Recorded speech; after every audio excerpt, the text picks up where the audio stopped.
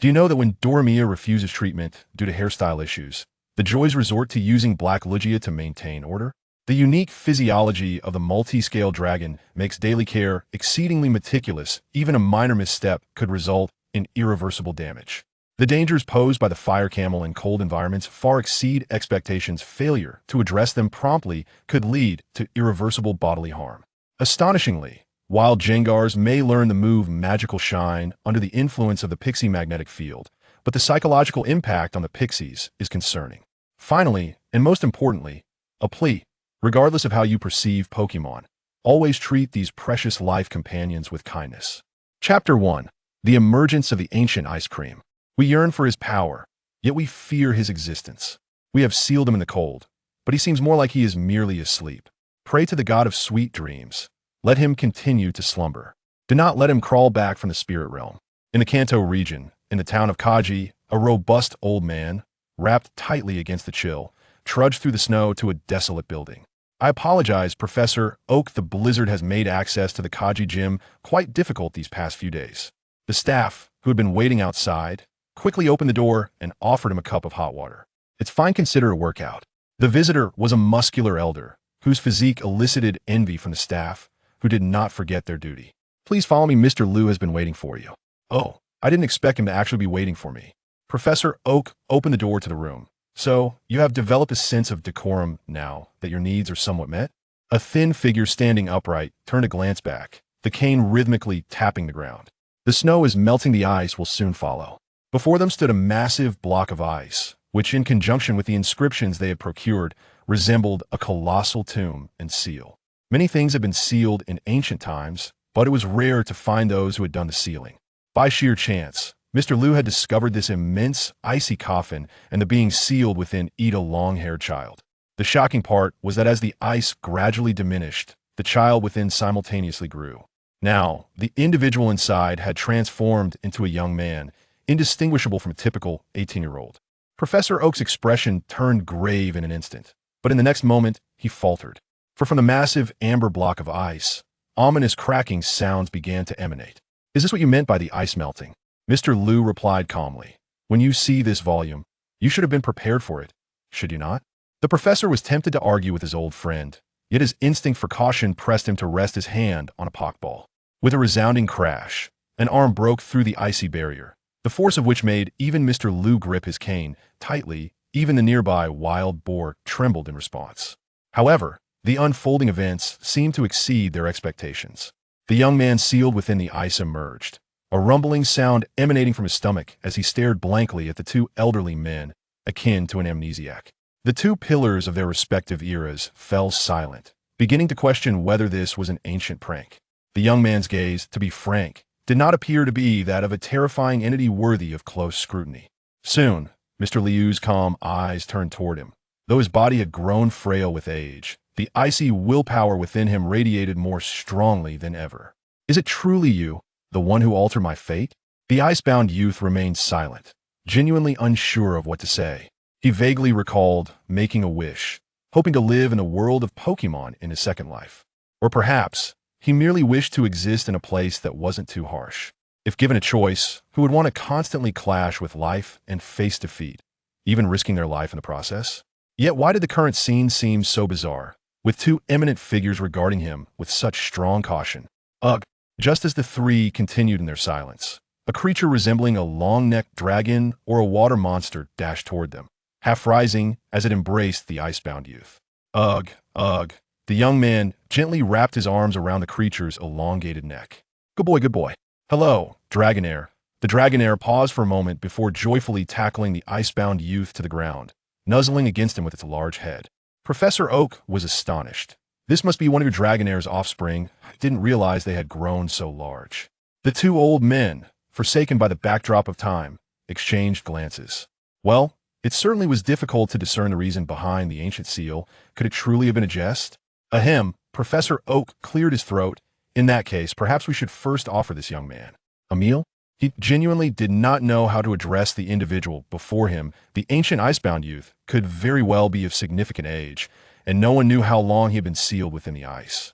However, after being knocked down by the Dragonair, The expression in his eyes gave Professor Oak pause. Perhaps he was not mistaken after all. That gaze resembled that of a child encountering a Pokémon for the first time, bursting forth with joy and affection from deep within. It was the essence of fate and friendship. Such was the encounter when a Pokémon meets its trainer. Professor Oak's heart softened. Mr. Liu cast a cold glance at Professor Oak. "All right, Dragonair, he has just emerged from the ice. Be careful not to injure him." He understood his old friend's sentiments. This opportunity was not to be squandered. With the two of them present, the Kaji Gym could be considered one of the few bastions of warfare in the world, even if this young man's mystery rivaled that of legendary Pokémon. Capturing him was not out of reach. The meals at the Kaji Gym were rather unremarkable. Yet if the power to judge the meal were to be handed over to the icebound youth, he would find it significantly superior to the instant noodles served at Professor Oak's lab. At least his first meal upon awakening was not the instant noodles from the lab, but rather a meal heated with an alcohol lamp. "What is your name, or do you still recall it?" Professor Oak inquired amiably, wishing to believe that this was a youth filled with love for Pokémon before realizing something was amiss. Those who formed bonds with Pokémon were not the sort who viewed them merely as tools. "I remember, Zhu Suihan." The icebound youth feigned a look of straining to recall. "That is my name. Zhu Suihan." The name was straightforward and simple, reminiscent of the three friends of winter. Professor Oak pondered for a moment. "So, Suihan, do you remember what happened in the past?" "The past? How could I possibly know? Should I delve into a myriad of ancient cultures? Such discussions would not suit the current atmosphere." Zhu Suihan shook his head, unaware that subtle assessments had already begun. His ability to use utensils indicated that during the period before his sealing, he had at least been in contact with human civilization. The way he paired staple foods and side dishes was remarkably sensible, devoid of the anticipated ignorance regarding food. The meals served today, in ancient times, would not have been accessible to just anyone. Moreover, the outfit he wore was quite peculiar considering his sealing. He should possess a high status. Yet, high status could encompass various situations such as being a true dignitary or a mere sacrifice placed upon an altar. Given their initial impression of Zhu Suihan, he did not appear to be a ruler. Thus, he could also be a sacrificial offering who had enjoyed good food and drink for a time. Mr. Liu silently analyzed the details for the sake of Dragonair. He allowed Zhu Suihan to break free from his seal, yet his sense of responsibility kept him from lowering his guard too easily. However, at least for the time being, he appears to be nothing more than an utterly innocuous, ordinary person. Some matters can be discerned without engaging in battle. It seems that the old friend's intuition was not erroneous. Mr. Liu and Professor Okido have been observing Zhu Suihan, yet Zhu Suihan is simultaneously analyzing the two of them. Nearby, a small mountain pig cuddles up to the Dragonite, and Professor Okido remarks, "Those are your two Dragonite offspring." Taking all of this into account, could this individual be a special edition of Mr. Liu? After the calamity befell the Dragonite back in the day, it did not perish. It fell onto an ice block, sustaining severe injuries, but managing to survive. Hence, this current scenario unfolds. Observing Mr. Liu, he is not in a wheelchair. Either the timeline is slightly off, or he has not suffered excessive grief that would impair his health. Wait, if that is the case, has he inadvertently altered a great many things? The tortoise. Regarding my presence in Johto, the matter of having shattered a lengthy main storyline right after reincarnation. This era should not have yet diverged into Kanto and Johto. Zhu Suihan eagerly wishes for Professor Okido to regale him with tales from the outside world, allowing him to grasp that the world beyond is still akin to the animated version. How to describe the worldview beneath the special edition? Comparatively, it is perilous. The primary objective of Pokémon battles is to vanquish the opposing trainer. The ordinary individuals within are essentially mere background characters, suffering amidst grand events and divine conflicts. If this is indeed a special edition worldview, one can only lament that the mortality rate is infinitely escalating. However, it is evidently not the time for inquiries. One can merely anticipate Professor Okido's self-expression. An hour later, Mr. Liu continues to fiddle with his cane and the small mountain pig's head.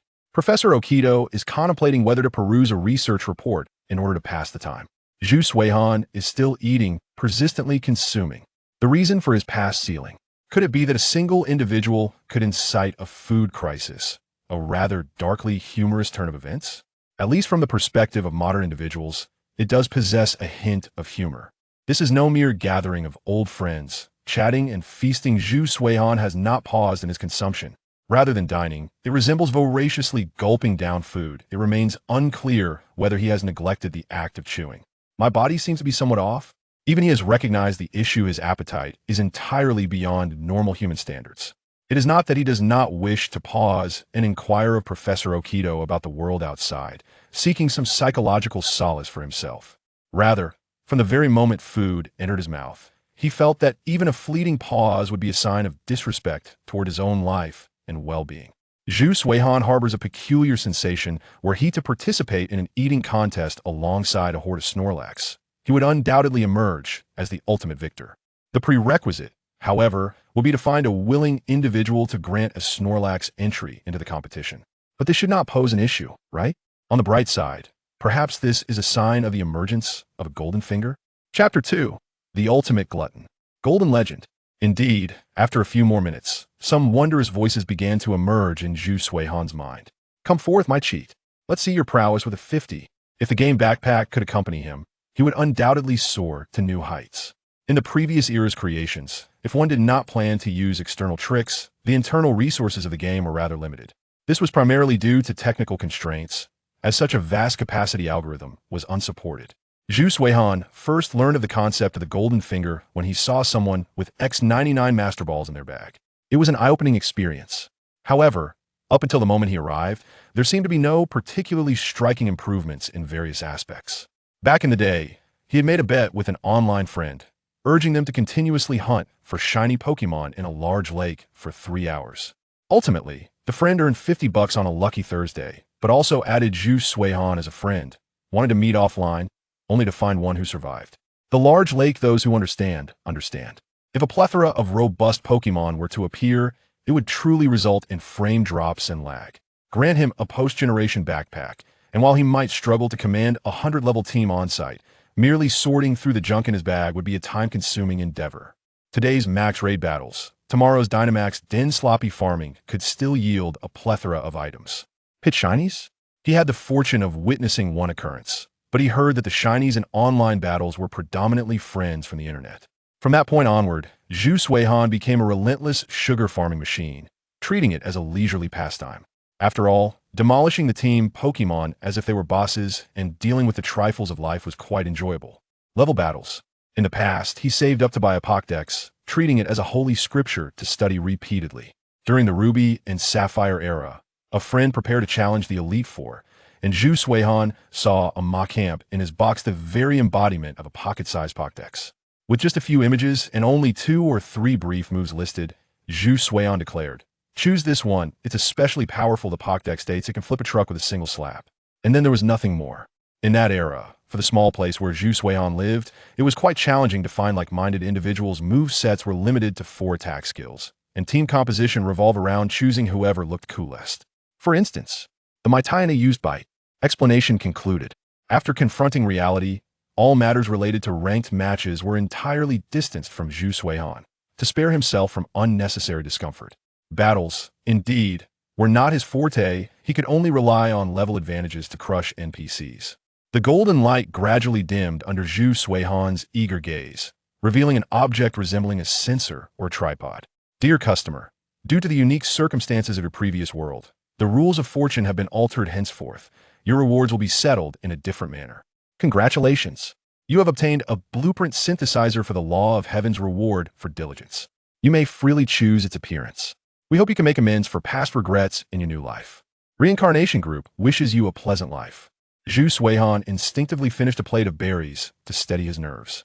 There is an unsettling danger in that first sentence. How to utilize the cheat is a matter for another time, although the well-wishing phrases are somewhat beyond expectation. Overall, it is quite pleasing. Good news, he has entered the Pokémon world. Even better news, he possesses a cheat, one earned by merit, with no concerns about side effects. A dual blessing of substantial worth. MMM. The Dragonite approached, nudging the container forward with its head, filled to the brim with Pokémon food. Zhu Suihan has his voracious appetite led even the Dragonite to perceive him as a reincarnated glutton.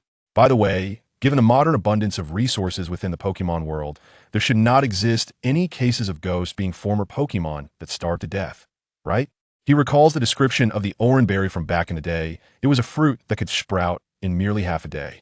The Sherry Berry, which could grow in just 4 hours, was even more astonishing, though one wonders if it is truly the case. After all, the growth of berries in the game. Never mind, it is a meaningless question. Zhu Suihan grabbed a handful of Pokemon food and, under the astonished gazes of the two elders, tossed it into his mouth, chewing. Although the two elders had sampled Pokemon food when assessing its quality, that was merely a single piece, not a handful. The taste leans towards sweet, and the satiation is substantial. Goodness, it's so nutritious. Zhu Suihan was somewhat taken aback. This Pokemon food provided him with a small scientific shock. Compared to the human food that he had just been devouring, the energy and nutrients contained in the Pokemon food were remarkably rich. It was akin to the difference between a bottle of water and a bucket of water. Zhu Suihan found himself in a quandary. With such an appetite, will he rely on Pokemon food for sustenance moving forward? This should merely be the initial consumption, one would hope. Chapter 3. The Proud Dragon. That evening, after a series of inquiries, Zhu Suihan sat before the computer and began his operations. This process ensured that any searches he conducted later would not raise suspicions about his identity, proving to be quite convenient. The room was modestly sized, but that was merely in relation to Cheng Long, who, after finishing his meal, continued to linger by Zhu Suihan's side. The configuration is quite impressive. Zhu Suihan was somewhat astonished. He had anticipated that the technology of this era would be rather subpar, likely just a modified version from the Pokémon world. While the aesthetic design might be constrained by contemporary limitations, the core was undeniably exceptional. The exterior of the device resembled a surreal research-grade model. Zhu Suihan grabbed a handful of Pokémon food and, without even glancing at the screen, instinctively sought out a game icon to unwind, only to pause upon seeing the prominent red and white sphere on the desktop. Indeed, times have changed. So, shall I begin with some research? Zhu Suihan opted to investigate the learning materials related to Lu Bo, only to discover a collection of videos documenting gym battles, which were likely required by the internal workings of the league. After viewing a few standard battle scenarios, Zhu Suihan's brow furrowed. It wasn't he that he found the tactical arrangements incomprehensible. Rather, he noted some stark differences that set them apart from the game itself. For instance, critical hits. In the realm of games, this is merely a matter of chance, but reality tells a different story. Consider a wild battle where a passerby sends out a Rattata while another sends forth a Pikachu. If the latter uses tackle to greet the former, and given their similar strength, Pikachu lands the first hit. Then, seizing the opportunity, Rattata retaliates with its own tackle. This strike connects directly with Pikachu's cheek, the very spot where its electric sacs reside. One might ponder, does this count as a critical hit? While Pokémon may have distinct critical spots compared to humans, there are indeed underlying principles governing them. For example, Pikachu's electric sacs, Haxorus' draconic orb, and Ralts' emotional sensors, among others. Yet, if one were to focus solely on critical points during battle, they might end up like a reckless driver pursuing a collision, thus increasing the chances of failure exponentially. As for targeting the head, that depends on the situation. If one were to strike a Doduo's head, and the opposing Pokémon taunted it, perhaps Doduo would turn on its own allies. However, regarding the Alolan Executor, who can say? Zhu Suihan slapped his forehead in realization.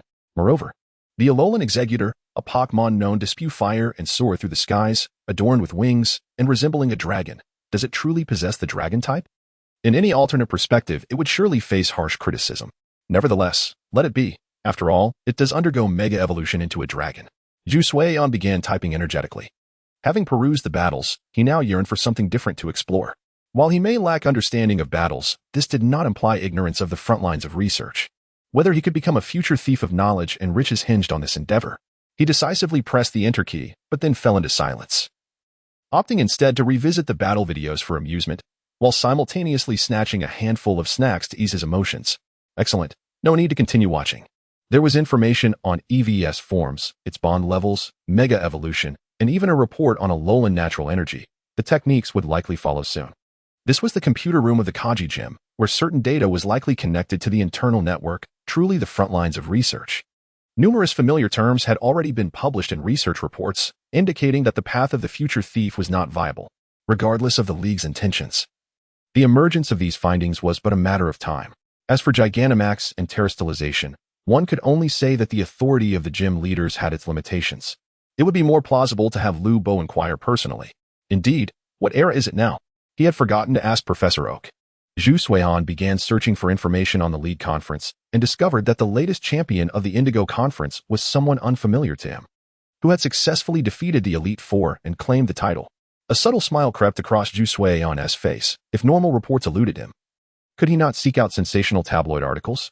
Before long, he stumbled upon a headline: Professor Oak's grandson, the legacy of genius. The visage and attire were unmistakably of green, the shortest reigning champion in Indigo history. Just as he had settled into the throne, preparing to distribute authority, he was swiftly dethroned by Red. However, who were those two youngsters accompanying him? Zhu Suihan enlarged the image, scrutinizing the two figures behind Green. Though somewhat blurred and one still caked in dirt, the hairstyle and features stirred recognition within Zhu Suihan. Turtwig, not only alongside Green and Red, but also with Leaf and Ash, two rather dim-witted and disgruntled companions. Setting aside Red and Ash for the moment, when considering researcher Nana, they amounted to 3 siblings. With Green positioned as the second eldest, Zhu Suihan clicked his tongue, closing the tabloid. Very well. Green, the second eldest, now firmly established as the longest-standing number 2 in history, with an older sister and a younger brother. There was no room for dispute regarding this title. Zhanglong nudged Zhu Suihan and gently tapped the folder containing the battle videos. You wish to watch battles? Zhu Suihan queried, somewhat perplexed. Are you genuinely interested in these? For one with such pronounced features, your affinity for battles seems a tad out of character. Chenglong promptly shook his head, nudging Zhu Suihan's arm and moving the mouse to hover over a specific video. With a triumphant tilt of his head, eyes closed, he displayed a proud grin. Zhu Suihan pondered. Did he understand? The video played. Chenglong, Ice Beam. Lu Bo's stern voice resonated as the Chenglong in the video unleashed a cerulean beam, instantly incapacitating the opposing small elephant. The small elephant appeared to be a novice challenging the Kanji gym, seemingly lacking any real capacity for resistance. Zhu Suihan chuckled, affectionately stroking Chenglong's neck. Yes, I recognize your prowess. Chenglong lifted his head once more, as though he wished to nudge the ceiling light with his brow. Do you have more battle videos?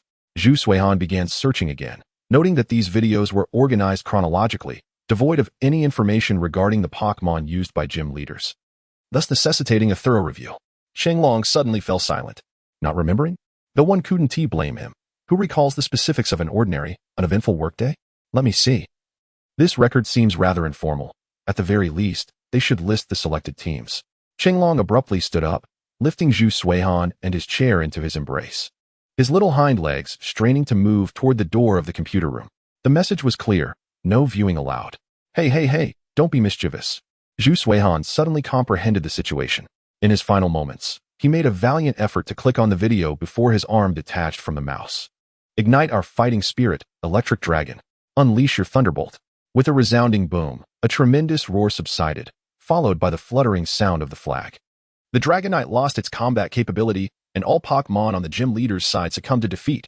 The challenger emerged victorious. Dragonite, Zhu Suihan glimpsed the light. With a soft whimper, Dragonite rested its large head on half of Zhu Suihan's shoulder, feeling aggrieved and seeking comfort. Well, winning and losing are commonplace in battle. Isn't it entirely normal? Zhu Suihan consoled. Thunderbolt does indeed counter you well. In the future, should you encounter a foe of this nature, you must remain vigilant. After saying this, Zhu Suihan returned the chair and rewound the video to the segment before Electric Dragon unleashed Thunderbolt. Electric Dragon, vaguely recalling that it indeed had a counterpart, noted that its attribute was the literal essence of an electric dragon, fundamentally distinct from Charizard. You see, in future encounters with similar adversaries, just pay attention to a few key points. Zhu Suihan stood up and wrapped his arms around Dragonite's neck, especially with those fiery souls. They typically won't resort to any trickery. Once you notice the orb on Electric Dragon's forehead glowing, you must be cautious. It signifies that they are preparing to unleash a powerful move. Zhu Suihan advanced the video a bit, similar to the technique that led to your downfall. Ugh. Dragonite gently nudged Zhu Suihan, feeling that such a public execution was utterly humiliating. Detecting the threat level of energy attributes seems unnecessary for me to teach you, Zhu Suihan remarked. Moreover, the trainer of Electric Dragon often shouts a few spirited phrases before launching an attack. This inadvertently extends your reaction time. The most succinct command could merely be the name of the move, but it could also provide a measure of space or time, though the longest version is typically a lengthy phrase culminating in the command. However, that is merely personal style. Outsiders cannot critique it. If Zhu Suihan were in charge, he would likely opt for brief commands, only raising his hands in celebration after the referee announced their victory, exclaiming, "This is our bond." Celebratory champagne in the middle of a match is absolutely unacceptable. Wait a moment, did Lu Bo not teach this little one how to battle? Zhu Suiyan pondered. By the way, do you train regularly? Dragonite shook its head, leaning forward slightly, and raised its front flippers, momentarily mimicking a small seal. Zhu Suiyan contemplated deeply. Pokémon are indeed remarkable creatures. They can comprehend human speech, yet cannot reciprocate. The essence of the world's treasures suggests that Dragonite participates in competitions merely for amusement, rather than a genuine passion for battling. Of course, it also possesses the requisite strength. Otherwise, Lu Bo would not permit such frivolity in the workplace. Lacking systematic training and only engaging for fun, Dragonite preferred to view victory clips while avoiding those of defeat. This childlike demeanor is somewhat endearing. In contrast to the ruthless companions surrounding Lu Bo, it seems that little Dragonite embodies the legendary freedom to live according to its desires, unburdened by pressure. Quite intriguing. As night deepened, Dragonite closed its eyes to sleep while Zhu Suiyan remained invigorated, tapping away at the keyboard, absorbing knowledge as if he had never felt so alive. Oh, it seems I forgot something. If it were merely battle videos, there would indeed be a certain pleasure akin to being a casual viewer, simply enjoying the spectacle. Zhu Suiyan pondered, and then an idea struck him as a storage box materialized from an inexplicable space. It appeared he had yet to unlock a valuable ability. Chapter 4. The Issuance of the Ice Badge. Customizing appearances, which means any appearance is permissible. I could use my entire belt for this? Later, whether it be pure crystal, a Mega Evolution Stone, or even a Mega Gem, after some research, they could all be fused into one, and when needed, inserted like a Kamen Rider card. Assuming a pose, that would indeed be quite stylish. There seems to be a theory behind this, but if the move's actions must be synchronized, it may shift from being cool to abstract. After discarding some prefixes, my ability appears to be called the Blueprint Synthesizer, which is rather straightforward. Appearance. While Zhu Suiyan contemplated, the numbers slowly drifting from the storage box caught him off guard. Research points too. Huh? I haven't even finalized the appearance. How has this ability activated? I haven't even created an account, and you're telling me I've surpassed the novice village? No, wait.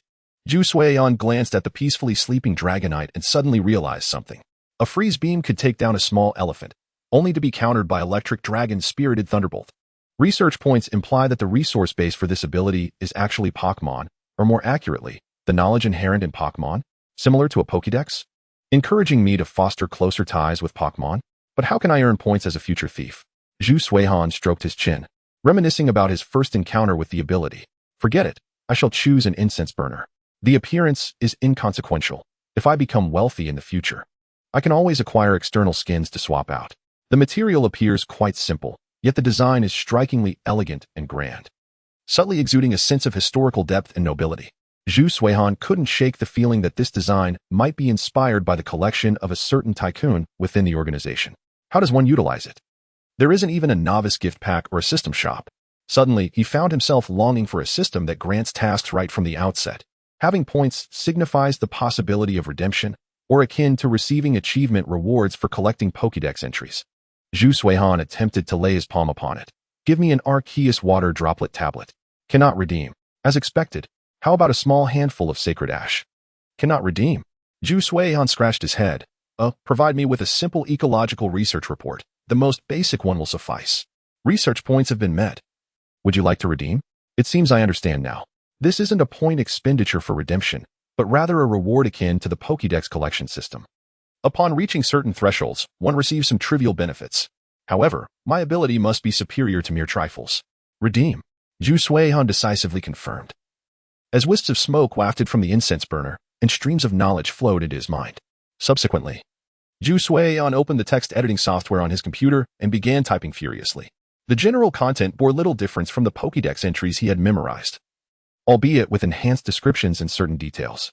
For instance, when performing cleaning tasks for Swablu in outdoor areas during rainy weather, one must be cautious of electric hazards.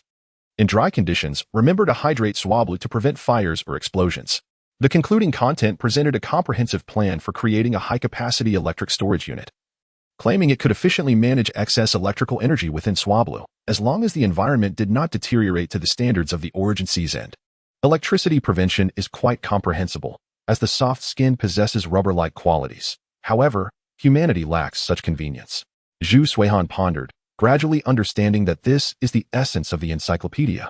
The ecological report acquired through exchange cannot be effortlessly mastered like consuming memory bread. It necessitates learning. The instinctive act of cataloging all information just now was primarily to reinforce memory. Fortunately, although the knowledge cannot be absorbed directly, the newly acquired insights remain accessible within Zhu Suihan's mind for future study. The term encyclopedia merely pertains to non-combat aspects. If one were to focus on the training aspect, it would represent a more comprehensive exploration of the mysteries of the earth. Yet, what relevance does this have to me? Zhu Suihan shook his head. He yearned for Pokémon companions during his travels, yet he dismissed the idea of becoming a trainer. Since it was unlikely to exchange for valuable tablets, perhaps a species exchange would suffice. Zhu Suihan silently chanted, "Exchange for the living habits of the Lugia species. Insufficient research points. Exchange impossible." Indeed, the prompt had changed. Unlike the absolute denial associated with tablets or sacred ashes, this time it at least provided a reason for the inability to exchange. One research point corresponds merely to the most mundane ecological report of common Pokémon, which could even be found in real-world research data. Zhu Suihan was analyzing the functionality of this golden finger. He wondered if there was a user-friendly setting that would offer discounts based on the knowledge he acquired. If there were a ranking system akin to cultivation levels, it might correlate single digits with ordinary Pokémon and double digits for more advanced ones, and so forth. Although the soft-skinned Pokémon is in its second evolutionary stage, due to its limited population, most data has been thoroughly researched, thus the cost is not excessively high. Alas, with so few research points, contemplating such matters is futile. Zhu Suihan gently stepped over the Dragonair, preparing to find something to drink. Moreover, there was his current state, having stayed up all night, engaged in intense research and contemplation. Strangely, he did not feel fatigued. Zhu Suihan let a strand of long white hair fall over his shoulder, uncertain if the color was due to sleeping in an ice coffin that left a hint of icy blue. Why does such a Mary Sue characteristic manifest in my being? Just as antiques buried deep underground may develop a sense of soil seepage, what would his condition be termed? Icy seepage. Reflecting on his remarkable appetite, Zhu Suihan's mood became complex. Was it truly possible to recharge for 2 hours and last 100 days? Early the next morning, Zhu Suihan, at the behest of his assistant, appeared punctually in the audience seats of the battle arena. To be precise, it was the assistant who noticed the lights still on in the control room, and upon approaching, discovered Zhu Suihan still typing away. "Chikorita, use Leaf Blade." With a leap, Chikorita launched its large leaf blades, sending forth vibrant green projectiles towards the Dragonair. Indeed, it was Dragonair that had taken to the battlefield again, seemingly eager to regain face before Zhu Suihan. "I am strong too," Mr. Liu commanded steadily. "Dodge to the right. Use Ice Beam in rapid succession." The ice blue beam erupted forth with little charge time, its power presumably not significant. However, Dragonair aimed not at the airborne Chikorita but rather at its impending landing point. "Chikorita, roll away upon landing." Zhu Suihan nodded slightly, affirming the correct strategy. Although rolling may not be aesthetically pleasing, it is undeniably effective. Chikorita is not a Pokémon known for its bulk, and thus the decision to roll upon landing was quite reasonable. Water Gun, follow up. A jet of water surged forth, closely trailing Chikorita's rolling path. Alter the trajectory. The trainer clenched his fists. "Jump, Chikorita." Zhu Suihan was taken aback. With a roll, Chikorita harnessed the power of its leaf blades, propelling itself into the air and evading the water jet that resembled a laser beam. The height was modest, yet it had created an opportunity for counterattack. Energy Ball. Chikorita unleashed the energy sphere towards Dragonair, prompting Mr. Liu to fixate his gaze and issue another command. "Aim for the target. Hydro Pump." A melodious sound resonated as an even larger water column surged forth, shattering the energy ball and striking Chikorita directly. The explosion of the energy ball reverberated, and Zhu Suihan gently waved away the smoke before him. Although the presence of smoke posed no harm, the clash of moves could not be disregarded. The referee assessed the battlefield and glanced at Mr. Liu, awaiting a nod before waving his flag. Chikorita is unable to continue the battle. Zhu Suihan was momentarily stunned, questioning the absence of the latter half of the statement. Wait, does this imply that the child might receive a badge? Truly a novice, having just one partner in Chikorita? Mr. Liu, leaning on his cane, approached the boy who cradled Chikorita in his arms with a stern expression. "Lift your head." The boy, facing the winter-clad Mr. Liu, shrank back slightly, appearing apprehensive. "Tell me about your battle strategy with Chikorita. Why do you favor jumping?" "It is acceptable when releasing Energy Ball, for it seizes the opportunity. But what of the initial Leaf Blade? Surely, one cannot release Leaf Blade while grounded?" "Well, my Chikorita is quite energetic, and when we travel together, it enjoys bouncing around." The challenger struggled to maintain his composure. "In outdoor battles, I have faced many setbacks, so I thought it best to harmonize my commands with Chikorita's tendencies." just like earlier. If the pressure is low during battles, we won't forcibly seek opportunities in midair. It's our secret tactic. Had he not practiced such a strategy with Chikorita, he would have been thoroughly flustered at the first Ice Beam, undoubtedly pursued relentlessly by Dragonair without a chance for counterattack. Good. Mr. Lou reached into his pocket and presented the Ice Badge to the young challenger. If you had chosen to adapt solely to Chikorita's style, this badge would not have been awarded. However, since this battle strategy emerged from your collaboration, you are deserving of this badge. Mr. Lou's expression remained grave. Remember today's battle. Remember the synergy between you and your Pokémon. I hope to witness you possessing more strategies in the future, standing alongside Chikorita at greater heights. The challenger gaped, his eyes wide. Prior to his arrival, he had done his homework. The title Winter Lou was well known. Mr. Lou, encouraging the challenger after the battle, was indeed surprising. Mr. Lou furrowed his brow. Child, snap out of it. Yes, yes. The challenger blushed with excitement. Chikorita, and I will surely work even harder. As the challenger turned to lift Chikorita in celebration, he froze in place. A white-haired figure was crouched beside Chikorita, watching his companion devour food with a beaming smile. As the fragrant aroma gradually emanated from the Chikorita, it signified a joyful mood. Challenger, Chapter 5, Deciding the Future Direction. The challenger paused for a moment, then crouched beside Jusui-Han. Regardless of the circumstances, the delightful scent radiating from Chikorita was undeniable. Moreover, this was a gym. If someone harbored ill intentions, the Dragonite's Ice Beam would have already struck. Excuse me, may I ask what is happening here? Jusui-Han cast a glance at the challenger. Can't you tell? We are administering treatment. Eh? The challenger was taken aback. Is Chikorita seriously injured? Calm down, kid. Jusui-Han looked at the child. What's your name? Doran. Jusui-Han scooped a spoonful and offered it. Here, Doran, would you like to taste? Doran, puzzled, remarked, it smells like moo milk. But what are these pieces? Given the frigid conditions outside, even the gym isn't particularly warm, and considering Chikorita was hit by Dragonite's water-type move. Do you think it might catch a cold? Jusui-Han returned the spoonful of milk. This is heated moo milk, infused with chopped oran berries and a small portion of lepa berries. The purpose of the milk is to counteract the sourness, making it a simplified version of berry milk. Doran recalled, lepa berries? Aren't those meant to heal frostbite? Exactly. Jusui-Han sat on the ground. If your Chikorita was struck by Ice Beam, even if it doesn't show signs of freezing, it would still require a lepa berry. Doran, in the future, when you're excited, it's best to check on your partner's condition first. Of course, I apologize for the hasty treatment. Don't readily accept kindness from strangers in the wild, lest your Pokémon be stolen. Jusui-Han shrugged. Well, Pokémon are indeed extraordinary creatures, but they can also feel unwell. Not to mention the winter chill while battling in the gym. As Doran gazed at Chikorita, a realization dawned upon him. Celebrating the acquisition of a badge should be shared with Chikorita, yet its health must not be overlooked. I understand now. Thank you, sister. Jusui-Han turned sharply.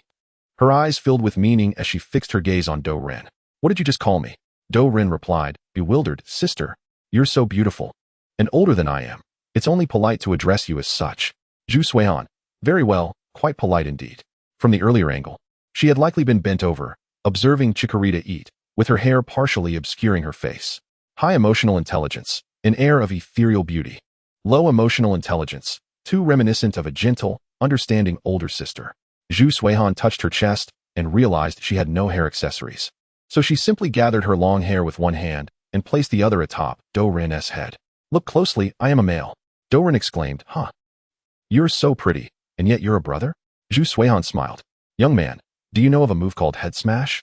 Would you like to experience it? As Doran trembled in fear, salvation arrived. Dragonite dashed over, resting its head on Jusui-Han's shoulder, staring intently at the licking Chikorita.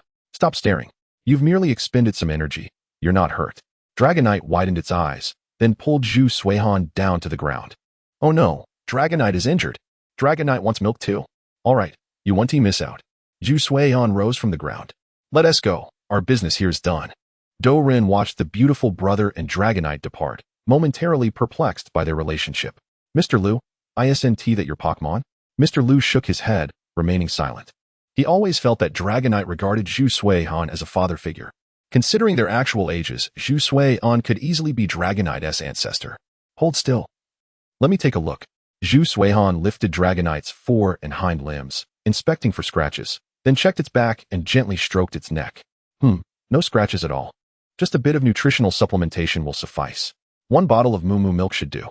Dragonite gazed longingly at the steaming milk and then turned to Zhu Suihan. Its eyes wide. Unfair. Why don't I have berries?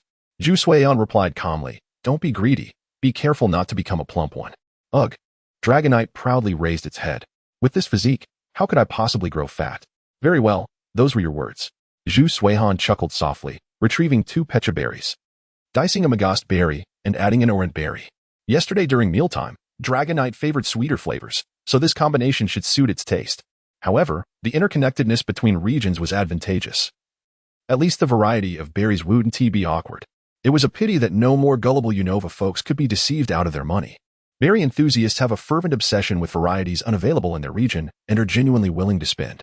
By the way, does the Kaji gym have straws? Zhu Suihan searched. If there were large straws, Dragonite could enjoy berry milk like bubble tea, if it liked the flavor.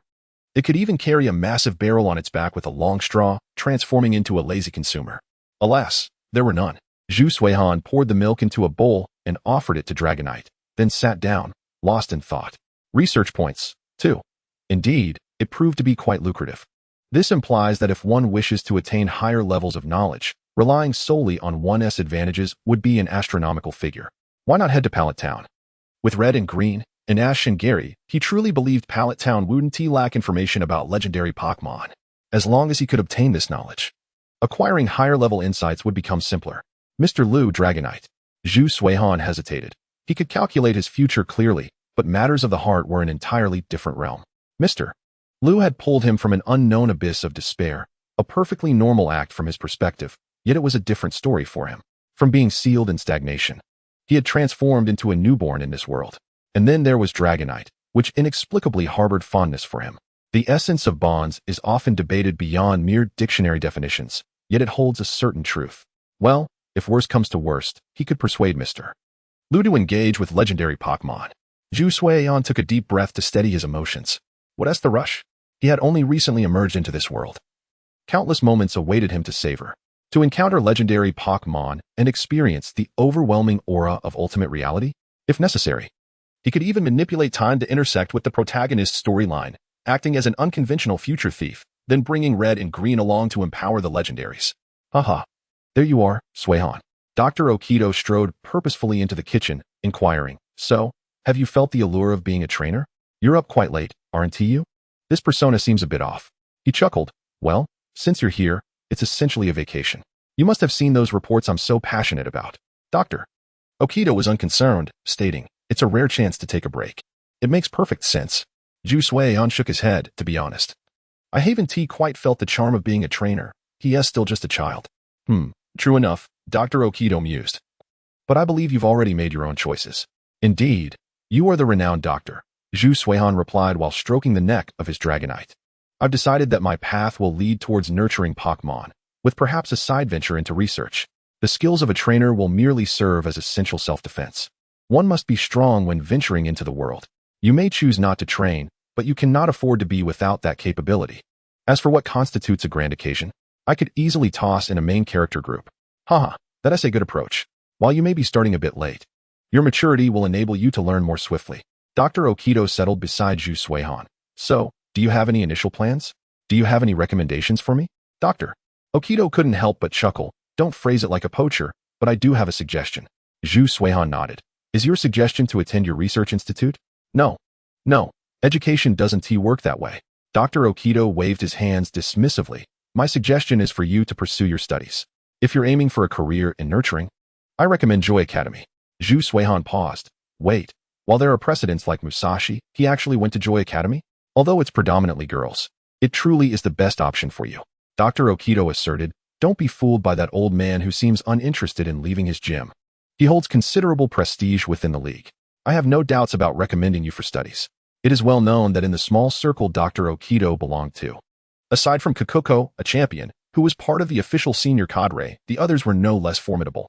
Besides these few, there were the couple from the breeding house and Mr. Steel, who possessed the technique for crafting Pokeballs. The couple from the breeding house, specifically the elderly woman, was destined to become a formidable opponent for Jean Laowu, one of the protagonists of the future Kanto region. She was the sort who would administer a sound beating with a broom for disobedience. That S1 approach, Zhu Suihan pondered. However, I'm quite concerned about Lu Bo remaining at the Kaji Gym. Dr. Okido, perhaps you could persuade him to join you in Masera Town for a peaceful retirement? The pristine town offers far better conditions for retirement than Kaji Town. That is quite a challenge, Dr. Okido replied with an awkward laugh. If you had awakened 5 or 8 years earlier, I would have done everything to lure that old man to Masera Town, but it's no longer feasible. In recent years, the issue of separation has been brought to the forefront within the league, though it has yet to be made public. It's not about uneven distribution of benefits. The territory is simply too vast, and the structure has become unwieldy. You could say it is a reform of the upper echelons, which, for ordinary folk, won't make much difference, even if it splits into Kanto and Johto. Ordinary people will live their lives as they always have, without needing to change any documents. The league is certainly aware of Lu Bo's strength. It's just that if it weren't for his personality and personal desires, it would be inconceivable to leave such a treasure in Kaji Town to retire. With the impending separation, if Lu Bo were to retire in Masera Town, the designated members from Johto would surely be displeased with Dr. Okido. Chapter 6. The country bumpkin's journey to the city. Although unspoken, Zhu Suion understood there were concerns. The impending separation? It seemed the timing was rather normal. Let us seize this opportunity. Dr. Okido clapped his hands. Let us gather everyone and take this chance to visit Manjin City. Zhu Suion was taken aback. If we're gathering, wouldn't it be easier to do so in Kaji Town? Dr. Okido pondered for a moment. Well, Suion, have you forgotten something quite important? We need to go to Manjin City to obtain your identification. I can reach out to some friends there. Oh, I remember now. I should still be considered a black household, Zhu Suion replied.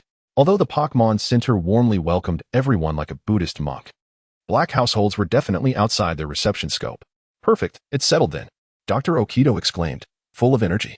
I'll contact them right away and let Lu Bo know. We'll head to Manjin City together. Zhu Suion smiled, feeling excited about the trip to Manjin City. For the Johto region, Manjin City represented a top-tier metropolis with advanced industries. There was also the gym leader holding the standard badge. Come back, Manjin Xiaoqian, my greatest nightmare. Rolling vividly in my mind, tears inexplicably streaming down my face. I vaguely recall the beloved Blissey and the competent Pikachu, masters of gym battles. Instead of battling at the gym, perhaps I should consult Xiaoqian on how to nurture Blissey. After all, the nutritional value of Moo Moo milk varies based on breeding standards. I should prepare as well. Zhu Suion patted his still feasting Dragonite and re-entered the machine room. The blueprint designed for the eco-friendly high-capacity power storage might not be of personal use, but it didn't mean there weren't affluent buyers in Manjin City. Once flipped, it could provide a foundation for travel funds or breeding expenses. If all else fails, he could find an arcade with a special emblem and sell it to Team Rocket. At Dr. Okido's suggestion, Lu Bo readily took a leave of absence. As there were no challenge reservations within the week, he reported the leave to the league, which would naturally issue a notification. Zhu Suion then found himself bewildered as he boarded a Fiero, embarking on his first, albeit hasty, flight journey with Lu Bo and the others. Why didn't you suggest gathering in a closer city? After all, this is quite a rapid mode of travel. Thankfully, he didn't have a fear of heights. After initially feeling anxious, Zhu Suion stood up on Fiero's back, exhilarated as he gazed at the sea of clouds and the scenery below. The world lay beneath his feet. Zhu Suion spread his arms, embracing the sky of Pokémon. On a side note, Zhu Suion discovered that while riding a flying Pokémon, standing up posed no risk of being blown away, provided one didn't act recklessly. During flight, the Pokémon created a wind-breaking effect akin to that experienced while cycling or running, serving as a gentle barrier. Of course, if one intended to perform high-difficulty gymnastic maneuvers during high-speed flight, it would be wise to secure insurance first and check if any functional beverage companies in the Pokémon world would be willing to sponsor you. The notion of you risk your life, they provide the funds could lead to a spectacular end. Zhu Suion patted Fiero's sturdy back. Thank you for your hard work. Fiero. Rah. Fiero cried out, flapping its wings as speed increased once more. He felt a surge of excitement akin to the thrill of a bamboo shoot in winter, and resolved to respond with even greater fervor. Naturally, there was a part of him that yearned to see the trimmer in Zhu Suion as he embraced him. How could he, who had been a novice just moments ago, now exhibit such mastery? It defied logic. Even the evolution of a caterpillar couldn't compare to this pace. In the bustling city of Manjin, at the landing zone for flying Pokémon, Lu Bo stood resolutely with his cane beside the beleaguered Professor Okido, who was lamenting his age. Zhu Suion adjusted the rigid feathers of his armored bird and took a couple of steps back to observe its wings. Liao? The armored bird tilted its head, nearly pecking at Zhu Suion. What is the matter with you? Why do you look at me like the doctor does? Oh, it's nothing. I simply think your rental company has trained you exceptionally well. Is there truly a service like this in Kanto that operates like a ride-hailing app? It seems only trainers of a certain caliber would be able to handle it safely. Perhaps this armored bird is a formal employee within the league's ranks. Its wings were perfectly aligned, each sturdy feather meticulously groomed, exhibiting clear trimming marks that would satisfy even the most extreme perfectionist.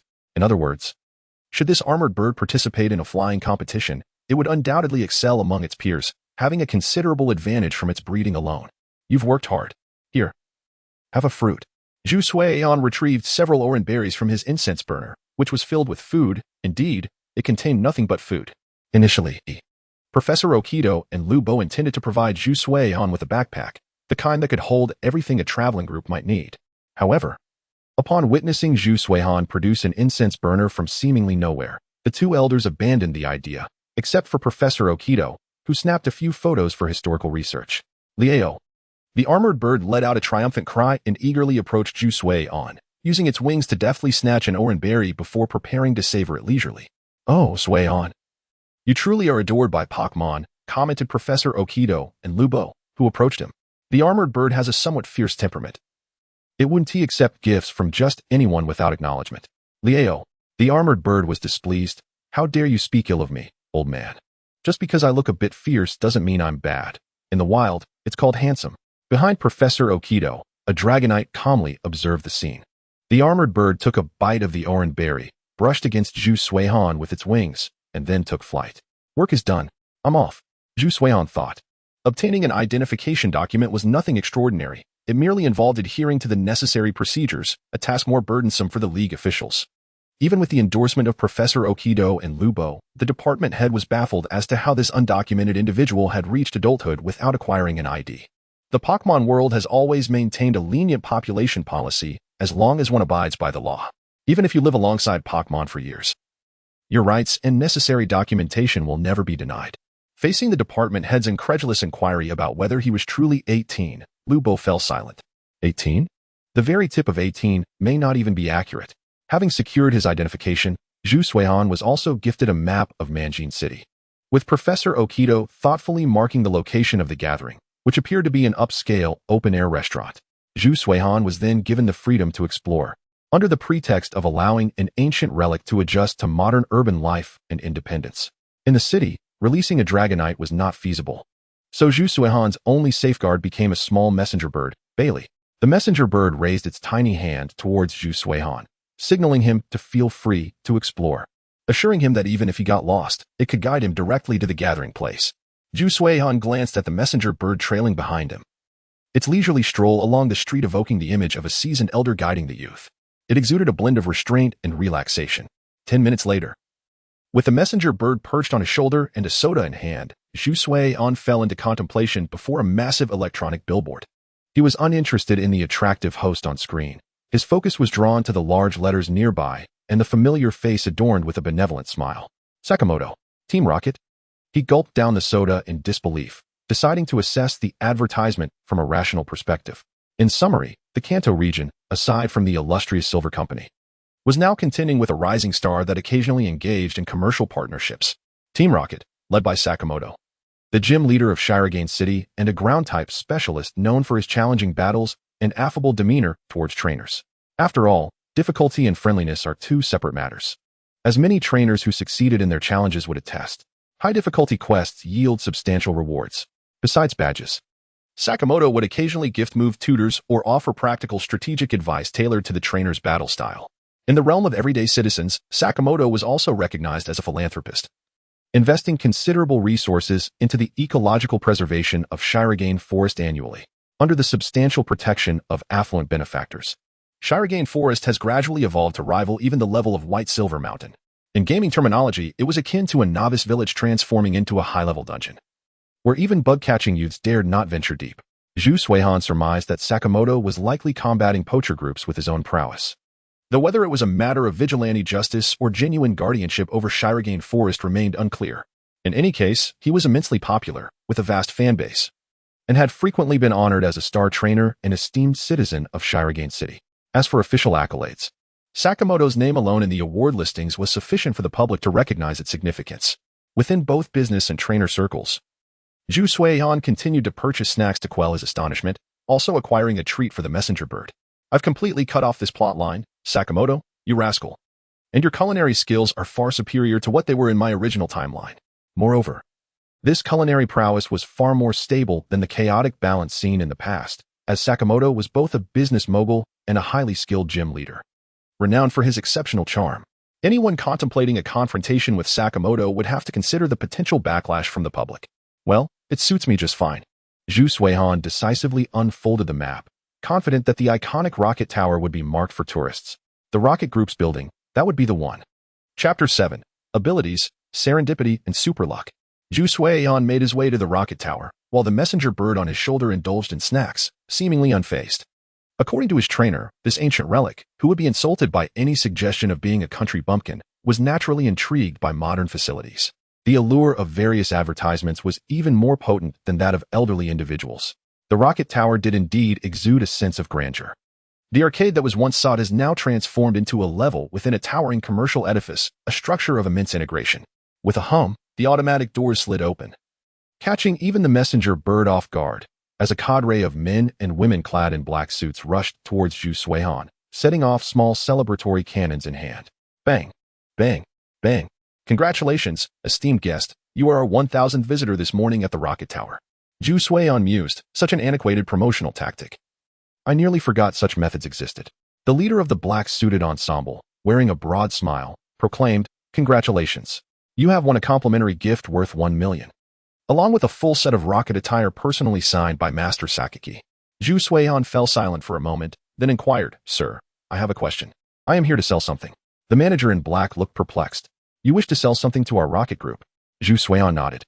I saw your advertisement upon arrival. Surely you must offer related services. The manager, intrigued, replied, May I ask what you intend to sell? If it pertains to resources like evolutionary stones, I would recommend selling them to the Alliance. Their purchasing prices surpass ours significantly. No. It is a schematic for a mechanical device, Zhu Suihan clarified. Please hold on while I dispose of this packaging. The messenger bird took flight, guiding Zhu Suihan to a nearby trash bin. The prospect of a 1 million credit limit intrigued him. It appeared that many of his desired acquisitions could soon be realized. After discarding the packaging, he remained silent. What had he just perceived? The manager, witnessing Zhu Suihan's hand delve into the trash, suddenly felt a chill. Oh no. Could he be mentally unstable? I should request assistance from the back office to send a Pokémon with special abilities for therapeutic support. Oh. You might find this of interest, Zhu Suihan said, presenting a beautifully packaged box containing a finely polished blue stone. The manager was taken aback. A water stone. The familiar letters on the packaging suggest this is a product of our group, and one that was just recently sold. It was likely dropped by some careless individual. Keep it safe, for soon an aggrieved customer will be searching for it. Such issues often arise in large commercial buildings with dining areas. The manager could not help but scrutinize Zhu Suihan, exclaiming, Do you possess a talent for finding things? This was, of course, a jest. Yet the man's luck was undeniably extraordinary. A fortunate guest indeed, to discover a water stone simply by discarding refuse. If this guest had fallen victim to theft, it would certainly reflect poorly on Rocket Group. However, if it was a result of the guest's own folly, then no one could be blamed. I do not possess such a talent, Zhu Suihan replied. As for the schematics I wish to sell, can you take charge? I can provide you have to serve as a comparative reference. Please allow me a moment to relay this, the manager said, waving his hand. His staff promptly escorted Zhu Suihan to the VIP lounge, expediting the creation of a shopping card with a 1 million credit limit. Regardless, the lucky guest's reward must be honored. Half an hour later, the manager burst into the lounge, holding the schematics with palpable excitement. Sir, esteemed researcher, how shall I address you?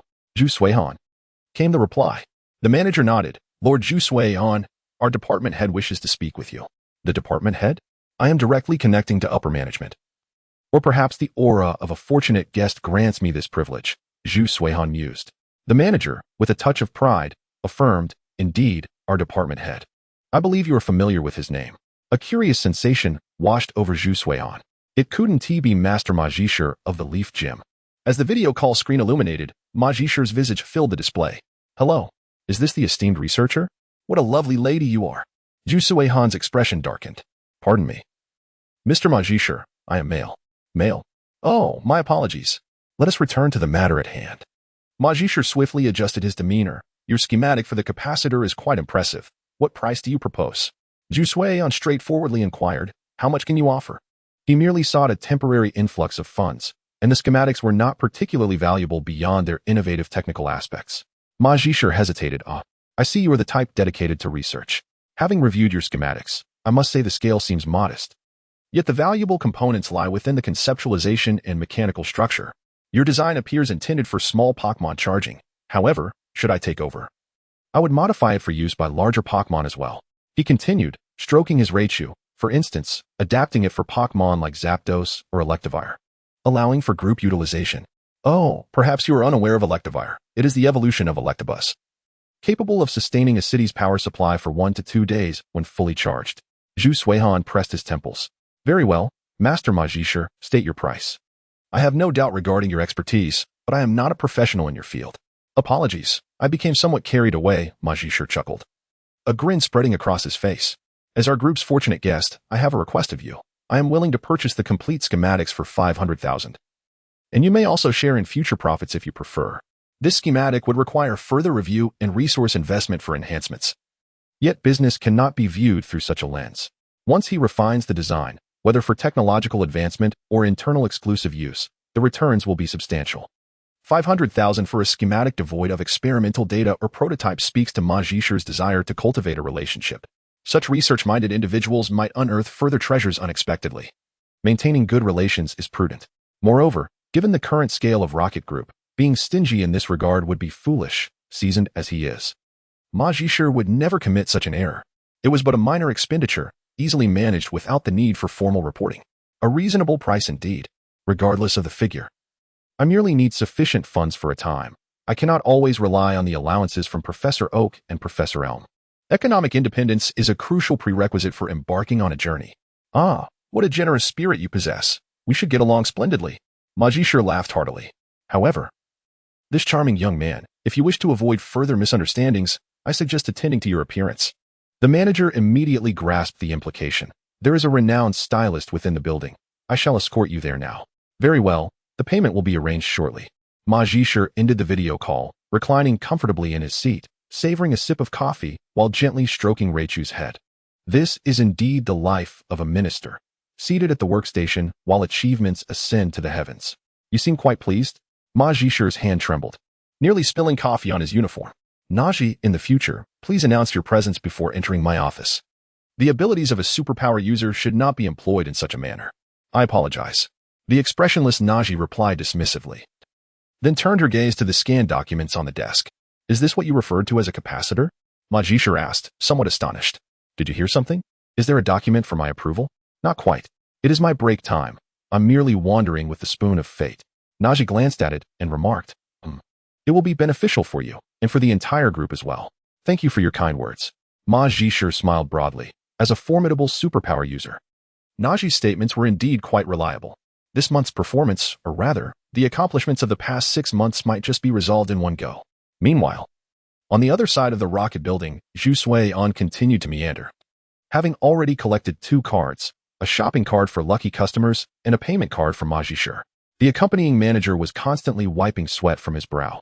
As an esteemed guest, today's expenses would certainly not be borne by Zhu Suiyan himself. However, an issue arose when the sounds of celebration and congratulations echoed once more. The boss, with a beaming smile, presented Zhu Suiyan with a special grand prize from the stall, a package of basic evolution stones for Eevee. 3 types of evolution stones: water, fire, and thunder. Zhu Suiyan glanced at the manager. This is merely a legitimate commercial transaction. There is no need to curry favor with me in such a manner. The manager shook his head vigorously. No, sir. Please, let me explain. I did not intend to flatter you. Throughout their journey, every shop with a lottery had bestowed grand prizes upon Zhu Suiyan. Bailey, the messenger bird, scratched its head, beginning to doubt Zhu Suiyan's true identity. His small package had transformed into a large suitcase, stuffed to the brim with various lavish gifts. The messenger bird suspected that the seemingly ordinary figure before him was, in fact, a human manifestation of a lucky Pokémon, armed with evidence.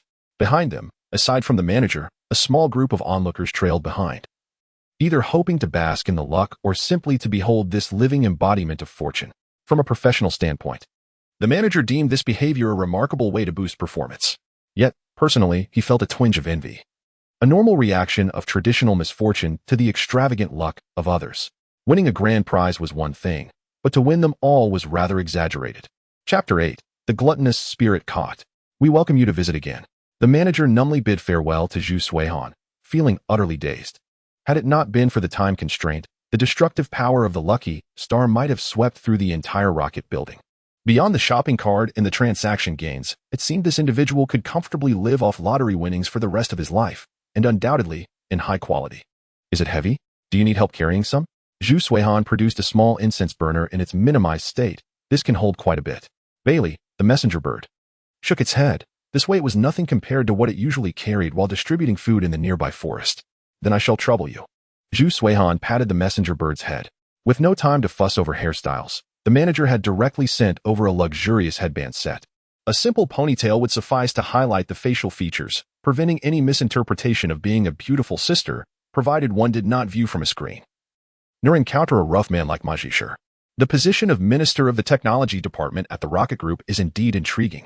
With the various commendable actions of Yusaki laid out, it is unlikely anyone would find it inappropriate for the Leafy Pavilion owner to work at the Rocket Group. After all, both humans and Pokémon must earn a living. Zhu Suihan headed towards the high-rise restaurant, contemplating how to utilize the funds. As for the Evolution Stone package, it could wait.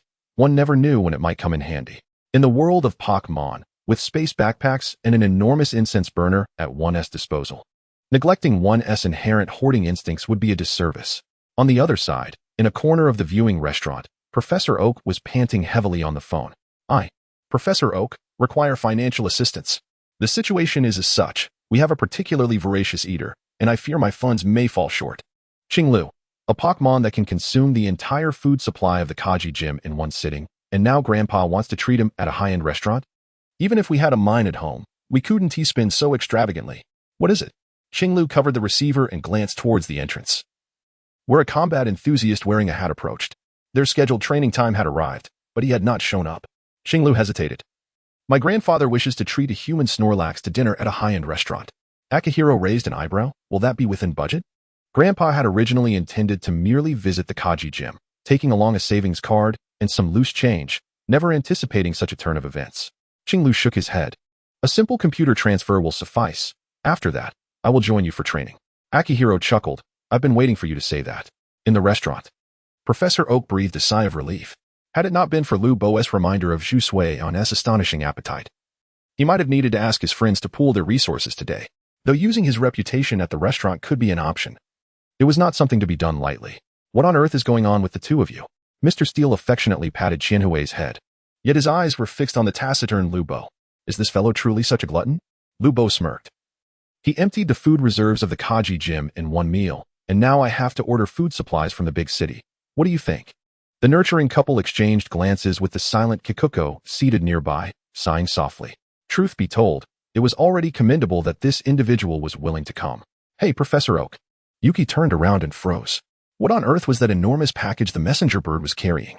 Zhu Suihan rummaged through the package, finally presenting a well-preserved set of evolution stones. A gift for you, though it is not particularly valuable. Professor Oak. Zhu Suihan sat beside Lu Bo, the older generation, plus Qianhui, instinctively gazed at the gift in his hands, momentarily at a loss. That massive package contained all the prizes from the lottery. Don't think just because we're older, you can deceive us at will. Mr. Steele twirled the collaboration collectible Pokeball from the Rocket Group and Silver Company. Yet his gaze subconsciously fell upon the composed Zhu Suihan, who was feeding a Dragonite with sweet treats. Qianhui tugged at Steele's clothing. Grandpa, this brother really resembles a beautiful sister. Zhu Suihan's expression darkened as he contemplated whether to adopt a monk-like hairstyle. Ha ha ha. Come here, Suihan. Let me introduce you. Doctor. Oak abruptly shifted the topic. These are all old friends of mine and old goo from many years ago. The breeder couple, the Ghost King Kikuko, and Mr. Steele. Zhu Suihan took a sip of tea, observing the formidable individuals at the table. Kikuko, of course, needed no introduction. The breeder's establishment in the city was destined to be the base for the future Golden Old Five. Yet, he was more curious about the secret behind Mr. Steele's mysterious ball. Zhu Suihan, a person emerged from the frozen depths, contemplated the situation. Kikuko narrowed her eyes, glancing at the Gung Gue floating behind her. Short arms perched on the back of a chair. She had seen that inscription before. Did it sense something? Gung Gue scratched its head and decisively struck. Gum. Zhu Suihan calmly regarded the flailing tongue before him, reminiscent of his childhood when he would deliberately avoid biting into the soft green tongue jelly. No worries, I'll handle this. Under the astonished gazes of everyone present, Zhu Suihan reached out and pinched Gungue's tongue, lifting it for a closer inspection. There's a strange taste. Are you feeling heated? Have you secretly eaten something? Gungue? With its tongue being pinched, the ghost was rendered speechless. It was astonished by Zhu Suihan's thought process. I'm trying to scare you. Show some respect. Kikuko's gaze shifted. How did you figure that out? Or rather, how did you smell it? Gungue, with attributes of ghost and poison, thought it laughable that it could be frightened by the purple-skinned chubby one. It had already shown restraint by not grabbing Zhu Suihan and giving him a good shake. This was a casual gathering, not a battle, which meant Gungue wouldn't deliberately use toxins to test him, as that would be far too dangerous. Ghost-type Pokémon, if not possessing special attributes, would typically emanate a cool scent. Yet, he detected a faint hint of spiciness and bitterness. You are a master of ghost types. You wouldn't make such a mistake in breeding. Thus, it must be that Gungue has consumed something bitter and spicy, perhaps a bit too much, Zhu Suihan remarked. This is akin to human understanding. Gungue broke free from Zhu Suihan's grip, executing a diving maneuver towards its shadow. It had come to interrogate Zhu Suihan. Not to be interrogated. Kikuko spoke in a calm tone. Gungue, come here. Gungue halted midair, mere inches from its shadow. The little chubby ghost obediently floated to Kikuko's side, producing a beautifully crafted energy cube from its mouth. Eat a little less. Even energy cubes can be harmful in excess. Kikuko's cane gently tapped Gungue's head, confiscated. Gungue turned to Zhu Suihan, initiating its typical behavior of bullying the weak. It rolled its eyes at the culprit, sticking out its tongue before jumping back into the shadows, sulking. This makes no sense. Has my face lost its ability to intimidate? Yet, every time he handled those lawbreakers, they would faint in terror, not even needing to battle. Gungue snapped its fingers as if it had grasped something. Yes, it must be this little ghost's fault. Haha. Now I understand why that old man Oak recommended you pursue the breeding route. Kikuko smiled for the first time, albeit with a somewhat sinister undertone. I initially thought you were bewitched by that old fellow, but it appears you indeed possess talent in this area. Young man, let me ask you.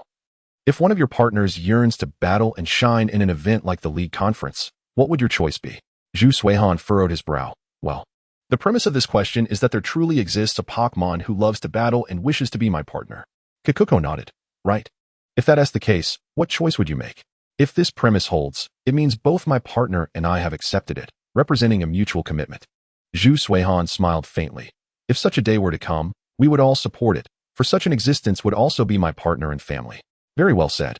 Kikuko's smile widened, and the other elders also beamed with approval. It was not about indulgence but mutual accomplishment. This response resonated deeply with them. All right. Today we are here to dine, not to attend a lecture. Serve the dishes.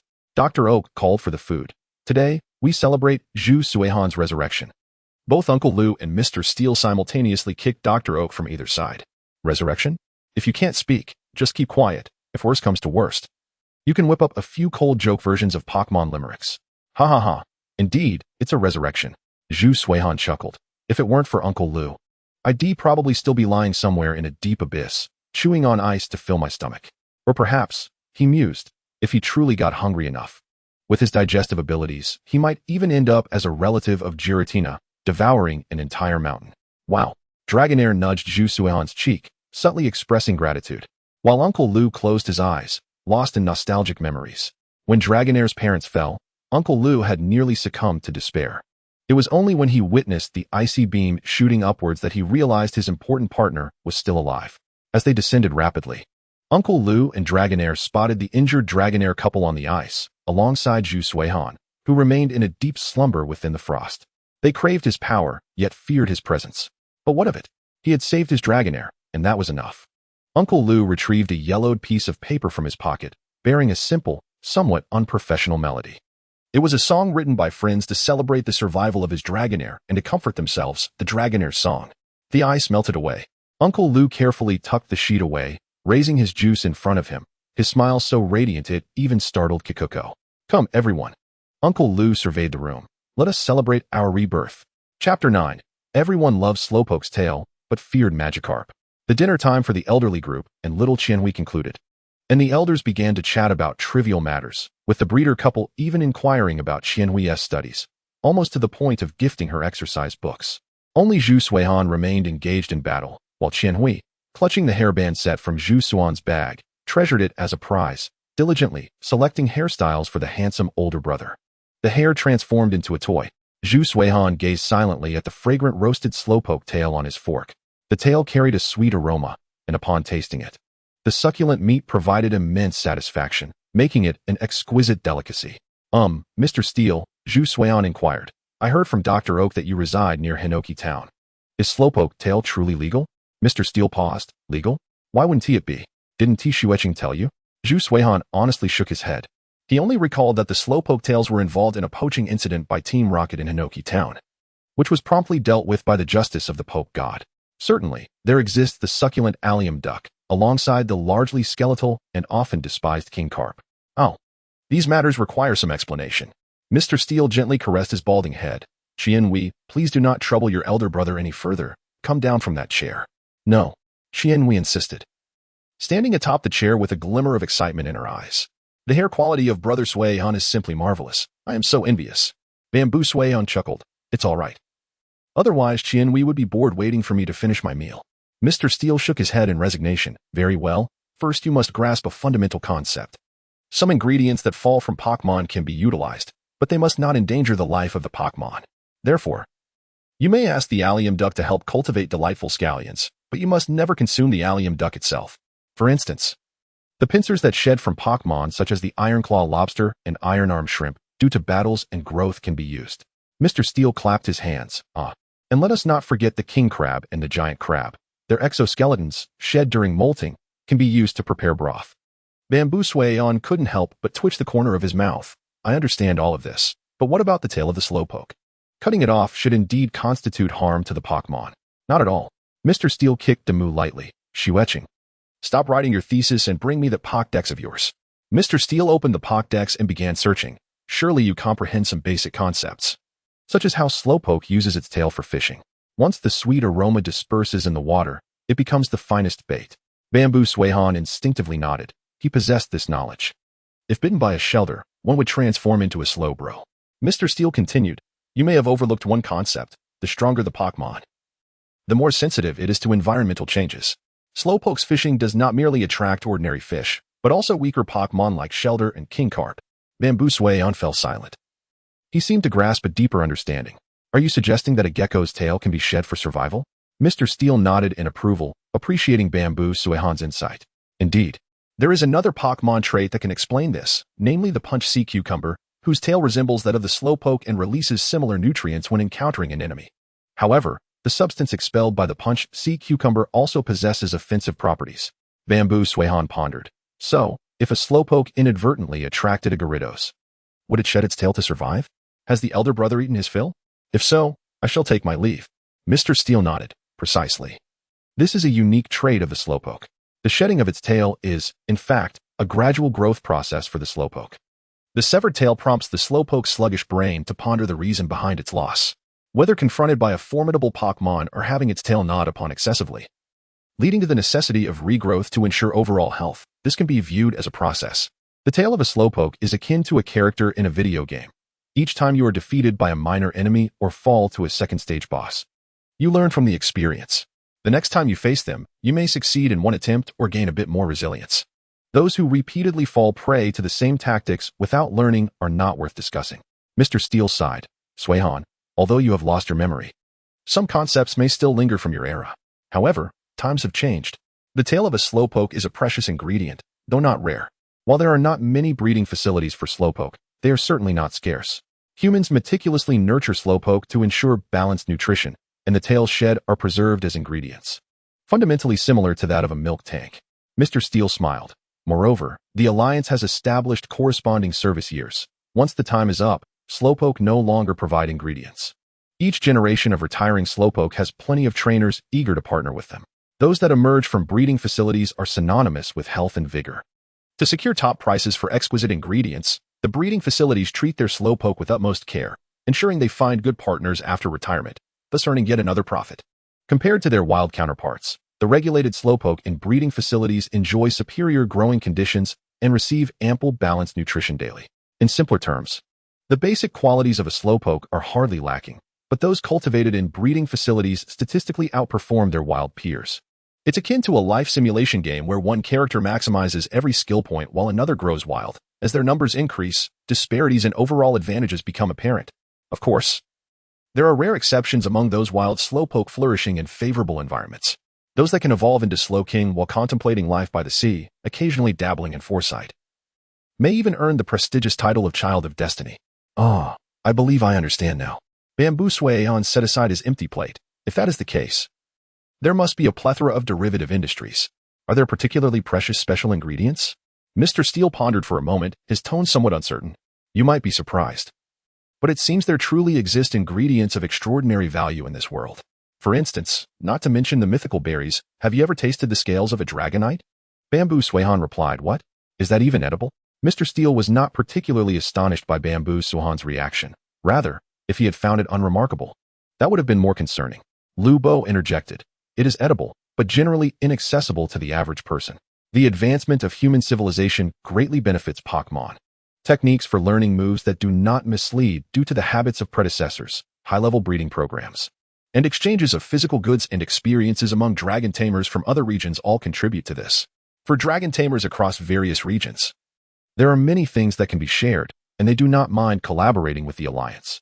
Everyone can profit harmoniously, and no one seeks conflict unless they are inherently rebellious. After all, the Alliance is the authority. They are merely regional powerhouses. The scales of Dragonite that are released are primarily collected by Dragonite groups from their growth phase, necessitating a sizable Dragonite population. In simpler terms, this is the Dragon Clan profiting, and the largest supplier of scales and fangs in the Johto region is the Dragon Tamers Guild in Yinma City. Lubo continued. Of course, if a Dragonite has made significant contributions to its community, upon completing its long life, it will be sent to the legendary Dragon Tomb, untainted by any mortal. Well, this is indeed a fascinating world. Bamboo Swayon suddenly became curious about the taste of such dragon-based ingredients, although they might not be intended for human consumption, which would seem somewhat wasteful. Following this, there was little more riveting content, primarily because Bamboo Swayon intended to digest the information received today, deciding to consume both the knowledge and the food together. Meanwhile, the manager of the restaurant stood nearby like a guardian, positioned in a way that would not disturb the guests but would catch their attention nonetheless. It's nothing, merely a complaint from the head chef in the kitchen. The head chef stepped out of the kitchen and made a phone call, inquiring whether a certain Snorlax had been brought in without prior notification, while also demanding a bonus for the day. Half an hour later, the chef personally brought out all the remaining ingredients transformed into exquisite dishes. Aside from the staple ingredients, many of the items were procured based on a cumulative budget over a period to ensure that customers could enjoy a meal that was commensurate with its price. Yet today, the chef witnessed a miracle. Bamboo Swayon finished the last serving of the fruit platter and then looked towards the messenger bird, Bailey. The messenger bird, understanding the cue, rummaged through its small pouch and produced the high-grade Pokémon food one from a lottery at the Rocket Group. Was this truly of superior quality? Bamboo Swayon began to eat the Pokémon food, feeling it lacked the exquisite taste of what he had experienced in the gym. Professor Oak shook his head, explaining that this was the commercially available version, designed to accommodate a broader audience, thus lacking extreme quality. Lubo frowned, perplexed that the restaurant's offerings had not satiated him. Bamboo Swayon shrugged. Don't look at me, Lubo. I'm at least 8/10 full. I simply craved a taste. The chef felt his skills were being questioned, yet he seemed unable to provide more ingredients to prove his worth. Wow, Swayon, can you really eat that much? Qianhui exclaimed with starry eyes. Could you teach me? I want to eat like you. Mr. Steele's smile suddenly froze. Chapter 10. The Dragonite joins the team after dinner. Bamboo Swayon, accompanied by Qianhui. More accurately, the messenger bird leading this duo ventured out to explore the vibrant night scene of Full Gold City, randomly seeking out a few fortunate merchants to test their luck. The process typically involved Qianhui drawing a consolation prize of tissues, while Bamboo Swayon effortlessly snagged the grand prize. The messenger bird was increasingly convinced that the old popsicle before it was a human-shaped Togepi. Meanwhile, Lubo found a relatively secluded spot where they all sat down to enjoy tea. I wonder how long it has been since our group gathered like this. Professor Oak fanned himself, remarking on the surprising tranquility of such a bustling metropolis. Lubo's expression remained stoic. The gym leader in Full Gold City is a young girl who chatters incessantly during meetings. Breeder Grandpa wiped a bead of sweat from his brow. Lu, you still have that temperament. Kakuko chuckled. In any case, it has indeed been a while since we gathered so peacefully. Gulu, the Elite Four? Lubo furrowed his brow. No, I'm still contemplating. He was well aware of the League's tendencies and remembered Professor Oak mentioning it before. If he conceded, he might end up with the responsibilities of the Elite Four, alongside taking on the Championess duties. Breeder Grandma brushed it off. Just let the Dragon Group send someone. They've always been keen on this. A family that has managed to cultivate a specific type of Pokémon for generations must possess substantial resources. Lubo shook his head. No, it seems the primary goal of the Dragon Group has shifted. Their promoted spokesperson seems to have changed to a younger individual named Yulongdu thus.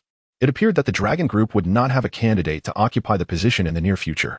The shift in target promotion piqued everyone's curiosity, as it likely signified some form of familial legacy, suggesting that they intended to cultivate this young one as the clan leader.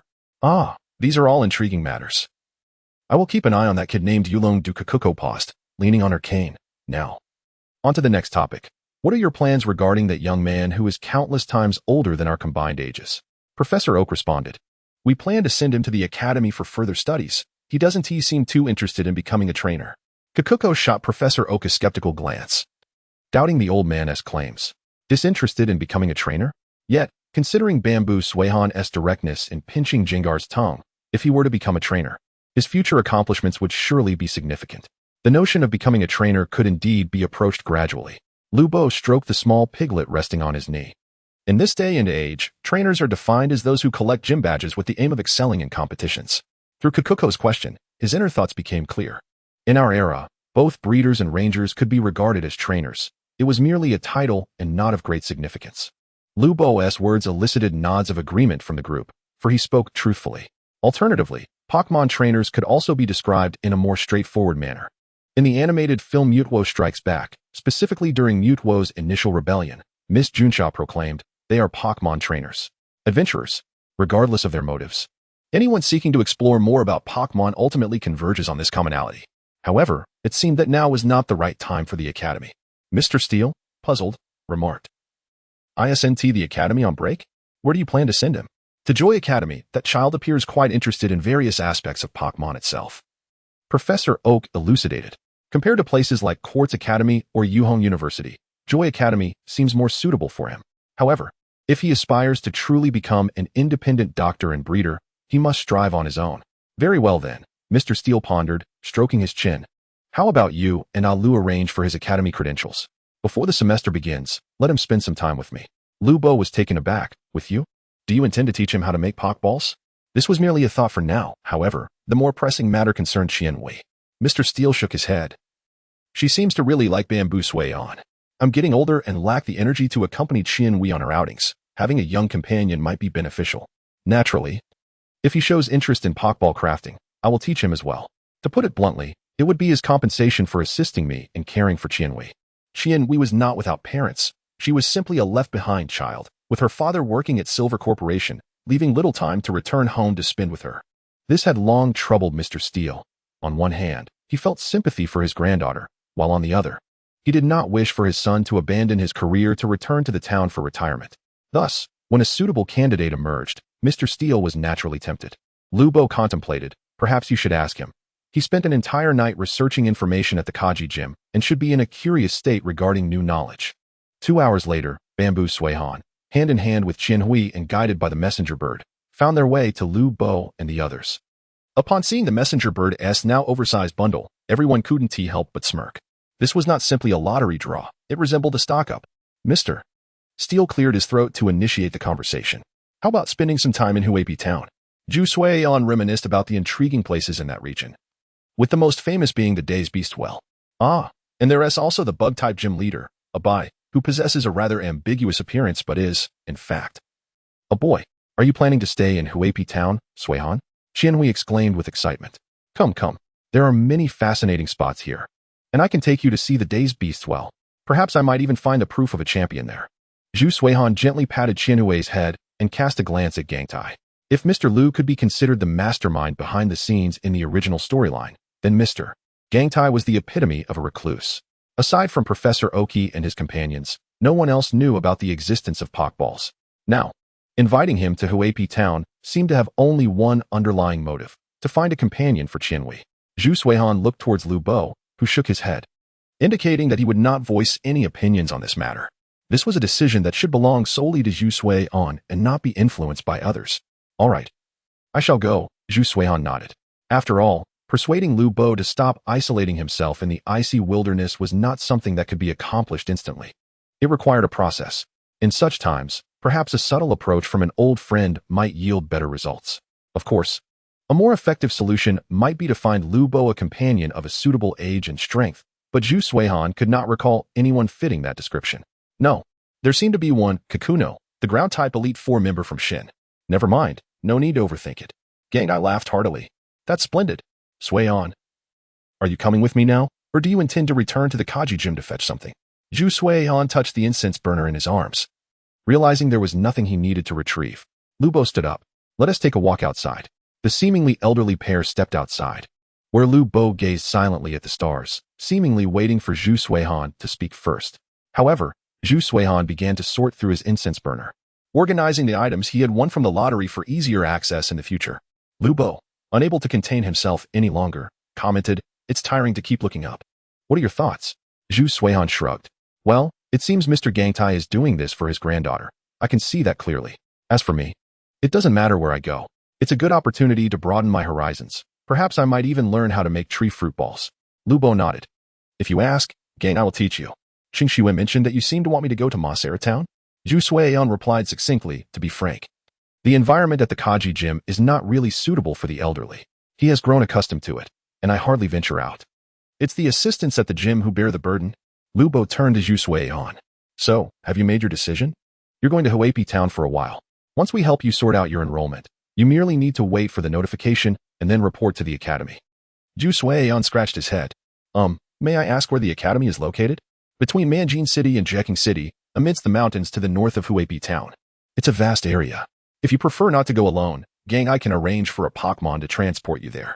Zhu Suihan asked, "Wait, is that place near the central region of the Alufa ruins?" "Never mind, it was a critical concern. That's all right. It seems the journey will be filled with sightseeing." Zhu Suihan spoke lightly. "Speaking of which, Lu Bo, what are your plans for the future? Call me however you wish." Lu Bo replied, not intending to correct Zhu Suihan's address, considering the ambiguity of his appearance. "I shall continue to be your gym leader and, in my spare time, create ice sculptures, enjoying life alongside my old friends." Lu Bo added, "If there are such gatherings in the future, I will definitely attend. By the way, here is something for you." Lu Bo reached to his waist and handed Zhu Suihan a red and white Pokeball. The red half gradually becoming transparent to reveal a Lapras waving its flippers in greeting. "She has taken a liking to you," Lu Bo said. "Our bond began with her parents, and now I entrust her to you." The sound of the Pokeball opening echoed as two seemingly mature Lapras bowed their heads in acknowledgement of their benefactor. Although they had indeed suffered a rough landing at that time, it was also a gesture of recognition and trust. "Will you come with me, Lapras?" "Moo." The Lapras inside the Pokeball waved its flippers, displaying a determined expression. "Very well." Zhu Suihan unhesitatingly took the Pokeball and tossed it into the air. "Moo moo." The Lapras embraced Zhu Suihan, resting its large head against his chest, attuned to the unique rhythm of his heartbeat. Zhu Suihan held Lapras around the neck, his smile tender. "I look forward to working together, Lapras."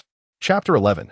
Arrival at Huapi Town the next morning, the guests departing from the gathering returned home, including the Pei couple heading back to their residence near Manjin City, and even Professor Oki had to catch a flight to return to his research facility, where he would need to explain to Tsuehua why he had spent so much on dinner. "Take care, Lu Bo, and travel safely." Lu Bo glanced back at Zhu Suihan and Lapras with a faint smile. "Don't regard me as a frail old man." Zhu Suihan watched as Lu Bo left on his Pokémon and instinctively placed his right hand on Lapras' damp neck. "Don't worry. If we have time in the future, we can visit Lu Bo and your parents in Kaji Town." "Moo." Lapras initially spoke in a subdued tone, but soon regained its spirited demeanor, exuding enthusiasm. "I, Long, am about to showcase my prowess in the outside world. All right, please return to your Pokeball for now." Lapras looked puzzled. Zhu Suihan chuckled. "It's not that I want to take you. To reach Huapi Town, we'll travel south from Manjin City along Route 34. Even if you could carry me over water, we still have Mr. Gangtai and Qian Wei with us, although there would be enough room to accommodate them." Zhu Suihan preferred not to encounter any complications during the journey with an elderly man and a young girl. In a humorous twist, he had only just arrived in the Pokémon world not long ago and was already considered a top-tier member of a small group. It was indeed wiser to stick to the planned route. As Zhu Suihan walked ahead, Gengar held Qian Wei's hand behind him, and the trio arrived at the bus station, ready to take a bus to Huapi Town. As for why they didn't use Pokémon for transportation, the reasons remained the same. After traversing Route 34 and passing through the oak forest, they would reach Huapi town. Thankfully, it wasn't too crowded. Zhu Suihan set down Qianhui's small bag. His previous experiences of squeezing onto buses and subways had left him with some psychological scars, but this time it was not so. He also needn't worry about anyone accusing him of taking clandestine photographs. In fact, Zhu Suihan was the one concerned about being photographed without consent. Qianhui knelt on the seat. Suihan, look. So many people are secretly watching you. Qianhui said eagerly. I wonder if I can be as beautiful as you when I grow up. In the quiet of the day, Zhu Suihan lightly coughed and addressed Qianhui. When speaking of boys, one typically describes them as handsome. Do you understand? It was absurd. He had seen his reflection, and his appearance surely did not lean towards the delicate. The classic white hair certainly had its allure.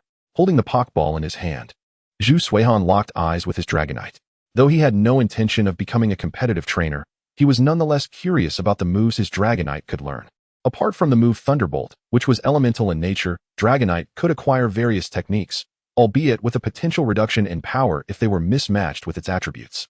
However, the efficacy of these moves ultimately depended on the training level. After all, base statistics were merely numbers. Even in card games, where values are relatively fixed and governed by stringent rules, skilled players could manipulate them to create astonishing combinations, often utilizing the entirety of their turn to unleash an impressive barrage of moves, leaving their opponents at a severe disadvantage. In Pokémon battles, each generation introduces teams and individuals deemed version 0, comparable to popular characters in other games. Although version 0 has come to symbolize the pinnacle of prowess, even the most formidable trainers could falter under the fervent passion of devoted enthusiasts, who meticulously allocate their team S abilities with precision and grace. If the game could manifest such possibilities, how much more so could the real world, where Pokémon, as living beings, collaborate with trainers, opening the door to infinite potential. Brother Suihan, we've arrived at the Oak Grove, Qianhui exclaimed, her excitement palpable. There are countless Pokémon inside, and they are all exceptionally friendly towards humans. Oh, I see a cater pie, Zhu Suihan remarked as he pressed the Pokeball against the window, allowing Dragonite a glimpse of the scenery outside. Bug-type Pokémon can be quite fearsome, Qianhui replied, her small face contorted with trepidation. It's truly terrifying, yet Brother Abi still adores them.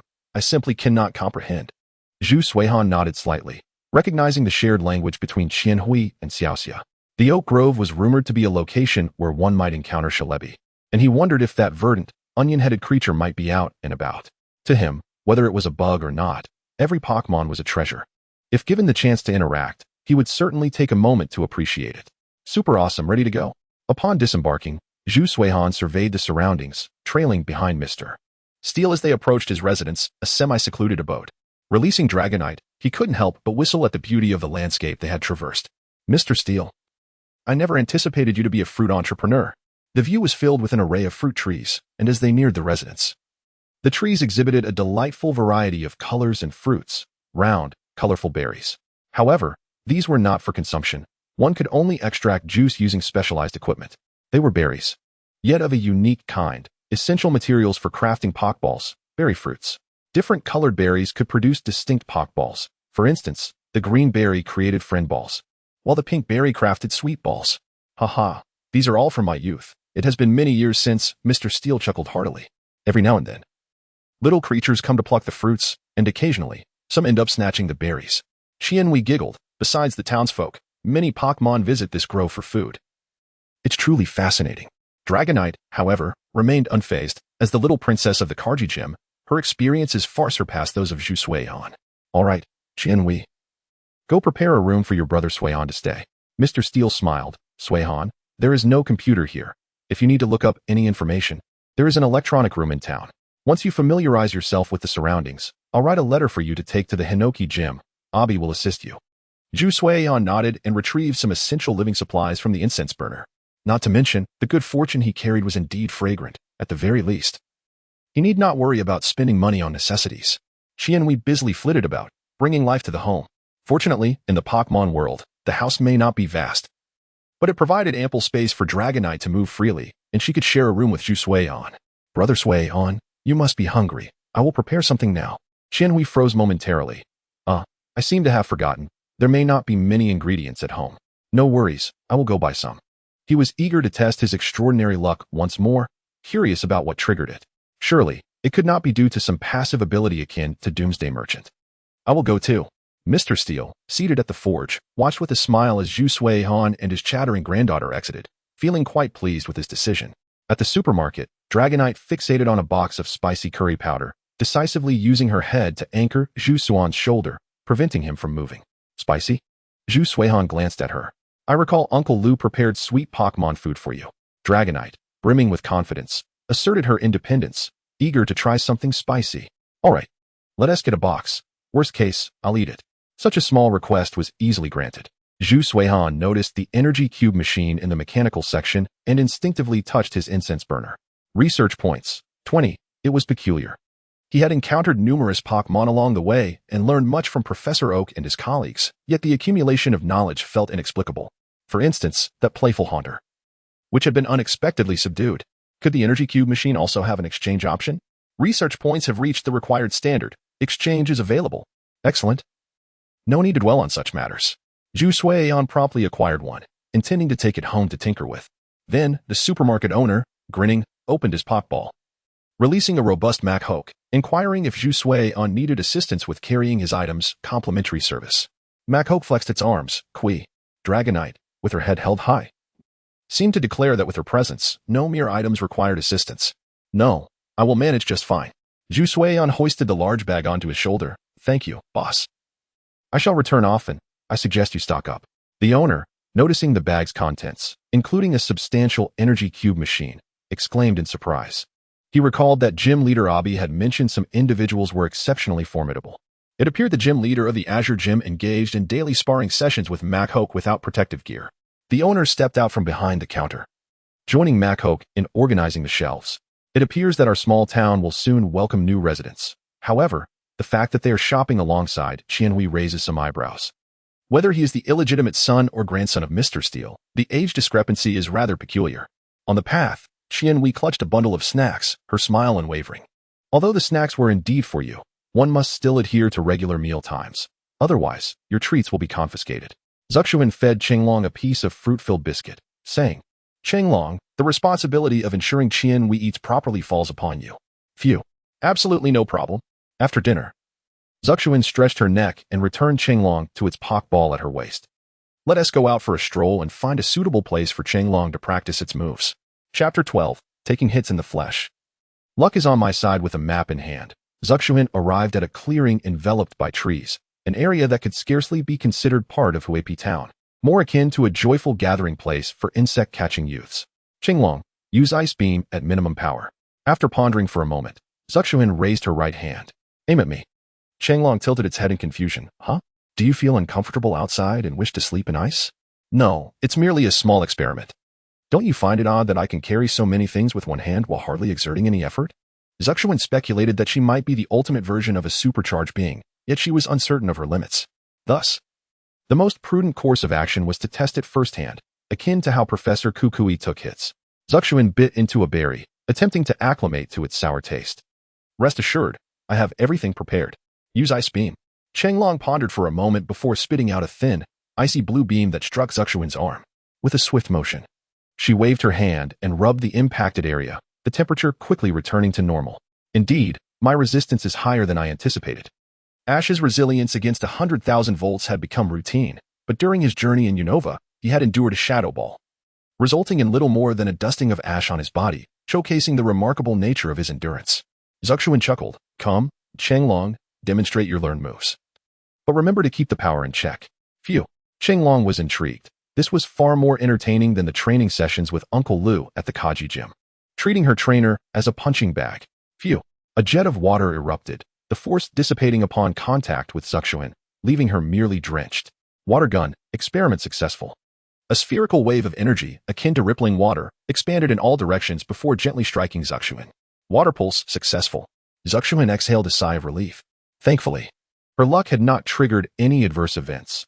Otherwise, she might have found herself in a state of confusion. Come on, even though I'm soaked. Let us aim for something grand. Zuxuan spread her arms wide. Chenglong, thunderbolt. Phew. Chenglong, full of trust in Zuxuan, nodded vigorously, and a current gathered at the tips of its small horns, striking her in an instant. The advantage of electric-type attacks lies in their speed. Zuxuan braced herself, the current gradually subsiding. Aside from her desire to jump a bit, even Chenglong, responsible for the attack, was somewhat astonished. Since starting its training, Qinglong had been steadily increasing its move's power. Yet, after this exchange, Zuxuhin felt invigorated, even exhilarated. My trainer is indeed a formidable individual capable of napping on ice. Zuxuhin laughed heartily. Qinglong, let us continue. Phew.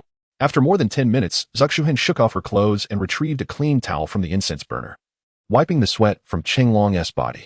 Serving as a cannon for over 10 minutes was a testament to Uncle Lu's effective training. Thank you for your hard work, Qinglong. Zuxuhin was pleasantly surprised. Qinglong's skill set was impressively vast, stretching the limits of its potential. Aside from being unable to learn the specific move of Bubble, it had access to various other techniques, including Dragon Pulse. As for the exclusive move, it likely correlated with environmental factors. Zuxuhin surmised that a trip to Galar would resolve it without issue. Phew. Qinglong gently nudged Zuxuhin, its affection steadily increasing. Rest assured, I'm perfectly fine. Despite being bombarded by various moves, Zuxuhin felt remarkably energized, almost compelled to leap about like a mischievous creature. Strangely, she was no longer hungry. What a bizarre situation. Are you hungry? I'll cook for you. Zuxuhin produced an energy cube machine. Use Thunderbolt on this. Rest assured, I've checked the label. It seems to be manufactured by a German company, so the quality is undoubtedly assured. The mechanical creations in the Pokémon world can indeed be astonishing. The more impressive designs often serve as unstable explosives. A Snorlax, capable of halting a train with its body, was a testament to the exaggerated prowess instilled by its trainer. For everyday use, such machinery is quite resilient. The instruction manual even stated that if it lacked power, a Pokémon could supply energy to the internal battery. No worries. Just release a steady thunderbolt. If it fails, I can always purchase a new one tomorrow. Zuxuhin patted the incense burner. There's plenty of money, so we can create as we please. Nevertheless, Qinglong maintained control over its thunderbolt, ensuring that the dazzling, explosive electricity remained smooth, gently infusing it into the energy cube machine. Now, let us check our supplies. Zuxuhin unearthed a bounty of berries and produced a quality water stone. She had inquired about it and learned that its grading depended entirely on purity. Some lower purity stones required further refinement, akin to jade. I wonder, Qinglong, can you eat this? Phew. Qinglong vigorously shook its head. Even as a water-type Pokémon, it absolutely could not consume such a thing. That was a skill exclusive to Onyxes and Geodudes. No matter, I merely wished to test it. Zuxuhin remarked. Tomorrow, I'll gather some information at the lab to discern the nature of this enhancement. For now, I shall reluctantly utilize a commercial product. At Uncle Lu's, Qinglong's meals were undoubtedly of the highest quality. Zuxuhin believed that since Qinglong chose to accompany her, there was no reason to downgrade its living conditions. Zuxuhin attempted to crush the water stone, but soon realized she lacked the capacity to do so. She then prepared to seek out 2 stones to assist her. She planned to continue testing her limits. If she truly was a Galio version of a power bank, she might indeed be able to grind the water stone into powder with her hands. The energy cube was simple enough. The operational principle of the energy cube machine is quite straightforward. One can liken it to a more intricate version of a washing machine. Much like playing a video game, one need not concern oneself with the intricacies of its creation. The only requirement is to know how to engage with it. Gratefulness is owed to technology and the simplicity of user guides. Zhu Suiyan placed the water stone upon the ground, grasping another stone in hand, ready to strike. Should this attempt fail, a return to the town for technological assistance would be warranted.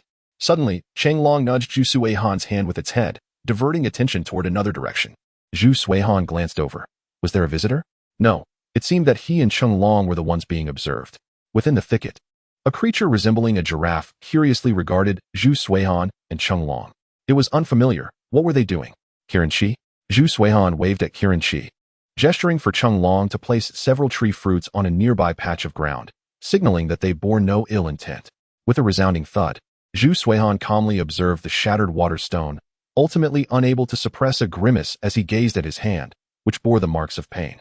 Indeed, a return to the town seemed prudent. Suddenly, the fragmented water stone levitated, enveloped in a soft pink glow. The pink luminescence intensified, then, in a flash, the stone's shards transformed into powder. Zhu Suiyan, though momentarily taken aback, he promptly utilized a container to catch the powder, preventing it from scattering onto the ground. He turned his gaze toward Qirinqi, who, with tree fruits clutched in its mouth, flashed an innocent smile. Very well, noble psychic energy.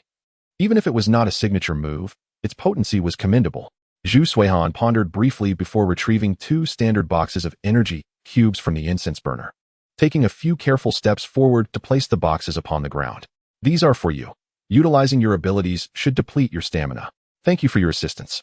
Kiran Chi, seemingly accustomed to interacting with humans, recognized the fragrant little cubes. The pink glow coalesced in Kiran Chi's eyes, imprinting the figures of Zhu Suihan and Cheng Long in its memory before it turned, repeating a similar action with the small head on its tail. The small head on its tail possessed cognitive abilities, albeit not independent thought like a two-headed Tyrannosaurus. Rather, it functioned as a relatively unified enhancement module, quite reminiscent of a game. Zhu Suihan observed as Kiran Chi departed, unable to suppress a click of his tongue. Indeed, fortune favored me. Without further ado, it was time to attempt the creation of the energy cubes. Cheng Long approached with curiosity, intrigued by the process of grinding the water stone into powder to be mixed with the energy cubes, something she had never encountered before.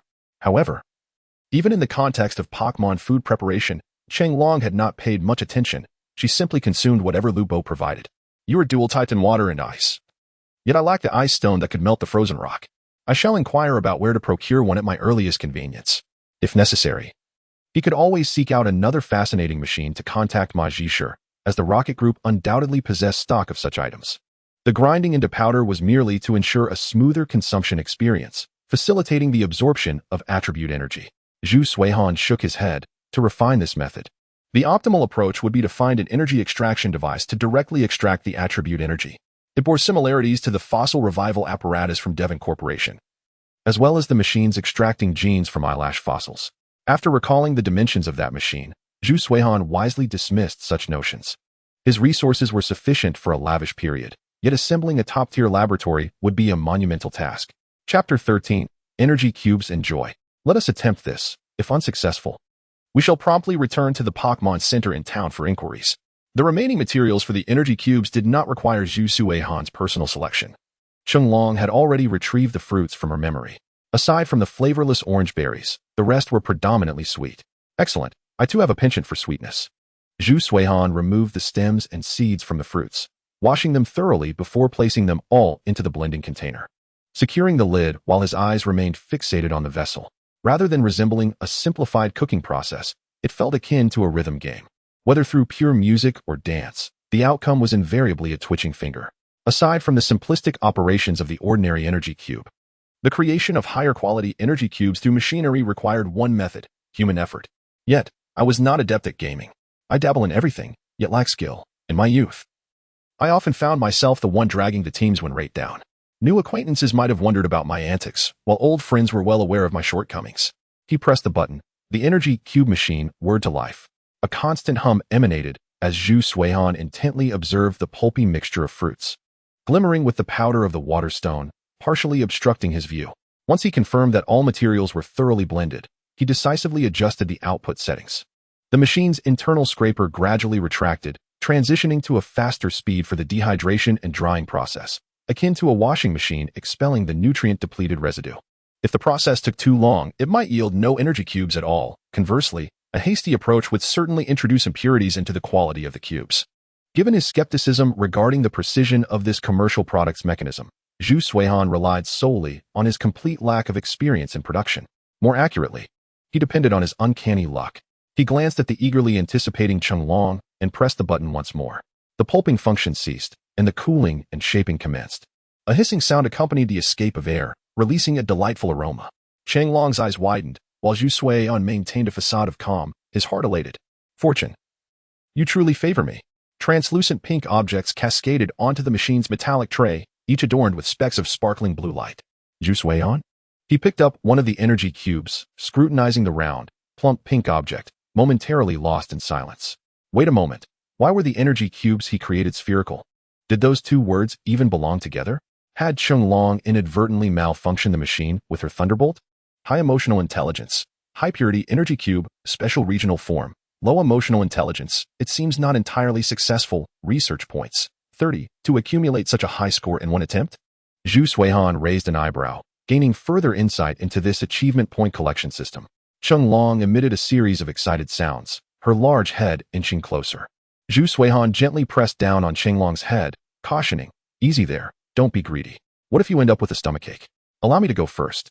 Cheng Long regarded Zhu Suihan with a serious expression, exclaiming, "What nonsense is this? I simply wish to assist you in testing the poison, not to indulge.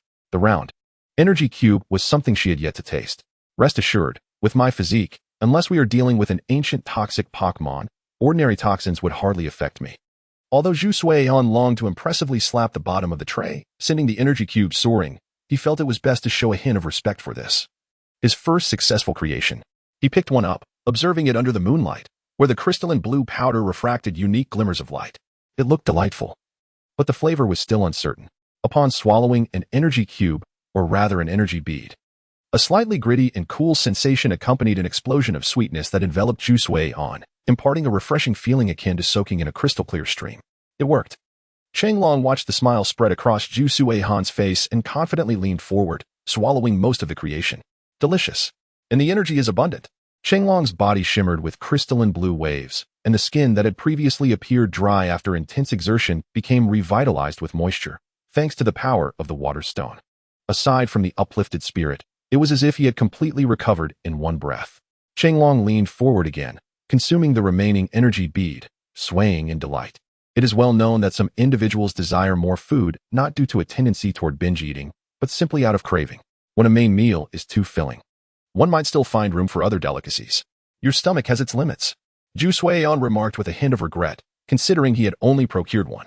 Be careful not to become a hefty dragon. Not a chance. Chenglong replied confidently. This is merely replenishing my energy, so I want to gain weight. Zhu Suihan raised an eyebrow in surprise. So, you can still eat? Chenglong pondered for a moment, then honestly shook his head, explaining that further consumption might burden his body. While transforming into a hefty dragon was unlikely, the accumulation of elemental energy within could be detrimental. Zhu Suihan scrutinized Chenglong's skin, deep in thought. Accumulated elemental energy, based on Chenglong's natural ecology, could lead to a dampening state. This was indeed something to be cautious about.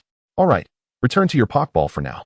I will visit the Pokémon Center in town to inquire if they have any grinding machines available. This outing's primary goal was to explore Chenglong's skill set. And considering preparations for breakfast, Zhu Suihan didn't expect to encounter a Karinki near the Steel family, as a flash of red light signaled the Pokeball's closure. Zhu Suihan chuckled at the sight of the trembling bushes in the distance. It was as if his teammates were stealthily gathering resources, while one comrade boldly charged forward, exposing their position. The outcome was favorable. It seemed that aside from aesthetics, this creation was indeed successful. Zhu Suihan left a pile of food behind and swiftly made his escape. After all, these Pokémon would undoubtedly meet again, and leaving some food would enhance their rapport. In the future, I can choose whoever I desire. Zhu Suihan sprinted to the Pokémon Center, and upon the automatic doors opening, he was greeted by a smiling Chansey in a little hat, waving at him. Zhu Suihan returned the smile. Chansey? Is this person unwell? Miss Joy, I have a query, he said politely at the counter. I would like to know if the Pokémon Center has a machine for grinding water stones into powder. Chansey leaned closer, tiptoeing to sniff the air. No, there is no scent of illness, but rather a delightful aroma. Passers-by began to notice the enticing scent emanating from Zhu Suihan, with some young individuals even blushing. What a lovely fragrance. I wonder what it tastes like. Is this the scent of a beautiful older sister? Zhu Suihan turned his head. I'm a guy, and this isn't body odor. What kind of body odor smells like energy cubes? You ought to bring her over for a chat. The young individual, holding their recently healed Rattata, quickly fled. Miss Joy chuckled. As for the grinding machine, we do have one at the Pokémon Center for processing various healing materials. However, borrowing it will incur a fee. That is perfectly fine. I don't mind paying. Miss Joy, like Miss Junxiao, was a distinctive feature of the Pokémon world, at least from Zhu Suihan's memory. Only Brock could distinguish the subtle differences among the various Joys, perhaps noting that one had a hair length reduced by a centimeter or, in a more peculiar case, recording the moisture level of their skin, which seemed to be detailed in one of Brock's notebooks. This was a mythical-level personal skill. However, given the immense influence of the Joy family, no one seemed to mind such trivialities. Zhu Suihan was most impressed by the fact that throughout generations, after the standard Lost in the Woods plot of the protagonist group, the lights would always lead them to a Pokémon Center nestled within deep forests. When someone knocked on the door of the Pokémon Center, there would always be a Joy, accompanied by her companions, ready to provide meticulous service to both humans and Pokémon. What did the Joys do during times when no one came?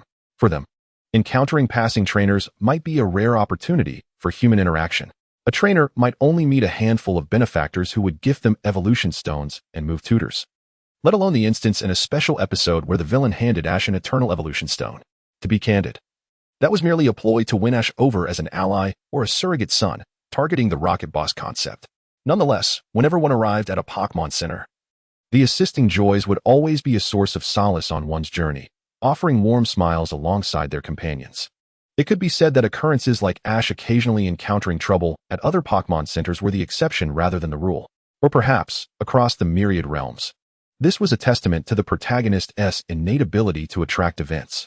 A similar situation was observed with the Junsha clan. Their efforts for the community were well acknowledged, and there were few oddities in the Pokémon world, even if someone occasionally appeared recklessly, failing to heed the justice of passing trainers. The best outcome would be a swift defeat at the hands of the protagonist's group, leading to a moment of regret. Chapter 14. The old ice pop cannot handle spiciness. Wow, the equipment is quite impressive. Zhu Suihan whistled. Miss Joy, could you accompany me? I truly lack talent with these machines. Don't mention it. The last batch of Pokémon has just finished treatment, and several severely injured ones have been sent to the recovery ward. I am free at the moment. Joy smiled and remarked, however, sir, if I am not mistaken, you were just crafting energy cubes in the wilderness, and they must be of high quality, judging by the lingering fragrance surrounding you. Zhu Suihan scratched his head and replied, is the quality really that high? It was my first attempt at making such a thing. Indeed, the quality is significant, and it can be quite perilous. Joy explained while guiding Zhu Suihan on how to operate the grinder. She elaborated on the dangers of crafting energy cubes outdoors, where the aroma could waft in all directions and sometimes attract formidable Pokémon, a very risky endeavor, particularly with high-quality energy cubes if the trainer lacks sufficient strength. It is akin to slathering oneself in syrup and standing at the entrance of a bear's den. Zhu Suihan interjected, let me guess, the wind is blowing towards the cave? Both Joy and her Jigglypuff chuckled. Yes, precisely. Well, thank you. Gentle nature, Zhu Suihan thought to himself, relieved he had not ventured far. If he were in a place like Silver Mountain or Tian Crown Mountain, he would likely have been chased away for miles. However, to have achieved such results on your first attempt is quite remarkable. I suggest you cherish that feeling, Joy advised. For novices, each serendipitous creation of high-quality energy cubes is an experience worth remembering. Zhu Suihan tilted his head. Perhaps I don't need that. If my luck continues, the process of creating high-quality energy cubes might just become second nature. Joy's eyes sparkled with amusement at his youthful bravado. Then, may I trouble you to assist me in crafting an energy cube later? The reward will be the recipe for that energy cube. It was only fitting for Miss Joy to steer a somewhat arrogant young man back on course. Zhu Suihan nodded decisively. Deal. It would be foolish not to take money that is practically free. The lappers at his waist shifted slightly, gaining a notable awareness of Zhu Suihan's audacity. However, does a new recipe imply I shall savor a novel flavor of energy cube? He wondered. You intend to use ground evolution stones to create energy cubes? Joy expressed her surprise. I thought such a method was typically reserved for medicinal purposes. I have never seen it applied to energy cube creation. Fortunately, I believe the best apparatus for this method should be an energy extractor, as it would further eliminate impurities, Zhu Suihan said, while filling various powders into jars. Miss Joy, could you please show me that recipe? Certainly, here you go. You can settle the bill at the front desk later, she replied. Upon examining the recipe, Zhu Suihan's confusion grew. Lumberry, isn't that berry rather astringent? However, the subsequent ingredients left him even more perplexed, causing his hands to tremble. Cherry berry, tomato berry, spiky berry, aren't all of these spicy? Miss Joy patted her partner's head. This is my Jigglypuff's favorite energy cube recipe. She loves spicy food. Zhu Suihan exclaimed, an aberration. Prepare the pyre. Jigglypuff demonstrated a fighting stance, its egg-shaped body exhibiting notable muscle definition. Goodness, this truly is the pink demon, and a gym version at that. Approaching the energy cube machine, Zhu Suihan gently tapped the Pokeball. Let it go. This recipe is beyond the reach of mere mortals like us.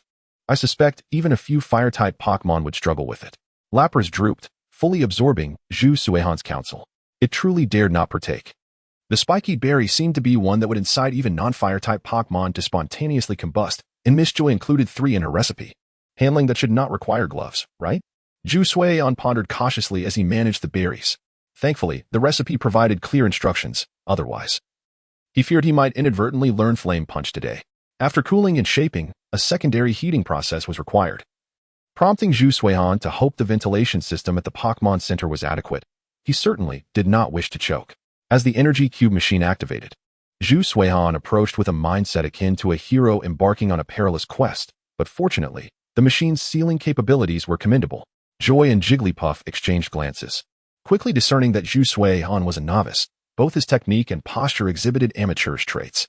Who stands over the machine, staring into the container while crafting energy cubes? All right. That should suffice. As the blending concluded and impurities began to separate, Zhu Sui-han couldn't help but recall the earlier situation. Noting that this time he was using the Pokémon Center's machine. If the resulting energy cubes resembled mere beads, it would be evident that the fault lay with him. Additionally, the excess air pressure must be released post-production. Back when I was with Team Rocket, why didn't the lottery offer a gas mask option? He mused. Success. The gurgling sounds echoed as a series of energy cubes rolled into the tray, their crystalline texture now a fiery crimson. Joy, Jigglypuff. Did it really succeed? After contemplating, Zhu Sui-han decided to don gloves and place the finished product into a box, presenting it to Miss Joy. Could you please assess its quality? Joy glanced at the impatient Jigglypuff and shook her head. No need. From my partner's reaction, it's evident your energy cube crafting was quite successful, barring any aesthetic concerns.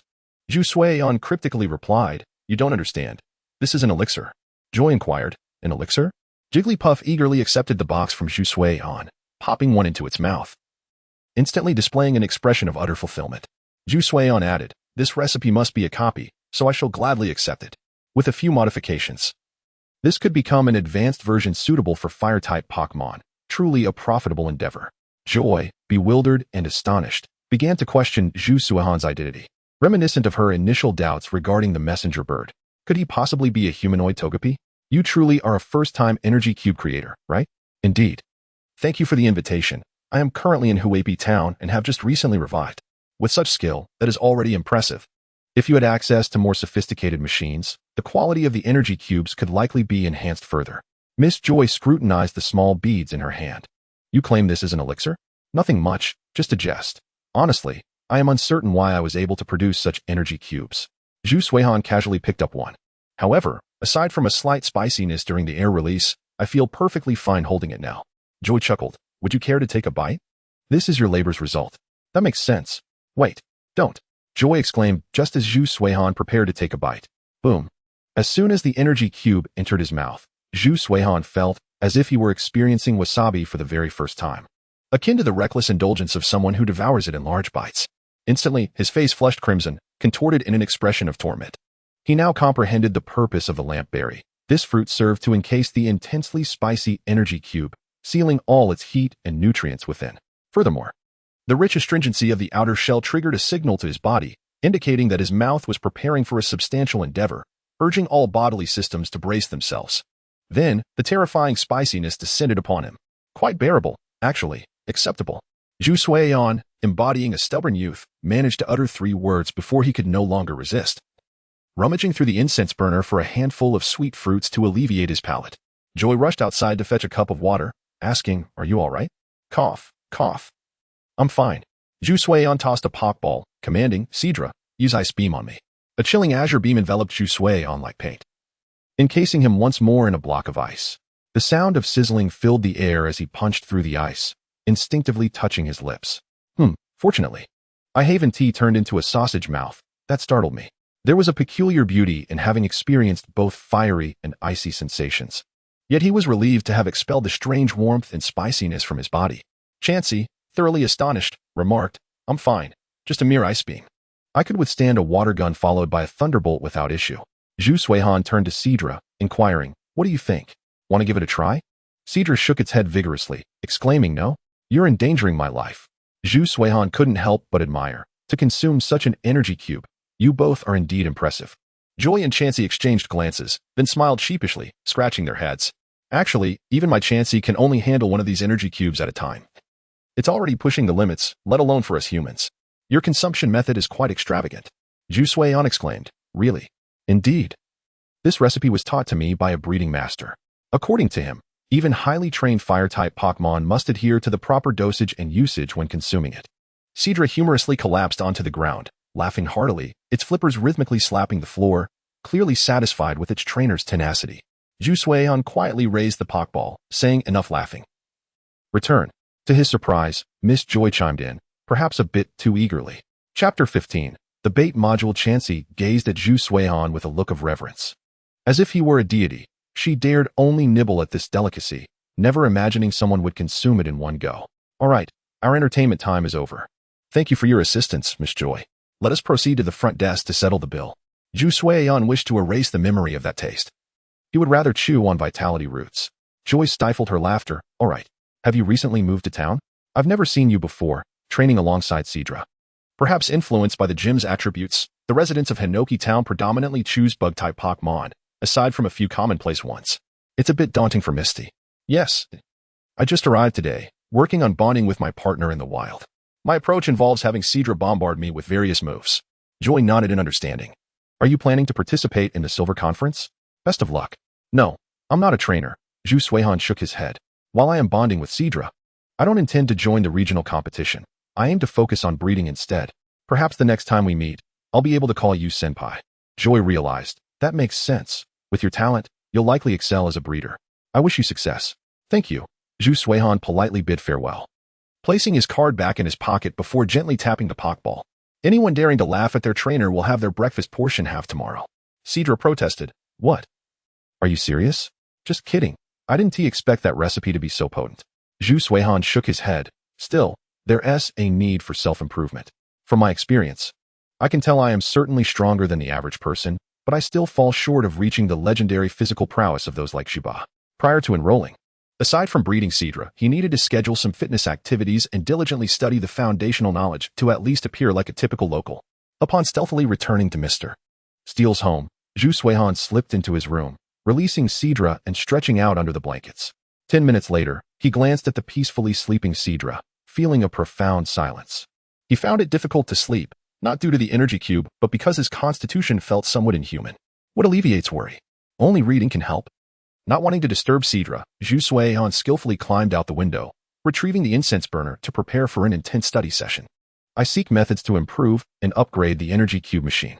Research points have reached the required threshold. Exchange is in progress. The sensation akin to consuming a memory bread washed over him once more as Zhu Suihan leaned against a fruit tree with the incense burner, silently absorbing knowledge. In essence, as long as the materials were sufficient, he could assemble it like building blocks according to the blueprints. Moreover, it could utilize this. Zhu Suihan lifted the incense burner, somewhat astonished.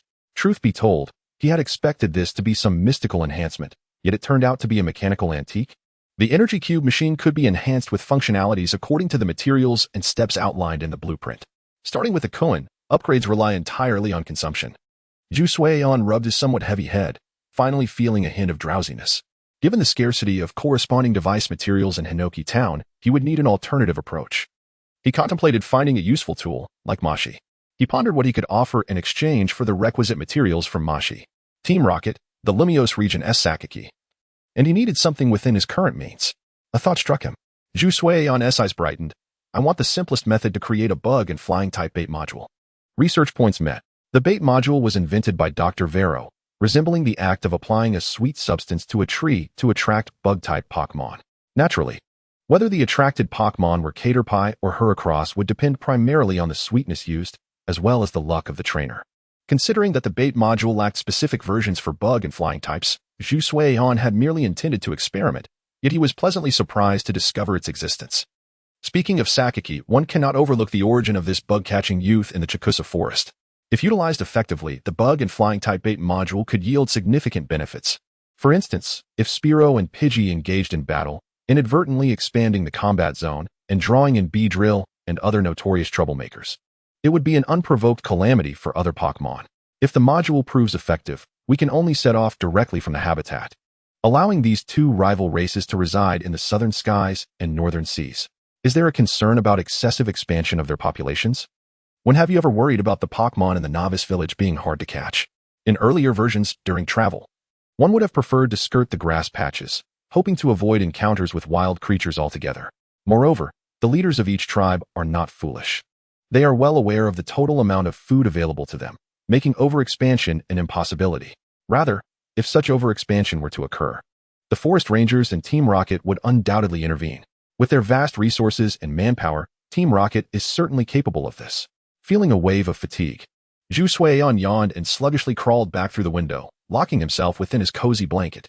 Please prepare a portion of the water-type and ice-type modules for me as well. An overwhelming influx of knowledge surged forth once again, but this time, Zhu Suiyan chose not to force himself to memorize it. Instead, he succumbed to a swift slumber. The following day, MMM. The Dragonair ambled into Qianhui's room, nudging the little one on the bed with its head. Qianhui stretched out her hand from beneath the covers, exuding an air of casualness. Grandpa, let me sleep a bit longer. A voice from outside chimed in. Dragonair, you won't wake her like that. Use water gun. Qianhui, is that you, Brother Suihan? Oh right, it wasn't Grandpa waking me up. No need, Dragonair. Qianhui sprang up and hung onto Dragonair's neck. I'm already awake. The sound of air escaping once more filled the room, accompanied by an enticing aroma that wafted throughout the house. Mr. Steele held a cup of hot tea, instinctively glancing toward Zhu Suihan. Frankly speaking, the fragrance was so delightful that it gave him the impression that the tea had turned even more bitter. Breakfast is ready. The grandfather and grandson looked at the breakfast Zhu Suihan had prepared, simple sandwiches paired with moo milk. However, what did the abundance of pink orbs in his plate signify? Don't look at me. The nutrition provided by energy cubes far surpasses that of a regular meal. Zhu Suihan had prepared Dragonair's breakfast, thus. I've decided to consume energy cubes for the foreseeable future. Mr. Steele, neither Shueqing nor Aliu taught him how to handle such situations. Or perhaps they had never encountered a human using energy cubes as regular food. Qianhui, being a child, had no resistance to such beautiful items. It smells so good. Brother Suihan, can I have a piece? After breakfast, but only half. You want to be able to manage more. Zhu Suihan gently patted Dragonair's neck, signaling it to eat slowly.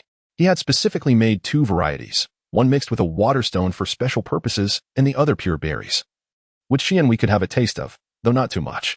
If she had too many, even Snorlax wouldn't gain weight as fast as she would. Zhu Suihan intended to call the town after breakfast, hoping to procure some ice stones from Ma Zhisher. Otherwise, Dragonair's energy attributes might become unbalanced. Although Zhu Suihan wasn't an expert in negotiation, Ma Zhisher seemed inclined to befriend him, allowing for a mutually beneficial arrangement. Zhu Suihan pondered. I should first check if Team Rocket has any competing products with similar attributes. Qianhui's eyes lit up. Brother Suihan, are you going to town? Can you take me to school? Zhu Suihan was taken aback. You still go to school? Yes, the last time I went to Manjin City. I took a leave from school. Qianhui asked curiously, Brother Suihan, haven't you been to school? Well, he thought Qianhui was one of those children who naturally grew up and began their journeys with their partners at the age of 10.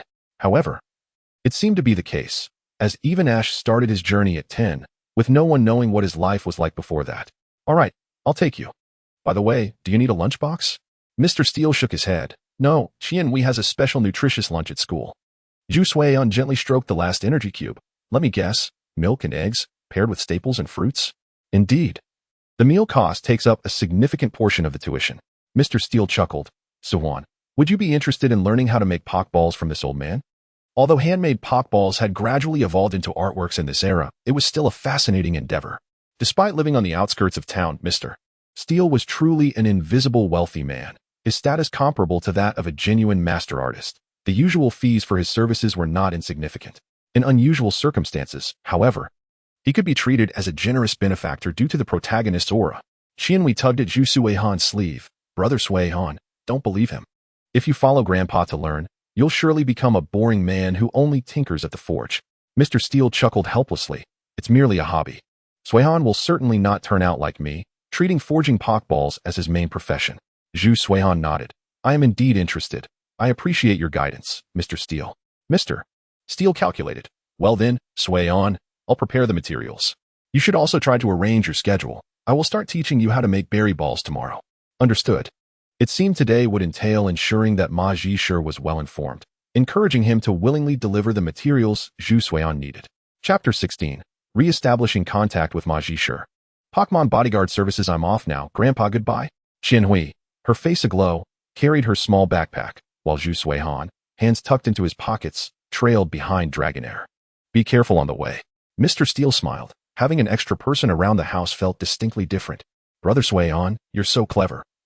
Will you become as formidable as a champion in the future? Qianhui inquired curiously. I heard Grandpa say that Professor Oak was once a powerful champion. Qianhui giggled, patting Dragonair. I know. Dragonair, you're amazing too. Dragonair proudly nodded. Indeed, I am quite impressive. Whether one is a champion or not is inconsequential. Each individual's goals differ. Zhu Suihan remarked. Mr. Steele, people like Lu Bo and the others are also quite remarkable. Even if they do not hold the title of champion like Professor Oak, I prefer a more tranquil life. The sound of wings flapping filled the air. prompting Zhu Suihan and Qian Wei to look up and see two figures gracefully descending, landing on Zhu Suihan's shoulders with perfect synchronization. Ah, Pidgey, Dragonair? Are these two little ones showing me some disrespect?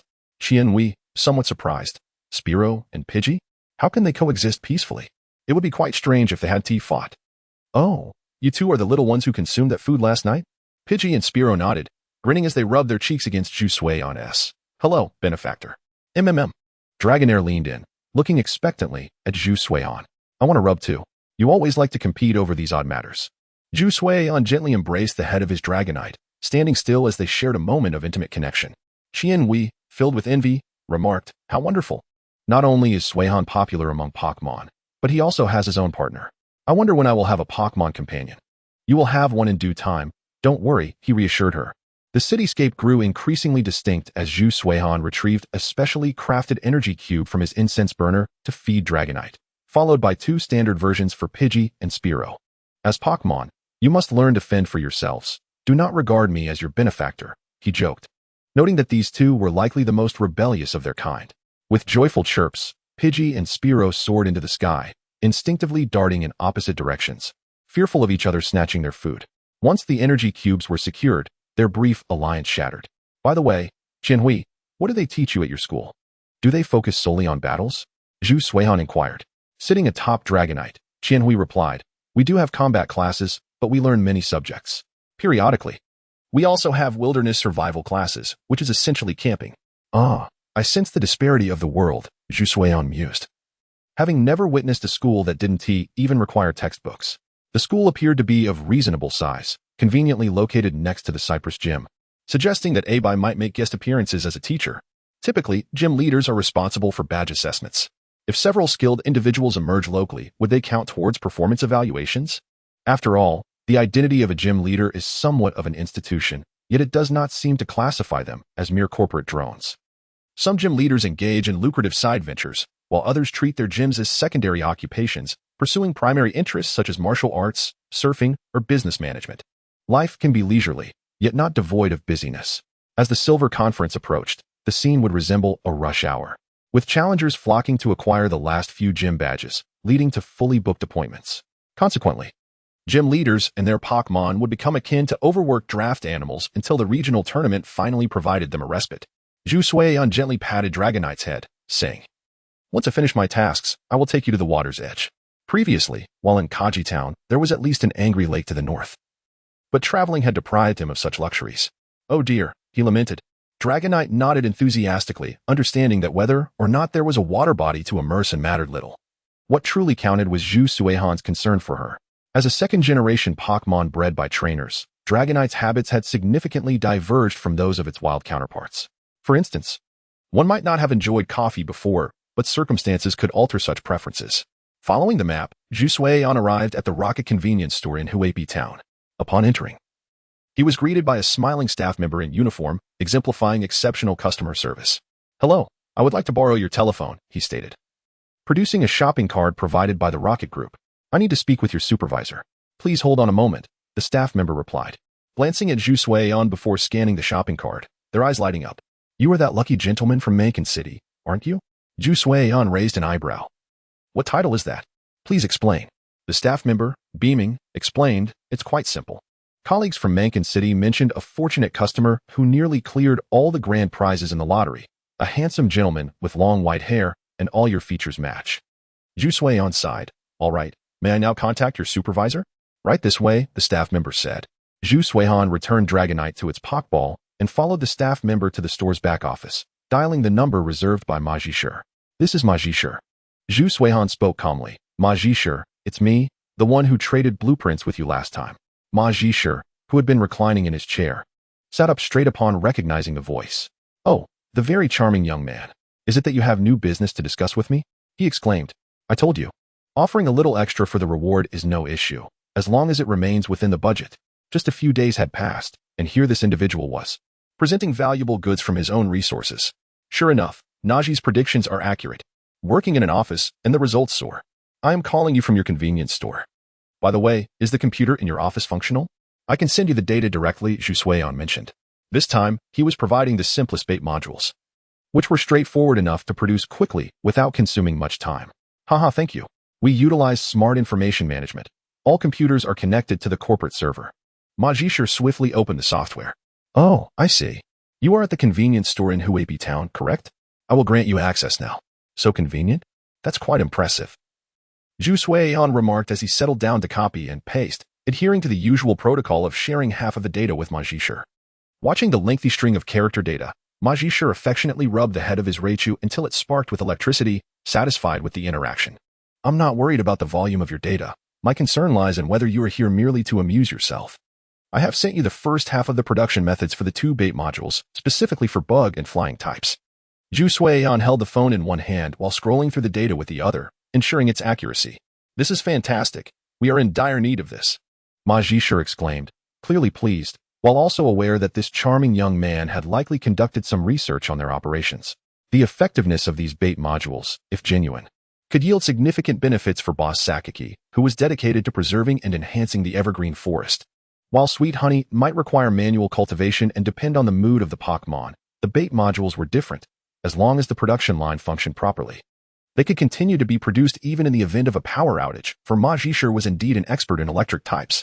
However, this time, I do not wish for monetary compensation. Rather, I seek other items.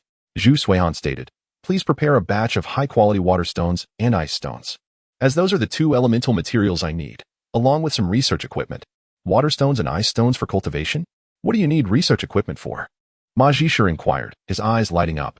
Young man, you aren't one of those wild talents who have no teachers or research institutions, are you? Zhu Suiyan remained silent. Well, you could say that. Would you like to join our group? With your abilities, I assure you that you will become my assistant within a year. With a salary and bonuses to match, meeting our boss is not out of the question. Meet Sakaki? Perhaps to inquire how to unlock the ultra-rare trait template of evergreen power? Zhu Suiyan pondered. Never mind, I prefer a bit more freedom. If you feel that the value of these two bait modules is insufficient, I can prepare more. For the sake of Dragonite's meals and future growth. Acquiring more would be worthwhile. He truly doubted whether Majishar's departmental budget could compare to his extensive knowledge. That will suffice. Our transaction is a one-time deal. However, these two items will yield long-term income for me. It is I who stands to gain. Majishar readily agreed, his admiration for Zhu Suiyan rapidly increasing. Having dealt with the cunning and treacherous business people from Silver for too long, he nearly forgot how straightforward and clear the communication is among trainers and ordinary researchers. Let us do this. I will prepare resources for both the water and ice types, and I shall also provide extra materials just in case of any operational mishaps. Majishar pondered for a moment, resting his chin on his hand. Well, my friend, do you require a powerful Pokémon guardian during your research? I can inquire with my colleagues. They should be able to assign you a formidable Pokémon bodyguard. Of course, I will cover the bodyguard's salary, and your meal allowances will be regularly transferred to your card. Zhu Suiyan inquired, is there such a service? No need, my partner is quite strong. However, I am curious about the members of your bodyguard team. Majishar reclined back, crossing his legs atop the desk. There are many, and they are categorized by rank. You surely know our boss, Sakaki, known as the Earth-S Sakaki. Among the highest-ranking bodyguards are the powerful Nidoking, Nidoqueen, and the Tyranitar, scientifically named the Rampardos, which is an evolved form of the Tyranitar. These elite bodyguards have all received personal training from our boss. Even when encountering nefarious individuals, they can effortlessly deal with them. Trained by Sakaki? Surely, they must have learned some of the Earth's secrets. Is the business of Team Rocket not a bit too broad? Zhu Suiyan remarked. No internal spies. Just a bee drill trained by Sakaki. Chapter 17.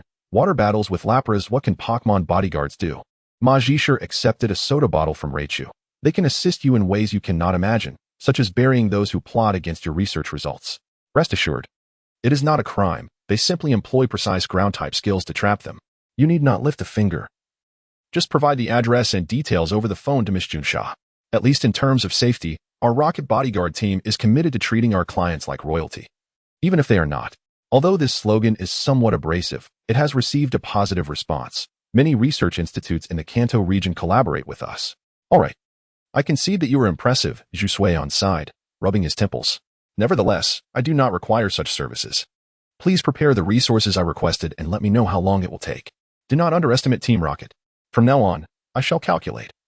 I can have everything ready for you within 24 hours, delivered directly to you. Majishar shifted into work mode. Would you like us to deliver to your address? or will you come to the convenience store to pick it up on schedule? Oh, I almost forgot. For a distinguished client like you, I can also provide a little gadget, our latest smart communication device. A mobile phone? When will a mobile phone for the Pokémon world be developed?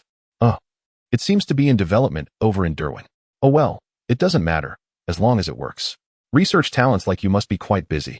Let us put your future phone expenses on our technical department's account. In an effort to extract more valuable items from Zhu Suihan, Majishir considered this quite thoughtful. I'm giving you an internal model. If you need it, it can connect directly with our logistics department, and its performance will surpass that of the commercial product. Excellent. It seems your research has been ongoing for quite some time. Zhu Suihan nodded in satisfaction, verbally agreeing that once the payment was sent, the other half of the lure module blueprints would be delivered promptly. Zhu Suihan sat on a bench by the street, studying the map, glancing at the Lapras beside him, who was snacking. All right, work is done. Now, let us go relax by the water, and we'll pick up Qianhui after school before heading home. Arriving at a vast natural lake nestled against the mountains, Zhu Suihan released his Pokeball, allowing Lapras to frolic freely in the water. A moment of indulgence for its nature. Hai Pai Town. Aside from the oak forest, there seems to be nothing particularly special. It is indeed suitable as a novice village. Zhu Suihan gazed at the clear lake, feeling a twinge of regret. He had been too hasty. As an experienced angler, he had yet to visit the famed Anger Lake. Water areas? Regardless of the type, let us cast a line and see what we catch. However, fishing in the wilds of the Pokémon world could easily lead to an encounter with ferocious Pokémon like Gyarados, forcing one into an intimate gaze with danger. Splash! Zhu Suihan instinctively raised his hand to block, only to be greeted by a small wave crashing toward him. Lapras's laughter and the sound of its flippers slapping the water followed, clearly inviting Zhu Suihan to join in the fun. Playing with you is quite unfair. I can't use my special moves, and a single water gun could send me from one shore to the other. Zhu Suihan tested the water depth, then scoops him up to splash on Lapras's head. Let the games begin. You make the first move. Lapras tilted its head, then retreated a short distance before forcefully slapping the water with its flippers. Tsunami. Zhu Suihan swiftly dove into the water to evade Lapras's attack, and as he surfaced, he prepared for his counterattack, launching twin streams of water that accurately struck Lapras's body. Lapras's eyes lit up. I can't believe I was the first to be hit. It was time to show the trainer the true prowess of a Lapras. As a water-type Pokémon, Lapras began to showcase its home field advantage, employing speed and strategic positioning to torment Zhu Suihan. At times, it executed a combination of quick advances and splashes, while at other moments, it feigned an attack. Only when the distance widened did it unleash Water Gun, covering Zhu Suihan's position with a barrage. The principle was that the force and water pressure were weaker initially, but as it neared Zhu Suihan, it morphed into a downpour of Water Gun attacks. Despite this, Zhu Suihan was seldom hit by Lapras, and his occasional counterattacks managed to strike Lapras's form. While Lapras had the home advantage, Zhu Suihan still held the upper hand in terms of hitting targets.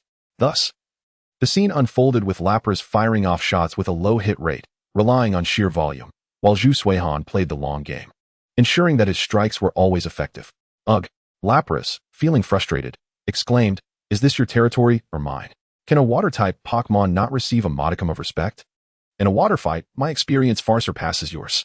Water battles are all about facing opponents as one's enemies, if one does not wish to be overwhelmed. One must master their movements." Lapras's competitive spirit was successfully ignited by Zhu Suihan. Today, it would not back down. Lapras began to circle Zhu Suihan, combining rapid movement with alternating intensity and speed of Water Gun, effectively encircling him. The encirclement tactic proved quite successful, as Zhu Suihan could certainly feel the frequency of his hits steadily increasing. However, this tactic not only failed to entangle Zhu Suihan in the whirlpool, but instead caused Chenglong to expend a significant amount of stamina while spinning in circles and using its Water Gun. Soon, Chenglong came to a halt, resting its head on the water's surface, allowing the gentle ripples of the lake to carry it adrift. Exhausted, in the face of unchanging circumstances, or rather, upon calm reflection, it became evident that the water fight had already been won by you from the very beginning. Zhu Suihan swam over and gently patted Chenglong's head. Having a competitive spirit is commendable. However, you must also learn to remain calm. Zhu Suihan remarked, "I have also contemplated some ideas to help you refine your signature move. Let us conduct an experiment when the opportunity arises." Chenglong gazed at Zhu Suihan with eager eyes. "I won." "Yes, indeed, you are the victor. Was there any doubt?" Zhu Suihan pointed to himself and added, "In my current state, I could easily masquerade as a water ghost, and all of this is your accomplishment." Given Zhu Suihan's current appearance, with feet floating on the water and hair splayed out like aquatic plants, if a passerby were to witness this scene at night, a bai would surely come to restore order the following day. A ghost-type Pokémon, undoubtedly a uniquely colored specter. Shenlong nuzzled against Zhu Suihan's cheek, then dived slightly before rising again, lifting Zhu Suihan onto its back. So, how was the day? Did you enjoy yourself? Zhu Suihan settled on Shenlong's back, resting his head against the Pokémon's damp neck, gazing at the azure sky, and offered an energy cube to Shenlong's mouth.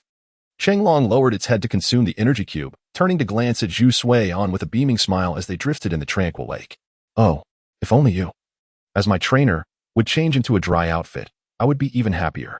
Don't jest, this is the only outfit I have. Zhu Suihan chuckled.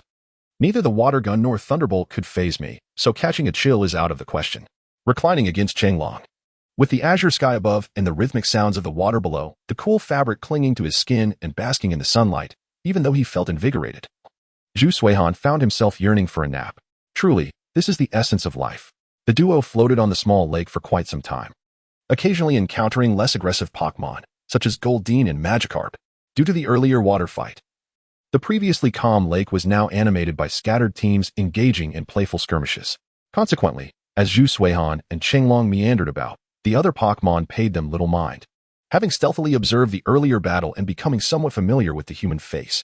In the most boisterous area on one side, a resolute Tadbulb wielded a combination of foam to obscure vision and a water gun, rendering the opposing side defenseless.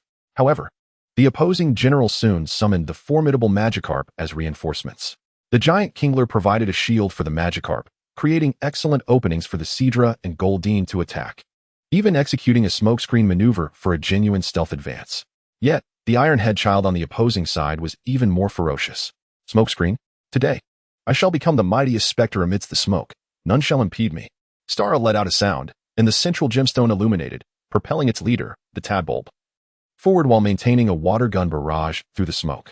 Now, even if Magikarp could withstand the onslaught, it could hardly endure the overwhelming force from the opposing side, and the opposing formation was swiftly scattered, determining victory in an instant. Laughter erupted from both teams of Pokémon, and soon a second team was randomly assigned to commence their match. How delightful! Zhu Suihan adjusted himself, suddenly adopting a serious demeanor akin to a young man on the back of a motorcycle who had been joking around, but now sat upright. Let us go. It's almost time for lunch. Those snacks were merely a light bite. We shall head to the Pokémon Center for a warm meal. Well, I cannot guarantee warmth, but it will certainly be freshly made. After all, not everyone possesses the self-discipline of a Chansey from the Pokémon Center. Zhu Suihan maintained a calm expression. No worries. After making the energy cubes, we can simply find a lucky restaurant to utilize their food supplies. After all, he could prepare a portion for himself while ensuring he kept a watchful eye on the restaurant owner, preventing them from being startled by his appetite and calling Miss Junsha. A healthy appetite is a form of indulgence. Chapter 18. Big Pot, your badge is less impressive than mine. You're back, but this time I cannot assist you. Please feel free to use the energy cube machine. Joy paused momentarily. Have you fallen into the water? Not at all. Zhu Suihan patted Shenlong. I had a water fight with my partner. Joy smiled. Please be cautious not to catch a chill. Thank you. As per the usual. He swiped his card for payment, and Zhu Suihan took the opportunity to inquire how to enjoy the Pokémon Center for free, receiving the answer that only a league-certified novice trainer could qualify. Well, he did not possess such certification. Zhu Suihan instinctively rested his chin in his hand. Having spent some time in the Pokémon world, he seemed unaware of the delineation of strength. After inquiring further with Miss Joy, she simply shook her head and pointed towards the free magazine rack. Over there, the third book in the second row. It contains a section on common knowledge for novice trainers. You may find it enlightening. Zhu Suihan raised an eyebrow, suspecting he was being subtly mocked. Nevertheless, with hunger as a priority, he first prepared the dietary supplements, pairing them with milk and some snacks for Shenlong's lunch before biting into a chocolate bar while perusing the magazine. Shenlong nestled closer, resting its head on Zhu Suihan's shoulder, comfortably dozing off, perfectly embodying the truth that a full belly leads to drowsiness. Let us head back and rest. You must be tired after such play. Zhu Suihan returned Shenlong to its Pokeball, then flipped open the section on novice knowledge in the magazine. Indeed, there was a classification of strength, and it was astonishingly simple. Novice trainers are defined as those who have just captured their first partner and embarked on their journey, characterized by their inexperience. Following this, strength is gauged by the number of badges obtained. Depending on the region, It seems the threshold begins at 4 or 6 badges. Above the badge level lies the regional tournament level, which includes subdivisions such as the top 64, top 8, and top 16, culminating in the tournament champion. Progressing further, there are the Elite Four and the champion, whom Zhu Suihan was most familiar with. However, upon encountering this information, Zhu Suihan's mind instinctively veered in another direction concerning badge levels. Taking the Johto Gym as an example, one could imagine the chaos if 2 trainers were to display their collected badges, and one were to nonsensically declare, "I have obtained the Johto badge, you have not, thus, my 5 badges are worth more than your 6. It seems the regional tournament could also be manipulated in such a manner. Your cohort appears less prestigious than mine. No further words were necessary. Locking eyes, the battle was about to commence. Throw the Pokeball. Haha, indeed quite simple, and certainly filled with amusement. Zhu Suihan carefully placed the magazine back in its original position before stepping out and casually turning left to find a restaurant to help the owner boost his sales. Good day, esteemed guest. We have delectable fried fish and chips, along with a variety of scrumptious burgers. What would you like to eat? Zhu Suihan silently took 2 steps back and then re-entered the establishment, ensuring he had not stumbled into some bizarre alternate dimension. The owner appeared as unremarkable as a passerby, not at all resembling someone who would invite guests across time and space. This was Chengdu, not Kalos. Never mind, just bring me whatever you have to offer. I'm quite hungry. Certainly, young man. The owner cheerfully presented a large portion meal. Here, we serve generous portions. Zhu Suihan chewed the last piece of fried fish expressionlessly. Bring me a few more servings, make them substantial, I can afford it. Fried food is indeed high in calories, perhaps, aside from desserts. It could also be incorporated into one's diet. After half an hour spent at the owner's restaurant, when Zhu Suihan exited, the owner followed him, weeping with gratitude, expressing that Zhu Suihan had rekindled his passion and love for culinary arts. How to put it? Quite abstract.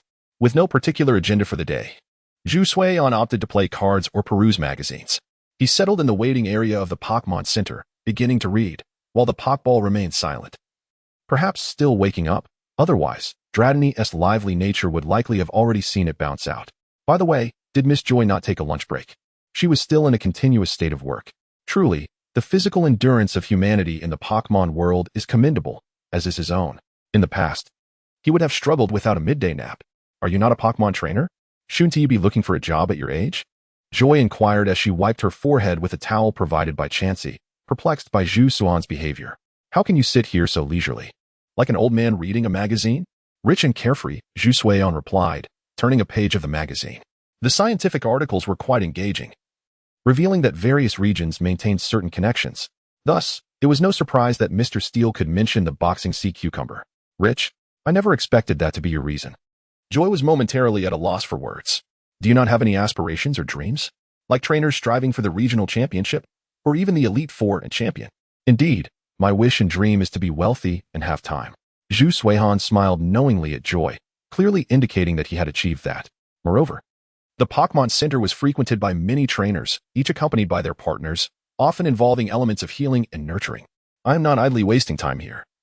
I am legitimately grinding for experience. Chansey waved its small arms at Zhu Suihan, seemingly urging him to utilize this splendid time to exercise self-discipline and enhance his fitness. Zhu Suihan shook his head. Let it be. Even a thunderbolt would have no effect on me. I am quite fit. Chansey looked puzzled. You aren't a ground-type Pokémon, are you? Do not worry about me. Go open the door. Zhu Suihan glanced outside, noting the anxious sounds of running and panting. It could either be a venture into the wilderness or some unforeseen mishap, perhaps involving a villainous force. Miss Joy, please help my Totodile. Ah, a second-stage starter Pokémon? Zhu Suihan's interest peaked as he observed a dirt-covered child on the verge of tears. Calm down and tell me what happened. Joy's expression sharpened. The injuries did not seem to stem from a battle. Did you encounter any powerful Pokémon in the wild? The child shook his head, looking bewildered. No, not at all. I was merely following a trainer's commission from the league to collect some berries in the forest. Furthermore, I confirmed that the berries I found were not claimed by wild Pokémon, yet a Zubat ambushed me. All right, please wait a moment while I treat your Totodile. The situation appeared somewhat intricate. Was there someone stealthily infiltrating around Hinoki Town? Joy glanced at the Totodile being wheeled into the treatment room by Chansey. Your Totodile has been well cared for. There is no danger. Just wait here a bit. Zhu Suihan closed his magazine and approached the young trainer. Interesting, in broad daylight. A Zubat ambushing you is indeed suspicious. Where were you attacked? Huh? The trainer was momentarily taken aback, but quickly regained his composure. I encountered the Zubat in the northeastern wilderness of Hinoki Town. That Zubat was exceptionally strong, truly formidable. Excellent. That means I have someone to alleviate my boredom. As Zhu Suiyan turned to leave, the trainer hurriedly grasped his sleeve. You mustn't go. It's too dangerous. It's all right. I'm quite strong. Zhu Suiyan replied with a smile, ruffling the boy's hair. In my day, I was the school bully, unbeatable. The trainer looked puzzled. Bully? School? Indeed. The bully of Grape Academy. That would be me. Zhu Suiyan gently pressed the trainer back into his seat. Take care of your Totodile. It would find comfort in seeing its trainer upon waking. Of course, given the uncertainty of the situation, it would be best not to report to Miss Jusha just yet. The trainer could use the Pokémon Center's phone to contact the gym leader for assistance. It was rare for someone to address him as brother instead of sister. And Zhu Suiyan felt compelled to investigate. If there were indeed villains involved, he was merely curious to determine if they belonged to Team Rocket. If they did, it would certainly add to the intrigue regarding Giovanni's influence.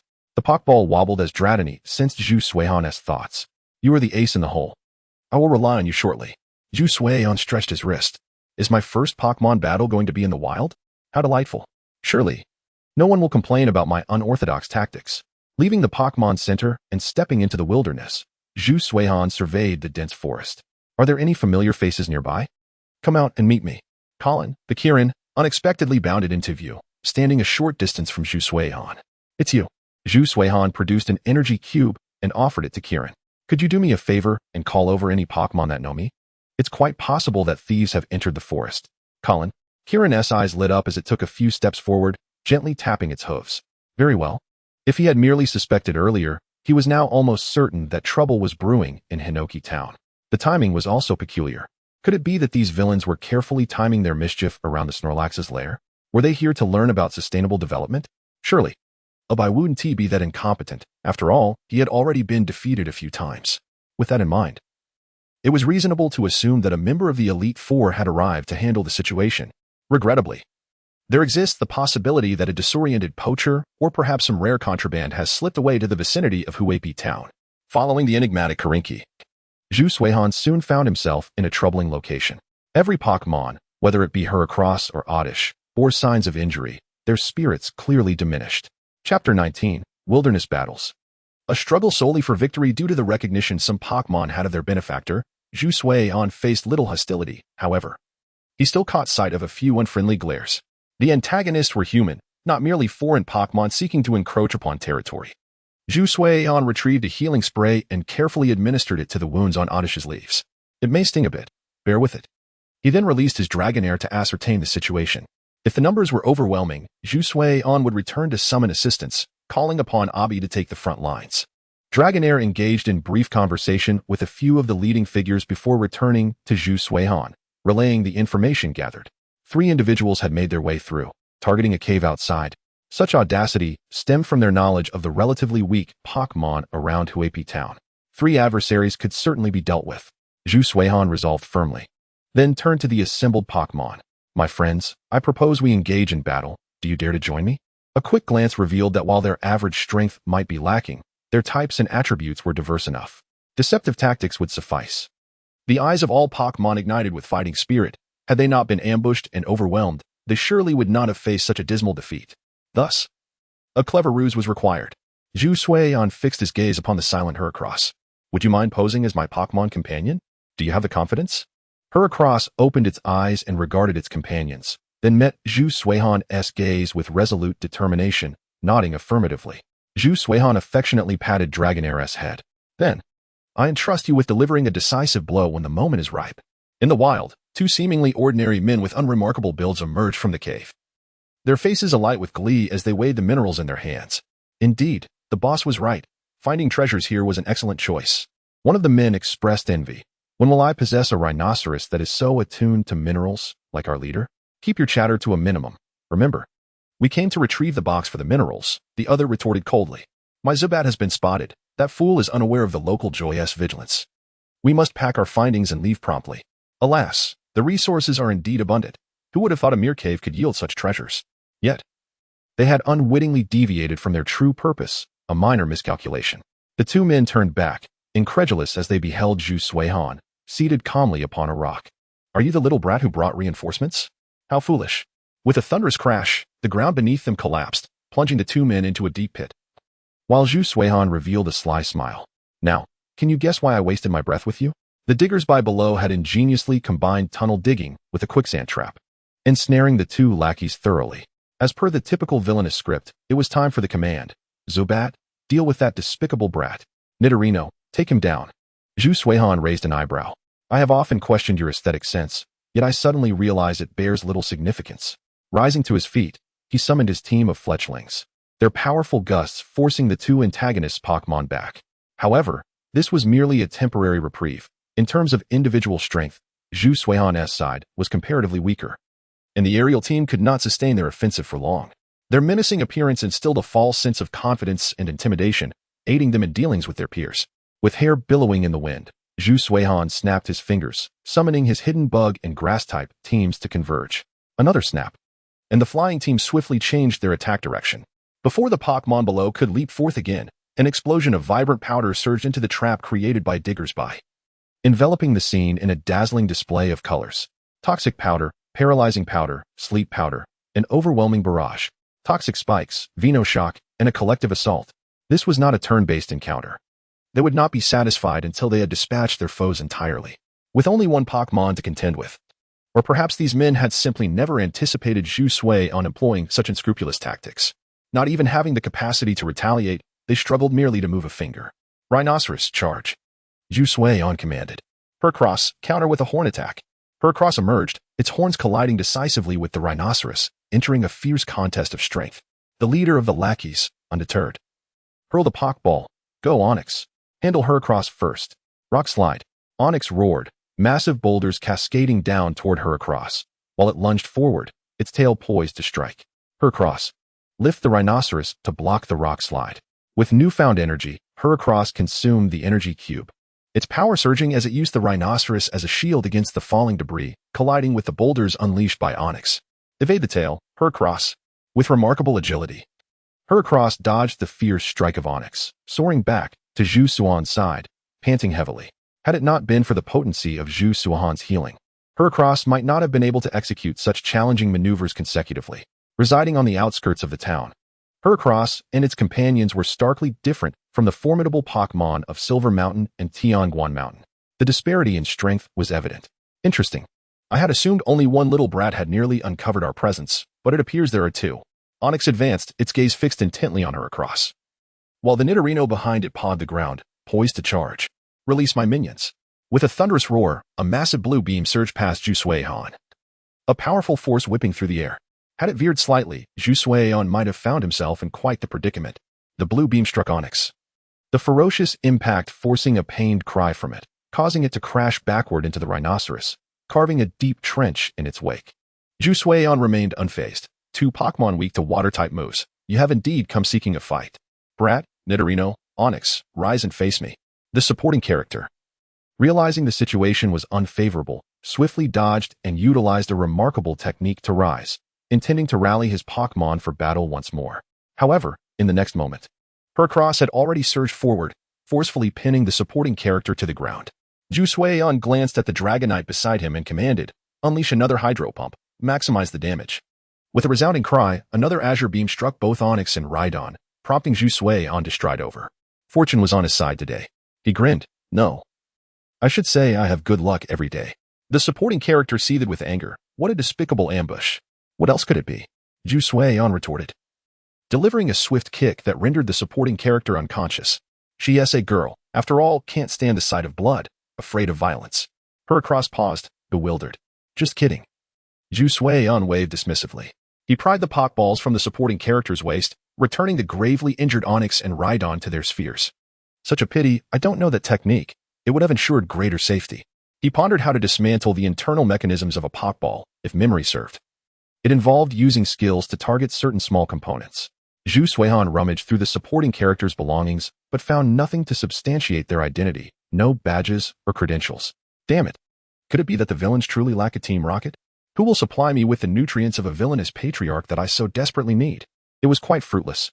From the perspective of a Pokémon hunter, the most valuable assets on this individual were likely Onix and Rhydon, along with the minerals accumulated within the cave. In essence, there was nothing he could claim as his own. Wait, Why worry about minerals? Zhu Suihan delivered another punch to the supporting character's head and began examining the minerals taken from the accomplices. Unable to identify them precisely, he recalled Dragonite mentioning that some minerals were imbued with elemental energy, likely associated with natural ores. Ultimately, they proved useless, even if they were precious. Wouldn't it be easier to ask Majiji for assistance? If he attempted to use them himself, ignorance of their application posed one risk, while accidentally causing adverse effects on Dragonite would be the ultimate loss. Let us go?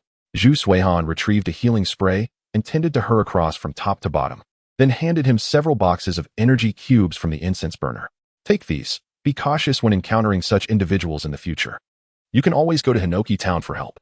Hey. Zhu Suihan patted hair across his sturdy head. The latter looked at him, nudging his chest with his long horn before departing the vicinity of the cave with the others who had participated in the ambush. Are we taking them back to town? Zhu Suihan shook his head.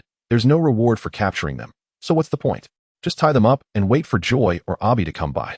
I should be picking up Qianhui from school soon. Compared to these indistinguishable supporting characters, Zhu Suihan found the prospect of his dealings with Majiji and Mr. Steel, who was ready to impart his berry ball techniques, far more enticing. Villains? The Pokémon world is not lacking in that regard. He carelessly sprayed a bit of antidote on the accomplices, retrieved some rope from their gear, and bound them securely, also recalling Zubat and Nidoking to their Pokeballs. Let us go, Dragonite. I owe you one this time. The force of the hydro pump had indeed been substantial, leaving these three villains in quite a predicament. Dragonite affectionately nuzzled against Zhu Suihan's cheek before obediently returning to his Pokeball. At the Pokémon Center, Joy breathed a sigh of relief upon seeing Zhu Suihan. You're back at last. If you hadn't returned, I might have had to ask Abi to rescue you. Chapter 20. Steel, you haven't awakened your instincts. Have you? It seems you sensed something amiss as well, Zhu Suihan replied. Don't worry, they were merely 3 insignificant nuisances. I've already dealt with them. And Abi will find them shortly. Joy looked astonished. You took care of them? You referred to them as nuisances, so there's no need for concern. Zhu Suihan settled into a chair. What about that child with the blue crocodile? Still waiting outside the infirmary, the treatment was quite successful, Joy smiled. After all, you don't seem like a trainer skilled in combat, so it's a bit surprising. While it is true that combat is not my forte, wild battles are an entirely different matter. I would never engage in a one-on-one fight if I could have a group battle. I would never confront head-on if a sneak attack was possible. I would certainly not limit my attacks to just Pokémon if I could strike at the trainer as well. Had it not been for Heracross's inability to gather energy and use Swords Dance, Zhu Suihan would have ensured he was fully powered before heading back into battle. Energy cubes in your mouth? What is that for? Is carrying items not allowed in battle? Zhu Suihan had already considered the possibility of combat inconvenience when he stuffed Heracross's mouth with energy cubes. Joy understood, her expression shifting to one of revelation. Recognizing Zhu Suihan as a heartless rogue. Well, it's time to head home. Zhu Suihan bid farewell to Joy. That trainer wishes to meet you. Fate will bring us together when the time is right. The one who saved the blue crocodile was him and Miss Joy, not me. I'm merely here for enjoyment. Suihan Ji. At the school gate, Qianhui excitedly waved to Zhu Suihan. Is he Qianhui's brother? So beautiful. She must be his sister. What stunning white hair, how enviable. Calm down. Calm down. They're just children. Lacking life experience is normal. Zhu Suihan gently flicked the trembling Pokeball, causing Dragonite to nearly burst out laughing inside. Let us go. We need to buy some dinner ingredients before heading home. Okay. On the way, Qianhui curiously inquired. Suihan Ji, have you been waiting outside for me this whole time? No. Hold on. Zhu Suihan paused. This afternoon, did your teacher say anything to you? Qianhui nodded eagerly, yes. They told us that after school. We must have our parents come pick us up. We absolutely cannot go home alone. They never said that before, and many classmates live nearby. Yet the school still contacted their parents. Wow. Seems like Abi is quite the responsible gym leader. Zhu Suihan remarked. By the way, the electricity should still be fine, right? Who knows if there are any more supporting villains. Abi must remain vigilant to protect the townsfolk of Hinoki Town. Upon returning home, Qianhui and Dragonite played in the yard while Steel busied himself in the kitchen, slicing ingredients. He was somewhat taken aback by Zhu Suihan's recounting of the day's events. Nearly cutting himself. Is this how ancient people engaged in Pokémon battles?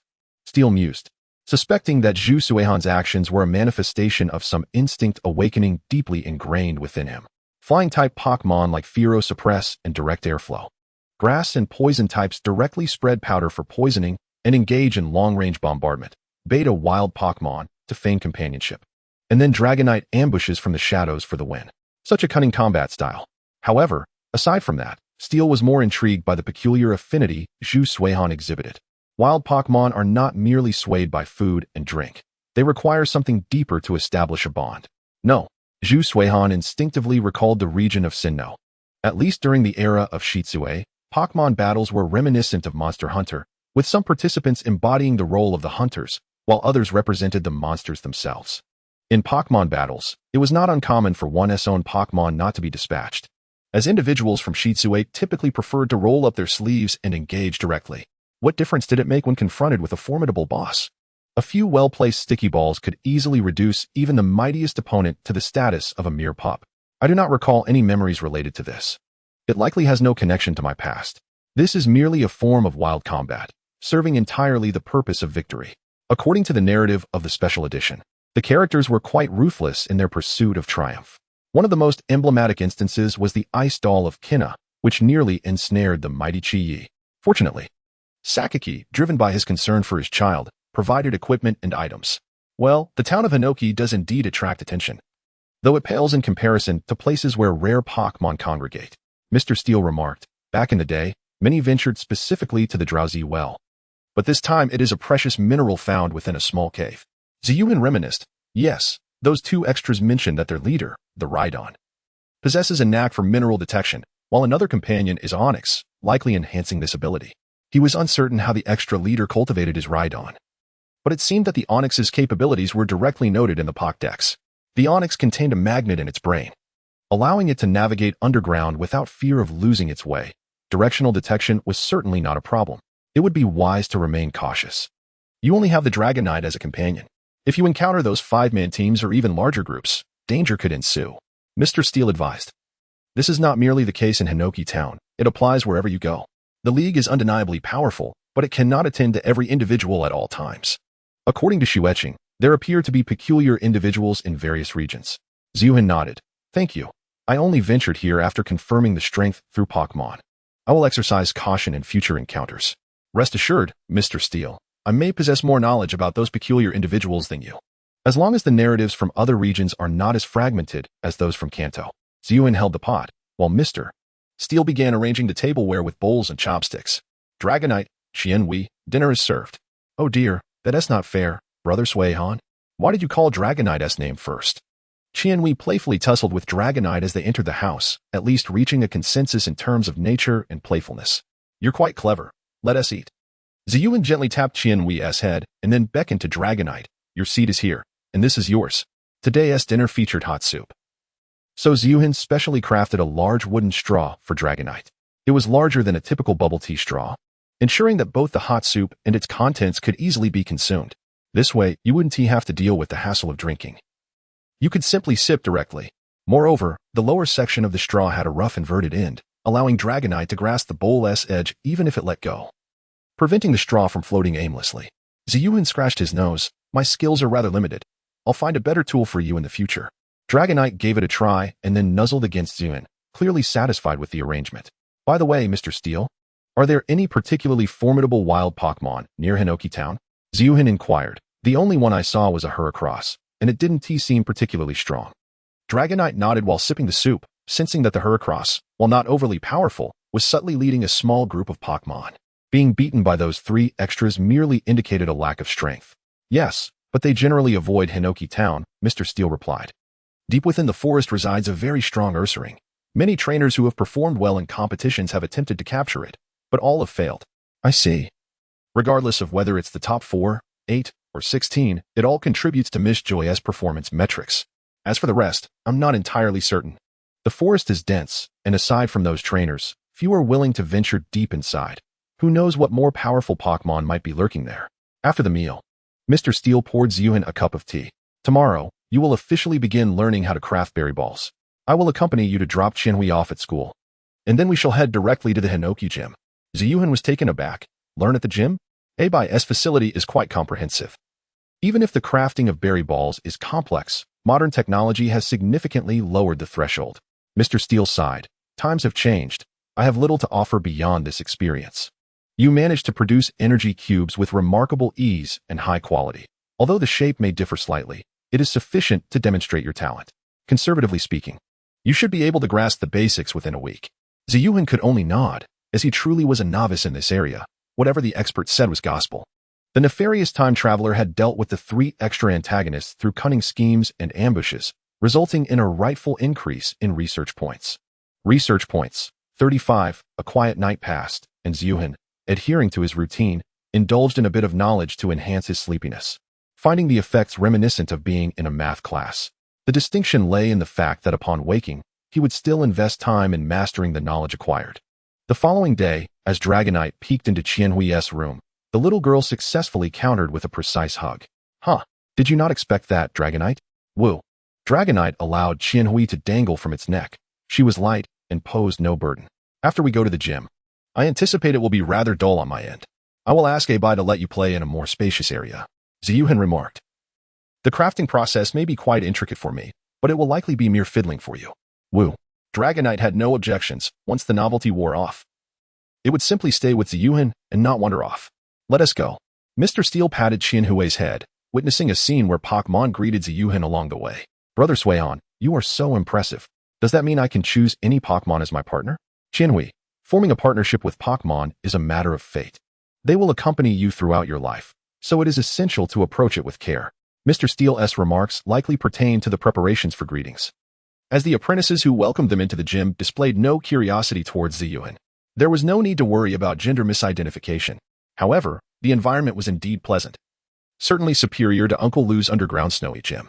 Fortunately, Uncle Lu had agreed to relocate the gym to Kaji Town upon his return. Otherwise, even the sturdiest of bodies might struggle to endure. Chapter 21. Success in crafting the Berry Ball prototype. Mr. Steele, Abai, you're as lively as ever. I appreciate your assistance today. The petite Abai waved at Mr. Steele. Not a bother at all. You have often been helpful to me, and I believe this young man wishes to borrow the space. As Abai finally discerned the appearance of Zhu Suihan, he stood frozen in place. Are you the gentleman who assisted in apprehending the 3 wrongdoers? Zhu Suihan inquired, somewhat taken aback. Did Miss Joy inform you of this? Or was it that little one with the blue crocodile? It was indeed Miss Joy who mentioned it, and I must admit, you left quite an impression on me. Abai replied with an awkward chuckle. The leader is still unconscious, suffering from a severe concussion, while the other 2 just emerged from the intensive care unit late last night. Zhu Suihan nodded. Indeed, given the urgency, the methods employed were rather extreme. To withstand an onslaught of toxic moves from a myriad of Pokémon and still survive speaks volumes about the resilience of human beings in the Pokémon world. As for the minor antagonist, merely unconscious, not deceased. They are merely bystanders providing me with amusement. Lubo, Professor Oak, Abai, and Mr. Steele, along with Zawa, who had not yet been introduced but was likely aware of her own appetite, differed from those villainous bystanders. Their sufferings were of no concern to Zhu Suihan, akin to how one perceives roadside challengers in a game merely as sources of easy rewards.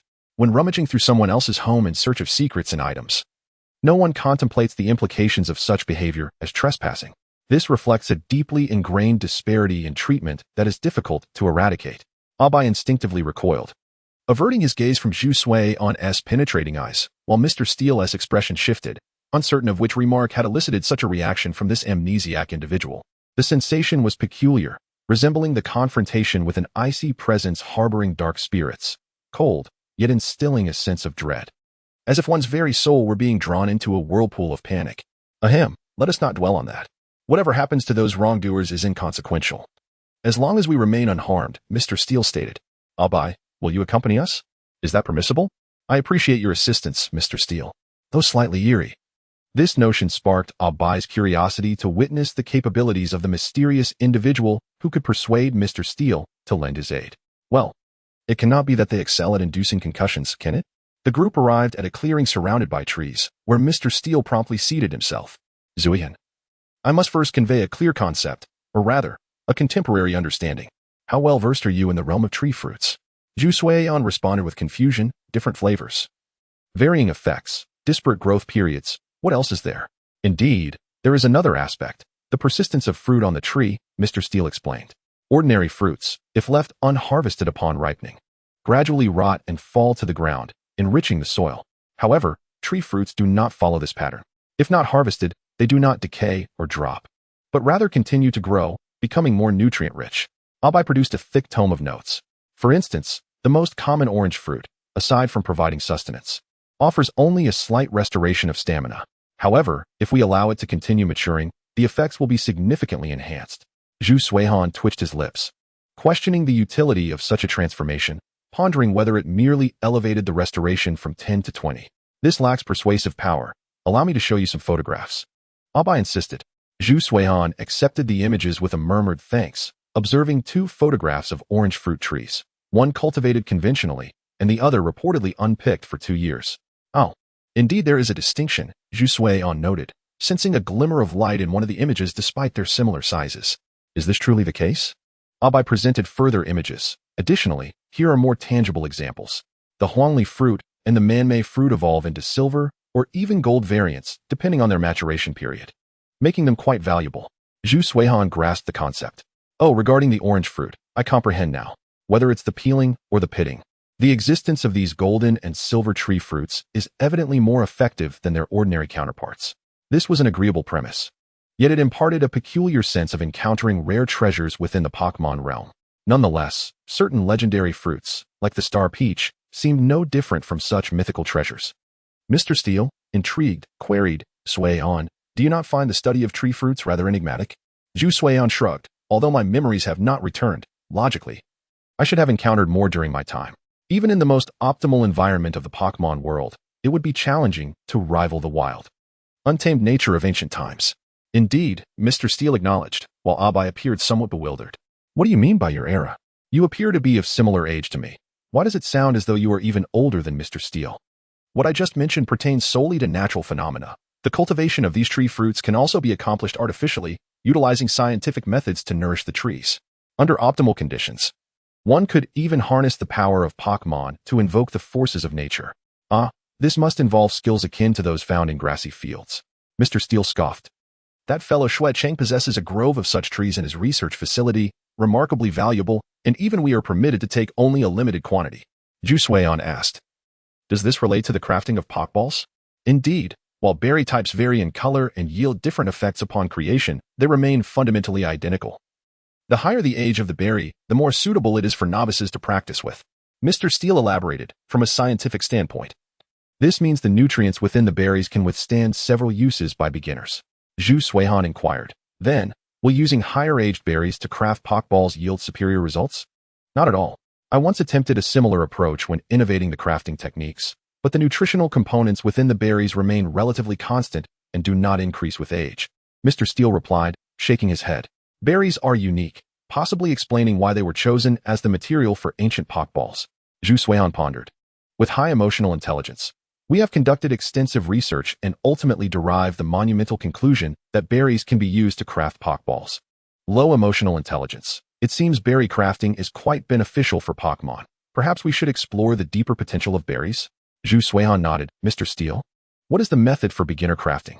Is it merely to round the berries? No need. The berries are already sufficiently round, Mr. Steele chuckled. The crafting process is quite simple. The berries themselves are not significantly different in composition from tree fruits, but once subjected to fire and hammering, they become remarkably hard. Depending on the type of berry, different materials must be added to achieve the best tree ball.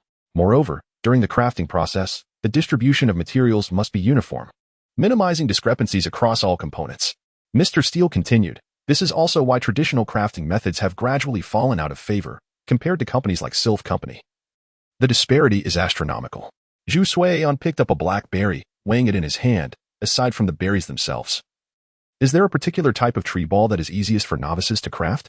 Indeed, the black berry in your hand is used to create a heavy ball. Steele remarked, the additional components are quite straightforward. Aside from resources, they primarily consist of terrestrial and rock-based materials. Naturally, if one aims to craft a device for capturing a specific Pokémon, one can incorporate elements that correspond to it. For beginners, it is advisable to start with hard stones, minerals imbued with ground-type energy, and soft sand to create a standard heavy ball. Steele rolled up his sleeves, stating, allow me to demonstrate. Observe my movements closely, and I shall correct your technique when you attempt it yourself. Bamboo Your Cold nodded earnestly, activating his focused gaze. With determination, he launched into a serious learning mode. Steele's actions were both succinct and powerful. The forging of the fruit was not dissimilar to the process of smelting iron. The rhythmic sound of metal striking metal resonated as specialized tools secured the fruit, ensuring Steele could strike each section evenly. The subsequent step involved the machine rotating uniformly, allowing the various ground materials to settle upon the fruit, followed by another round of striking. As the materials were integrated, the nature of the fruit began to subtly transform, a glossy layer of black gradually enveloping it. Given the original color of the fruit, it resembled a coat of oil. This process was repeated 5 times before Steel set down his hammer, wiping the sweat from his brow and taking a deep breath. Once your skills become more refined, you won't need to repeat the material addition as frequently. This was merely a demonstration. Bamboo Your Cold flexed his fingers and inquired, "Mr. Steel, if too much force is applied, could the fruit shatter?" Steel replied, "In principle, that should be unlikely, after being subjected to heat. The properties of the fruit have already begun to alter, indicating that the nutrients within are commencing their reactions." Considering Bamboo Your Cold's unpredictability, Steel added a cautionary note to avoid any misinterpretation. "Of course, it ultimately depends on your own abilities," he concluded. Bamboo Your Cold nodded, "Understood, but is this truly successful?" Steel clarified, "Not yet. This is merely a rough draft. It requires a second round of fire forging, and depending on the type of ball, the temperature and duration will vary." Steel shook his head. "This is the more intricate aspect. Focus on mastering what I have taught you first."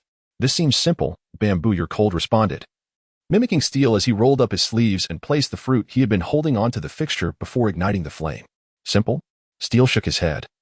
If the process of creating the fruit ball were genuinely that uncomplicated, it would not possess any significant value as a high-level craftsmanship in this era.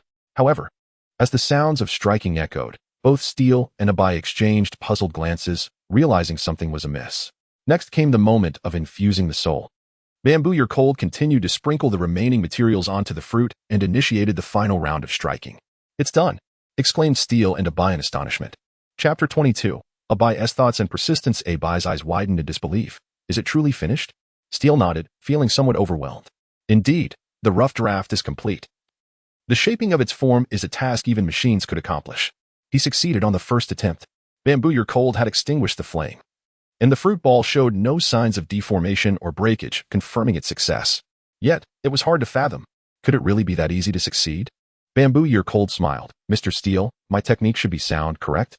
Lacking photographic equipment, Bamboo Your Cold was uncertain if there were any flaws in his execution. "Indeed. It should be noted. Next time, set up equipment for practice to facilitate review during leisure." The technique was somewhat rough, yet not flawed. It embodied a rugged perfection. Steel gradually accepted the reality. "If my method is precise, yours is characterized by a bold and unrefined approach. The nuances of personal style are not worth dwelling upon." Bamboo Your Cold nodded. "Oh, shall we proceed to the next step after completing the rough draft?" He had anticipated this would take at least half a month. He genuinely did not expect Bamboo Your Cold to possess such innate talent. Steel nodded, feeling a sense of vulnerability, as if a lifetime of accumulated knowledge had been swiftly depleted. Fire forging is the final step of refinement, aimed at thoroughly merging the recently hammered materials with the fruit. Steel explained, "The materials for the heavy ball are quite simple. One can utilize the machine's maximum temperature and set the duration. Technology has truly transformed many aspects. In our era, the mastery of heat relied solely on personal judgment. Success meant success. Failure resulted in wasted materials with no possibility of recycling." Bamboo Your Cold pondered deeply, grasping the concept behind the fruit ball. However, it appeared that a certain type of fruit was missing from modern designs, specifically the ancient version known as the tea fruit. Of course, that lacked any replication significance. Was the silver's Pokeball ineffective? One might argue that unearthing an antique version could hold some value. If more materials were employed, it might evolve into a version akin to the ultra-heavy ball from the ancient era, albeit at the cost of increased weight. Bamboo Your Cold had already tested the weight of the rough draft. His mind began to wander uncontrollably, contemplating peculiar ideas. Next time he encountered an antagonist, after practicing his throwing technique, could he wield a massive heavy ball as a weapon, thus transforming it into a highly damaging attack? "Do not inquire how I would throw it. Merely ask if you could withstand it." Of course, there are various interpretations of such a strategy. For instance, Pokémon capable of learning throwing techniques were those muscular variants who could hurl the heavy ball like a dart. The fiery roaring tiger, one throw could unleash a torrent of dark energy, followed by an explosive strike from the heavy ball. The spectacle would be immensely entertaining. Hitting a critical point would surely incapacitate the opposing Pokémon. At last, the heavy ball was completed. Steel's voice snapped Bamboo Your Cold back to reality as he approached the finished product, now cooled within the machine, examining it with utmost care. Indeed, the intricate patterns of the Pokeball had been precisely etched by the machine, saving considerable time. After all, during the forging process, the fruit had already been shaped to a state that allowed for opening. The exterior is inconsequential. What matters is its functionality. Let me give it a try. Bamboo Year Cold picked up the heavy ball and tossed it, the solid feel prompting a smile to break across his face. This is the weight of a heavy ball. Can you handle it? Steel cleared his throat. Bamboo Year Cold. This object should not be used to strike others. Abai immediately recalled the unfortunate soul who had yet to awaken. Surely, they would be terrified upon encountering anyone with white hair for the rest of their life. Bamboo Year Cold became serious. Understood, Mr. Steel. I am a law-abiding citizen. Steel sighed inwardly. Give it a try, using the rough draft you just crafted. All right. At this juncture, the process bears little distinction from the creation of energy blocks, as it fundamentally relies on the precise control of technology. There exists a certain elegance akin to concocting elixirs with an induction cooker. After conducting an experiment himself, Zhu Suihan has gained a rudimentary understanding of the operational principles of the tree fruit ball. In essence, it mirrors the methodology of sweet jujubes on a stick. The materials infused within the black ball fruit can transmute into the pressures-resisting Pokémon, yet they also serve as nutrients that nurture and enhance the Pokémon themselves. If one were to draw a parallel, it might resemble a somewhat ominous dungeon. In the center, there exists an entity attempting to compel you to bow your head, while treasures of gold and silver lie to the left and charming figures to the right, employing their allure. In short, as long as you remain obedient, all of this shall be yours. Admittedly, this is rather simplistic. It remains uncertain how one might articulate the notion of technologically produced Pokeballs. After all, Zhu Suihan cannot transform into a Pokémon and enter one. However, it is said that the luxury ball is quite formidable, almost tempting even Meowth. That is a man of valor, one who wields a blade for a woman in his heart. Steel, observing the completed product before him, found himself reflecting. He had previously thought that Shueqing, a person seemingly favored by the heavens, was extraordinary, capable of becoming a powerhouse within the trainer community, and swiftly ascending to prominence in the industry after transitioning to a doctorate. Now, he finds himself alongside another individual of similar caliber, perhaps even more egregious in terms of learning progress. This is no longer mere divine favor. It is akin to force-feeding. Unable to digest? No matter. Just let it settle slowly. After tidying up the machine, Steel retreated to the room prepared for him by Abi to rest, while Zhu Suiyan strolled through the ecological zone of the gym with the young gym leader. Every gym possesses such a facility, differing only in the types of Pokémon according to their attributes. However, Suiyan, do you know why there are gyms with different attributes? Abi smiled. In theory, gym leaders can be versatile, rather than specializing in a single type like trainers such as us. Your Pokémon are not limited to a singular attribute. These matters are not overly complicated. Bug types can certainly include Psychic, Fighting, Fire, and other varieties. Is it illegal for our ground team to feature a Rock type or a Steel type? In truth, this is irrelevant. For trainers at a certain level become acutely aware of the concepts of joint defense and expanding attack range. Abi chuckled softly, gently stroking the green caterpillar resting on his shoulder. The reason gyms have specific designated attributes is quite simple, to showcase the potential of Pokémon. Therefore, attributes are generally chosen to appeal to the masses. Of course, the Yanmok City Gym cannot be included in this, for it essentially serves as a window for the Yulong family to engage with the outside world, demonstrating that, aside from the formidable Dragon-type Pokémon, other Pokémon equally shine with brilliance. The light in Abi's eyes was dazzling. Every Pokémon is like this. Beyond my fondness for bug types, my role as a gym leader is also to exhibit the possibilities of bug types. Bug types have never been synonymous with weakness. Zhu Suiyan couldn't help but applaud. As a lover of all things, he does not confine his affections to a single attribute of Pokémon. In fact, he cherishes all Pokémon. Nevertheless, this does not hinder his admiration for individuals like Abi, whom he finds admirable for their capabilities. The applause encouraged Abi, who bashfully scratched his head. Certainly, many individuals, regardless of gender, harbor fears of bug-type Pokémon. Zhu Suihan remained unconcerned. One step at a time. After all, there are many cute and handsome bug-type Pokémon. For instance, Bugpack and Cute Fly can be considered adorable, while the Flying Mantis and Armored Warrior belong to the handsome category. You must first help them understand bug-type Pokémon clearly. After all, you are the bug-type expert, not them. You need to alleviate their fears regarding bug-type Pokémon.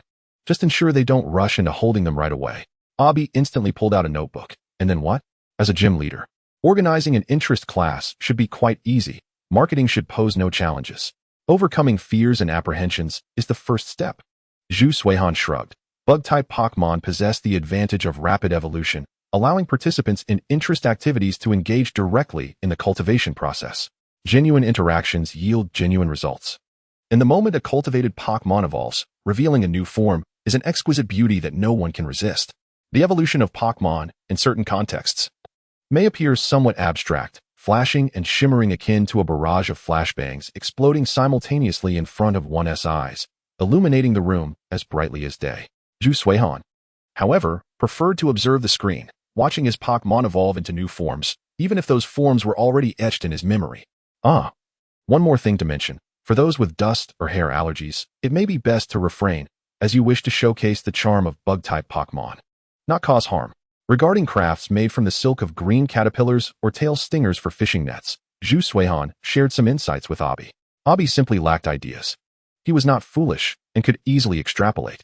If Zhu Suihan's memory served him correctly, the most popular activity related to bug types was the bug-catching competition. Aside from the variable prizes, all the other routines were consistent. In those wild areas, capturing Pokémon for scoring, aside from true enthusiasts like the bug-catching boys, who could possibly find beauty in the fierce bug-type Pokémon? Broadening the accessibility of mainstream activities would suffice. Chapter 23. The Limitless Skills Upon Speaking. All of this proves exceedingly beneficial. The allure of Pokémon indeed transcends the realm of trainers. Abi grasped Zhu Suihan's arm with fervor, his eyes gleaming. Suhai, come to my Hinoki gym. Let us grow strong together and create brilliance for bug types. Zhu Suihan calmly regarded Abi. I possess no academic credentials. I am illiterate. Abi, I have not pursued formal education. The documents I possess were only recently processed. Abi, who would believe such a statement? You conjure so many ideas, yet claim to be uneducated? Zhu Suihan nodded. Indeed, is that a problem? Abi took a deep breath, his blood pressure rising. When you reject me, please offer a more sincere reason. I assure you, my enrollment proof is still being processed, but it should be completed soon.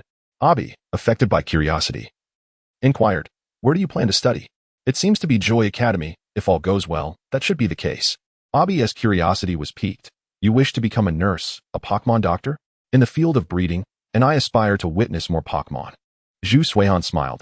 Just to inform you, I was born a little over a week ago.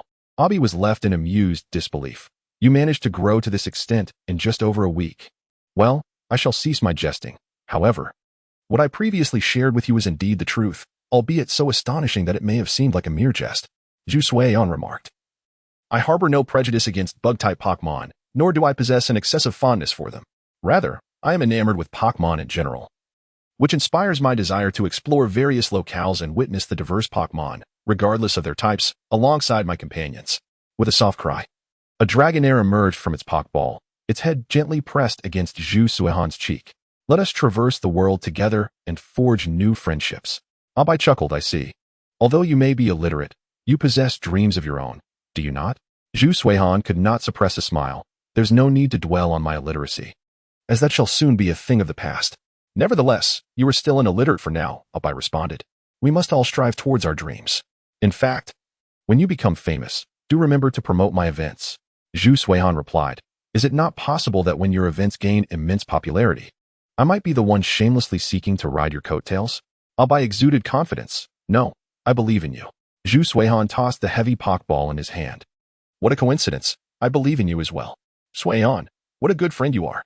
Abi felt a flush of warmth, almost compelled to pledge brotherhood with Zhu Suihan on the spot. After such a long period, you must be hungry. Allow me to treat you to the specialty dishes of the gym. Zhu Suihan hesitated for a moment, pondering the notion that the gym's specialty was, to put it bluntly, merely the cafeteria of the Hinoki gym. After the meal, oh dear, Suihan, how can you eat so much? Abi lamented, feeling that the gym's treasury, reserved for Pokémon meals, was in jeopardy. This won't do. Abi clenched his fists, his eyes seemingly ablaze with determination. Let us fabricate a story. We could claim that a Snorlax has invaded the kitchen of Hinoki Gym. Yet, that seemed implausible, for if a Snorlax did invade, he would lack the capture record, and an evaluation of inadequate management would certainly be appended to the assessment. Zhu Suihan queried, as the gym leader.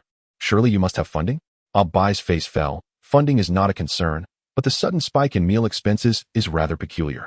The league will undoubtedly inquire and demand reports. Zhu Suihan patted Abi on the shoulder. I see, fret not. I have already devised a rationale for you. Simply state that it is akin to Kaji Gym, as you both hosted the same individual. You are not the first gym leader I have emptied out. The league will understand your plight. Abai exclaimed, "What? After all this, you are indeed a habitual offender."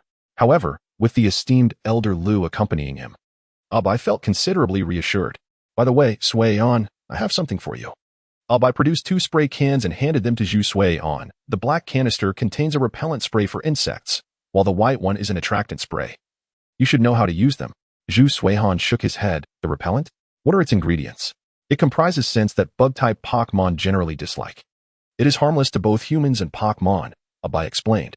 "Since you are heading to Joy Academy, and with only Dragonair as your companion, you must adhere to the standard route. These 2 sprays will be of assistance." Zhu Sui-on nodded in gratitude. "I fear it may not suffice. Could I possibly have 2 more?"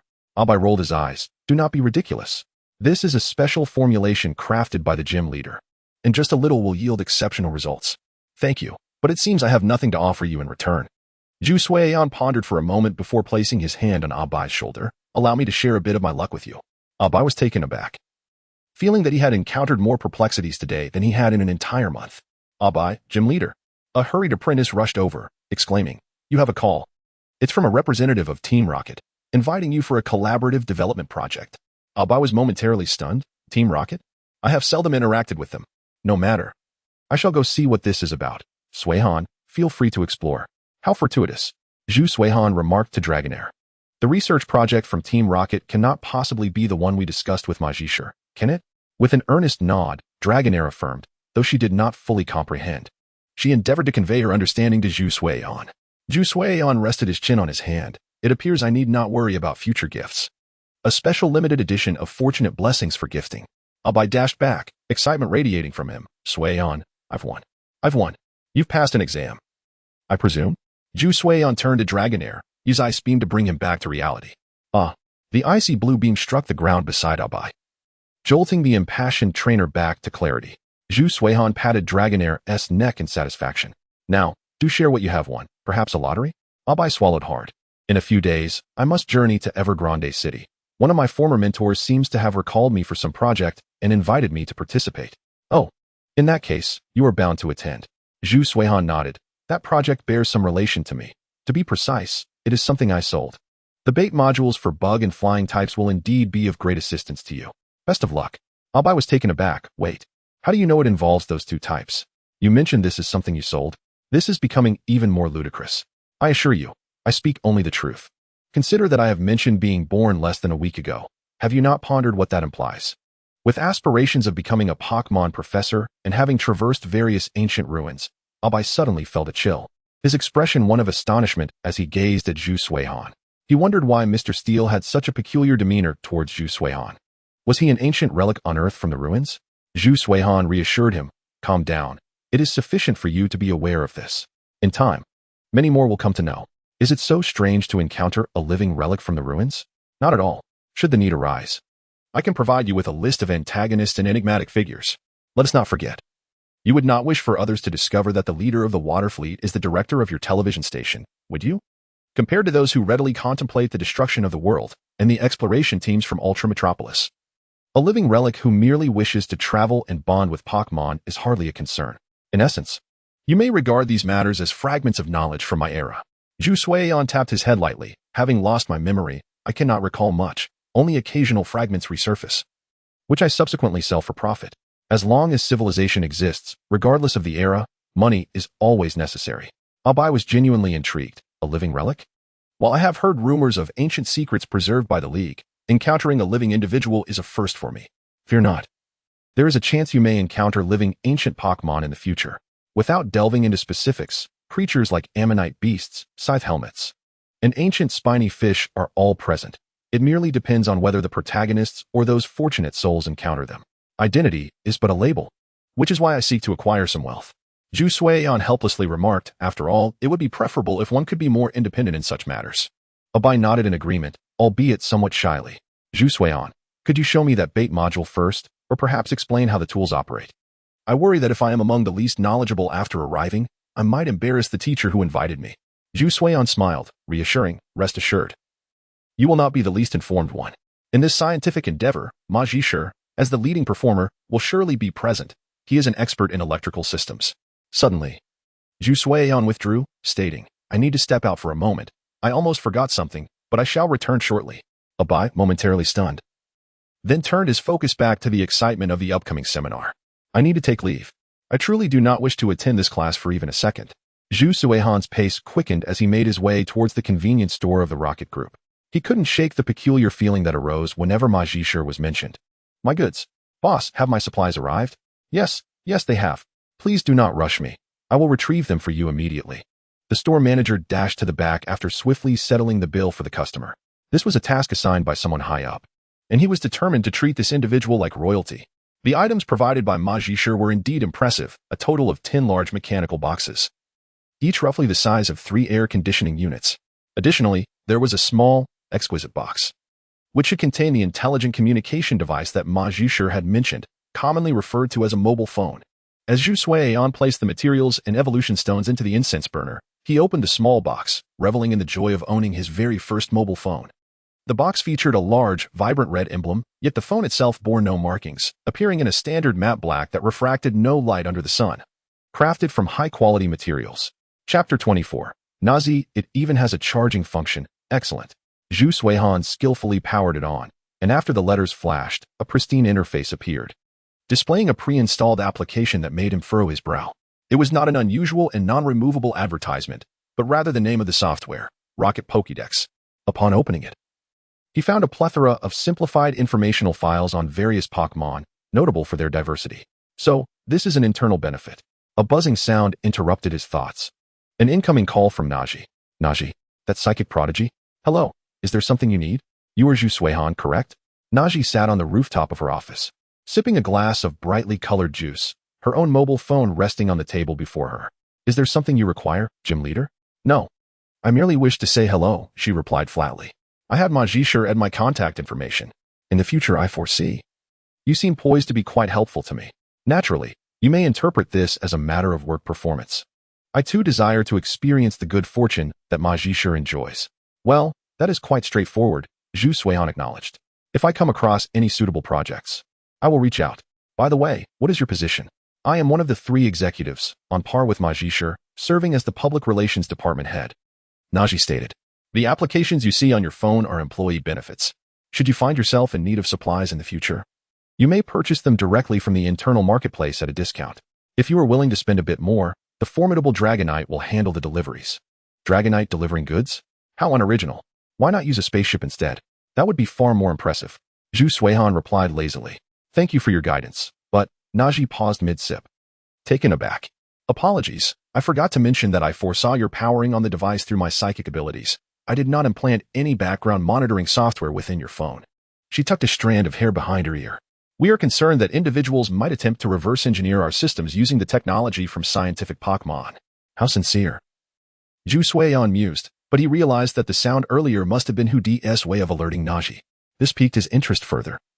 It appeared that Hu Di was the true head of the public relations department. Truly, as a representative of highly intelligent Pokémon, he understood Zhu Suihan's inquiries before they were even voiced. Until next time, Naji said, stirring her juice with a spoon, a look of keen interest blossoming on her face. This was her first encounter of this nature. Ever since Ma Zhishe earned his first easy profit, Naji had taken note of this intriguing phenomenon. The achievements of Ma Zhishe, regardless of their magnitude, held no sway over her, and she had no inclination to whimsically wander into his office. For psychic individuals, the ability to foresee the future is intrinsically linked to the potency of their powers, which can also be augmented through their psychic partners. However, for Naji, it typically involved strengthening her own Pokémon. Her premonitions regarding Zhu Suihan's actions were precise to the second. Yet, when it came to her own foresight, all she could perceive was a vast expanse of ice beneath a black abyss. When her abilities were lacking, the visions received by psychics often manifested as metaphors, preventing them from directly glimpsing reality. It was akin to a complex problem. A powerful psychic could directly write the answer, while a weaker one might only discern the thought process, and the even less capable might be left with merely a rudimentary formula. Aside from the ice, Naji saw nothing else. Interesting individual, Hu Di. Do you think I should meet him? It seems like it might lead to an intriguing development. Old Hu Di shook his head slowly, unconvinced that this was a worthwhile suggestion. If even Naji's psychic abilities could not discern that individual clearly, why should she approach him? It would be better to have someone straightforward and rather oblivious lead the way. Hu Di toyed with the fateful spoon in his hand, a glimmer of wisdom in his eyes.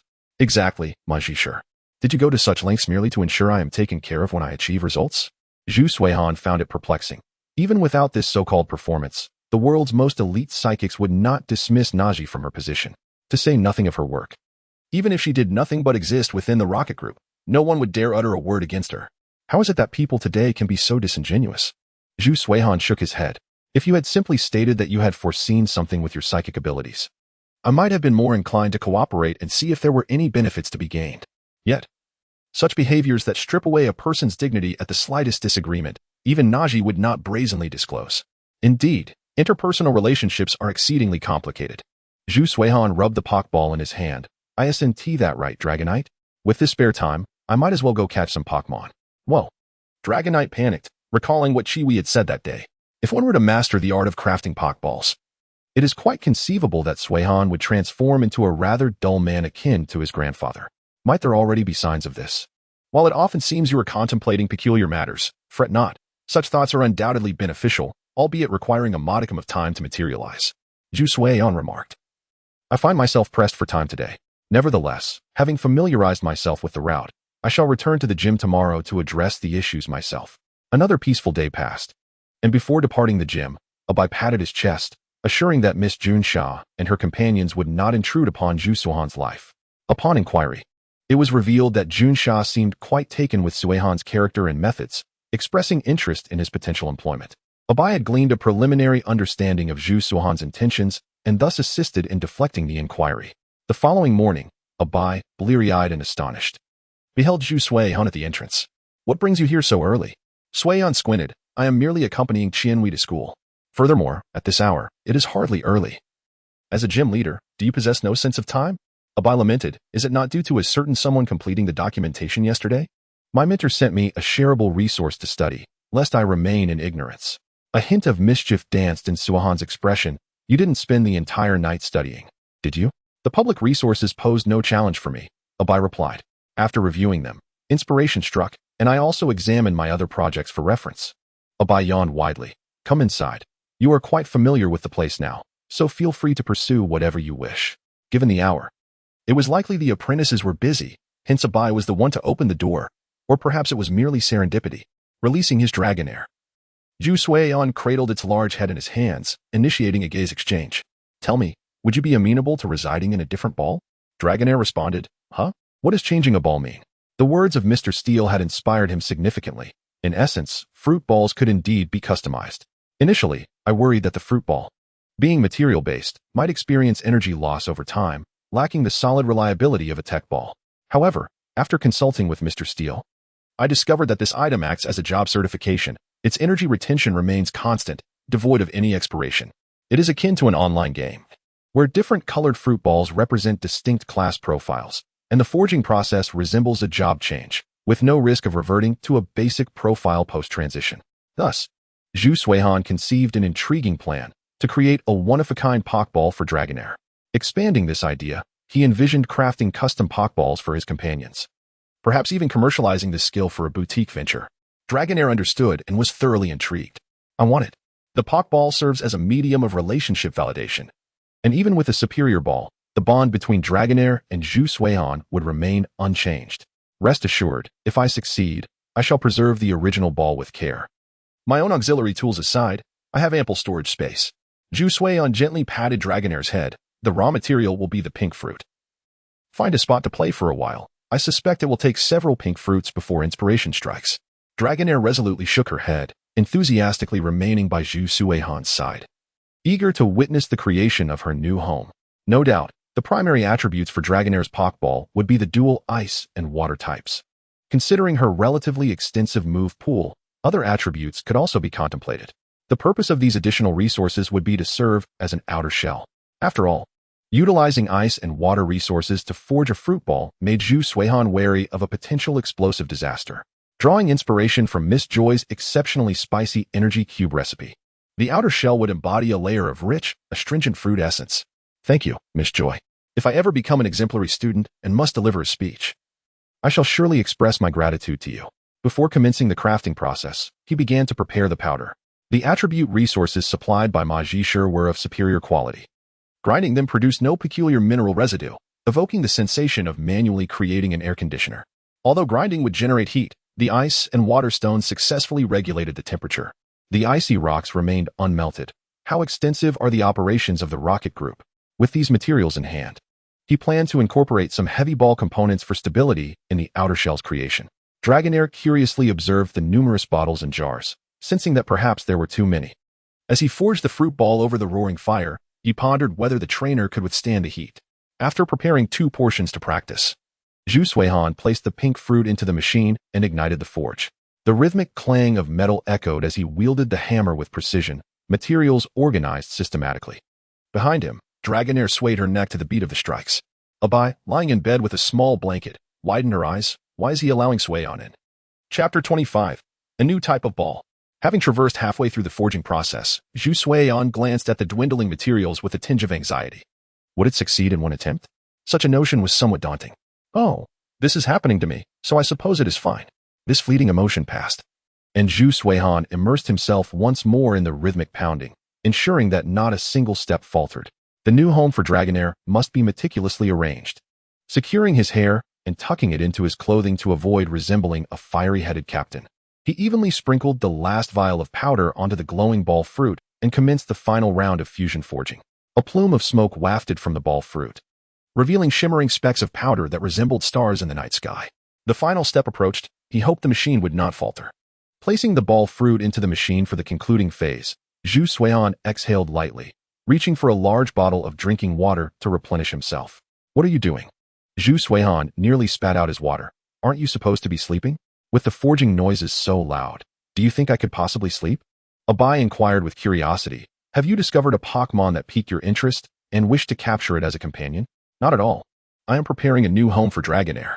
Zhu Suihan replied. I hope the machines here can provide some assistance. Otherwise, my forging process is rather impeccable. Hey, if your skills are lacking, you cannot blame my gym's machines. After listening to Zhu Suihan's explanation, Abai was genuinely astonished, sensing that this endeavor was indeed intriguing, reigniting his desire to research. However, if this continued, he might genuinely run out of time. How did you conceive the idea of incorporating various attribute resources? This should not align with the crafting scheme for fruit balls. Zhu Suihan shook his head. Essentially, it remains a sweet ball. It is merely a high-end, customized upgrade. The orb does not conform to the forging scheme of the tree fruit, and Zhu Suihan does not believe his skills or resources can reach that level. However, the existence of the orb serves as a reminder.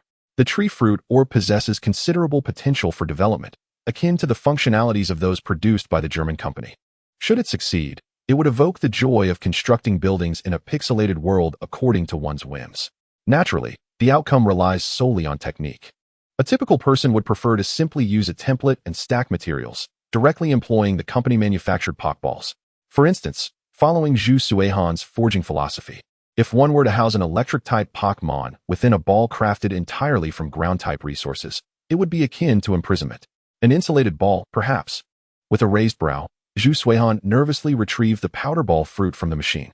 Abai leaned in for a closer look, momentarily lost in thought. The original colors of the powder ball fruit had vanished, likely subdued by the various resources Zhu Suihan had added. The lower half exhibited a deep matte black and a dark sea blue, while the upper half shimmered with a bright ice blue against a sky blue backdrop, resembling the stars in the night sky. Abai remarked, this must be considered a work of art. The entire orb feels like a miniature version of the ocean. However, no ocean's upper layer sparkles with stars, does it? Is it possible that both halves are ocean? Zhu Suihan felt a surge of joy, relieved that he did not have to ascertain whether this Pokeball had indeed succeeded. New orb type detected. Research points increased. Please name the orb type. Research points, 60. It remained uncertain whether future endeavors in crafting different Pokeballs would yield similar results or if there were loopholes to exploit. Abai was eager to assist. Suihan, shall I help you place it back in the machine for completion verification? No, I will do it myself. Zhu Suihan swiftly placed the Pokeball back into the detection machine for a second assessment, taking precautions. The green light illuminated. Chenglong eagerly nudged Zhu Suihan's back with his head, entirely unfazed by the trainer's sweat. A new home, Chenglong's new home. It worked on the first try? Zhu Suihan's self-talk provided Abai with great motivation, as he had spent considerable time resolving various difficulties just the previous night. Zhu Suihan grasped the Pokeball. Come on. Chenglong, let us test our creation. Wait. Abai grasped Zhu Suihan's wrist. Shouldn't the standard procedure involve first releasing Chenglong from his previous Pokeball binding? Oh, That seems indeed to be the case. There is a mechanism for releasing Pokémon from Pokeballs. One of the most iconic scenes being when Shinji released his master brother. Although, from a visual standpoint, there was little difference. After completing the procedure, Zhu Suiyan gently touched Chenglong's head with the Pokeball. A beam of light, similar in hue to the Pokeball, flickered before settling into silence. The capture occurred without any resistance, akin to a critical hit of a different sort. Come forth, Chenglong. Woo. Chenglong excitedly recounted his experiences to Zhu Suiyan, summarizing it in one phrase. Wonderful, truly wonderful. It was akin to the perfect softness of a bed, the ideal combination of air conditioning and blankets, and an impeccable room environment. A luxurious ball, uniquely designed for Chenglong. Abai expressed a tinge of envy. Suiyan, this is a Pokeball you created yourself, right? What about the naming? Naming. Zhu Suiyan gazed at the Pokeball in hand, then at the invigorated Chenglong, and couldn't help but smile. The orb type was named Biming Ball. Successfully recorded at the Pokémon Center, in the video call area. I never expected you to achieve this step, remarked Lu Bo. Observing the Pokeball in Zhu Suiyan's hand, and the visible joy radiating from Chenglong. If Xueqing finds out, he will likely rush over from Jinxing Town in a hurry. Strictly speaking, this is Chenglong's Pokeball. Even if the product resembles a research outcome, it should not be casually shared. If Professor Oak truly wishes to study it, Zhu Suiyan would have to either fly to Jinxing Town or repeat the entire process. Zhu Suiyan pondered. Something so particular likely wouldn't capture Professor Oak's interest. Frankly, had it not been for his fortuitous circumstances, Zhu Suiyan doubted he could have crafted the Biming Ball in one go. For others, what would it matter? At most, it would merely increase the probability of capturing Chenglong, and the dive ball already suffices for such needs, though it may be costly. Aside from the peculiarities of Alola and subsequent generations, Chenglong remains a sought-after Pokémon, making the investment in the dive ball worthwhile. Lu Bo stroked the head of a small wild boar, explaining the distinctions to Zhu Suiyan. Xueqing has long since understood the universality of such matters. The Pokédex is designed for this purpose. If a trainer encounters rare Pokémon, even legendary ones, the recorded data becomes a precious treasure. Zhu Suiyan understood. Rest assured. Professor Oak, there will be more than just Suihua and Qi to expand your Pokédex data in the future. There is also the legendary Pokémon specialist, Xiaoji. Not to mention, with the special edition protagonist group alongside Xiaoji, if they only encounter legendary Pokémon once, it merely indicates they have concealed themselves well enough. By the way, your enrollment confirmation is nearly complete. Considering the time needed to report to the academy, you have less than a month left. Lu Bo remarked. The enrollment notice will be sent directly to Gangtie's home, and you need not concern yourself with other matters. Alternatively, you should focus on mastering the use of maps. Lu Bo had not forgotten Zhu Suiyan's identity as the antiquated ice cream stick. Without a map, he might require a mountaineer as a guide. Do not worry, Lu Bo. Such trivial matters are easily managed. Zhu Suiyan tossed the Biming Ball in his hand. How is the construction of your gym progressing? Lu Bo chuckled. I've moved above ground. It's merely a matter of dismantling some facilities. With ample manpower and resources, it remains quite simple. Joking aside, upon hearing that Lu Bo would not operate the gym in that dismal place, the Alliance is preparing to establish Kaji Town as a legitimate stronghold, developing around the formidable ice gym as its core competitive strength. They are almost delirious with excitement. As for any awards or accolades, Lu Bo certainly held no interest. Yet the Alliance unhesitatingly dispatched 2 standard teams to assist. Without mentioning anything else, the cranes could be operated without electricity, and 3 organized Mach could easily haul all manner of items. In terms of relocation and infrastructure, the Alliance, with its vast array of Pokémon teams, is undoubtedly among the elite. Alright, do take care of yourself. As the call ended, Chenglong nuzzled Zhu Suiyan's hair, eager to showcase his enhanced abilities during their water fight. Are you looking to demonstrate your prowess? I see you merely wish to treat me to a luxurious water battle feast while your strength is at its peak. Woo. Chenglong absolutely denies that. With less than a month remaining, the thought of fishing has begun to stir within me. I ponder whether other nefarious characters might come to present themselves as targets. If such is the case, my allies would surely relay the necessary intelligence.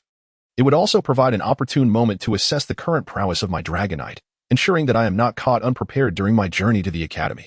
By familiarizing myself with its capabilities beforehand, I can adequately evaluate any wild Pokémon I may encounter, thus avoiding the risk of being overwhelmed by a formidable opponent.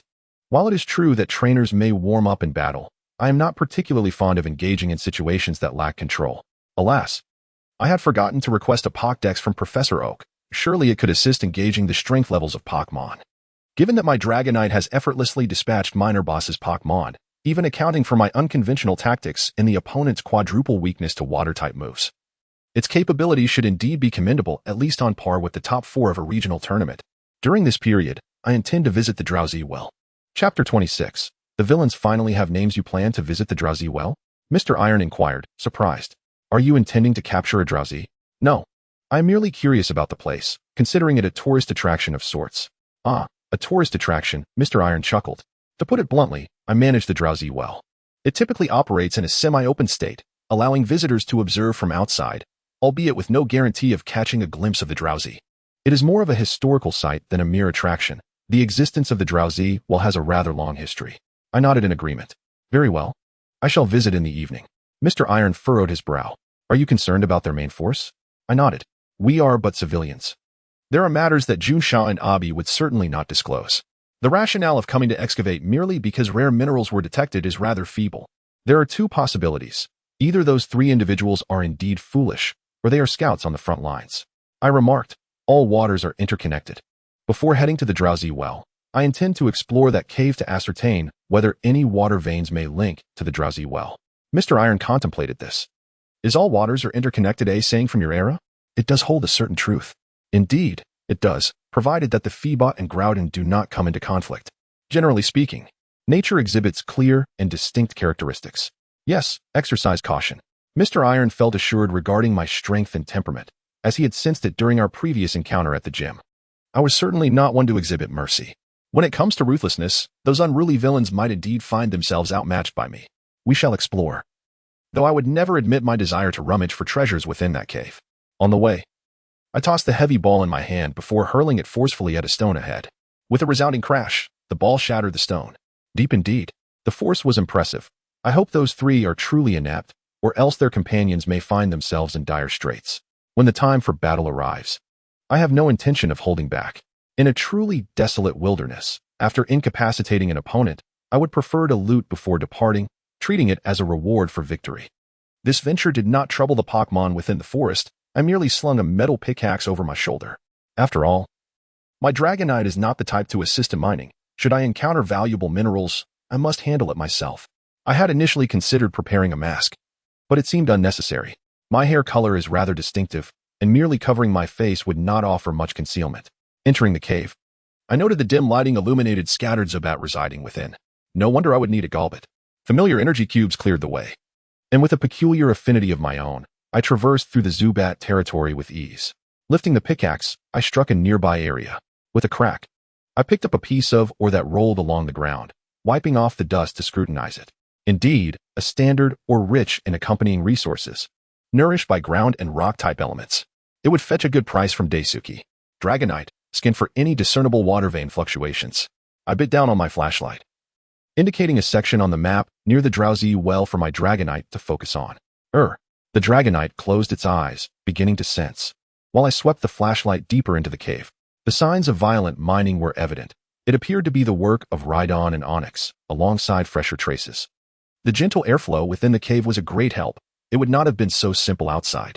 The footprints were quite chaotic. Had Junsha and Abi conducted a thorough investigation? With Dragonite guiding the direction, I checked the emergency supplies in my incense burner, confirming once more before proceeding deeper. A soft trickling sound emerged as my flashlight illuminated small streams coalescing from the rock walls, forming a delicate waterway that continued to flow away. I even spotted a half-eaten berry pit. The living conditions for these Zubat are rather favorable. The space is ample, with clean running water, and typically quiet, which is splendid for a Pokémon like Zubat. In modern terms, it would be akin to a gaming enthusiast possessing a grand and exquisite sports room. Equipped with a large high-definition screen for console gaming, ample shelves for figurines and comics, and a corner stocked with a refrigerator full of snacks and beverages, all while being conveniently located near delightful takeout options, enjoying air conditioning as they order in. Dragonite called to me, gazing intently at the direction of the flowing water. Is there truly a path? I placed my hand against the rock, noting the absence of artificial mining marks, indicating that this was a result of tectonic movement. Certainly, if a powerful individual akin to Sakamoto were to arrive, employing ground-type Pokémon for localized manipulations, a similar effect could be achieved. However, for such individuals, the Drowsy Well is hardly of significant value. This implies that the area is safe. I remarked, Dragonite, from this point onward, Does the water veins fluctuation become more pronounced the deeper we venture? Dragonite nodded, gently nudging my chin with its head, suggesting I look upward. The water vein is above me. Hapazin is not a prominent area. The only notable feature may be the oak woods. My most vivid memories of this place involve the drowsy tail and the temporal onion head. Could this location indeed lead toward the drowsy well? Excellent. It appears those three are not as foolish as I initially presumed. I have a game to play. With the heavy Pokeball in hand, Zhu Suan's smile grew increasingly audacious, while his Dragonite quietly trailed behind him, refraining from returning to its Pokeball. It was only when Zhu Suan confirmed the absence of foes ahead that Dragonite dared to follow closely, for in terms of visibility, Zhu Suan was certainly the smaller of the two. As he ventured deeper, the faint sound of flowing water could still be heard, indicating that the water source was clearly nearby. Yet, judging by the sound alone, even if Zhu Suan commanded Dragonite to break through the rocky barrier, the flow would not be strong enough to sweep anyone away as depicted in dramatic portrayals. Even if the companions of the dim-witted were scheming ahead, there was little cause for concern regarding the natural environment. After turning a corner, Zhu Suan found himself contemplating the three large heads looming before him. As the voice of the Pokémon encyclopedia echoed in his mind, Scyther, when faced with a threat, raises its formidable claws to intimidate its adversaries. This raised a question. Why was there a Scyther here? Dragonite promptly seized the opportunity, its expression serious as it focused intently on the Scyther, which had lowered its claws, its gaze becoming increasingly sharp. Zhu Suan tightened his grip on the heavy Pokeball, ready to throw it at any moment. Fear not, Scyther. I am here. That voice, Abai? Zhu Suan turned to see Abai rushing towards him with Heracross and Beedrill, both parties momentarily caught in a wide-eyed stare. What brings you here? Let us set that aside for now. Scyther, do not worry. Suan is not your enemy. Abai observed the heavy Pokeball in Zhu Suan's hand, his expression gradually turning peculiar. You aren't planning to find a couple of opponents to test your skills? Are you? You truly are a clever one. Zhu Suan retracted the heavy Pokeball. Interesting. Does the gym leader never take a break? No wonder you always look utterly drained. That was an accident, and the reason I couldn't catch up on sleep lies entirely with you. Abai rolled his eyes. Fine. Now that we're here, come with me to greet them, and let us prepare a case before we depart. Zhu Suan raised an eyebrow. A case? Did you come with Junsha? Any gains? Haha, today's gain is you, Abai jested, yet when they arrived at a spacious area, Junsha's team and Nurse Joy appeared somewhat surprised. Nurse Joy, along with Chansey, regarded Zhu Suan with teasing eyes. And you claim you are not a trainer? Yet here you are, running about. Quite amusing. Zhu Suan glanced at the bound and unconscious lackeys, luring them in. I see you have mastered this tactic well.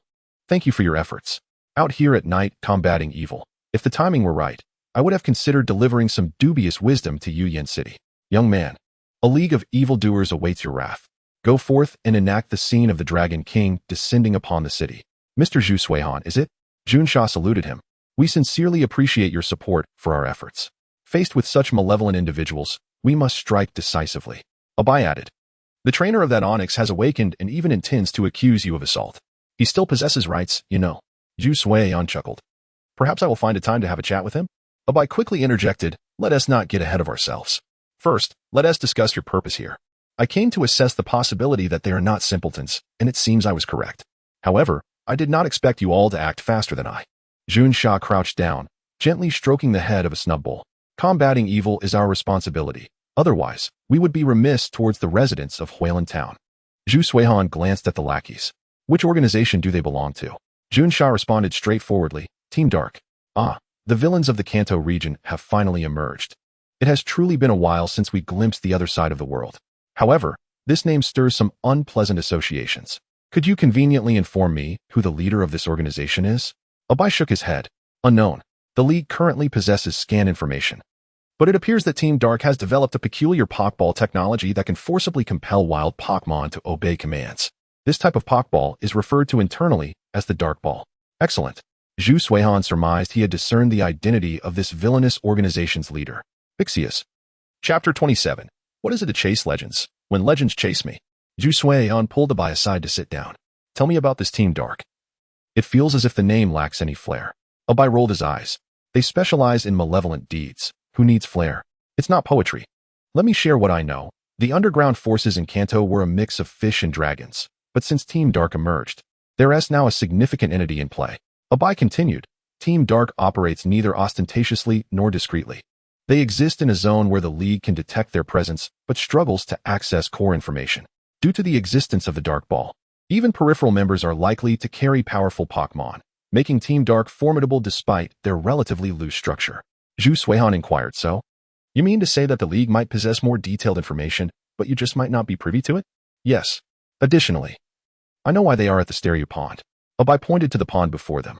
Strictly speaking, Stereo Pond is merely a place for the sluggish little ones to drink. However, according to historical legends, 400 years ago, during a severe drought surrounding Huilan town, a yawn from a stereo brought torrential rain, alleviating the drought. This location thus acquired a touch of legendary significance. Nowadays, the water level of Stereo Pond acts as a natural tool for monitoring water levels in Huilan town, making it quite important. Otherwise, Mr. Steel wouldn't be the overseer. Zhu Suihan comprehended. So, this Team Dark is pursuing legends? Yes. Initially, their public identity was that of an archaeological organization. But they were exposed by Junsha during a museum heist, which led to their swift uncovering. Abai shrugged. Unfortunately, it seems the leader of Team Dark is quite powerful. The League underestimated him and allowed him to escape. What does Team Dark aim to achieve in chasing legends? Abai leaned against the rock wall, resting his hands behind his head. Who knows? Chasing legends typically boils down to a few reasons. The ultimate goal likely ties to legendary Pokémon, following the villainous blueprint. Their intentions could either be fulfilling personal dreams or conquering the world with the power of legendary Pokémon. However, I remain curious. Aside from the Elite Four and the Champion, the League has many capable individuals. Why does Team Dark believe they can prevail? Zhu Suihan shrugged. Indifferent to whether this organization, seemingly founded by Bixias, could succeed. However, should they manage to harness the power of Shalebi, the identity of a time-traveling thief would surely be inescapable. Who knows, perhaps the destined child of the future will travel back in time to enforce justice. After all, according to the original narrative, Bixias ultimately fell at the hands of Ash and his companions. Team Dark, are you still awaiting reinforcements? Abai nodded, acknowledging the meager attempt. And after successfully capturing the target, we sent information about the ongoing operation using their communication devices. There are two possibilities. One is to capture another round, and the other is that their communication contains coded messages unknown to us, making it unlikely to apprehend more individuals. I lean towards the latter. Zhu Suihan silently agreed, also favoring the second option. After all, they are well-known adversaries, and it would be rather unwise for their team to lack a means of coded communication. Junsha approached. Abai, we will hold our position for another half hour. If there is no activity, we will retreat. Zhu Suihan spoke up. May I inquire if you have not captured any base of the Dark Team? Or something of the sort. Why are we stationed here? The Dark Team typically operates in a nomadic fashion, and the notion of a base is virtually non-existent. The existence of the Dark Sphere facilitates their operations immensely. Junsha shook her head. Essentially, any location in the wild can serve as their temporary stronghold. If our conjecture is correct, they must possess unique methods of communication internally. A nomadic villain team may not have a true headquarters, but it is concealed beneath the facade of their mobile hideouts. It truly poses a challenge. Like the sixth member wielding a stun gun, one can never predict where they might strike from, always ready to employ their cunning tactics post-success. Oh, everyone, well done. Keep it up. Abai, with a mischievous glint, quipped. Are you going to bless me with good fortune? Zhu Suihan chuckled. Can you contend with the leader of the Dark Team? If you cannot, are you certain you want me to bestow a small blessing upon you? Abai promptly relinquished the idea. Perhaps not. By the way, is the water here drinkable? I wish to taste it. Upon Abai's nod, Zhu Suihan casually took a cup and reached in to scoop some water. It is well known that fishermen typically prefer to use water from the pond rather than their own drinking supply when mixing bait. Zhu Suihan was curious why the water here could be associated with the Dragonite. One or two might be excusable, but a nearby small group is certainly noteworthy. The historical context is difficult to ascertain, and the causal relationships are hard to define. Pursuing legends. It is possible that the Dark Team has indeed stolen some internal documents from a museum. Please, this is water of a quality fit for direct consumption. As he extended the bottle downward, Zhu Suan's brow furrowed. He seemed to have encountered a somewhat hard object, but he could not ascertain what it was. Hardness ruled out the Dragonite. If it did not move, it was not a Shelmet. The Dark Team's minor players had been dealt with, so their discarded electronic devices could not possibly be present. Even if they were, they would have long been retrieved. It was a Kingdra. Zhu Suihan moved aside. The area where I reached has the least force of the wave, allowing the object to surface. With a murmured command, Zhu Suihan instructed the Kingdra. which disregarded the surroundings and manipulated the water flow to create a small fountain, bringing an indistinct item toward Zhu Suihan. With a swift motion, he grasped the object and fell into silence. It resembled a bracelet, yet one half appeared to be sculpted by seawater erosion into a mountainous shape, radiating a luminous glow under the moonlight. The proof of the king. Abai? What? Abai startled. Is there something wrong with the water? It shouldn't be the case. We tested the water quality upon arrival. Nothing serious, after all. Isn't the dark team pursuing legends? Zhu Suihan displayed the object to Abai. Junsha, enjoy. I believe I have unearthed that so-called legend. Abai, Junsha, and Joy exchanged bewildered glances. The proof of the king? Abai exclaimed in astonishment. Wait, you were about to drink the water, and then you found this. Indeed, Junsha and Joy were equally stunned. Had the dark team's minions still been conscious, they would likely have been even more astonished, perhaps even experiencing cardiac arrest. They had been searching for this item for so long, only for it to be casually retrieved by one person. All thanks to my partner. Zhu Suihan placed his hand on Kingdra's neck. Something touched me, and the sensation was off, prompting me to ask Kingdra for assistance. I never expected it would be this. Kingdra proudly raised its head. See, when it matters, you must rely on me. Abai felt somewhat dazed, contemplating the impulse to abandon the position of gym leader and travel with Zhu Suihan. With this luck, wouldn't it be a massacre anywhere? Junsha quickly approached. Hello, Mr. Suihan. May I take a look at the proof of the king in your hand? Certainly. But it has just been retrieved and is still wet. No matter. Junsha carefully examined the proof of the king, then exchanged thoughts with Joy beside her, gazing at Zhu Suihan with a complex expression. This luck is truly unparalleled. To casually fish out the proof of the king. You make us locals of Happy Town seem rather slow-witted. Abai encouraged fervently. Suihan, I will rush back to the gym and prepare diving gear for you. Would you like to see what else is down there? Strictly speaking, if I weren't concerned about contaminating the water quality, I would have simply reached in and taken it. Zhu Suihan sighed. One proof of the king is already quite extraordinary. Do you truly think there might be a second? Abai chuckled. I didn't believe it before, but now I am not so sure. Come, let us test our luck. Mr. Suihan, please try again. Junsha became serious. The history of the Dragonite well is profound. If we could find more compelling items, we might seize this opportunity to resolve our issues. Zhu Suihan paused. So, you mean to start promoting once we uncover some key items?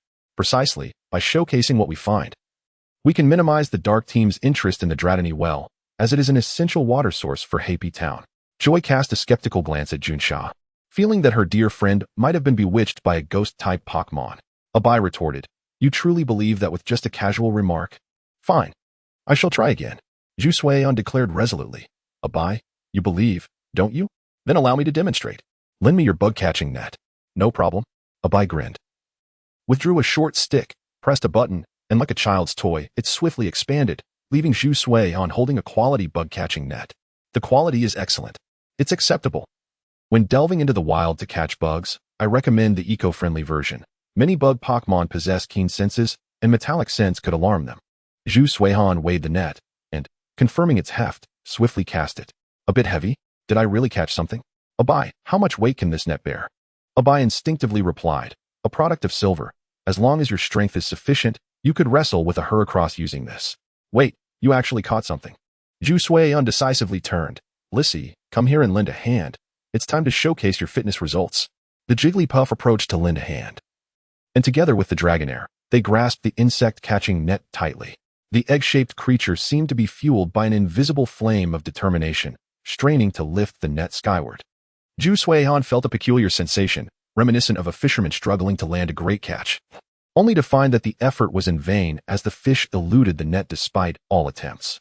A little help, Dragonair. Low-power surf. The Dragonair let out a triumphant cry, creating a considerable swell in the water, further alleviating the burden on Zhu Suihan and Jigglypuff. Gritting his teeth, Zhu Suihan realized that despite his own strength, the force beneath the surface was even more formidable. Who was this creature? Can Snorlax truly hibernate in the water? Chapter 28. A Day's King, a Legacy Unforgotten. This net is too small. It feels off balance, Zhu Suihan remarked. It doesn't feel like lifting. It feels more like prying. He called out, does anyone have a Psychic-type Pokémon? Or Ambai, can you send out the Scyther to help? Otherwise, I might have to resort to Dragonair's Water Blast. With determination, Ambai raised his hand. Go, Hercules Beetle, Scyther, dive in and assist. Junsha and her team stood by, uncertain, as their partner's abilities were not well suited to the environment. The Dragonair's eyes glimmered with a brilliant blue light, parting a small section of the turbulent waters to create a safe passage for the three new helpers. Suddenly, the entire area trembled violently, and Zhu Suihan felt a significant reduction in pressure. Well done, everyone. On 3 lift. Zhu Suihan and Jigglypuff exerted their strength simultaneously, and with a stumble, the net was launched into the air, sending both of them tumbling backward. Jigglypuff, go Arcanine. Joy steadied her partner as the Arcanine dashed forward, using its body to cushion Zhu Suihan's fall, providing him a moment of respite. Whoa, we are indeed prying something out. Zhu Suihan patted Arcanine's head. Thanks. I really don't want to do laundry. The Arcanine wagged its tail in response. The Dragonair moved closer, extending its neck to scrutinize Zhu Suihan from head to toe. I'm fine, he assured, glancing at the chaotic scene. Ambai, this was your suggestion, so you take the blame. Ambai grimaced. How could I possibly set you up for failure? Don't worry. The waters surged once more as the 3 bug-type Pokémon swam towards the shore, struggling to drag a massive gray object. Leave it to us. Jusha and her team rushed forward to assist, but as they reached out, they were met with the same overwhelmed expressions as the Scyther. Even their enthusiasm for cheering had waned. This is incredibly heavy. What on earth is this? Zhu Suihan leaned against Dragonair's body, retrieving some energy cubes from his pouch to replenish his strength. This is for you, Dragonair. Too exhausted to move, Zhu Suihan tossed the cubes into the air, and Dragonair, displaying perfect synchronicity, caught them in its mouth, closing its eyes in satisfaction. Ambai was also feeding energy cubes to his Pokémon, glancing over at Zhu Suihan. See, I told you, whenever my friend takes action, there will surely be results. Zhu Suihan lazily nodded. Yes, you're right. Next time something like this happens, I still suggest you call in a Mahawk to help, or it might not end well. The confined space of the Drowsy Well was manageable, but in places like the Snow Peak Temple or the Crown Summit, no team of strong Pokémon could move the relics with sheer individual strength. What is this? Does anyone know? Upon hearing Junch's question, Ambai circled the massive stone, resting his chin in thought before shaking his head. It seems, aside from its unusual shape, there isn't much else to differentiate it. Could we possibly try using a Pokémon special move on it? But that would equate to damaging a relic. Did you not notice what this is? Zhu Suihan held up a crystalline energy orb in his hand. These were his own crafted supplies. Clearly, he needed to prepare better for future expeditions. Ambai's eyes lit up. Just say it. What is it? This is a living antique. It's normal to know some hidden secrets. This is the shell of a Drowsy King. If you can't tell, just step back and observe the overall appearance from my position. Ambai responded with confusion. Huh? Everyone instinctively stepped back, while Ambai squatted down to examine it closely. Indeed, the shape resembled that of a Drowsy King's shell. However, such a large shell was unexpected. Ambai was baffled, calculating the proportions. The Drowsy King, shell included, would have to be at least 2 stories tall. This is absurd. Not that large, really, Zhu Suihan remarked. There was once a very mysterious technique, or perhaps a strange radiation and magnetic field, that could cause Pokémon to grow to enormous sizes, on par with mountains. Ah, the age-old traditions of Pokémon. In times of uncertainty, we invoke ancient techniques. When in doubt, we attribute it to mysterious viruses, and when in doubt, we reference meteorite impacts, which typically herald the arrival of new Pokémon, not to mention the outrageous scientists, regardless of how they come to their findings. The antagonists are always able to leverage the fruits of their labor. The even more outlandish ones are the Pokémon that have traversed from space, exemplified by Deoxys, and those from alternate dimensions, like Necrozma. The so-called visitors primarily focus on whether they've had their fill or are ready to throw a punch. A 2-story Drowsy King is nothing. Just wait until Ash embarks on his journey.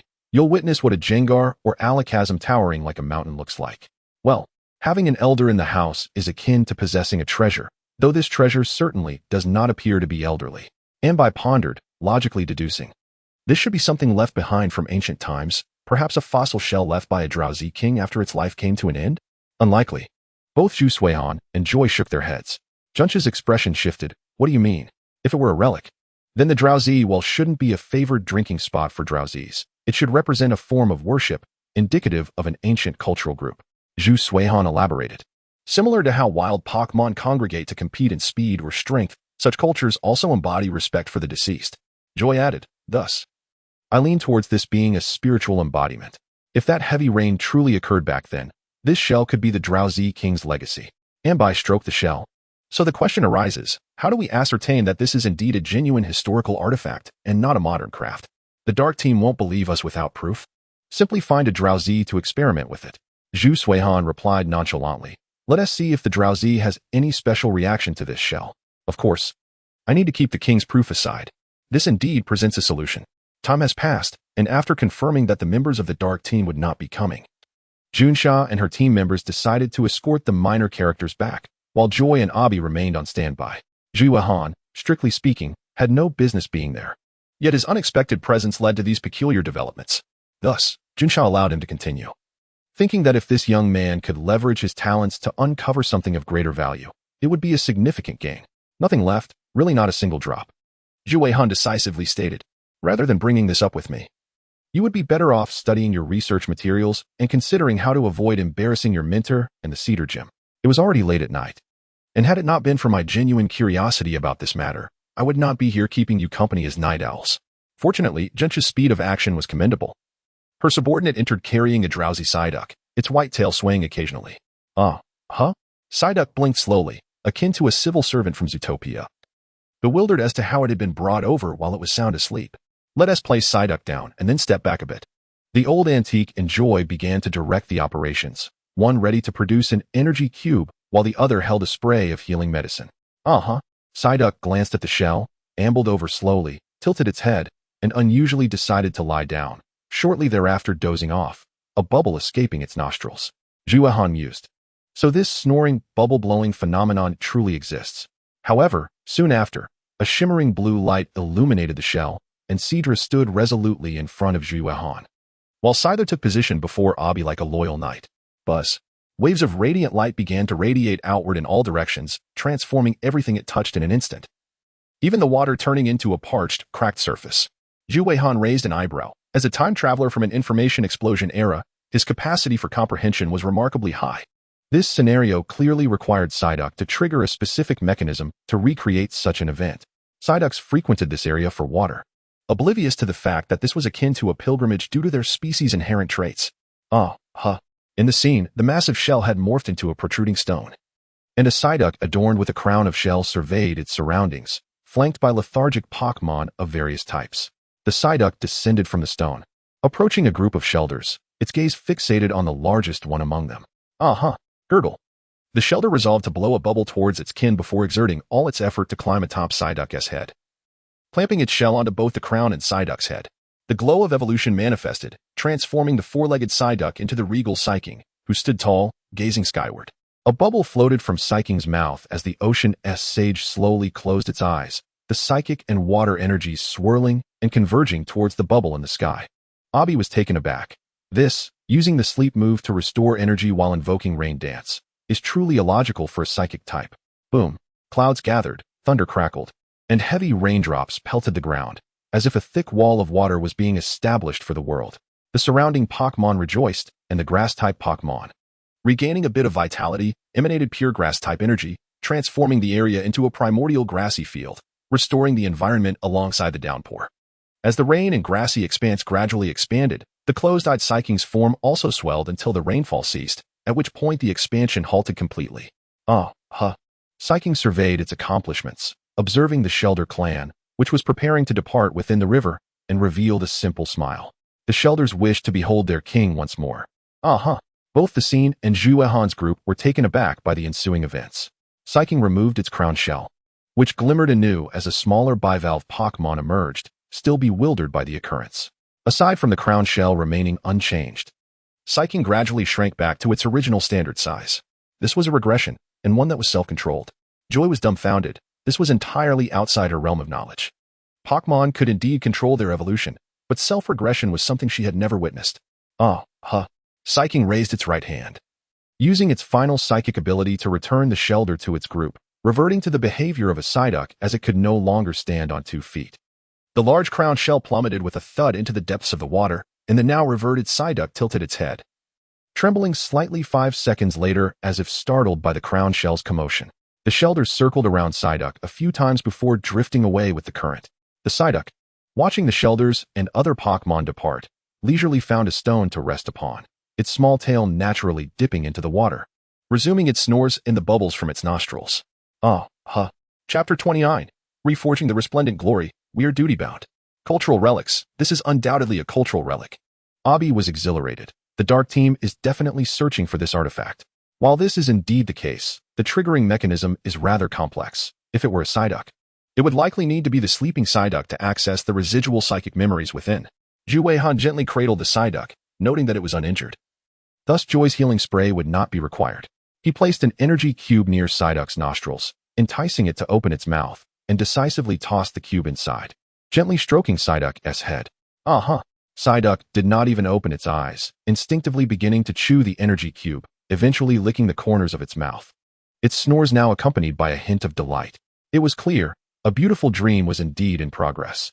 Zhu Weihan handed Psyduck to Junsha's subordinate. Be careful. Don't wake this little fellow. Rest assured, we want tea, came the reply. This is tonight's great contributor. Junsha was somewhat puzzled. What a uniquely shaped energy cube. Did you craft it intentionally? Joy, with an enigmatic expression, patted Junsha's shoulder. You wouldn't understand. That is a medicinal pill. Junsha. Joy conceded. All right, truth be told, I'm not entirely sure of its principle either, but the energy cubes crafted by Sui-on do have that shape, and there is absolutely no flaw in the machinery. Are you two straying from the topic? Zhu Weihan suddenly felt these two were somewhat unprofessional. What should we do with this crown shell?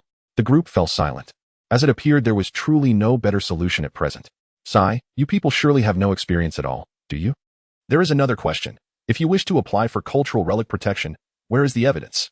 Abai, did you record it? Clever one. The market for dash cams is significantly driven by the periodic resurgence of fraudulent schemes. The recording function transforms lives, steering us away from deceitful individuals. Zhu Sui-on took the phone off the shell that was resting on the dragon's back. Produced by the Rocket Group, the image quality is undeniably assured. Excellent, Sui-on. You truly are remarkable. A generous offer of 500,000. Thank you. Abai, be a person. I am indeed being a person. Even people need to eat. Zhu Sui-on remarked. Moreover, have you considered the handling of this shell? My suggestion is to resort to academic forgery, procure a scanner, and create an exact replica to display outside. As for this crown shell, if fate has brought it here, let it remain inside forever. In principle, there shouldn't be another person like me who could casually discover it. Everyone nodded, gaining a considerable understanding of Zhu Suihan's somewhat exaggerated luck. If one were to claim that someone else could replicate such fortune, one might begin to question the nature of this world. Joy suddenly felt something amiss. So, after everything is settled, we still have to move this back? Abai glanced at the suddenly terrified trio of heads in his company. I believe it would be best to let the strong ones handle such issues. The crowd agreed, pondering what exactly the foolish king had done back in the day, as the weight of this crown shell was indeed quite extraordinary. Very well, work completed, though it's a pity there are no sandbags for me to punch today. Zhu Sui-han recalled the dragon and said, by the way, I'll also give you the proof of kingship. Can we calculate a bonus for my actions? Yes, absolutely. Abai stated, I plan to set up a small museum for the silly beasts in Huapi town. Once your video is ready, I'll have the league process it, and then the bonus can be issued to you. That's splendid. After all, I have no use for this proof of kingship. Extracted from the well of silly beasts. It at least qualifies as a cultural relic. If I wish for another in the future, I can stroll along the beach and likely find one. Exiting the cave, Zhu Sui-han stretched lazily, only to be seized by Abai. Wait a moment, you still need to return to the dojo with me to copy the video. My performance assessment this year relies on your expertise. The dojo master and performance assessments. Aren't the evaluation criteria simply wins and losses related to badges? One cannot say that entirely. Abai shook his head. A dojo, aside from the usual military resources from Junsha, is also involved in matters of regional security. Repelling the dark team and uncovering the historical truth of the silly beast well, I genuinely feel I can relax this year. I must say, your lucky blessings are indeed invaluable. While sitting in the dojo waiting for the video copy, Zhu Sui-han suddenly remembered. Abai, having spent so many years in Huapi town, have you ever encountered those earth-colored acorns, the type that looks completely different from the ones we currently use? Primitive acorns? Abai paused. Yes, but to be honest, even Mr. Steele has cultivated that type of acorn tree, as the silver side is too fierce. Primitive acorns used for crafting Pokeballs simply aren't desirable. Thus, primitive acorns are now primarily used for research or by enthusiasts who cultivate them for fun. Zhu Sui-han exhaled in relief. That's good to know.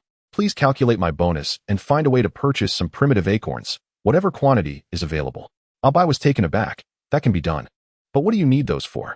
Mainly for some small experiments, thus requiring a larger quantity. Once the copying was finished, Zhu Sui-han picked up his phone and opened the app to check if the Rocket Group had any primitive acorns for sale. No ulterior motives. He simply wished to replicate the technology of washing emeralds in the real world. To restore the glory of washing emeralds is a duty we cannot shirk. Oh, they do have some. Let us start with 100. After glancing at the price, Zhu Suihan's expression suddenly froze. 10,000. Why are primitive acorns so expensive? Abai leaned in to take a look. I told you, this item is now mainly used by researchers or enthusiasts.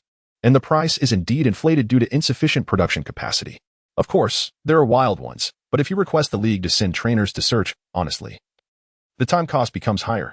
Thus, this price is quite normal, and besides, if you were to obtain a heavy ball, the price wouldn't be low either. Zhu Suihan scowled. Fine, I accept it. This isn't washing emeralds. Wild acorns are hard to come by. It's only 100,000. I can afford it. It seems I can look forward to the delivery from the dragon. Having resolved all matters, Zhu Suihan decisively made his escape, covering himself with a blanket and falling asleep instantly. The next day, while preparing breakfast for the dragon, Zhu Suihan glanced at his phone and noticed a call from Ma Jiji. Is there something? 100 primitive acorns. Our group needs to adjust the stock. May I inquire about your reasons for purchase? Ma Jiji, enjoying a sandwich with coffee, replied, I see your address is still a convenience store. This time, the dragon will deliver, and it should arrive tonight. Your purchasing quantity exceeds that of those engaged in research. Is there any business consideration? I'll inform you once there are results. Zhu Suihan hung up the phone, and even during his time in the town with Qianwei, he had constantly been studying the manufacturing process and precautions for fruit balls. Qianwei and the dragon exchanged worried glances. Oh no.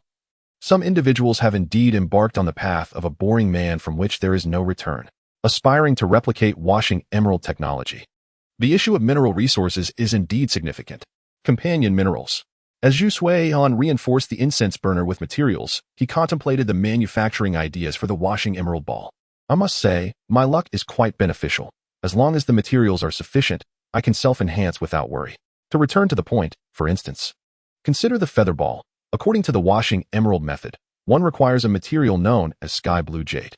Once added, the feather ball becomes lightweight and fast-flying, making it an unparalleled tool for sneaky captures.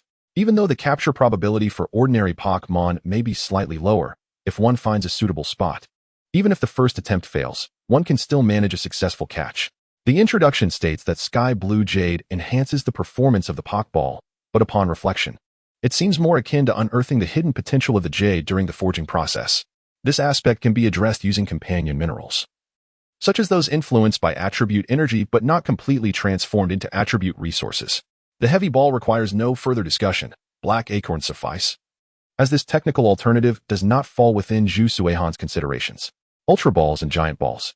No worries, simply add more materials. The focus is on sheer strength. Whether others can utilize them is of little concern to Zhu Suihan, as long as he can throw them effectively. Moreover, aside from the series of feathered shuttlecocks, what Zhu Suihan yearns to recreate the most is the sticky ball. This object is the most terrifying weapon, capable of allowing a human to physically subdue Pokémon. If the creator of the sticky ball were to receive a bow or be called foster father, Zhu Suihan believes that individual would certainly be deserving of such honor. However, the materials can only be sourced from modern versions. To be frank, the bullet fruit merely serves as packaging. The focal points lie in the bug ball and the mud ball. The core of the bug ball, augmented by contemporary technology, fundamentally resides in the capturing energy it contains.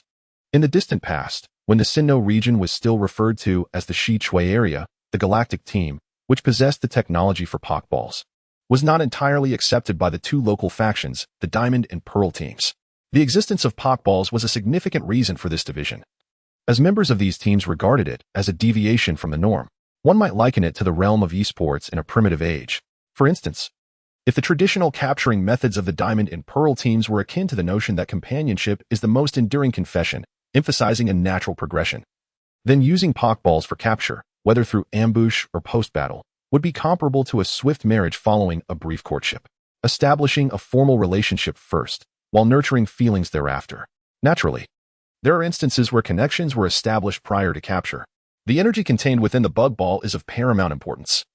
One might even consider it the essence of the Pokeball's capabilities, akin to a divine gift before technology could decipher its intricacies.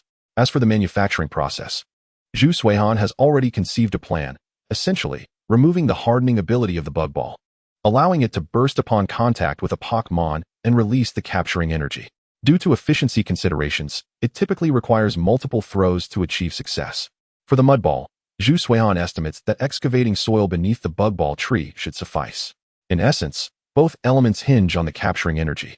As long as Zhu Suihan can stimulate or even enhance the capturing energy of the bug ball, he could achieve a modern replication of the sticky ball without resorting to the prohibitively expensive original bug ball. With Zhu Suihan's eccentric constitution, even in wild battles, the Dragonite would merely need to focus on accurately targeting the trainer. A little ancient shock for the Pokémon, evoking a slight recollection of the dread embedded in their very lineage. Chapter 30. Advanced Training Techniques. After some contemplation, Zhu Suihan redialed a number to Ma Jishur. I'll pay extra. Can you expedite the delivery? Huh. Ma Jishur, balancing the phone with a document, replied, Brother, are you that eager? Why not consider my suggestion to join my technical department? I'm not contemplating that at the moment. I merely wish to initiate a research project promptly. Ma Jishur was taken aback. You just sent me the bait module a short while ago. Are researchers this reckless? Can you guess when that research outcome was achieved? Fine. Ma Jishur manipulated his computer. All right, I've marked it as urgent. Please make the payment on your phone. I'm quite busy. I recommend you consult Naji for any matters. Is she not busy? Zhu Suihan mused. At times envious of how high-intelligence Pokémon like HOUNDOOM could manage many tasks without lifting a finger. Zhu Suihan nodded, understanding the situation. With the incense burner enhancement completed, he would now be able to create energy cubes, utilizing the simplest form of electricity for charging, remarkably convenient. Zhu Suihan flicked the Northming ball at his waist. Let us go. I promised to enhance your technique application a few days ago. Let us see if you can achieve it. The Dragonite within brimmed with enthusiasm. I must not disappoint. Today, I shall showcase my prowess to my trainer. Returning to the small lake where they previously engaged in splashing, Zhu Suihan released the Dragonite, glancing at the Pokémon inexplicably gathered around. He waved his hand. Not today. We are training. However, none of the spectators showed signs of leaving, as even training was more entertaining than playing alone, even if they didn't participate. Being mere spectators was a delightful way to pass the time. Let us begin with the simplest move, Water Gun. Zhu Suihan pointed to a section of the water. Standard Water Gun. Attack that area. Whoosh. The water gun crashed into the water, generating waves akin to a wave machine, eliciting great excitement from the observing Pokémon. Indeed, there are benefits to spectating. Dragonite, attempt to apply pressure to your water gun while maintaining its output, and unleash it with the speed of a water pulse. Zhu Suihan gently swung his fist, then swiftly gestured. That's the distinction. See if you can replicate it. Even if the power is slightly diminished, don't worry first. Grasp the logic. He could not teach the Dragonite any legendary exclusive moves with his external aid, indicating that to excel in this setting, Zhu Suihan needed to invest considerable effort. Faster, stronger. That is the essence of sheer force. Having both speed and power is undeniably advantageous. If this method of usage is practiced successfully, it could evolve from water gun to high-pressure water gun, and with further mastery, it could even reach instantaneous release, also known as priority moves. As for the ultimate goal, Zhu Suihan intends to develop this technique towards the direction of high-pressure water slicing, to say nothing of its prowess. Once perfected, it would demonstrate the effect of striking a large Pokémon with devastating force, concentrating the impact into a singular force, evolving it into a sharp attack capable of penetrating defenses. While it may not guarantee a single strike through an enemy's tough hide, it could serve as a critical attack while also engaging in a guessing game with the opponent. Can you guess whether this attack is a forceful water gun or a sharp variant? The yin-yang shift would surely confound any novice. To put it plainly, this is the most disconcerting aspect of the soul journey and similar techniques, characterized by the swift blade. This technique may indeed be challenging, so there is no rush. As long as you consciously practice in that direction, it suffices. Zhu Suihan remarked, once you master this water gun training phase, you will be able to advance to practicing water pulse and even high-pressure water pulse, which are far more complex. Whoosh. The Dragonite, unconvinced, unleashed another water gun. This time, the speed had significantly increased, though the power was somewhat lacking. Zhu Suihan gently patted the smooth, damp head of the Dragonite. That's rapid fire. Yet it's a commendable start. Keep it up.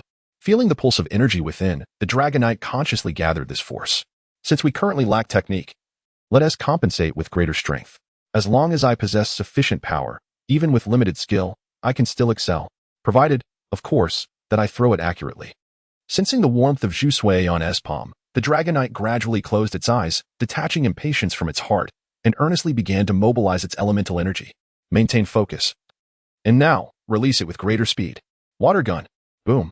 Compared to the previous water gun, this time the size had indeed shrunk by a third. Yet the impact and speed were greatly enhanced, slicing through the tranquil water surface like a laser beam. In the depths of the water, Zhu Suihan decisively plunged down to catch a glimpse, faintly observing a powerful water column surging towards the bottom. Given the momentum, it seemed capable of stirring up the sediment beneath. Quite impressive, achieving success on the first attempt. Zhu Suihan contentedly stroked Qinglong's head, saying, "Remember this feeling. Once you can wield such a formidable water jet at will, you will have achieved half of your training." Huh? Qinglong widened its eyes, questioning the meaning of half. "It means you must master seamless transitions between two modes of water jet attacks," Zhu Suihan explained. "Think back to the electric dragon you faced. If it were to use thunder again, as long as your water jet has a quicker preparation time, you could definitely seize the initiative. You could then exploit the opportunity with a regular water jet and knock your opponent out of the arena." Recalling past experiences, Qinglong felt a surge of determination. "It's just a water jet. Let's go again." "Wait, let me share another training concept," Zhu Suihan said. "Concentrate a wave of water energy and maintain it before you without dispersing it." Qinglong followed suit, and Zhu Suihan observed a large bubble resembling jelly. "Now, can you attempt to accelerate this wave of water energy?" The attributes and internal structure of the water wave were more complex, and its weight would surely surpass that of a simple water jet, resulting in some differences in casting speed. To put it in perspective, if the water jet is akin to a basic ninjutsu that can be executed with 2 hand seals, the water wave might require several more. Note that this comparison excludes any competitors with unfair advantages. Additionally, one is a continuous attack, while the other is a singular, detached strike, indicating a distinct disparity. The manifestation of water wave energy resembled a spirit bomb. Let us revise that to a sniper bullet. A high-speed water wave crashing down, paired with Zhu Suihan's fortuitous luck, could very well disrupt the battlefield dynamics, ensuring that the opponent's 10 commands would only yield half a response. With newfound experience, Qinglong quickly discovered the trick to rapidly activating the water wave after merely one trial, transforming into a wave-making machine, much to the delight of the onlookers. That should suffice for now. It's just a preliminary technique, and I'll ponder any additional enhancements later. Zhu Suihan nodded in satisfaction. "You continue practicing. I can finally attempt to enjoy the joy of creating energy cubes anytime, anywhere. Charging? A single strike of 100,000 volts will suffice. And there's no worry of an explosion. The focus is on convenience and speed." Qinglong felt invigorated, having witnessed its own growth in technique. This was vastly different from physical training. After successfully practicing a technique, the sensory feedback was significantly more pronounced, and once the trick was discovered, the response time was decidedly shorter than that of physical exercise. "I, Qinglong, must train diligently." Zhu Suihan hummed a tune while sitting on the ground, processing the fruit materials and adding the ground attribute materials into the mix. The wonders of technology were evident, streamlining many processes. In ancient times, if one wished to create something, it would likely involve boiling and refining methods with uncertain efficiency and product quality. If one were to draw a comparison, energy cubes could be likened to high-proof alcohol. In modernity, one might worry about excessive alcohol content, while in antiquity, such concerns were virtually non-existent. Or perhaps, the concept of high-proof alcohol was altogether absent. After crafting energy cubes numerous times, Zhu Suihan had internalized the process. As long as there were no issues with the raw material handling, the final quality would always be excellent. To produce an even superior version, Zhu Suihan believed it necessary to utilize aged supernutritious fruit. Didn't Steele Mr. mention that Professor Okido had a vast forest? Zhu Suihan stroked his chin, sensing this could be a viable path. With some technology and valuable information as leverage, I doubt Professor Okido would resist. Devout Pokémon researcher. Do you desire the Hoenn legendary data in my left hand, or the Sinnoh revered data in my right? Just 998, just 998. Rare information to take home. Calm down. Calm down. Zhu Suihan cradled the incense burner, completely engrossed in the creation of energy cubes. White smoke wafted from the top of the burner, and the Pokémon that had gathered to observe Qinglong's practice shifted their attention to Zhu Suihan, who was holding the incense burner. They had heard from friends in the nearby forest that he was a generous benefactor, often sharing delightful treats. The results exceeded my expectations. As the furnace lid opened, Zhu Suihan retrieved a prepared box to contain the energy cubes, and the incense burner emitted a shimmering projection, displaying the data from this crafting session. The nutritional utilization rate of the materials has reached the highest standard. This must be due to luck. Zhu Suihan pondered, however. It seems there were some details lacking in the final shaping. While the quality improved, the yield did not. It appears I must strengthen my practice in this area. I'll visit Abai this afternoon to borrow a couple of books. The gym should have them. while wealth is abundant. There is no reason to squander money on things that can be compensated by skill. Honing one's technique is indeed essential. Qianglong is still striving, and as a trainer, I must set a good example. Chapter 31. Success with the Flying Feather Ball. Qianglong, having expended all its energy, eagerly approached. Time to eat, time to eat. No rush. I've prepared it for you, and the quality is far superior to before. Nearby, wild Pokémon were already glistening with grease from their meals. Zhu Suihan had encountered a decline in quality while attempting to refine his methods, nearly dropping to a commodity level.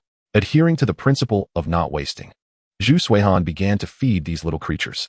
Yet, even so, the nutritional content was overwhelmingly abundant. The gluttonous Torchic tadpoles could only consume 4 or 5 pieces. Water and ice are inseparable, otherwise I wouldn't feed them. Truly, they were all bones. Zhu Suihan pressed his hand on a Magikarp in the water, finding it amusing. It was quite firm, not fragile like glass bones, but lean and bony was the most fitting description, showing no correlation to nutritional intake. Zhu Suihan lacked the miraculous passive ability of Evolution Foot. Yet sensed that Magikarp's hardness might be among the few capable of transforming into a hammer in the Pokémon realm. Qianglong devoured the food, genuinely experiencing a marked improvement in the trainer's creations, both in flavor and other aspects. A blinding white light suddenly erupted, momentarily startling Zhu Suihan. And then all eyes turned to the source of the glow, a plump Torchic tadpole basking in the sun. Is this evolution? The brilliance of evolution shone brightly, finally witnessed in the real world.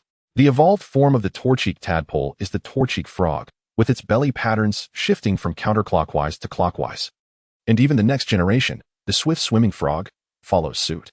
Certainly, one must understand that a tad of rebellion is permissible for a tadpole evolving into a frog. Yoaro. The jubilant croak of the newly evolved frog echoed, arms raised in exuberance, witnessed by all. However, after its transformation into a frog, it appeared quite amiable. At least its gaze had not morphed into that of a tattooed brawler akin to the swift swimmer frog, remaining crystal clear. Congratulations on your successful evolution. But what about this glove? Is it a part of the evolution? Yoaro. The frog joyfully leaped, a jet of water shooting into the sky from the patterns on its body. Curious, the Dragonair, aware that her species lacks evolutionary forms, observed the frog. The tadpole's transformation had invigorated its internal energy, a testament to the benefits of evolution. Thankfully, I possess waterproof capabilities. Zuxuhin, retracting the incense burner, did not attribute the tadpole's evolution to her efforts. It was merely a change in appearance. Suggesting that the energy cube was akin to a medicinal pill was just a jest with joy. The water battle had already revealed the tadpole's superior prowess compared to its companions. In other words, the tadpole's level was nearly on par. The energy cube was merely an embellishment. Nevertheless, can the resources here sustain you? Zuxuhin gently poked the frog's belly.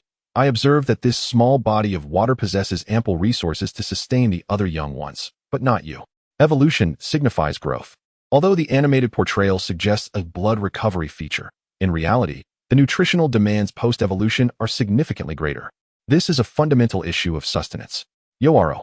The frog shook its head, gesturing towards the water's flow, and then pointing outside, indicating the wilderness beyond Huapi town.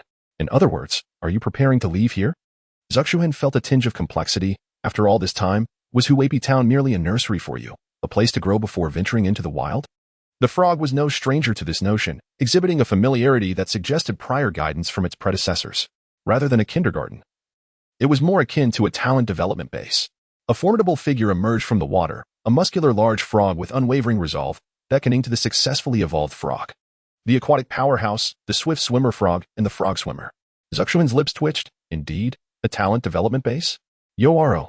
The frog bid farewell to its companions, then approached Zuxuhin and Dragonair, expressing gratitude with utmost courtesy.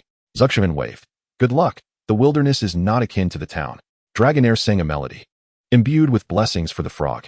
The swift swimmer frog nodded at Zuxuhin, leading the frog into the depths below, prompting Zuxuhin to ponder. Another underground water vein. Judging by the situation, it appeared rather spacious, allowing the swift swimmer frog to follow. Well, considering the swift swimmer frog's muscular build, it should suffice to handle any malevolent entities. The wilderness? In due time, I suspect I shall engage with nature. Zuxuhin scratched Dragonair playfully. Next is my research time. I hope to successfully create that item. In the convenience store of the Rocket Group, Zuxuhin spotted the box of primitive pine cones he had ordered and felt a slight discomfort.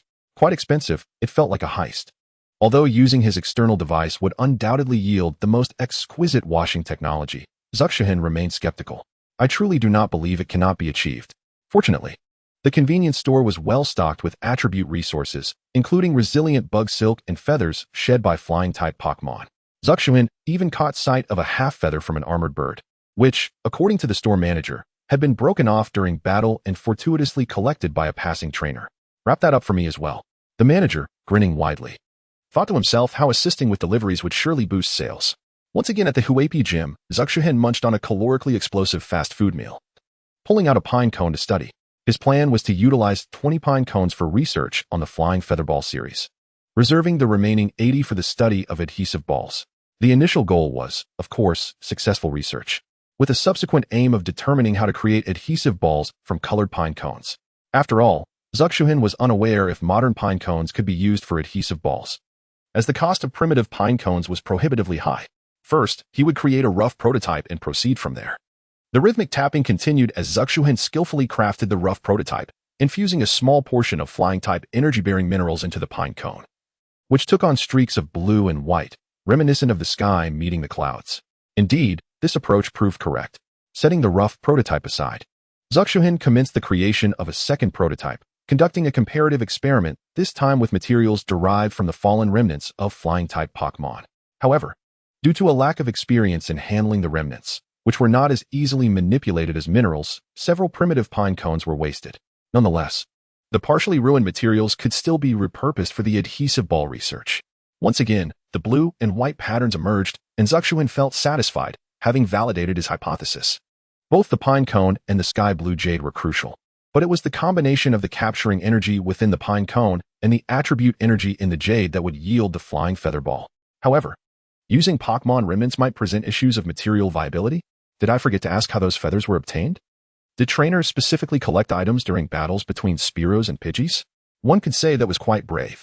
Moreover, care must be taken during forging. Otherwise, the feathers could be compromised by excessive heat before the forging even commenced. Thus, utilizing minerals is indeed the best option after all. Once influenced by the energy of flying types, the mineral's weight would not be exaggerated. Let's assess the finished product first. 2 primitive pine cones were placed into the furnace, the blue and white patterns gradually diffusing like ink, fully dyeing the cones a lighter shade of blue and white. Though the patterns differed, my techniques remained consistent, likely influenced by the materials as well. Zuxuhin rested his chin on his hand. I must find a suitable experimental venue soon. I hope there is a designated area for practicing throwing Pokeballs here at Obby's, unlike the capturing crystal, which employed a rather hardcore reconstruction method. The difficulty of mimicking the technique while bound in the forest was nearly insurmountable. As a professional Pokémon gym, Obby should boast more technologically advanced facilities. Without a doubt, there should be a throwing training ground, but it is typically reserved for children interested in becoming trainers, serving as an open profit project. Zuxuhin pondered. It resembled that kind of venue where toy guns are used to pop balloons. Is there a more professional option? No, to be honest. A trainer should master such skills effortlessly within half a month after embarking on a journey. Zhu Suiyan chuckled. I apologize for being a novice. Obby sat down to sip water, recalling a recent challenger with some skill, who required considerable effort to direct. What are you planning to do? Have you finally decided to become a trainer? Shall we have a match? No, I wish to test this. Zhu Suiyan produced a brand new feather ball, freshly crafted, eager to experiment with its effectiveness. Obby's eyes sparkled. Is this yet another unique Pokeball? Not quite. The one for the Dragonair is a one-of-a-kind special edition. This is a small-scale special variant that can be mass-produced. After all, it is indeed a new type of ball. No wonder you inquired about training grounds. Obby snapped his fingers, and his Scyther appeared behind him. Let Scyther assist you. Just tell him how much distance you need. Zhu Suiyan shook his head. It's not about distance. He should be responsible for retrieving the ball. I would have thrown it long ago if I weren't worried about shattering your glass here. Obby responded. All right, practical experience is always enlightening. Zhu Suiyan gripped the modern version of the feather ball. Scyther, I will throw it forward. The rest is up to you. Okay. Scyther nodded, indicating readiness. Go. Whoosh. A streak of blue and white light shot forth, and Obby's expression instantly froze. Scyther, move at high speed. Okay. Scyther decisively accelerated, striking with the precision of an assassin, pinching the still airborne Pokeball with its claws. The gym leader and his Pokémon fell into silence, contrasting starkly with the jubilant Zhu Suiyan and Dragonair. The feather ball experiment is a success. Chapter 32. Sticky Ball, success. What is this? Zhu Suihan waved his hand. No need to rush. There's a second experiment. The materials for these two balls are somewhat different.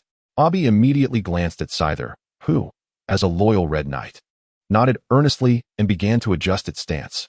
If it were merely the previous speed, Scyther could manage it. The feel is different. The addition of metal may make it a bit heavier. Zhu Suihan once again tossed a blue-white flash. Go, Featherball. Okay.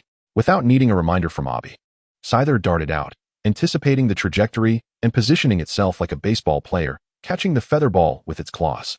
Even so, Scyther couldn't help but question reality.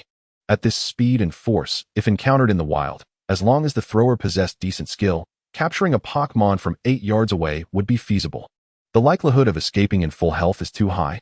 No worries. When the Pokémon breaks free, the trainer's partner will be ready to unleash a powerful move. As Abi's Pokémon, Scyther bore the imprint of capture energy, or rather, an identification mark, ensuring it would not be affected by the feather ball. Abi's eyes widened. What's the matter with your Pokeball? You didn't seem to exert much effort. From Zhu Suihan's gestures and actions, Abi discerned that this was merely a very ordinary throw, akin to a trainer's toss after a wild Pokémon has fainted. It felt more like a toss. The special nature of the ball is now evident. Using materials from ordinary flying-type Pokémon to craft the feather ball, it tends to drift after a certain distance. The addition of metal enhances its stability. Moreover, in terms of weight, it should be effective against larger and stronger Pokémon. Zhu Suihan felt a tinge of regret. Despite his intentional training, recent focus on research had not significantly improved his physical strength. If it were someone like Jiba or Xiaoji, as long as they could aim, they could probably capture a Pokémon from half a mountain away. Regarding the dropped item version of the feather ball, Zhu Suihan already had enhancement plans in mind. If the dropped items were metal powder and shells from Pokémon like Skarmory or Steelwing, the effects would undoubtedly be amplified. The advanced versions would be the Feather Ball, S-Wing Ball, and Shuttle Ball. However, if using Pokémon dropped items instead of attribute resources companion minerals, Zhu Suihan's mood became complicated. The Great Blacksmith is actually me? Cough, cough, how should I put this? Abi cleared his throat. Suihan, since I had Scyther help you, you should show some gratitude. He was genuinely envious and chose to cast aside his pride. For someone like him, who often ventures into the wild to observe bug-type ecosystems, the effectiveness of this blue-white Pokeball is truly remarkable. These two balls are a gift for you, Zhu Suihan declared. Of course, if you need more, I can assist you in crafting them. I won't charge you for labor if you provide the materials. In a sense, Abi had become somewhat of a benefactor to him. Although he relied on the connections of Mr. Steel, he had indeed helped him greatly. I can guess you made them using original berry balls, but that's fine. I can afford this. Abi wasn't looking to create an armed squad with the feather balls. Thank you. I'll continue my research. If I have leftover materials later, I'll make a few more for you. Abi's eyes widened. Wait, you're still going to keep researching? You researchers are so reckless. Zhu Suihan couldn't help but glance at him. Who was it that stayed up all night studying the materials? Are you in a position to lecture me? When are you heading to Kanto City? If the timing aligns, we might leave Happy Town together. I don't know. I heard they are still recruiting there. And I should wait for further notice. Abi glanced at the feather ball in his hand. Also, if you plan to conduct any experimental products, be sure to inform me first. If it weren't for Scyther's incredible speed, that Pokeball could have shattered the gym's glass. Rest assured, if the subsequent research yields results, I will definitely involve you. If a wild Pokémon were to create chaos right when the research succeeds, Zhu Suihan would have ample justification to stir things up. Sticky Ball, I wonder if it will be of use to those powerful beings on the level of legendary Pokémon. As far as I remember, even the kings of Pokémon in each region, the leaders among the elite, require a sacred treasure to pacify them. A little calculation shows that if Ruby is still following the original plot to confront Rayquaza, slightly aggregating the energy cubes in Ruby's possession could also be considered a kind of sacred treasure. Moreover, the key lies in conveying the trainer's heartfelt intent to the Pokémon during this process. Considering that berry balls harden when overcooked, Zhu Suihan had no intention of testing the temperature. Overcooking would negate the effectiveness of the sticky ball, instead knocking the Pokémon unconscious. Use water? Zhu Suihan signaled Dragonair to try a splash on the berry ball, but no special changes were observed, or perhaps it required a little time. Berry ball, rotting berry ball? Or a berry ball on the verge of decay? Zhu Suihan suddenly felt he had discovered the key to his endeavors. Without hesitation, he dashed into the dojo's ecosystem, enticing a Caterpie to assist him with an energy cube. The Caterpie wriggled onto a pine cone, its upper body embracing it like an infant with a basketball, and then turned its adorable gaze towards Zhu Suihan. Go ahead, Take a bite, he encouraged. The cater complied, munching away and creating several holes in the pine cone. Zhu Suihan inspected it, noting that aside from the clear, sweet sap, nothing extraordinary had occurred. Must I really create a time machine just for this? He jested. Modern technology could directly enhance the richness of beverages to simulate aging that spans 5, 10, or even more years. There was no reason why the Pokémon world couldn't achieve this as well. Since the cater pie had already taken a couple of bites, he pondered trying a high-temperature environment.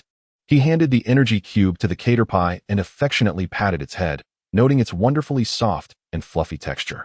After boiling water, he placed the pine cone inside and let it simmer for a few minutes. Upon lifting the lid, he prodded the pine cone with chopsticks. It had softened. How marvelous. I am beginning to comprehend everything, he thought, suppressing his excitement. He set the now softened pine cone aside and picked up another, this time opting to make incisions in its surface with a small knife instead of enlisting the caterpie's help. After repeating the previous steps, he opened the lid once more to reveal another softened pine cone. He grasped the concept of integrity. If the pine cone's outer skin remained intact, it would harden after exposure to heat treatment, leaving no room for alternative handling methods. A complete garment can ward off the cold, but one with holes may not serve the same purpose, which might explain why multiple sticky balls are sometimes necessary for effectiveness. Following artificial influence, or in this case, insect damage, the energy for capture should diminish to some extent. Onward, Zhu Suihan declared, fully energized as he quickly produced several semi-softened raw pine cones to set aside. He then began wrapping them in silk and leaves. The silk, cultivated from insect-type Pokémon, was of assured quality, and the leaves were of a similar nature. In essence, the materials used were modern in origin, yet the final product bore an excessively retro appearance. Zhu Suihan even reserved one sticky ball, extending the silk intentionally to experiment with it as a flail or morning star. Meanwhile, his Lapras shrank its head back, uneasily nudging Zhu Suihan, as if to express discomfort with the peculiar object in his hands. Ah, right, sticky balls don't concern themselves with capture, he mused. He stowed the finished products in an incense burner, as the purpose of his spatial backpack was to preserve items' effects to the maximum extent, akin to vacuum packaging. I didn't anticipate so many remaining. Perhaps I am a bit too clever, he thought, indulging in a moment of self-admiration. He set to work, transforming the remaining 70-odd raw pine cones into the Featherball series, utilizing ample material sufficient to at least create wing balls. Unfortunately, in his eagerness during production, he had overindulged with some materials, resulting in only 70 completed items. What is this? The Will of 7, he mused. However, the Featherball series differed from his spontaneous creation of the Biming Ball, as the former had historically existed. This was evident from the increase in research points, confirming that even the feather balls and sticky balls he developed did not exhibit as pronounced an enhancement as before.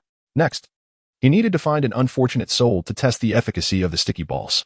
Judging by Lapras' reaction, he was confident in the success of his creations. Yet the challenge lay in locating a suitable test subject. It would be inappropriate to randomly seek out 2 specimens in the wild. Such actions would be tantamount to imposing his desires upon others. He wouldn't dream of enlisting Abby Scyther for the sticky ball experiments, nor would he have Lapras participate directly. Likewise, wild Pokémon had not provoked him, unless he encountered a belligerent creature like a Primeape or Infernape that instigated trouble. Then Zhu Suihan would not hold back. He envisioned introducing the Infernape species to the harsh realities of modern society, perhaps triggering a latent awakening of its Fury Swipe skill, leading to an evolution. A vibrant, sun-kissed youth, the Infernape, transformed from a victim of societal oppression into a soulless corporate drone, filled with discontent towards unscrupulous bosses. The abandoned ape, ready for action. Zhu Suihan arrived at the dojo's battle arena, where yet another newcomer duel was about to unfold.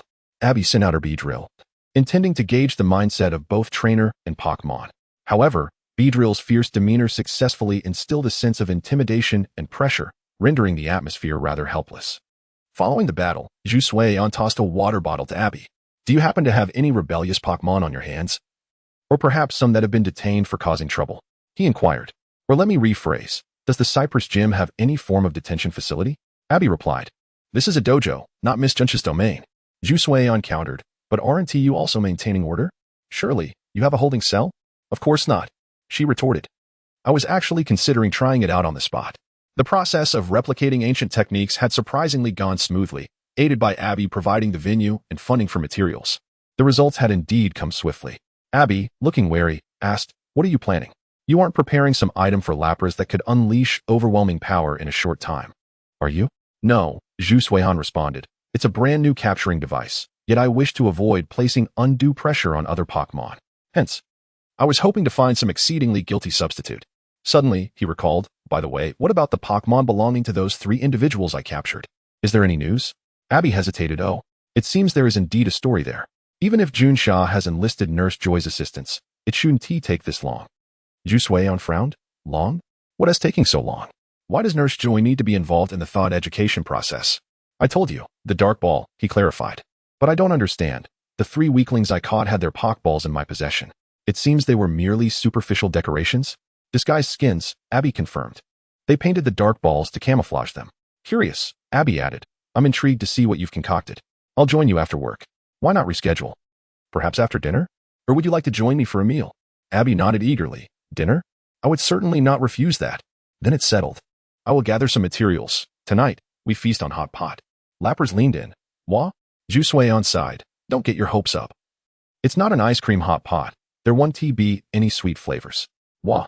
Lappers' eyes brightened. Then I want that ice cream hot pot. Strictly speaking, it was merely an ice cream platter accompanied by hot chocolate. Very well, I shall prepare one for you. However, time does not permit me to create it from scratch. So I will procure some assorted flavors of berry ice cream to replicate it somewhat. Zhu Suihan ultimately succumbed under the watchful gaze of Chenglong, whose large, soulful eyes seemed to pierce through him. Upon school dismissal, Zhu Suihan sat on a bench outside the school, cradling an incense burner. As he prepared a proper meal for Chenglong and Abi's Pokémon, an energy cube, distinctly different from Chenglong's palette, appeared to Zhu Suihan to possess significant research potential. The jade-hued energy cube was preserved in a container, accompanied by a special product resembling exquisite jade, which was of the highest quality, a serendipitous outcome. Brother Suihan. Chenglong. Woo-woo. Chenglong nudged closer, adopting an older sister's demeanor as he playfully jabbed his chin at Qianhui's head. From now on, you must call me by my name first. You 2 clowns, let us go. Today, Abi is visiting our home. Qianhui's spirit soared. Perhaps it was the innate exuberance children exhibit when in the company of others. Especially since Abi was no stranger to her. What are you doing? Come inside and lend a hand. The group returned to Steele's home, where Zhu Suihan decisively pulled Abi over to assist, assigning Chenglong and the Scyther to supervise the children. Were it not for Steele's concerns about safety, given Qianhui's small stature, any one of Abi's bug-type brothers could easily take the others for a low-flying spin. After listening to Abi's account, Steele finally grasped what someone had been up to during this period. That Snow Chin will be quite envious, Steele remarked. Whether it's the North Sea Ball or the new results you've concocted today, believe me, once Snow Chin learns of this, he will undoubtedly rush over to seek you out. Not too bad, I suppose, Zhu Suihan replied. Mr. Steele, do you truly not cultivate primitive pine cones here? Purchasing them from Team Rocket is far too expensive. To be honest, he only just recalled that the price he saw on his phone was the internal rate. Buying them outside would be even costlier. No, these pine cone trees were actually transplanted from the wild during my youth, Steele reminisced, nostalgia filling his eyes. In my era, the technological research on Pokeballs had already yielded results, and since Snow Ching inherently understood these matters, I never transplanted the primitive pine cones. Later, Snow Ching chose to return to establish a research institute rather than pursue the championship, resulting in a small grove of pine cones, including the primitive variety. Suwon. If you wish for more primitive pine cones in the future, you might consider discussing it with Snow Ching. He has ample space, and it's quite an intriguing project. Snow Chung would be more than willing. Zhu Suihan prepared the soup base. I will think about it. In truth, the feather ball is not my primary desire. It is the other one that truly captivates me. With a grasp of the general procedure, Zhu Suihan could experiment with crafting sticky balls using those colorful pine cones. Even if the efficiency of energy capture were relatively low, he could simply throw a few more. If all else fails, he could bundle several together to create a cluster bomb, as one segment is stronger than 6. With the hot pot and accompaniments ready, the Pokemon's energy cubes, berries, beverages, and some nutrition drinks brought by Abi, rumored to be a bug-type exclusive recipe, were all set. Aside from the dessert Chenglong desired, the inquisitive dragon also wanted to sample Zhu Suihan's dipping sauce, resulting in flushed cheeks from the spiciness. Heretic, prepare for the pyre, Zhu Suihan declared. Refusing to take the blame, do not jest, I have truly never tried a sweet dipping sauce for hot pot. Chenglong's taste was not aligned with the sweet and savory style of dipping sauces. It was purely that of a dessert, indeed not suited for hot pot accompaniments.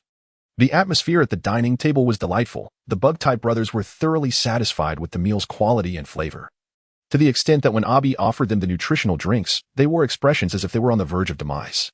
Zhu Han, supporting his chin, understood instantly that the so-called nutritional drink was merely a euphemism. Its actual flavor was likely akin to traditional Chinese medicine or herbal tea. Would you care to sample it? If you inquire about the general production method, I can create a version that suits your taste. Ugh, Chenglong firmly refused. For a Pokémon with a penchant for sweetness could not endure spiciness. However, bitterness was an entirely different matter. He wanted nothing to do with it. After the meal, Zhu Han and Abi made their way to Miss Junch's office, where she, laden with a bag, wore an expression of existential doubt. Inside were the 30 feather balls Zhu Han had gifted her. I wager a bottle of delightful soda that your research is unlike anyone else's. How could you achieve success so swiftly? That seems rather exaggerated. You simply do not comprehend. I possess good fortune, Zhu Han replied. Good fortune, along with the sudden flashes of insight, often lead to the correct path, so I merely need to persist in approaching the answer. Abi had a whimsical thought. What if, in the future, you encounter a girl who exhausts all your luck? Would your fortune then revert to normal levels? We have arrived. By the way, as the gym leader, you should exemplify self-discipline and strive for personal improvement. Perhaps watch fewer peculiar television dramas. Inside the office, Miss Junsha regarded the duo with an expression of confusion. Mr. Zhu Han means to say that he intends to assist us in addressing the Pokémon affected by the Dark Balls. In truth, that was not entirely accurate. He merely had a method at his disposal. As the saying goes, corporal punishment is inadvisable. Yet the old adage of employing a stick alongside a sweet date has become a well-worn tactic. In brief, I will assist you in tackling the most challenging issue. And while I work on him, Miss Joy can come over to provide ideological education and emotional nurturing. I believe the results will be more effective. Junsha felt a flicker of interest. After all, her position precluded her from undertaking certain actions, but Zhu Han was different. He was a socially conscious individual.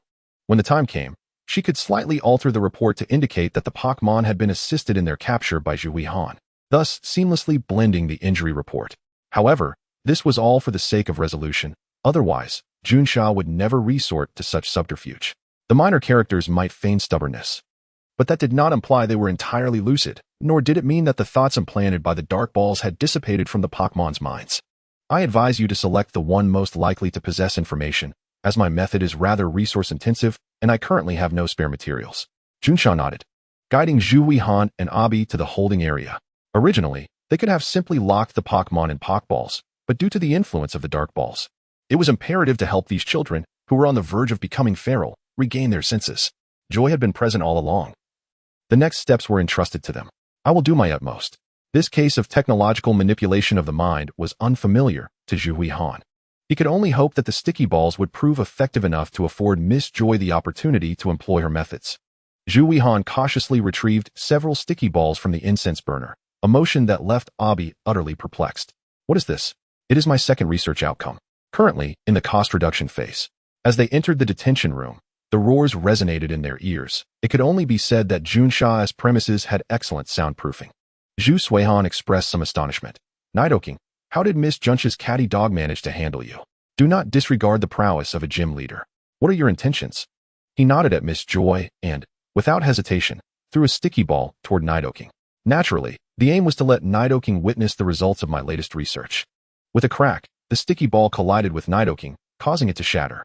This momentarily halted the fierce expression on its face, but after a brief pause, it resumed its loud cries. Stubborn creature, are you challenging my stock? Zhu Han threw another sticky ball, one of which successfully struck Nidoking on the head. Abi and Joy transitioned from surprise to shock, for the effect was remarkable. Nidoking's condition gradually deteriorated, ultimately collapsing to the ground.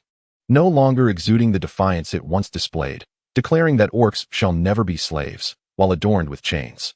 Chapter 34. The enrollment notification arrives. How about it, little one? Would you like to try again? Zhu Han displayed the remaining sticky balls to Nidoking. Whether you wish to or not, I am quite eager to continue. In the game, one could simply throw a ball after exhausting the leader, but in reality, it was far more casual. Theoretically, as long as one had sufficient stock, one could keep throwing indefinitely. Zhu Han spoke gently. After all, I wish to ascertain the limits of my research, as well as your own. However, regrettably, this was Miss Junch's territory, and with Joy and the gym leader observing me, certain actions were not convenient. I sincerely hope you remain disobedient, for that would provide me ample reason to take you away, to ensure the plan's success. Abai maintained a serious demeanor while Joy and the Chansey smiled gently at Nidoking, exuding goodwill. In truth, they all felt quite helpless. This tactic might deceive Pokémon, but the members of the Dark Team would undoubtedly see through it. Zhu Suihan held a sticky ball before Nidoking, blocking its line of sight, and his voice turned icy. The chilling image of the ice shadow that Abai had once experienced re-emerged. Now, make your choice. Will you obey, or shall I take you away? Nidoking exclaimed. To hell with your dark ball.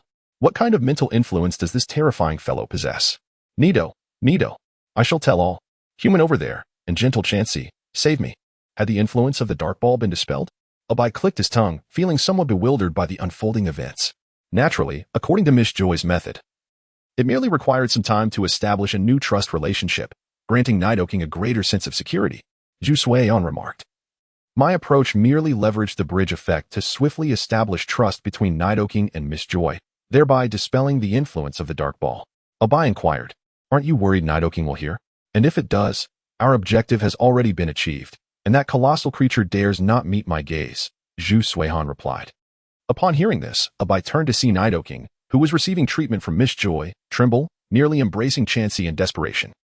Quite sensitive to eye contact. I congratulate you. Zhu Suihan patted Abai's shoulder. You have now become a shameful accomplice to the Dark Lord. Until his psychological issues are resolved, he dares not look at you. Abai's expression darkened. I would rather not have such a peculiar title. Joy could no longer tolerate the exchange between the two. Do you both not understand your roles? Hurry up and leave. Zhu Suihan and Abai obediently exited the room, leaving Nidoking, who had intended to stealthily lick its bandages for healing, frozen in place. It gazed at Joy with the reverence of a zealous devotee encountering a deity. Nido, big sister, how many are left? Should we find a few more fortunate ones to experiment? To be fair, analyzing rationally, Zhu Suihan had not yet had his fill and wished to find more Pokémon to test the sticky ball's effects. The earlier Nidoking was indeed a formidable specimen, indicating a high resistance to capture energy. Other Pokémon would likely differ. It could be said that even among extras, there were disparities. Abai shook his head. No need. Nidoking will handle the remaining ones. Or rather, once the influence is dispelled, Pokémon are more adept at assisting one another in overcoming such effects. Surely you crafted this using original berries? I must say, it is somewhat extravagant, Zhu Suihan remarked. For capture purposes, though if you are in a wild battle state, targeting your opponent's Pokémon with a bit of strength is not out of the question. Zhu Suihan continued. If I could produce a similar item using other berries, the cost would significantly decrease. Abai chuckled. I suddenly find myself quite curious about your identity and your era, to possess knowledge of such peculiar things. Strictly speaking, perhaps in that era when these items existed, it was something a certain profession needed to understand, much like how you, as a gym leader, must learn management. Zhu Suihan added, if you desire, I can prepare a batch for you, but these require careful storage, ideally within a space backpack. Forget it. The feather ball you provided is already valuable, and I have my partners, Abai replied. This research outcome is more suited to you, considering you only have Dragonair as a partner now. While your skills are commendable, having more options is always advantageous in the wild. The beaming ball shook in protest, as Dragonair nearly volunteered to use water gun on Abai. You clearly underestimate Dragonair's offensive and protective capabilities. Thus, it was time for the second phase of research. As Zhu Suihan fell into deep contemplation, commencing his studies, Abai suddenly felt a sense of urgency. This antiquated individual, relentlessly striving to excel, instilled a sense of panic in him as a gym leader. If the elder was this competitive, the younger generation would surely be even more formidable. Gym leader Abai. You wouldn't want to be surpassed and replaced by younger contenders, would you? The devilish whisper echoed in Abai's mind, solidifying his resolve. Training Pokémon required a certain quota every day. One could not exhaust their energy, but humans were different. Decidedly, he resolved to dedicate an extra 2 hours today to research bait modules. A week later, Zhu Suihan successfully devised a method for creating sticky balls using colored berries. In truth, it was not particularly complex. As long as the berries retained capture energy, the color did not matter, and the sticky balls' effects would still apply. Moreover, the sticky balls crafted from colored berries opened Zhu Suihan's eyes to a developmental direction for enhancing them. By mimicking the method of crafting fruit balls and adding materials, sticky balls could effectively target specific attribute Pokémon. For instance, taking the heavy balls production as an example, when creating sticky balls from blackberries, one could adjust the ratio of added materials, resulting in black sticky balls that would perform better against heavier Pokémon. If it takes 3 or 4 ordinary sticky balls to be effective, then a targeted throw of a black sticky ball may achieve results with just one. From the perspective of Pokémon, resisting capture equates to breaking free from the Pokeball, a feat that demands considerable stamina. This is the crux of how sticky balls can tire Pokémon, for reasons of safety and to bolster his own resources. While also considering the sustainable development of the berry grove under Mr. Steel, Zhu Suihan opted to stock up significantly. Were it not for the fact that the materials procured were mere ordinary resources, Ma Zhisher, who could access the purchase records, would have been compelled to inquire about Zhu Suihan's intentions. The quantity was so substantial that one of the three executives, a certain ninja, even contemplated intervening to investigate whether someone with ulterior motives had acquired a Rocket Group phone, intending to exploit internal pricing to hoard materials for profit. Subsequently, the incense burner was filled to capacity with sticky balls. It could be said that even without targeted throws, sheer firepower could suffice to subdue any encroaching Pokémon. Initially, only Qianhui and the Lapras were concerned that Zhu Suihan might evolve into a dull man. But soon even Steel urged Zhu Suihan to avoid overexertion and to spend more time engaging with nature and befriending Pokémon. It was inevitable. When Zhu Suihan immersed himself in his endeavors, no one could rival his dedication. After being inspired, Abai managed to persist for merely 3 days before exhaustion forced him to abandon his intensive plan. The gym leader was also quite busy. Although Zhu Suihan could not comprehend why he possessed such boundless energy, it undeniably offered him a significant advantage in a highly competitive environment. No one could outpace me. On that day, a magnificent Fiero descended from the sky, depositing a letter at Mr. Steele's doorstep, Zhu Suihan's enrollment notification. After all, it was a delivery from Pokémon, so one could hardly claim to have seen it coming. By evening, when Zhu Suihan and Qianhui returned, the young girl picked at her food with little enthusiasm. Soon, her brother would be off to study, leaving only her and their grandfather at home. Indeed, the timing seemed about right. Zhu Suihan perused the enrollment notification, mentally calculating the timeline. As for why it was not an official admission letter, it was simply that it could not be deemed a formal acceptance. The willingness to enroll was already a testament to the influence of Professor Oak and Mr. Liu. After all, Musashi had managed to pass the entrance exam. While Zhu Suihan's case was more akin to enjoying a hot pot and singing in Hinoki Town, merely awaiting the arrival of his notification, Zhu Suihan chuckled, surprised that at his age he still had to attend school. Regardless of the lifetime, the essence of campus life felt rather distant from his current identity. After dinner, Qianhui approached and tugged at Zhu Suihan's sleeve. "When are you leaving, Brother Suihan?" Zhu Suihan reflected for a moment. "In 2 days, after preparing my supplies. I plan to set off on foot." Qianhui nodded, her interest waning, but the thoughtful young girl said nothing further. "All right, Qianhui, follow me." Zhu Suihan led Qianhui and the Lapras back to his room, retrieving an alloy storage box roughly the size of a briefcase from the incense burner. "This is a gift I've prepared for you," he said. "You will surely have your own Pokémon partner in the future. These are some small tools I've set aside for you. I'm not sure if your school has any extracurricular camping activities, but I hope your supervising teacher will be competent enough not to require the use of my gifts." The storage box opened to reveal intricate mechanical mechanisms. Upon pressing the button, the supports slowly extended, forming a total of 5 tiers. Neatly arranged within were 20 high-quality Ultra Balls, alongside a set of sticky balls crafted from original and colored berries, totaling 100. "You know how to use the Pokeballs, no need for me to elaborate. These seemingly unremarkable balls can yield excellent results when tossed at Pokémon." Before Qianhui could express her joy, Zhu Suihan's next statement extinguished the excitement. "Of course, these items must be stored with Mr. Steel. You cannot take them out casually." He was well aware of the effectiveness of the sticky balls he had crafted. Even a formidable Nidoking could not withstand a few hits, let alone other Pokémon. Qianhui took the sticky balls and stepped outside. For Pokémon residing in the town, they would undoubtedly have a profound impact. When you encounter a partner you admire, or when you need to gain the approval of their parents, these will come in handy. From a God's Eye perspective, in the originally intended special timeline, Qianhui's desired Pokémon partner was a bear cub, likely a local powerhouse, the child of the Beware. If memory serves, it seemed that Silver had captured Beware at that time, and there was even a crescent moon design on the bear cub's head that enhanced capture rates. A critical capture, indeed. Though Zhu Suihan was unaware of the potential impact of his arrival, this was, for the time being, the most impressive offering he could provide. He gently ruffled Qianhui's hair. "I am not being lured into some desolate place to mine coal. Oh, and here's this." Zhu Suihan produced 2 exquisite small boxes. "These are what I had a friend send over. You can think of them as a miniature version of a video phone from the Pokémon Center. One is for you, and the other is for Mr. Steel.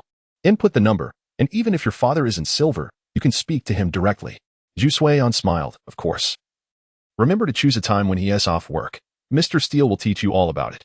If you can't remember all the numbers, you can jot them down in a little notebook. The issue of early education for children left behind, like Qianhui, was indeed a concern, seemingly universal across worlds. Fortunately, the residents of the Pokémon world, barring a few villains, generally carried a good person card, even during the tempestuous bicycle route storyline. Spirited individuals were willing to contribute their efforts to heal Pokémon, with an entire cycling team paving the way for Ash and his companions. In cycling, the term drafting refers to the role dedicated to reducing air resistance in team races, conserving energy for sprinting competitors. In other words, one could view the drafter as a frontline tank in the game, existing solely to enable teammates to perform under pressure when it matters most.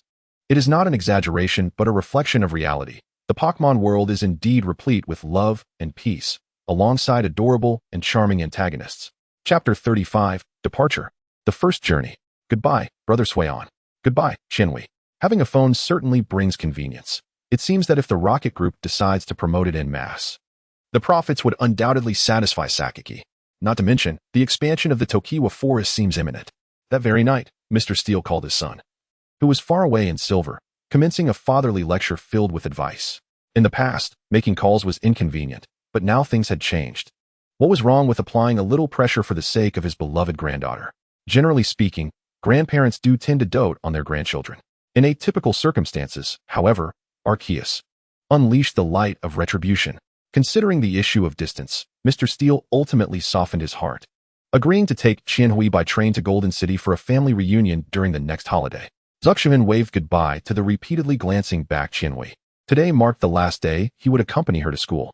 All necessary supplies had been prepared, and soon he would simply need to visit the Cypress Gym and the Pokémon Center to bid farewell before departing from Cypress Town. Following the map northward to report to Joy Academy.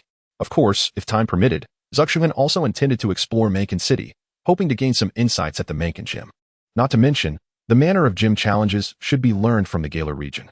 However, it must be acknowledged that the Pokémon battles in Galar thrive largely due to the convenience of Dynamaxing, and the overwhelming presence of spectators can indeed be quite daunting for newcomers. For instance, if one were to approach those enthusiasts of special effects in Professor Oak, claiming to have a means to witness real-life battles up close, albeit at a rather steep ticket price, genuine interest would surely ignite among that unique group. Just imagine the thrill of witnessing a monster being obliterated by Ultraman's beam under high-precision reality projection. Conveniently, Pokémon battles are the most sought-after sport in this world. I wonder if anyone has devised a way to conduct spectacular battles under Dynamax conditions that would surely create a grander spectacle. Zuxian shook his head. If given the opportunity, he would employ the Macaulay throw against Galar, which should yield some intriguing results. Are you leaving the town? Joy smiled gently. I wish you a smooth journey. Nito, came a familiar voice, and Zuxian raised an eyebrow. Oh, you're still here. Nito King scratched the back of his head, displaying a goofy grin. Having recovered from the effects of the dark ball, coupled with Miss Joy's angelic care, he no longer felt intimidated by Zuxian. Joy explained, Nito King intends to repay me, so he is staying here to help maintain order, essentially serving as a security personnel. Well, let us skip a few decades of detours and head straight to the ends of the universe, Zuxian chuckled. Actually, Miss Joy, from now on you'll be my senior. I'm off to the academy.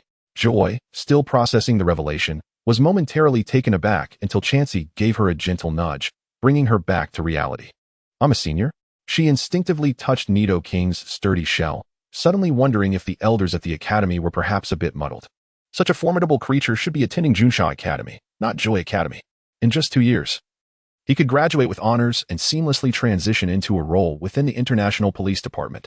At the Cypress Gym, Zuxian sat in the audience, quietly observing a bye as he challenged competitors. It's worth mentioning that gym leaders, aside from specializing in specific types, can also adjust their challenge methods based on their opponent's strength. For example, single battles like 3v3 are not exclusive to any particular gym. The distinction lies in proficiency. Currently, Abai had sent forth the second of the bug-type trio, Heracross and Pinsir, to engage in a double battle with the challenger. The fact that these two brothers were working together rather than squabbling testified to Abai's skill. Go, Crocodile. Use water gun. The challenger clenched his fists. Pidgeot, soar and strike with water gun. Pidgeot demonstrated remarkable agility, using the force of water gun as a pivot to close in on the opponent. If it were an ordinary trainer, this might have caused confusion, unsure whether to counter the water gun or the brave bird attack. Pinsir, block it with Rock Tomb. Pinsir raised its arms and slammed down, causing massive rocks to fall and obstruct the water gun, yet the force still created a gaping hole through the stones. The trainer tightened his fists. Go, Pidgeot. This is our combination attack.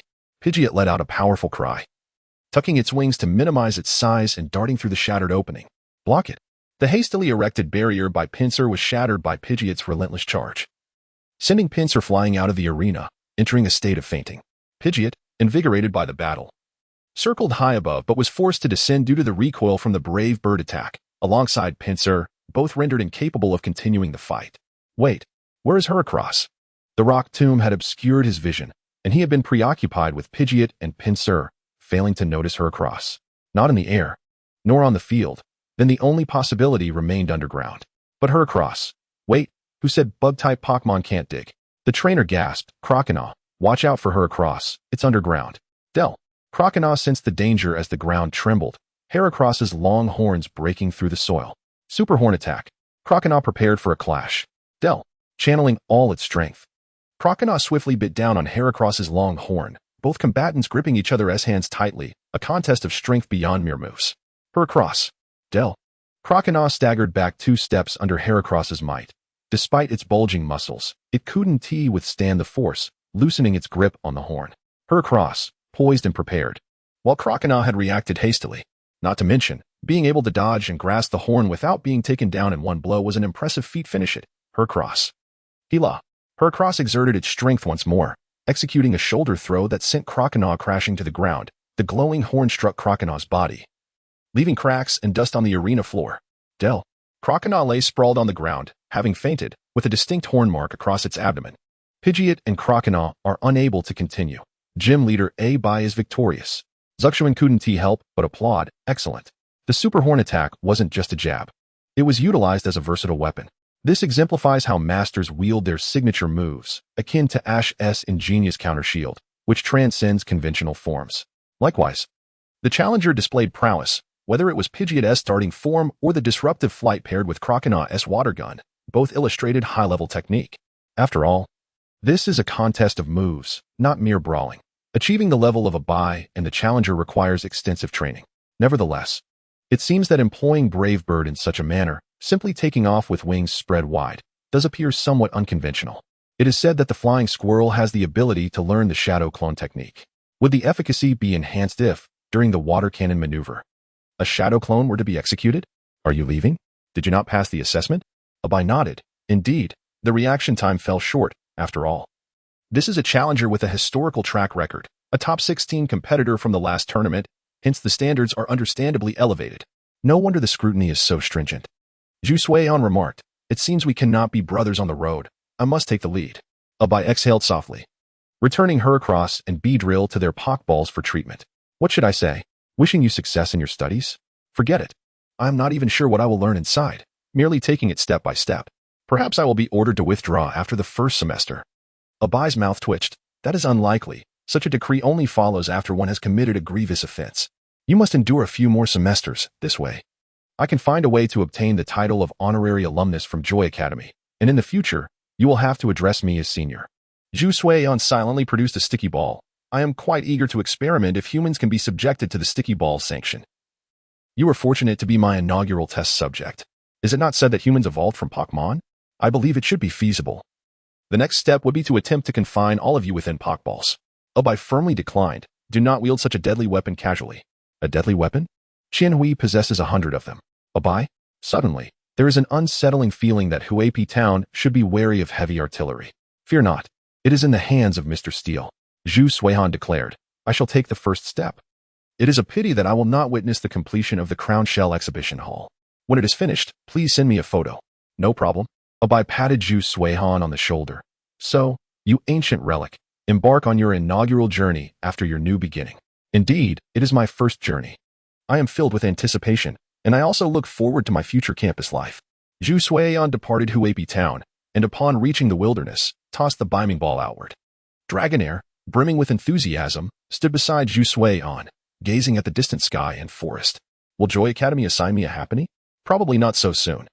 Zhu Suiyan flicked a piece of energy cube to Dragonair, checked the Pokeballs and sticky balls at his waist, ensuring they were within easy reach.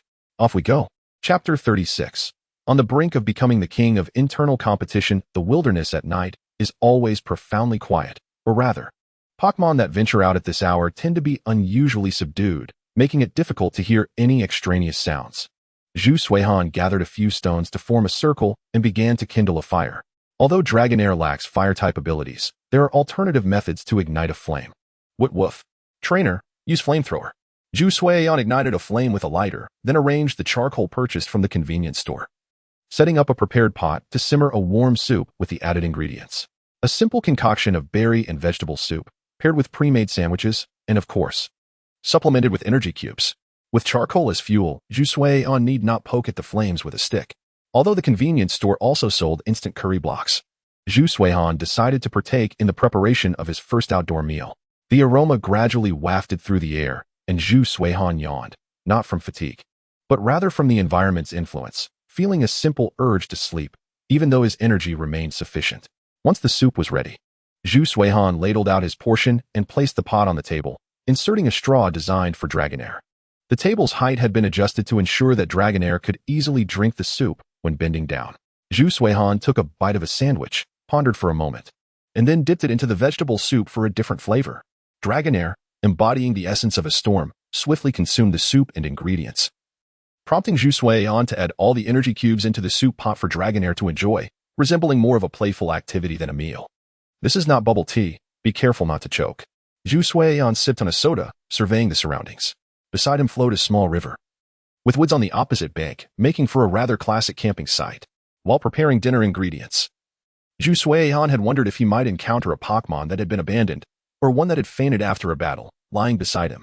Now it seemed he had perhaps overthought it. Such experiences are not commonly encountered. Woot woof. A satiated Dragonair waded into the river, its long neck resting on the water's surface, a posture reminiscent of a human lounging on a mattress. Occasionally, shadows of flying Pokémon flitted across the sky at remarkable speed. Zhu Suihan even spotted a pair of Fieros chasing a small one, seemingly pursuing a non-returning child, likely to deliver a thorough lesson once caught. Speaking of speed, are the Fiero couple sure they are not using this opportunity to train their offspring's flying abilities? Dragonair comfortably lounged in the water, but recalled that her trainer had not yet finished preparing, so she splashed onto the shore, nudging Zhu Suihan playfully. Stop it. You're all wet, Zhu Suihan said. Go to sleep. I need to tidy up before resting myself. Huh. Dragonair looked puzzled, having followed Zhu Suihan during the preparation. She noticed he had neglected to prepare any essentials for sleeping outdoors. Even without a tent, where's your sleeping bag? The sky is a blanket and the earth as a bed. I once slept on ice blocks, so what of experiencing the earth's embrace? Zhu Suihan asserted confidently. Do not worry. Even sleeping like this will not invite any Pokémon daring enough to approach. Through recent efforts, Dragonair gradually adapted to the taste of the sticky balls, no longer displaying the same resistance she once did. Placing a few around them, Zhu Suihan doubted any Pokémon would be curious enough to investigate. Should any truly appear, he could consider capturing a second Pokémon, regardless of strength. If you are unafraid of sticky balls, what does it matter? Enough talk, the majesty of the Emperor. Woot woof. Dragonair returned to the water and soon drifted into a deep slumber. Zhu Suihan switched on a small lamp and began to study under its glow. During this time, to ensure ample sleep, Zhu Suihan had taken to extracting a bit of knowledge from his cheat every evening, finding moments to study and comprehend the acquired information. I had thought this cheat would make me invincible, yet it feels more like a sleep aid. This time, in addition to essential camping supplies, Zhu Suihan had prepared ample paper and pens to facilitate his academic competition. However, to be honest, whether Pokémon are handsome, cute, or even adorably ugly, they each embody unique characteristics of their species. Yet, upon deeper investigation, some aspects do seem rather absurd, though that is merely Zhu Suihan's personal opinion. For instance, if someone were to form a bond with a bagworm or a dustox, their originally foul-smelling bodies would no longer emit any unpleasant odor. According to research, this appears to be something related to emotional energy. Zhu Suihan suspects it should be somewhat akin to the bond between Xiaoji and his Froke. Furthermore, phrases like stand up and exude momentum likely correlate with emotional energy as well. Of course, Dusty Mountain and the Bag of Rags possess the ability to endure foul odors. Yet over time, they may become explosive. The most absurd part is that if the corners of the Bag of Rags is a noxious venom, the nearby Stunky and Skuntank will come drooling over. For them, the garbage and pollutants consumed by the Bag of Rags transform into a sublime feast. Enriched and delicious after purification, akin to a bizarre desire to taste the bathwater of a working girl. Do you also wish to savor the flavor of a stocking milk tea? Although somewhat peculiar, it aligns with the Pokémon ecosystem. In heavily polluted areas, species like Stunky and Ghastly proliferate. However, since Zhu Suihan arrived in this world, as a highly engaged internet enthusiast, he has not encountered any significant pollution news. According to reporters, who often prioritize news over safety, it should be rather challenging to conceal such matters. It seems that Duzhu will not succumb to darkness. The interaction between Pokémon and the natural environment is indeed intricate, deserving commendation for those who protect the forests. Compared to the challenges of maintaining large ecosystems, perhaps the poaching groups are trivial by comparison. It's merely Pokémon battles. I can rally an entire forest of Pokémon with a mere call. Ecological saturation is also a factor worth considering. It is well known that parks and wetlands often host various competitions, including but not limited to insect catching and fishing. This showcases the protective effect, indicating that the ecosystem's capacity is nearing saturation, necessitating external forces to alleviate the pressure. Zhu Suihan closed his notebook, leaned against a grand tree, and shut his eyes, feeling that the environmental report he had exchanged for was somewhat difficult to comprehend. Whenever it pertains to the environment, adapting to local conditions is one of the few strategies available, far more complex than constructing a simulated city in a game. In a game, one can choose to ignore the residents' dissent, but in reality, this is impossible. Without the cooperation of Pokémon, the difficulty of environmental protection is indeed substantial. At Joy Academy, I hope they don't subject me to an entrance assessment, or else it might turn into a situation where a mediocre doctor causes harm. Zhu Suihan drifted into slumber. The sky as his blanket and the earth as his bed, with the grand tree serving as a makeshift pillow. However, truth be told, without a sleeping bag or tent, even with a campfire nearby, passing trainers might think Zhu Suihan had met with some unfortunate incident and fainted. Not bad. I slept well. At dawn, Zhu Suihan awoke, casually flipping through yesterday's notes, then glanced toward the direction of his Lapras, still asleep. Never mind, I'll prepare breakfast. Breakfast was quite simple. Moo milk paired with rice porridge made from berries, along with a small salad made from tangy berries and seasonings. It could also be interpreted as a spicy sour salad. The small salad was specially prepared by Zhu Suihan, incorporating ingredients like wood ear mushrooms alongside the berries, then having Lapras freeze it with ice beam to place it in a warming pot. As the enticing aroma wafted through the air, Lapras stirred from its slumber, slowly meandering toward Zhu Suihan, resting its head on his shoulder, unwilling to leave the delightful scent. Be careful, the pot is hot. Zhu Suihan stirred the pot with a spoon, turning off the heat once it was ready. As usual, he served his portion, pouring moo milk directly into Lapras' share, complementing it with freshly made energy cubes and adding some berries for sweetness. Would you like me to pour you a portion of the salad as well? I believe you would enjoy it. Woo-woo. Lapras decisively declined, maintaining a vigilant demeanor while eating breakfast, secretly observing Zhu Suihan, wary that he might mischievously add something to its pot. The rice porridge was fragrant and sweet, offering different taste whether paired with the small salad or the milk. If it weren't for his time constraints to report to the academy, Zhu Suihan would have relished the opportunity to prepare a breakfast of soy milk, fried dough sticks, and rice porridge.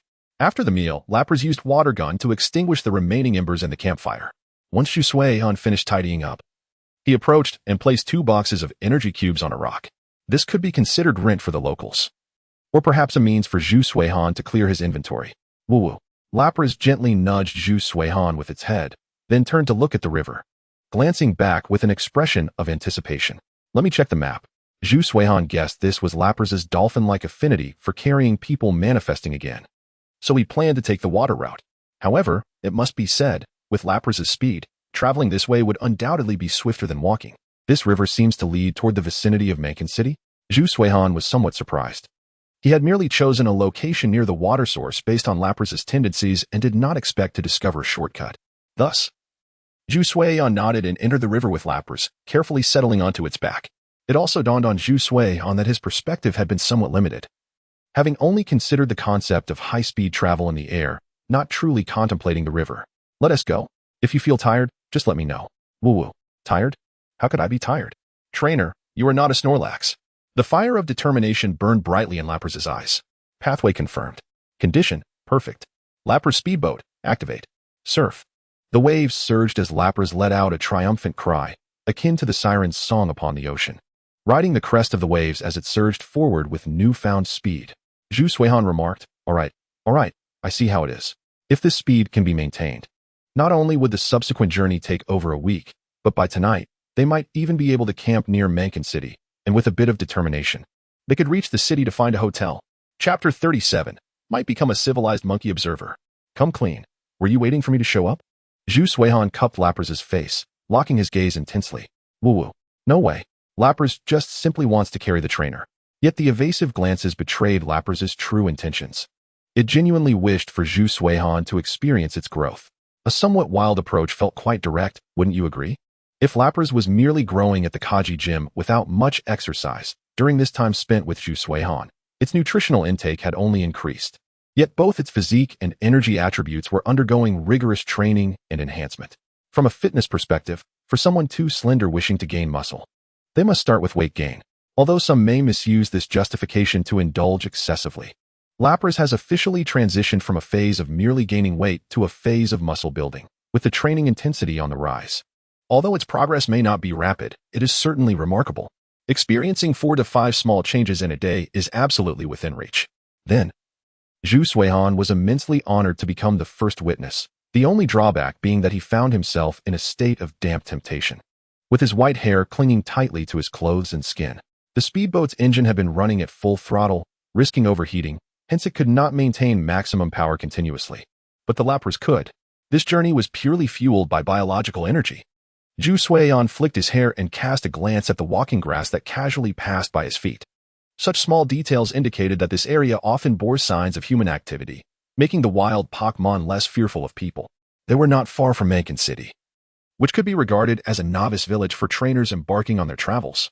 Let's head to the Pokémon Center in Mankin City to restore your condition first. Lapras obediently returned to its Pokéball. Though the thrill of the ride was exhilarating, it recognized that its current state was not suitable for leisurely outings with its trainer. Mankin City, by the way, where was that restaurant we visited last time? One could not deny the delightful taste of that restaurant. But the primary goal remained to inquire at the Pokémon Center first. Along the way, they encountered some peculiar newcomers. Fresh travelers seeking to find a lucky spectator to practice battling. Zhu Suihan expressed that he had just returned from the wilderness, and his partner was not in optimal condition. The newcomers lacked the obsessive drive to engage in forced battles. In short, everyone was quite friendly, including a big sister who kept glancing at Zhu Suihan's face and offered emergency healing items. How courteous. Upon arriving at the Pokémon Center, Zhu Suihan handed Lapras's Pokéball to Nurse Joy, nearly being mistaken for some strange villainous special ball. It was a type of Pokéball he had never seen before. Indeed, there were few young people in this era who still opted for handmade Pokéballs. Nurse Joy smiled gently. It seems you share a wonderful bond with your partner. Of course, Zhu Suihan nodded.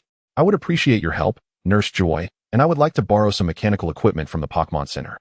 And I will settle the bill later. No need. Nurse Joy's smile grew warmer. This time it's on the house. Junior, she added. You are a teacher? Not exactly, but this has spread, and everyone is curious about your identity, especially since you managed to get Elder Lu to lend a hand, Nurse Joy explained. Typically, aside from regular enrollees, there are those who pay substantial sponsorship fees for temporary admission. However, you are among the rare few who have taken a shortcut, and the one who intervened for you is none other than Elder Lu from the winter. That's fine, while it may be unlikely to become Elder Lu of summer. Transforming into Elder Lu of autumn should not be a problem. Let me introduce myself. I am Joy Hua, and from now on, you are my junior. Joy Hua shook hands with Zhu Suihan. Once you enter the academy, just remember not to be afraid. It is rare for boys to enter, especially someone like you. It will draw some attention, but no one will do anything strange. Just remain calm. In short, it was about maintaining civility while observing. Zhu Suihan felt as though he had entered a girls' academy and hoped more brothers would join to form a team. Or else the difficulty of this girls' academy dungeon might be quite high. Joy Hua, will there be any placement exams upon my admission? I am not very familiar with your courses. There will be, and you might be the only candidate, Joy Hua nodded, since you are a transfer student. Especially one whose previous qualifications are unclear, a placement exam is essential for the academy to arrange your grade and class. All right. So even a novice has to take an exam.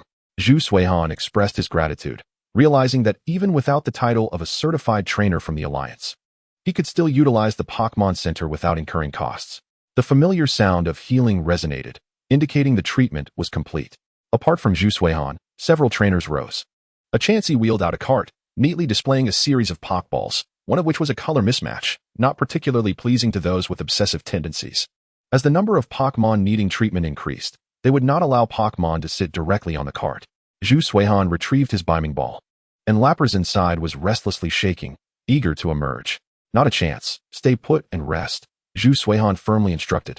Fastening the Pokeball to his waist and glancing at the trainers nearby, he felt a sense of camaraderie akin to a guild of villagers like the Unova champion Alder, who casually hung his Pokeballs around his neck, while others showcased their own unique styles. Zhu Suihan's habit of fastening his Pokeball to his waist was largely influenced by the impressive sight of Qi, who had once adorned himself with Pokeballs before the advent of Pokémon transfer devices. The same applied to badges. Ash preferred to pin his badges inside his clothing, reminiscent of the well-dressed individuals who often tucked a pin within their inner pocket. Ordinarily, badges and fancy contest ribbons could be housed in specialized cases.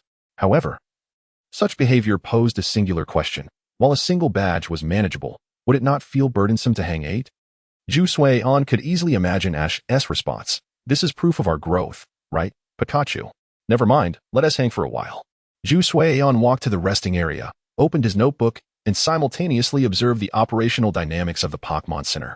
In essence, if the injuries were commonplace or merely exhausted versions, Nurse Joy would not intervene. The medical equipment could handle the matter. Kudos to the Pokémon Center's medical technology, as minor ailments could be treated without human intervention.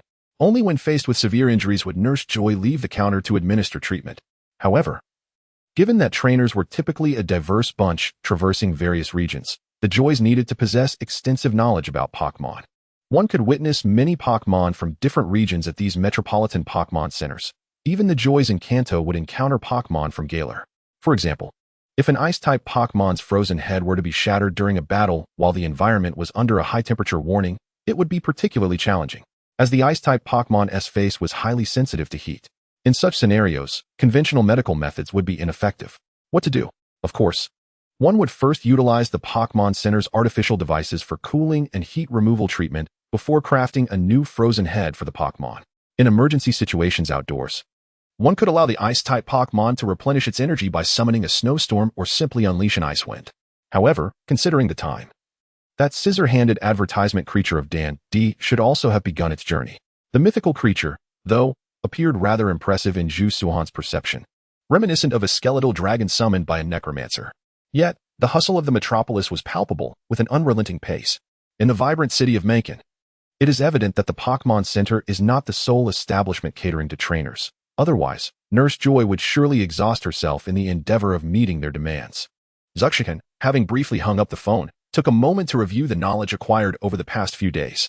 The meticulously crafted study plan was disrupted by a sudden surge of activity, necessitating a re-evaluation.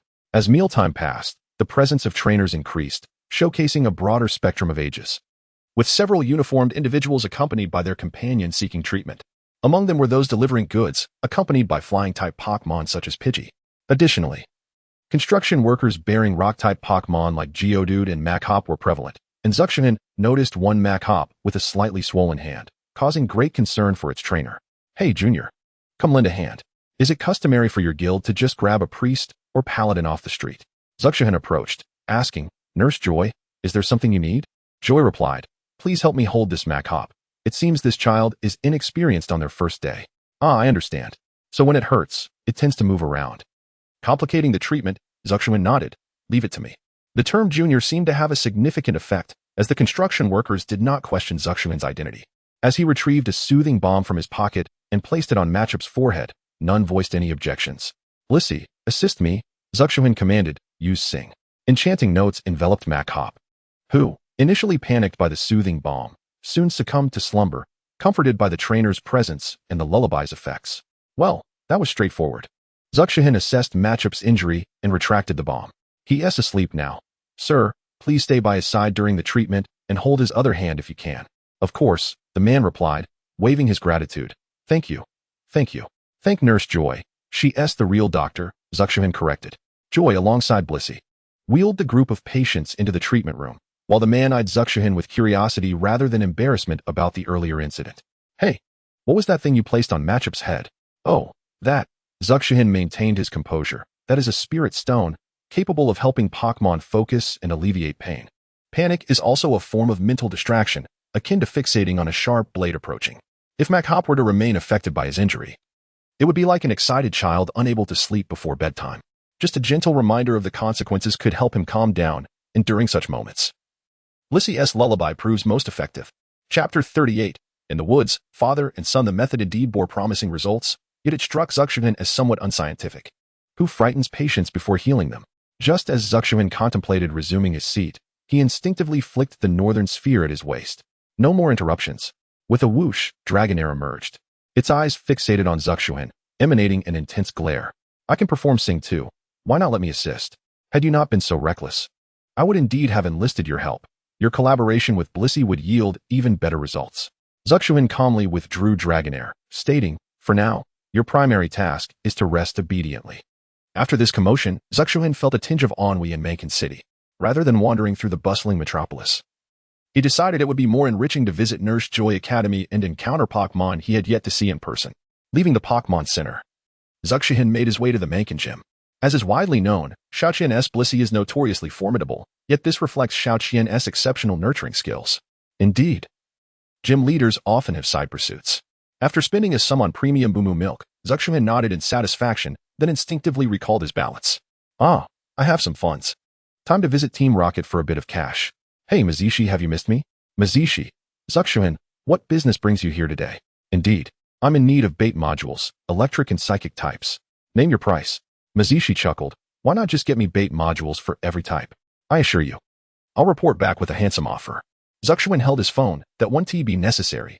You should understand my preference for these two types. Rest assured, our department's funds are ample for your needs. I'll negotiate with Naji on your behalf. I can guarantee a price that is more favorable than unfavorable. Mizishi laughed heartily. Let me share a little secret with you.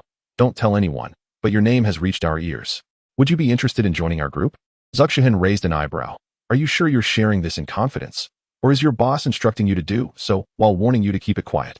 Well, a bit of both, but anyone whose name comes up regularly is bound for great success. Mizishi quickly contacted Naji while simultaneously continuing the phone call. Shall we maintain our usual arrangement? The same as always. I'll provide half for you to inspect, and once payment is confirmed, I'll send the remaining half. Zuxuan indeed possessed bait modules of all types, having noted them down, particularly those beneficial for inducing slumber. By the way, Mizishi, Zuxuan suddenly inquired. Are you familiar with the Dark Team? Those lawless ruffians? Mizishi's eyes narrowed. Have you crossed paths with them? Should I assign a bodyguard, perhaps a champion-level Tyranitar? In Mizishi's eyes, Zuxuan was a veritable golden goose, producing an impressive yield. Zuxuan candidly replied, I've encountered them, but they did not engage me in battle. Be cautious of that group. While the Dart Ball has yet to breach the technical barriers on the Sylph side and cannot affect captured Pokémon, the wilderness remains their territory. Mizishi cautioned, exercise caution. I wouldn't want you, a significant asset, to be lost for no reason. Rest assured, I don't view your Team Rocket as merely a bank. I hope for your growth and prosperity so that when I present my future research, you can afford it. As the call ended, Mizishi contemplated for a moment before signaling Naji, who had arrived, to wait. He pressed a bright red button on the desk. What is going on? Someone has detected the Dark Team's whereabouts. The same fellow who provided me with the bait modules. His last internal network login was from Huapi Town. Understood. Zinnia and Aju will investigate. After hanging up, Sakaki, dressed in a white tank top that revealed his muscular physique, wiped the sweat from his brow. The Dark Team. A band of reckless fools. Sakaki sent intelligence to Aju, instructing him to seek an opportunity for a field investigation. Given the nature of the Dark Team, their interest in Huapi Town surely revolved around the location of the Snorlax well. To wear a crown, one must bear its weight. As for Shas, there is no need to mention the dubious means by which one gains power. Father, what are you doing? Sakaki glanced over, his expression softening. Ma Jiji called me regarding work matters. It's nothing of great importance. The young man, adorned with a mane of red hair that obscured his eyes, nevertheless exuded an aura uniquely his own. Come, Silver, you have yet to complete your fieldwork today. Sakaki shouldered his hoe, instructing. Pay close attention to every blade of grass and tree in this lush forest of Tokiwa. Silver's face contorted in concern. Father, I have already sensed it. Awakening the power of Tokiwa should occur in the next couple of days. Sakaki replied calmly. If you achieve an excellent score in your fieldwork today, you may enjoy an additional half-hour of leisure this evening. Silver exclaimed. All right, Father. I will strive to do my best. Silver.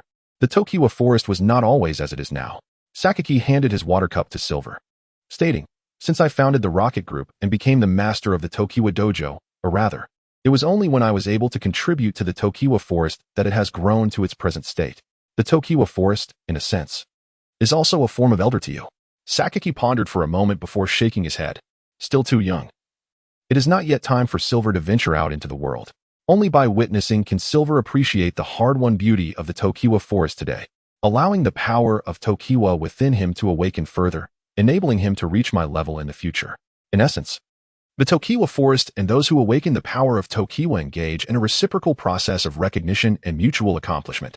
He had previously contemplated allowing Aju to take Silver out for a glimpse of the darker facets of the world. Nevertheless, a tinge of reluctance lingered within him. In Sakaki's mind, if Silver were to witness the chaotic realities of the world, it would only be safe if he personally accompanied his son. At the very least, he must bring his main team along, even if a fool like Shas unexpectedly appeared. Sakaki was confident he could handle the situation and return to the League with enhanced prestige. One Shas. And perhaps the League would consider expanding the Tokiwa forest a bit further, which should not pose a problem. Sakaki clicked his tongue in disdain. Humph. Those stubborn old-timers at the League, unable to expand the Tokiwa forest freely, do they not understand that this is about environmental protection? Should the League's representatives hear this, they might rush over to cling to Sakaki's leg, lamenting, while the older ones would likely point fingers, claiming, "Is that what you call expansion?" In the past, the Tokiwa forest was merely a novice village. Emerging from the Tokiwa forest meant one had passed the first trial. Now, if one does not adhere to the official paths established by the League, tossing in a team composed of tournament champions may not guarantee an exit. Enough, Sakaki. Outside lurks a myriad of powerful Pokémon. As sunlight streamed down, even the most temperamental Pokémon remained still in the woods, quietly observing this father-son duo as they strolled along the path. Father, this bait module is indeed quite effective. I believe the Rocket Group could benefit from such talent. Silver suddenly remarked. The Forest Rangers are quite fond of those bait modules for their convenience and management. Sakaki nodded. Indeed, Majiji had similar thoughts, but he showed no interest. Silver contemplated. That seems reasonable. Such individuals are unlikely to easily accept invitations. Sakaki's mood turned slightly complex. I am uncertain what kind of person he is, but one thing I can ascertain is that when it comes to spending money, he certainly does so liberally. In Mankin City, having successfully withdrawn money, the somewhat extravagant Zhu Suihan awaited transportation. Indeed, he was waiting for a bus, and it was public transport at that. He had assumed Joy Academy operated with stringent regulations, where any outsider daring to approach would be met with a barrage of consequences. However, it turned out there was a dedicated line to Joy Academy. Typically, individuals conducting research or other operations would take the bus there. Nevertheless, from this perspective, the regulations remained strict. Without an invitation, one could not gain entry, even if they arrived by bus. After all, it was predominantly a women's academy. It seemed not much different from universities in the past.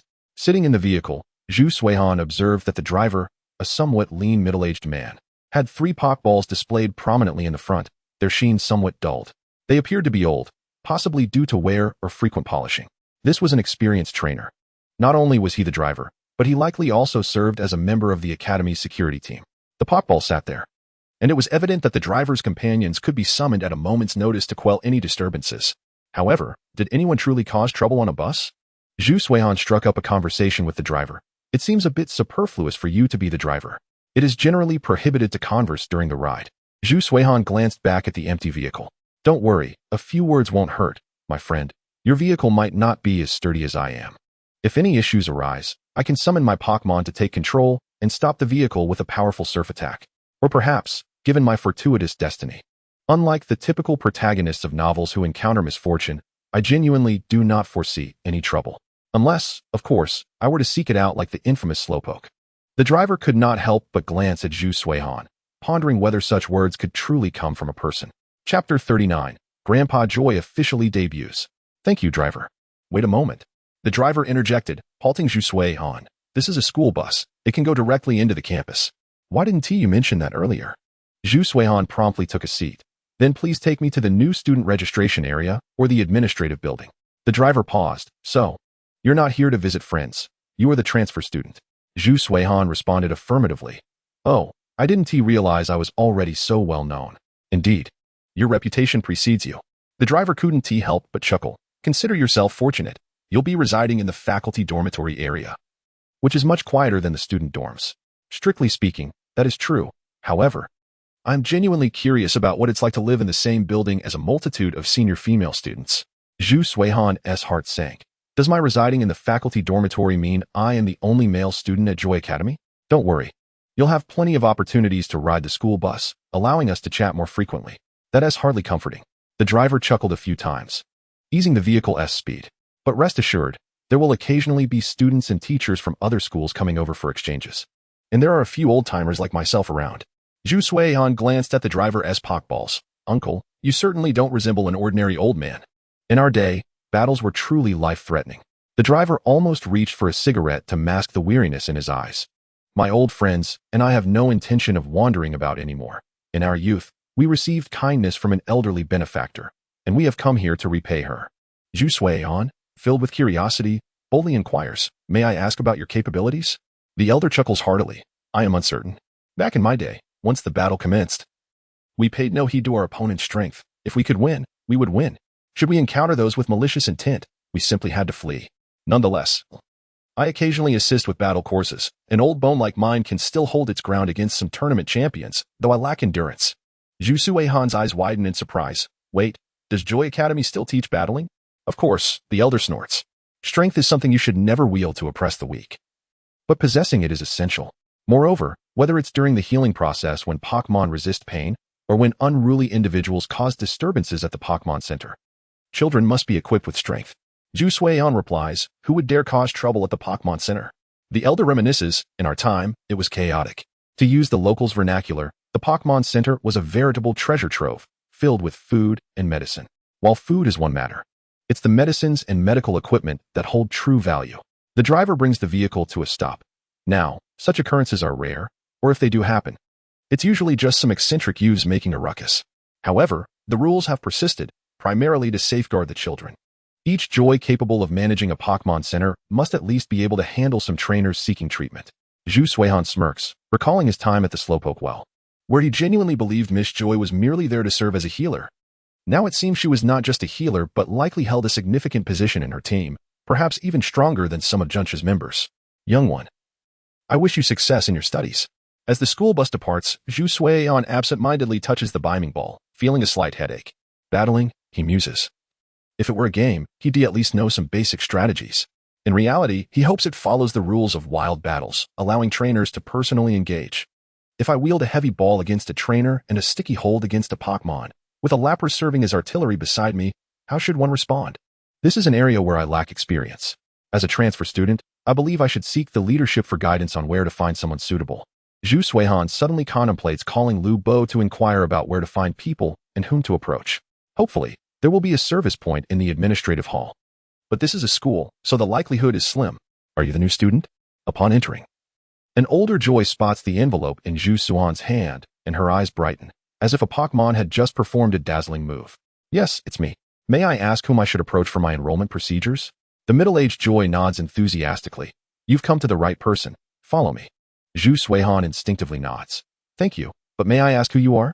"Don't misunderstand. I am not some high-ranking official. I am merely an ordinary staff member." Joy giggles softly. "What I meant was, with you here, I can take a moment to relax without fear." Zhu Suihan responds, "All right. For such matters, you can simply go to the principal's office." "The principal's office? Just like that?" Zhu Suihan doubts his ears. "I can really trouble the principal for this? Why do you think I recognized your identity?" Joy pats Zhu Suihan on the shoulder. "In truth, it's because the principal and others are so curious that they inadvertently spoke a few extra words, and soon the whole school is aware. The alliance consists of only a handful of people. For Lu Bo, that obstinate old fellow, to seek assistance is bound to pique the curiosity of many peers. Is this the true reason I am about to become a spectacle? Principal, our new student has arrived." "Oh, is that so? Please, come in." In the spacious and well-lit principal's office sits an elderly Joy, peering at Zhu Suihan through her reading glasses with a blend of kindness and keen curiosity. "Principal, I shall take my leave now. After wandering around a bit more and grabbing a drink at the lounge, I can indulge in a little leisure time. A perfect plan. Thank you for your hard work." Once the relaxed Joy closes the door, the elderly Joy nods at Zhu Suihan. "Please, take a seat, young one." "No. Perhaps I should not call you young. Maybe I should say ancestor?" Zhu Suihan takes a seat. "Please regard me as someone of normal age. By the way, did Lu Bo inform you of my arrival? He certainly holds a high status." The elderly Joy chuckles. Yes, but rest assured. Joy Academy specializes in the study of Pokémon. We want to subject you to dissection. That is a relief. Zhu Suihan smiles, sensing that the elderly figure before him possesses a youthful spirit. Allow me to introduce myself. I am Joy Jing. You may call me Principal Jing. Joy Jing continues. So, Suihan, do you understand what you wish to learn? Zhu Suihan shakes his head. To me, any subject is acceptable. I merely desire to encounter more Pokémon. Other considerations are beyond my interest. Indeed, just as Gulu described. Joy Jing nods. Then, let us conduct a small test. Would you prefer a written assessment or a practical one? Zhu Suihan is taken aback. Can I directly undertake a practical test? Certainly. As the supervising teacher S partner is quite capable and will intervene before you make any critical errors. Zhu Suihan frowns. Forget it. I'll take the written test first. Until I possess absolute certainty, I will not jeopardize the safety of ailing Pokémon. I am not inclined to engage directly, having experienced severe ailments in the past. He dislikes when others underestimate such matters. While I might be willing to apply a healing spray or administer a pecha berry for poisoning, anything beyond that is out of the question. Assisting with the pressure on the arm of a painting sister was already the extent of my willingness. Zhu Suihan would never follow into the treatment room. Ah, old friend. Joy Jing laughs. Apologies, Suihan. Upon reaching a certain age, one tends to indulge in excessive contemplation. I should have trusted that old fool Gulu. That old man does possess a keen insight into people. Ah, is this a test? How glitch? Joy Jing seems to discern Zhu Suihan's thoughts. This is indeed a test, but it is not directed at you. Historically, such assessments are generally written exams, evaluated by the psychology faculty. Joy Jing elaborates. The aim is to ascertain whether the students truly comprehend the mission of the academy. Zhu Suihan inquires. Are many unable to pass? Not many, or rather, it's merely an assessment. Failing does not equate to exclusion from enrollment. It's about tailoring education to each individual, enabling every child to become a true Joy. Joy Jing explains. In our view, the title of Joy is never confined to a specific lineage. Anyone can become a true Joy, just as you can. Zhu Suihan's lips twitch. If I may ask, are there any males among you? Indeed, it is merely a matter of surnames. Boys take after their fathers, while girls follow their mothers, leading outsiders to perceive Joy as predominantly female. Or rather, should you, Suihan, manage to find a mutually affectionate Joy in the future, it would render us all as one family, regardless of perspective. It's akin to a Pokémon-themed son-in-law scenario. The youthful demeanor of this venerable dean is astonishingly beyond what Zuxian anticipated. Joy, with a cheerful laugh, suggested, Come, let me show you around the campus. Zuxian, taken aback, inquired, Aren't you supposed to be working? Wouldn't this be too much trouble? I observed that little girl's intentions. She was merely mimicking me. Joy shook her head. What do you think? They learned their habit of slacking off from somewhere. Ah, I see. Zuxian nodded reluctantly. Well, you seem to be in good health. For an elder, the ability to ponder various matters rather than solely reminiscing about the past is indeed indicative of robust health. Of course, Joy exclaimed, her expression reflecting a sense of having encountered unworthy individuals. If it weren't for a few older colleagues coming to me with their grievances, I would never have stayed put in the dean's office. My true purpose lies in combating crime on the front lines, dealing with those who disrupt the Alliance's order, and then providing care to my companions. Joy huffed emphatically, not languishing away in an office. Zuxian swallowed hard, feeling the weight of pressure from this formidable figure. This version of Joy, akin to an unmatched assassin, undoubtedly instilled a sense of awe. Nevertheless, a new chapter in my life had commenced. Joy, the Grandmaster, was officially on the scene. Chapter 40. The Dean of Unmatched Warriors here. We are less of an academy and more akin to a mountain, the Academy Mountain. Joy stated. The entire mountain range serves as our campus, with no space left unutilized. Such an astonishing utilization rate raises questions about whether there exists a lotus pond costing millions to construct within this realm. Surely, no one would dare to indulge in such extravagance on Joy's territory. The Dean herself embodies a version of Joy that is unparalleled. Who could withstand that? I heard from the driver that I reside in the faculty dormitory area. Am I to be allocated a room? Not just a room, but an entire suite. Joy clarified. Everyone has their own partner. So even in the student dormitories, they are largely independent units, complete with gardens and courtyards. Zuxian was taken aback. Wow. I think I'm going to like this school. The towering buildings in view are primarily teaching and research facilities, housing various departments. However, unlike typical academies, only those who obtain their diplomas are permitted to choose their departments for further specialized study. Joy remarked, as for the teaching buildings, there is nothing particularly eye-catching. They are indeed large, But if you happen to be late a few times, you should become quite familiar with their layout. Late a few times? Well, that certainly embodies the essence of university life. Zuxian nodded. I heard from the driver that Joy Academy also teaches combat. Indeed, Joy replied. While we want to push you to vie for championships, you must possess the ability to defend yourself. She continued, especially when you were tasked with disaster relief. As certain Pokémon can be quite aggressive during such times, it is imperative to subdue them. This made sense, akin to the standard procedure for rescuing someone from drowning. If the victim remains conscious, they might transform into a water ghost. Oh, by the way, I almost forgot to ask, Joy said. Sway on. How many partners do you currently have? 1. A Dragonair. Am I to receive a Chansey partner? Zuxian mused, recalling that Joy's Pokémon typically included Chansey, Togepi, and Floral Ring. As humans learn, so too do Chansey. At least within the academy, Chansey is not merely your partner, but your classmate, a sort of study group.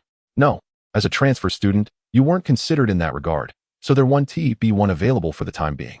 Joy smiled. What do you say? Should I have my partner assist you? Zuxian decisively shook his head. No thanks, I probably won't learn anything that way. It's much like playing an online game. If you start with an overwhelmingly powerful guide, you might miss out on the joy of the game and fail to develop your skills.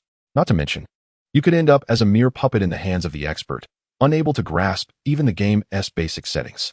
Moreover, I have Dragonair, who can also provide healing. The North Sea ball swayed, and Dragonair was visibly pleased with Zuxian's trust. Indeed, although Dragonair cannot fly, there are still plenty of other things I can manage. While its healing capabilities may not be as extensive as Chansey's, the essence of life drops is undeniably valuable. If nothing else, as long as Zuxian can devise a device to contain the life drops, healing can become increasingly effective. A reusable potion, as long as the container can be crafted, will allow anyone's gathered life drops to be utilized. By having Dragonair fill a vial, any injured individual can be given a sip, enabling them to endure until emergency aid can be rendered. Would this be taxing for Dragonair? Not at all. There are plenty of other Pokémon. In such a vast Joy Academy, assembling a team skilled in managing life drops would be a breeze. Since the reusable potion is already in the works, there are certainly more interesting concepts to explore regarding energy cubes. If we could incorporate Chansey's eggs or the milk from Blissey into the mix, following the energy cube method with a few adjustments, it would essentially be a version of a healing elixir. Not to mention, both the pink demon's egg and Blissey's milk are top tier in both taste and efficacy. Adding a bit of powdered essence ground from spirit roots and mixing it with the life drops would surely not leave many detecting any bitterness. Isn't this far superior to any medicinal concoction? What? You can detect it? Well done. I'll get you a position as a gourmet expert. Don't forget to pay me a referral fee later. What are you pondering? Joy noticed the subtle shift in Zuxian's expression, akin to a fleeting glimmer of insight in his eyes. Such nuances are often the manifestation of subtle expressions. I just suddenly conceived an idea that might serve as a future research direction, Zuxian stated. If I could bring it to fruition, even if it incurs a slightly higher cost, it would certainly be beneficial. Joy nodded in agreement, not overly concerned with the matter. In her mind, Zuxian may hold some ancient secrets and could potentially decipher ancient texts. Should he recover his past memories, he would undoubtedly become a prominent figure in history and linguistics. However, as for research, it would be optimistic to expect Zuxian to comprehend the intricacies of instruments and equipment. We arrived. This is the cafeteria, which operates around the clock, allowing you to dine here at any hour, Joy explained. The variety of dishes is quite expansive. A typical student, dining 3 times a day at the academy, would likely sample 2/3 of the menu before graduation. He has grown fond of the school. Zhu Suihan felt somewhat puzzled. What does it mean that the cafeteria operates all night? Some children engage in research or take turns caring for severely afflicted Pokémon, and by the end of their shifts, they are undoubtedly exhausted. This is precisely why an all-night cafeteria is essential for them, Joy said. Having a warm meal ensures they can return and sleep soundly. Concerns about late-night snacking leading to weight gain are not a priority. To be frank, with the demanding nature of Joy's work, if she does not replenish her body with ample food and hydration, maintaining her weight is already a considerable achievement. Any job that is overwhelmingly busy can achieve the remarkable feat of not gaining weight despite indulgence. It seems the time has come. Will you treat me to a meal? Joy couldn't help but glance at Zhu Suihan and remarked, Don't think I am unaware of your extravagant appetite. Even Lu Bo has mentioned it. Your campus card and other documents are ready for you, located over in the dormitory area. The college will initially cover your meal expenses as a form of financial aid for underprivileged students, but you will need to repay it in the future. Zhu Suihan was taken aback. Has he become a student on a loan? He initially wanted to assert his financial independence but thought better of it. As a freshman, he certainly could not freely utilize certain research equipment. He planned to pay for its use and focus on creating reusable potions first. At that point, whether selling to the Rocket Group or Joy Academy, covering the cafeteria expenses would be a trivial matter. Zhu Suihan would confidently declare that he would cover all cafeteria costs for the month. That would be the moment for Zhu Suihan to boldly expand his financial endeavors. Failing to substantially bolster his savings would signify a lack of ambition on his part. This will be your residence moving forward. The key is already placed at the door. And there is no need for cleaning. Just move in with your bags, Joy stated. However, do be mindful. If you wish to practice techniques or conduct research in the dormitory area, please avoid disturbing others. This was not an issue. He could easily retreat to the nearby deep woods, ensuring no one would be disturbed. As night fell, he should tidy up and head to the cafeteria for dinner. There is an exam tomorrow. Zhu Suihan replied, haven't I already completed my exam? That was merely a psychological test. The actual assessment is still to come. Joy smiled. Rest assured, for novices like you, we utilize models, not actual injured Pokémon. Allow me to hint at this. The models used for the practicals are entirely random and encompass a broad range. I cannot predict what you will encounter. Zhu Suihan felt a pang of anxiety. How broad could this range be? Do not worry, it won't be too extreme. The scope for novice assessments primarily includes Pokémon from the Sinnoh region, and mostly those that are quite common. Joy smiled. This is an academy, not a place designed for torment. Zhu Suihan thought. This selection range seems sufficiently challenging. He looked at old Joy and mused. Are you simply coasting along until the end of your shift? A clever child, she replied. Aside from the model assessments, there are also other foundational knowledge tests. I hope to see you pass. Pass, but not excel. This implies that some of those bizarre testing components are indeed inhumane. However, it makes sense as an antiquated relic. Simply passing should be regarded as a commendable achievement. Alas, I'm not a genuine antiquity. Following the path, Zhu Suihan found his assigned vacant room and discovered all necessary documents and instructions at the door. It appeared the course schedule would only be distributed after he completed the exam. He called Mr. Steele and Chen Hui, then dialed Lu Bo, who laughed upon hearing about Joy's assessment. Ha ha, that crazy woman was just like this in her youth. Don't mind her. Zhu Suihan was intrigued. A crazy woman? Indeed. Joy is a few years older than me. Back then, let alone the Elite Four, champions had to behave themselves in her presence. Lu Bo recounted, in her day, she was known as Sister Jing, a formidable woman. The older generation of Joys even questioned whether they had mistakenly swapped children with Junsha. She was not only capable in battle but also in healing, managing to reform many wayward individuals through her strength and that of her Chansey. Her own strength? She is undoubtedly a berserker. Lu Bo patted the head of a small swine-up, but rest assured, while she may not favor the director's position, she takes her responsibility to guide the younger generation very seriously. Oh, understood. Please take care of yourself. Zhu Suihan hung up and glanced at the Lapras exploring the living room. He had a feeling that his academy life would be quite magical. Never mind that. It was time to make a resounding first impression by treating the cafeteria staff to a little surprise. Lapras, let us go eat. Chapter 41, Superpowers. Just ordinary, the cafeteria food is reasonably priced, but certainly not exorbitant. It may sound like a trivial remark, yet Zhu Suihan found it to be quite accurate. In terms of both ingredients and flavor, while not of the highest quality, it undoubtedly ranked among the best. In short, it was infinitely better than his previous dining experience at the restaurant in Manjin City. Considering the cost of the materials combined with labor, the final price for students is indeed quite affordable. As long as Lapras is happy with the meal, it matters little if Zhu Suihan finds the taste unpalatable. He can always resort to energy cubes. In fact, he currently only knows how to make energy cubes, and with no money. He could have prepared them himself if he had the means. What are you staring at? After swallowing a mouthful of soup, Zhu Suihan calmly surveyed the muscular figure wielding a ladle. One scoop from that ladle could likely pulverize even stone, assuming the ladle is of adequate quality. After all this time, I truly despise wasting food. Can't you see that? The muscular figure scratched its head, then affectionately patted Zhu Suihan's head. Good. I acknowledge your appetite. Among all the students I've encountered, I would gladly deem you the strongest. Who wouldn't he delight in hearty eaters as a cook? Unless a customer happens to arrive just a minute before closing? However, as a cafeteria operating on shifts, the muscular figure did not mind such things. To have a customer who eats without waste and enjoys their meal is precisely the kind of patron they yearn for. My culinary spirit ignites. The muscular figure as a chef is truly impressive. Yet, to be frank, the figure's inherent strength is already formidable.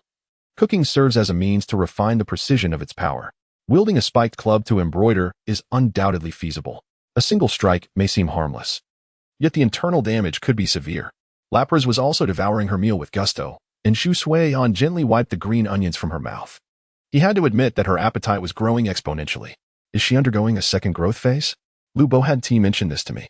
After their meal, Shu Sui-on casually tapped the amount due, earning a thumbs up from the muscular figure, who felt confident about future sales. Just a few steps beyond the cafeteria lies a vast lake, with various buildings encircling it. Shu Sui-on noticed some individuals using their water-type companions to take shortcuts, which likely does not violate any school regulations. After school, during the rush for food, those with water-type Pokémon certainly possess a distinct geographical advantage. After Dratini assured repeatedly that it would behave, Ziyuan climbed onto its back, leisurely drifting along the water currents towards the dormitory. Tomorrow's exam would be a straightforward affair. One could always summon their external enhancements to gain an edge if necessary. The diversity of species was indeed remarkable. He spotted a duckling and a glowing fish, both of which were not native to the Johto region, and they appeared to be in a group. Suddenly, the water erupted with a tremendous splash, and a blue figure shot out, soaring into the sky and roaring at the passing Pidgeot and Murkrow. A Gyarados?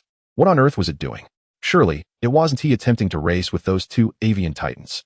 Alternatively, it might have been subjected to the whims of these seasoned flying types. However, one would expect such antics to be the domain of Corviknight and Honchkrow. Admittedly, this line of thought bordered on species bias. Ziyuhan took a sip of soda. He had casually purchased some bread, drinks, and snacks from the cafeteria, ensuring a continuous supply of energy. The Gyarados glanced down at him. Dratini was nothing new to it. Yet, he noticed an unfamiliar individual with white hair, someone he had never encountered before. What are you staring at? Ziyuhan waved his hand dismissively. The presence of a Gyarados living in the lake indicated its ability to master the fury within. In terms of its Mega Evolution attributes, it might be the malevolent energy lying dormant in its bloodline. Thus, it posed no real threat. The Gyarados flew closer, examining Ziyuhan with a tilted head, exuding an aura reminiscent of a hulking brute attempting to appear cute. You're not asking for a toll, are you? Ziyuhan tossed an energy cube, which landed squarely on the Gyarados' thick lips, akin to those giants who could balance a milk tea on their chests. The Gyarados, surprisingly unfazed, consumed the energy cube with delight, nodding at Ziyuhan, its affection level increasing twice over. Not only did it not fear him, but it also received a treat. What a good person. Goodbye. Ziyuhan slowly drifted away, leaving the Gyarados puzzled, unable to comprehend the intricacies of his thought process. A stranger should typically evoke a sense of trepidation, yet here was someone who seemed unperturbed, even unafraid of his presence. If Dratini were to learn of Gyarados' internal musings, it might even have a few jabs to offer. You're barely scratching the surface. Do you want me to take you back home for a proper education? However, returning home might not be necessary. Ziyuhan could easily subdue this Gyarados with a mere sticky ball. Gyarados, oh how a similar creature soared above in the past, and capturing it required considerable effort. That infernal equipment drop mechanism had caused him much grief during his impoverished days. The first time he experienced Arceus' equipment loss in an online game, his heart felt as if it were bleeding. As for the so-called offerings from the north, Ziyuhan had never tried them, mainly due to the hassle involved. The Dratini ferry docked at the shore, and Ziyuhan stretched his shoulders before heading inside to take a shower, preparing for a good night's sleep in anticipation of tomorrow's exam. Suddenly, while Ziyuhan was drying his hair, Dratini barged into the bathroom, clenching Ziyuhan's phone in its mouth. Which deity is calling me now? Ziyuhan paused to take the phone. Hello? That module. Do you want it? Naza? Ziyuhan was somewhat taken aback. The psychic module? Are you asking if I want it? Yes. I've been considering its production method and have developed a few new ideas. Naza held a lavender bait module hovering above her palm, its shell subtly shimmering with a jade-like glow. If a powerful psychic could infuse it with enhanced abilities, the effects would be even more profound. For psychic apprentices, carrying such a module would not only foster a closer bond with psychic Pokémon, but also expedite their initiation into psychic abilities. Humans are another form of Pokémon, aren't they? The bait module works on humans too? Ziyuhan inquired. So, you're asking if I want it? Meaning you have extras? I'm planning an event and wanted to see if you'd join, Naza explained. Similar to your bug and flying bait module. I intend to connect with psychics from various regions for an internal exchange. Rest assured, with my reputation in the circle, this will be a breeze. Ziyuhan felt perplexed. What does this have to do with me? I've already sold it to you. No, from my perspective. The bait module now provides greater assistance to psychics and apprentices, hence the payment for you has decreased. Naza stated bluntly, will you attend the event? Even if your talent is lacking, I and a few others can help you attain formidable psychic powers. Ziyuhin responded. Other people? Is one of them that legally recognized Loli from Unova? If a release point could be found, it would indeed be a significant boon for Gardevoir. However, that change of tone was rather amusing. There was a sense of unease, as if the home of Houdie was on the verge of falling apart. The public relations staff surely owed Houdie a debt of gratitude. With such an old monster as the director, it would undoubtedly be more reliable than NASA. Not interested. I have no desire for psychic powers. What a joke. I'm already in invulnerable human form, and you, NASA, are no 3-saint mushroom. It's unlikely you could awaken my psychic abilities. Houdie. Oh no, this is bad. A gradually emerging smile of intrigue appeared on Naza's face. One that typically graces the visage of someone wielding a knife, ready to strike. Let me confirm once more. You have no interest whatsoever in psychic abilities? Psychic powers aren't particularly rare. Why not mention awakening the power of Eternatus? Naza's expression froze. You know of Eternatus' power? Is that surprising? Houdie exhaled in relief, as this topic seemed to calm Naza's mental fluctuations. Frankly, while Eternatus' power is somewhat reliant on the individual, it isn't constrained by innate talent, unlike psychic powers. Ziyuhin held the phone in one hand while pouring juice for Dratini with the other. Essentially, psychic powers and aura powers are quite similar, and both rely heavily on talent. Assessing talent and understanding the heart are entirely different matters. You seem to know quite a bit. Are you perhaps a kindred spirit? Naza queried. Not at all. I'm merely an illiterate who isn't officially enrolled yet.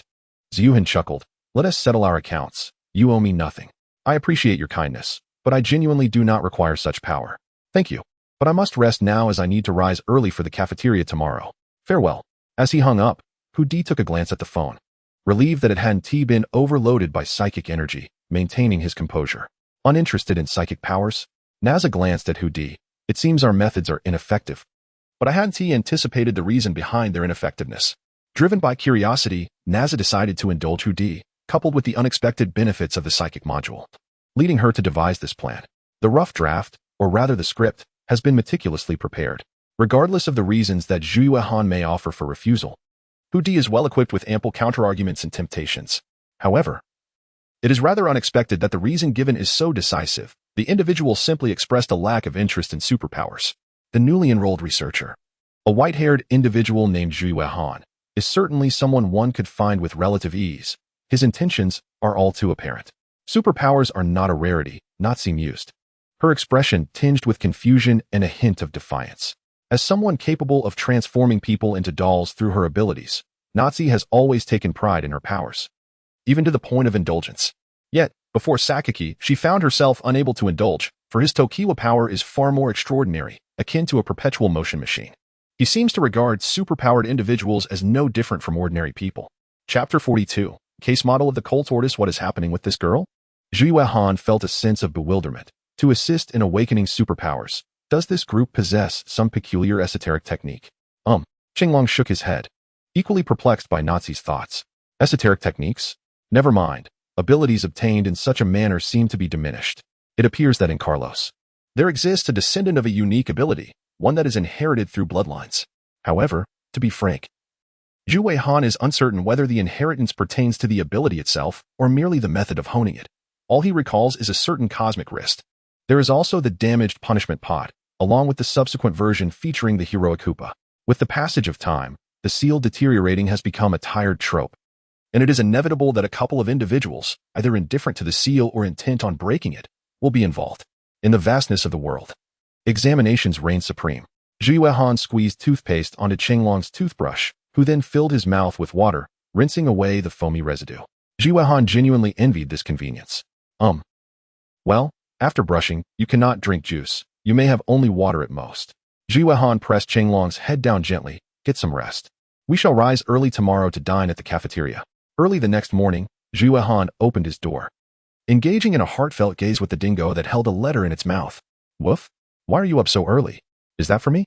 Thank you. The dingo, burdened with a large backpack, barked in response before dashing back to join its companions, continuing towards the other dormitory areas. Is this a profession? Zhu Han shook his head, realizing the letter was his examination notice, scheduled for the afternoon. Excellent, with the map in hand. He could easily ascertain which building to head to for the exam.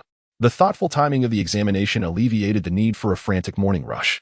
Just as he departed the dormitory area, Zhu Han spotted a group of Ms. Joys jogging around the lake. This scene was surely enough to excite Xiaojing thoroughly. The sweat and rhythm delineated perfect muscle contours, making it effortless to restrain an unruly patient. However, it would depend on the physique if a Snorlax fell ill. Aside from the allure of delicious food, there seemed to be no other recourse. It was unlikely that every Pokémon Center would feature a monster like Shiba. Trainer, would you like to join? Shenlong's eyes glinted mischievously. If you decide to run with them, I shall simply leap across the lake and wait for you at the cafeteria. Zhu Weihan chuckled. No, today I shall conduct weight training with you. Quite simply. The weight is himself. Morning mist still clung to the lake, and Zhu Weihan resisted the urge to cast a fishing line right there. Firstly, he lacked a fishing rod. Secondly, he was uncertain whether fishing was permitted in the lake. Shenlong's call snapped Zhu Weihan's attention back to the present. A familiar silhouette emerged from the mist in the distance, its gaze unmistakable. Shenlong? How intriguing. The figure made no unusual movements, merely observing from afar. Zhu Weihan had no whimsical notions that the stranger was captivated by his Shenlong. Should that truly be the case, Zhu Weihan would need to resort to using a sticky ball throw. My Shenlong is still a child. Inside the cafeteria, Zhu Weihan encountered a familiar apron-clad powerhouse, presumably just finishing their shift. The kitchen staff had changed, and a new Pokémon chef, a Frostlass, was now at the helm. The question arose, would anyone actually drink cold beverages so early in the morning? The answer was affirmative. Zhu Weihan ordered a fruit slush for Shenlong, generously drizzled with peach and chocolate sauces. Without question, the gentle Frostlass personally delivered the slush, her demeanor suggesting she might just feed it to Shenlong bite by bite. However, Shenlong had the super straw that Zhu Weihan crafted for her, which had been enhanced to version 20, appearing significantly less rudimentary. It seemed to be a makeshift blow dart, summoning Shenlong into an offensive stance, equipped with the trainer's handmade straw, whether utilizing water guns or water pulse. A single blow could rival the force of heavy artillery without concern for overheating the barrel. After the morning exercise, the Joys arrived at the cafeteria. Among them several outsiders like Zhu Weihan. Unfortunately, this group reached a consensus to observe him, the striking white-haired youth, who could even present a campus card for payment and appeared to be of similar age. Attention, attention, the monkey has arrived at the academy. Zhu Weihan sighed. I am hardly an academy faction like Dongzhuo.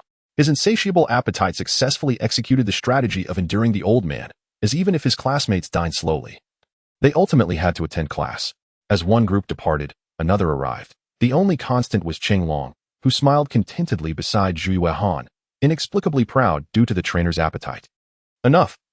Let us take a little break today and prepare for the noon examination.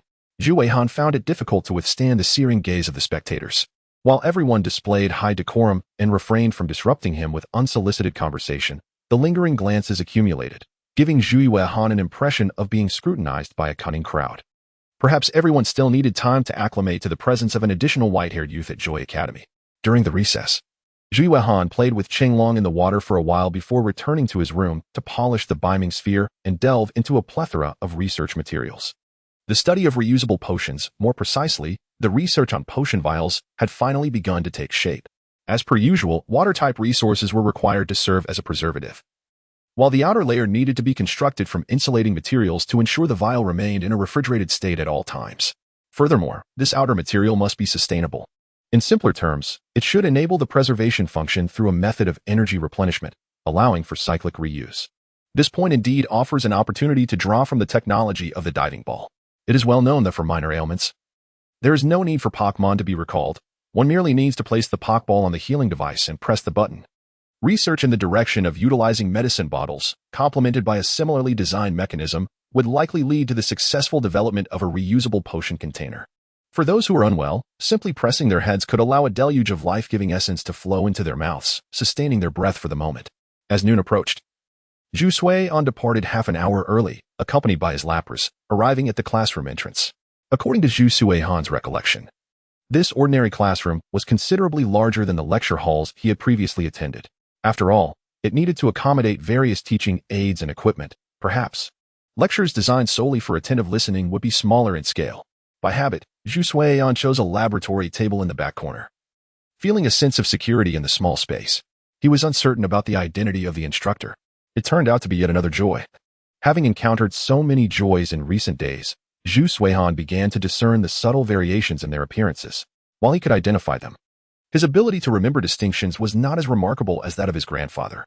Today marked a practical assessment, and Joy smiled, expressing hope for the student's successful review. Furthermore, as you all observe, a new classmate has joined us for the examination. I trust you will all perform at your best.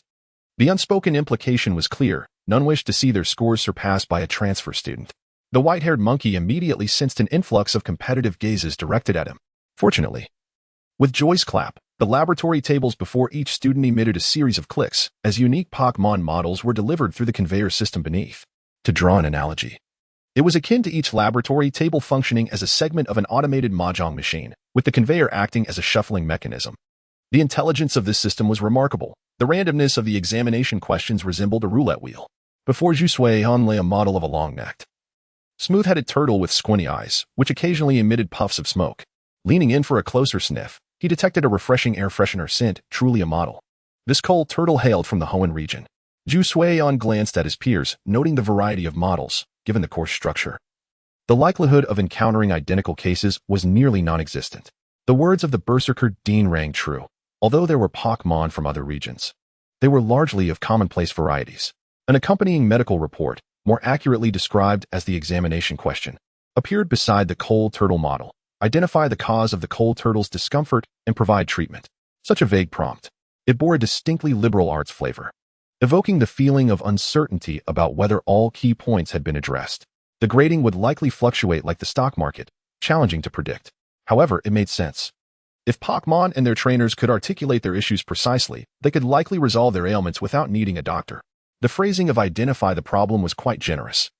Under normal circumstances, one would need to decipher peculiar rhetorical descriptions.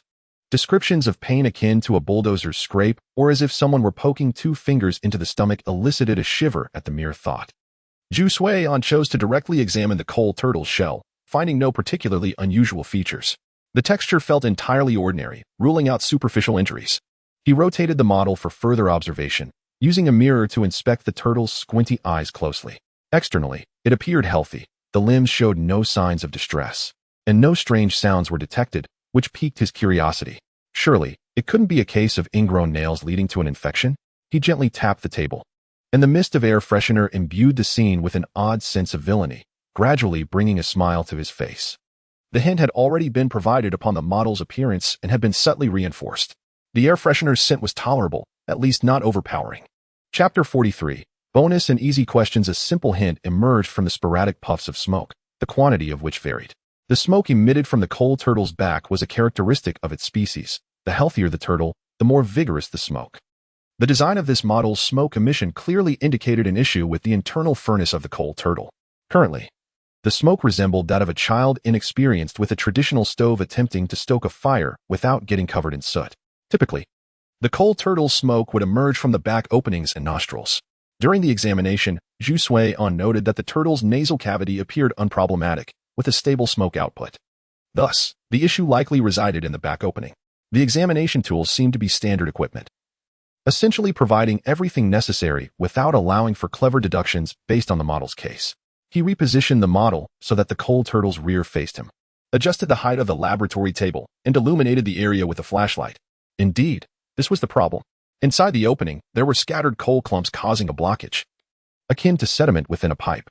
Additionally, some areas displayed discoloration, likely from abrasion. This led to the question, how did the coal turtle typically stoke its fire? The coal turtle could produce high-quality coal, yet it couldn't conjure elements like a wizard, meaning it required external fuel sources. However, this fuel might not align with human expectations. Should it be ingested orally or inserted directly through the opening?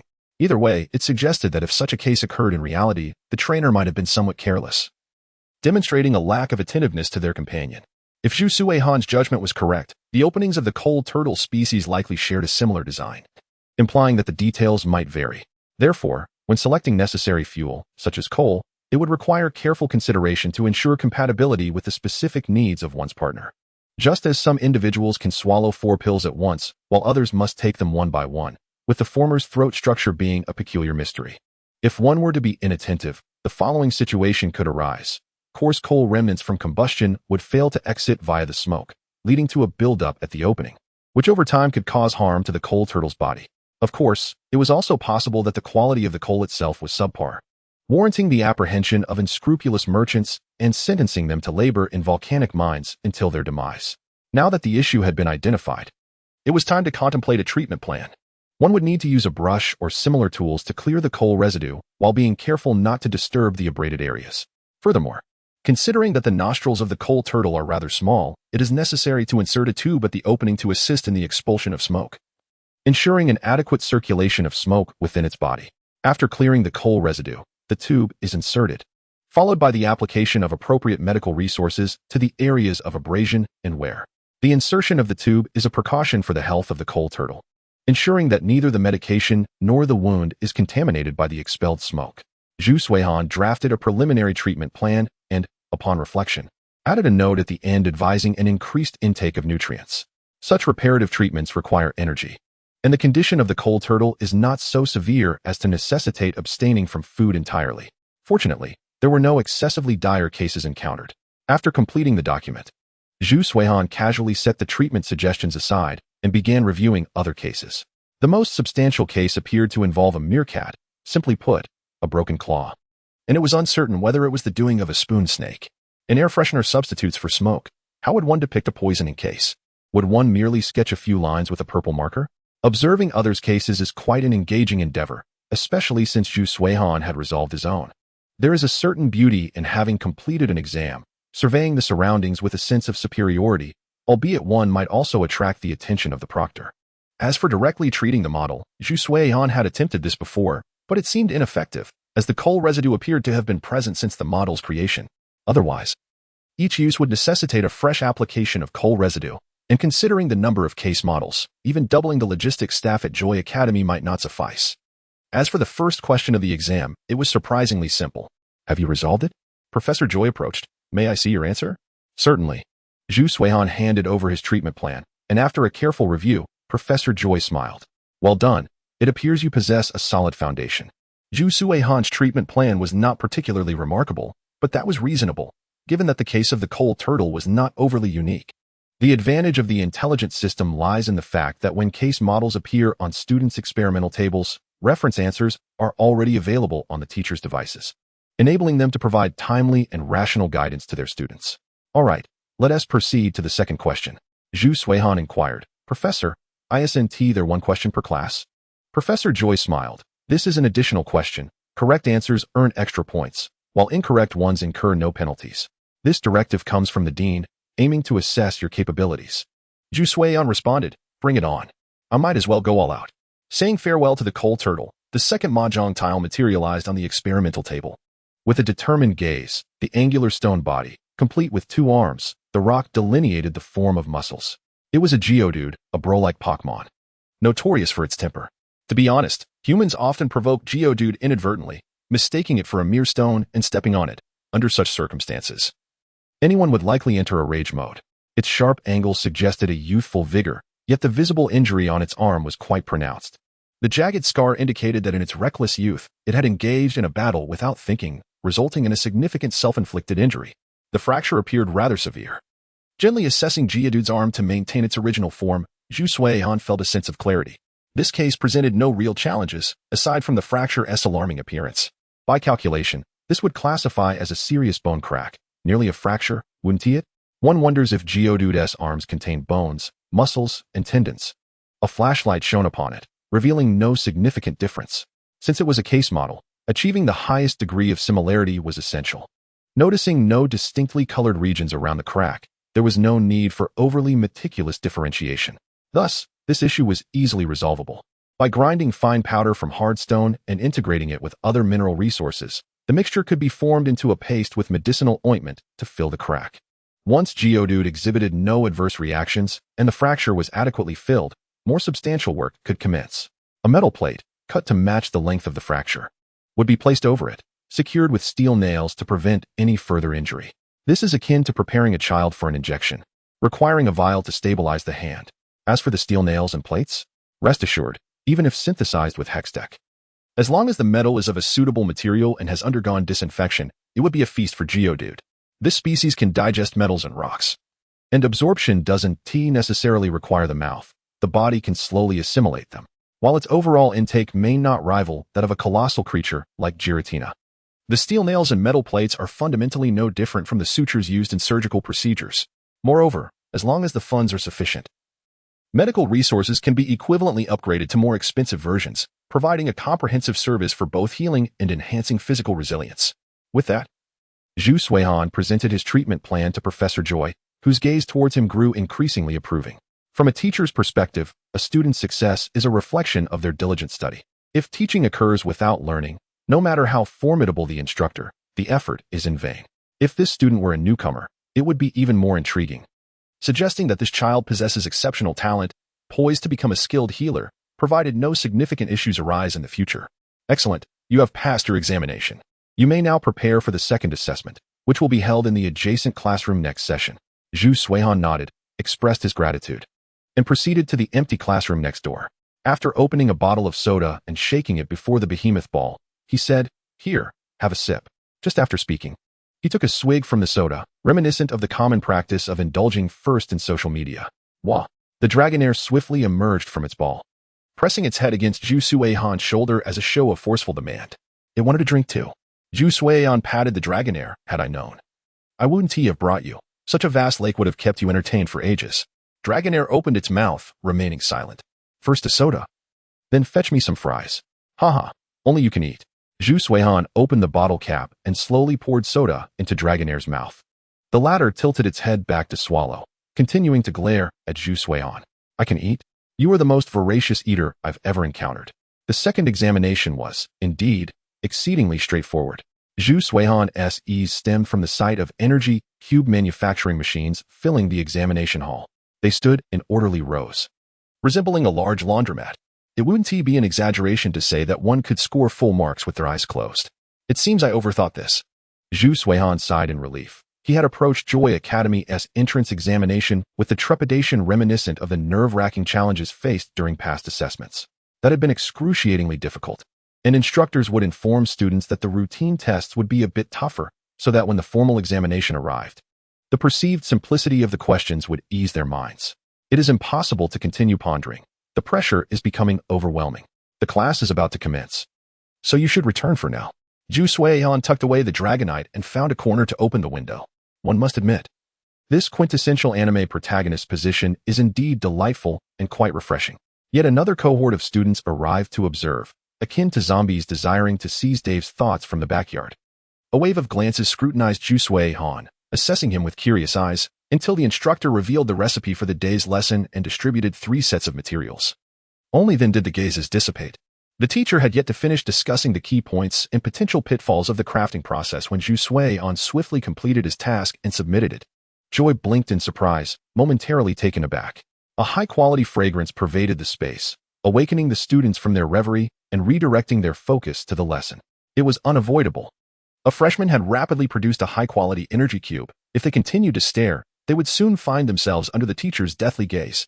Chapter 44. Joy Jing. Students are far more intriguing than mere documents. The second examination was remarkably simple. Zhu Suihan smiled. The task at hand was to create an energy cube, not a puff pastry or a macaron, making it a straightforward endeavor for him, due to its uncomplicated and swift preparation. Energy cubes have a broad range of applications. They can be likened to a nutritious version of instant noodles, and when crafted well, their aroma rivals that of other delicacies. However, Ash's creations tended to resemble charred remains as if they had been scorched by the fiery breath of a raging beast. Concentration can yield not only essence but also toxins. One could hardly expect even the most seasoned Pokémon, like Arceus, to dare partake in such offerings. The purpose of Holy Ash is to resurrect, while Ash's homemade puff pastry ash is undoubtedly its antithesis, capable of sending one away instead. Surely, there would not be a third examination, right? While enjoying the breeze in the corridor, Zhu Suihan spotted Joy Jing approaching with a cheerful demeanor, a Pokeball in hand. Zhu Suihan asked, "May I change my examination instructor?" "Regrettably, no," Joy Jing replied. "The final examination will be a battle with me, to assess each student's combat prowess. You only have Dragonite as your partner, so the assessment will consist of a straightforward singles match. I choose to forfeit. After all, failing to pass would not preclude his enrollment." Zhu Suihan preferred avoiding an inexplicable thrashing from a powerful opponent. Joy Jing raised an eyebrow. "This is not my Pokémon. It belongs to the Academy staff. Then I shall not fight. Whatever champion you are, I am equally so. Whatever commands you issue, I shall mirror." He resolutely resisted any notion of being subjected to the whims of a superior. "I demand a proper instructor to assign the examination tasks." Joy Jing smiled. "Be bold." Why cannot the true examination instructor be me? Who decreed that the academy's head cannot teach? How about this, Sway on, let us make a wager. You have a research project you wish to pursue, yes? If you can defeat me in the assessment, I shall fund it. However, should you choose to accept this wager, my strength will not be that of a standard evaluation. The difficulty shall certainly escalate.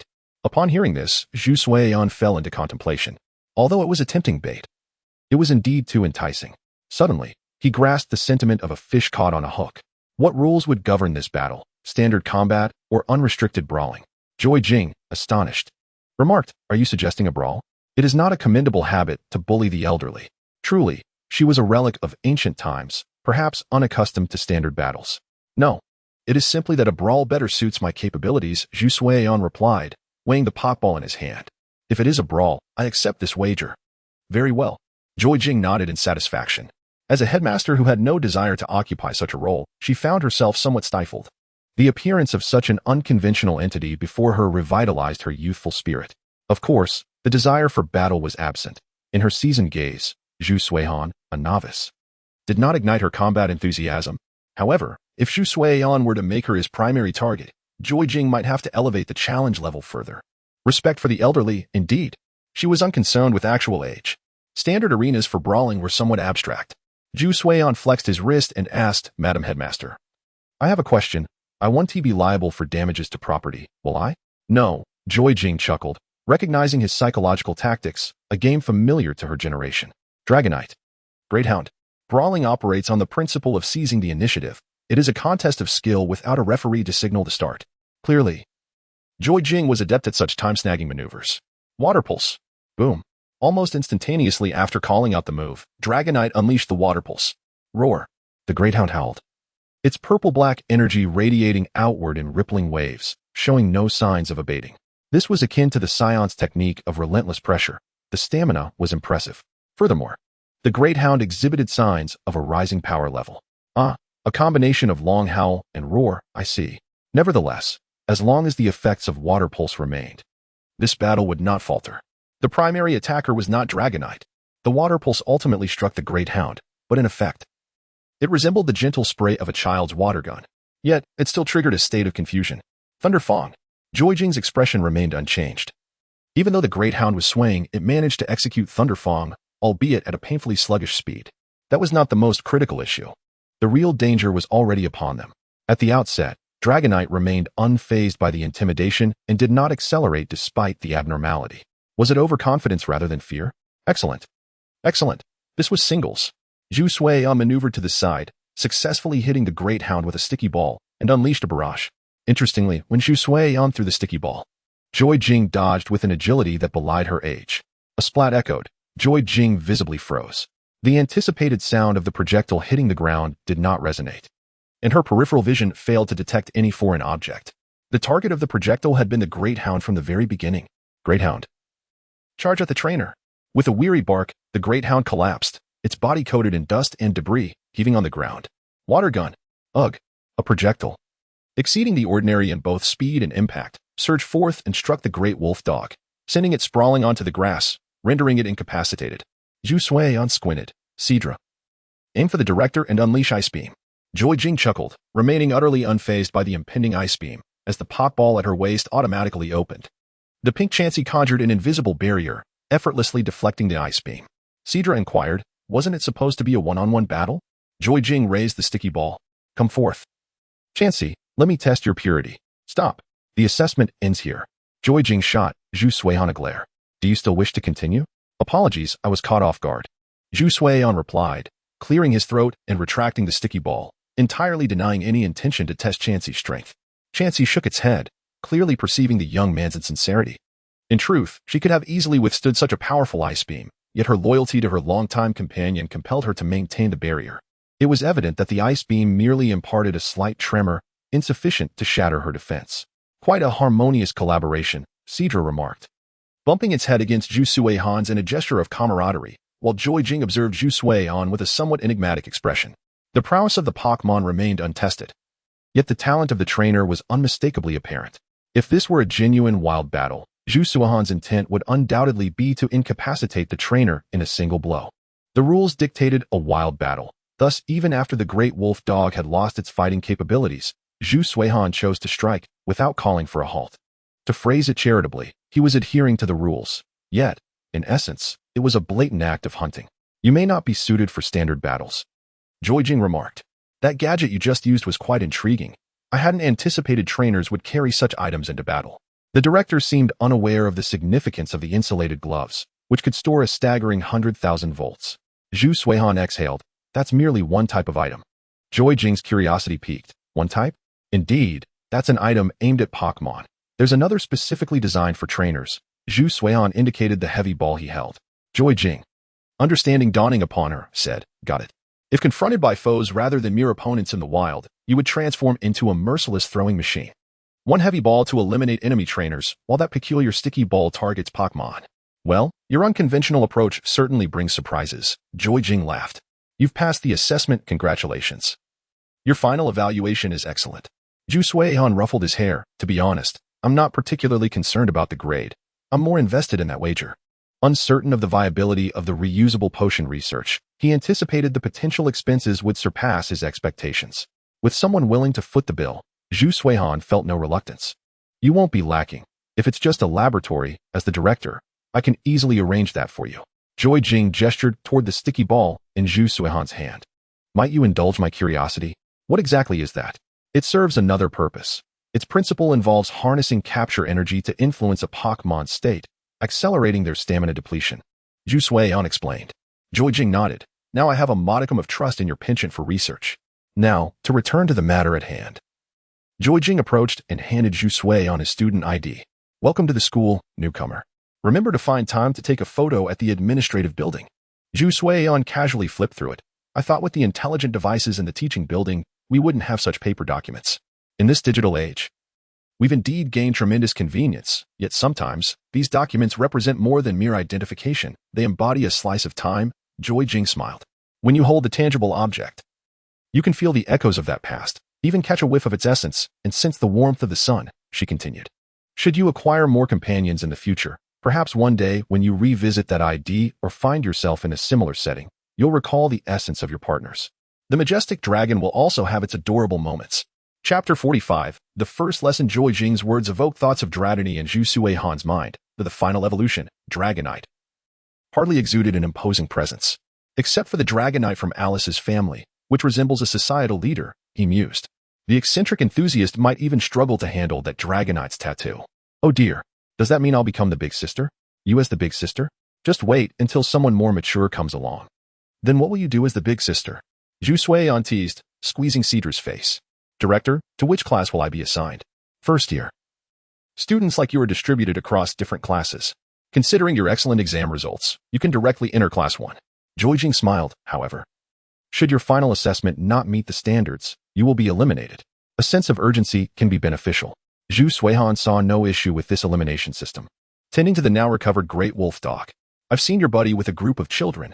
Perhaps the coyote that delivered a message this morning is a relative of yours. The great wolf dog's fur felt somewhat coarse, unlike the smooth texture of the green cater pie in the juniper gem, which was somewhat prickly to the touch. It resembled pine needles, albeit slightly softer. Woof. The great wolf dog instinctively distanced itself from Zhu Suihan, perceiving him as rather peculiar. Wash that strange ball scent off your hands before you touch me. What a pity, Zhu Suihan remarked, his face brimming with anticipation. Director, what about my research? First, attend your classes. After a week of adapting to campus life, then we can discuss these matters, Joijing advised. The college sells daily necessities, and I must remind you. Avoid venturing to places like the back mountain. Be wary not to disturb your senior sister's research findings. Zhu Suihan's eyes sparkled. Does our school have aged tree fruits? Are there golden vine berries? Yes, but they don't come cheap, Joijing replied, walking away with Chansey. Moreover, those are typically rewards given to exemplary students. Keep it up. Exemplary? At least within the confines of Joy Academy, he needn't worry about his character. As for academics, Zhu Suihan chuckled to himself, thinking that once his reusable potion research succeeded, it might even be included in Joy's essential item list. Not to mention, I need dozens of century-old tree fruits. Cedra gazed quizzically at the self-conversing Zhu Suihan, contemplating whether to douse him with a water gun to bring him back to reality. It seemed the trainer's mind was muddled by some peculiar psychic force. Are you saying that little gadget is something you find difficult to adapt to? Joy Jing felt somewhat astonished that her once superb medical skills had become a burden to her. She did not participate in the inaugural meeting of the Alliance, as she was busy coordinating the logistics of the competition. However, when Demu Shuecheng approached the Alliance to request the use of secret knowledge, she had engaged in a spar with her. Demu commanded a team of Pokémon capable of striking ghost types, including the legendary Dragonite, known for its unparalleled speed. Yet, Joy Jing was no pushover. Despite ultimately losing, she managed to land several solid punches on Demu. While she acknowledged that she was no longer at her peak, the happening was a different matter altogether. Although human and Pokémon lifespans cannot be compared, it was curious that the happening reacted to items crafted from berries. Joy Jing had an inkling of what those items were. In terms of battle prowess, she might not rival the combat enthusiasts who specialize. But when it came to ecology and Pokémon, her research was not inferior to Demu's. Legends whispered among the woodland caretakers suggested that where venomous serpents lurked, antidotes would surely be found. Joy Jing remarked, "Just think, if you take a few steps, you might spot a tree bearing pecha berries."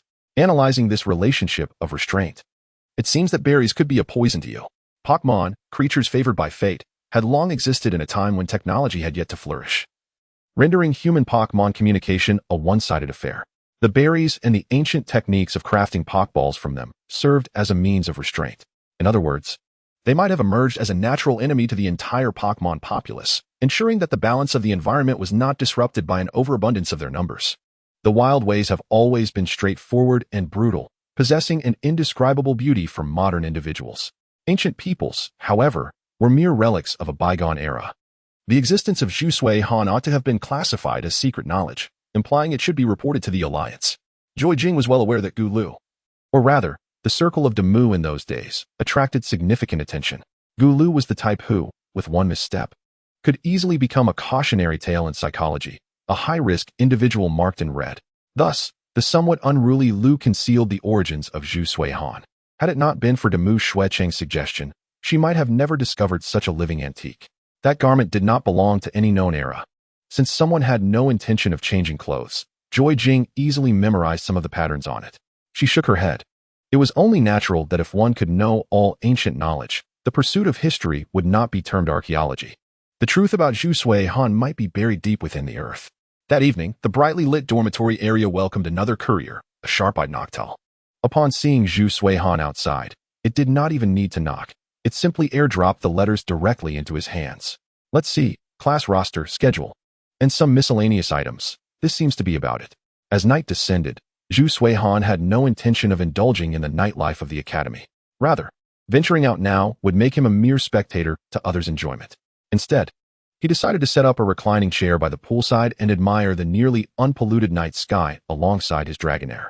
A small folding table beside them held drinks and snacks for both Zhu Sui Han and Dragonair. Whenever Dragonair made a sound, Zhu Sui Han would use a harmless snack-throwing technique. The atmosphere became lively, and Dragonair asked, "Are you really going to attend class with me?"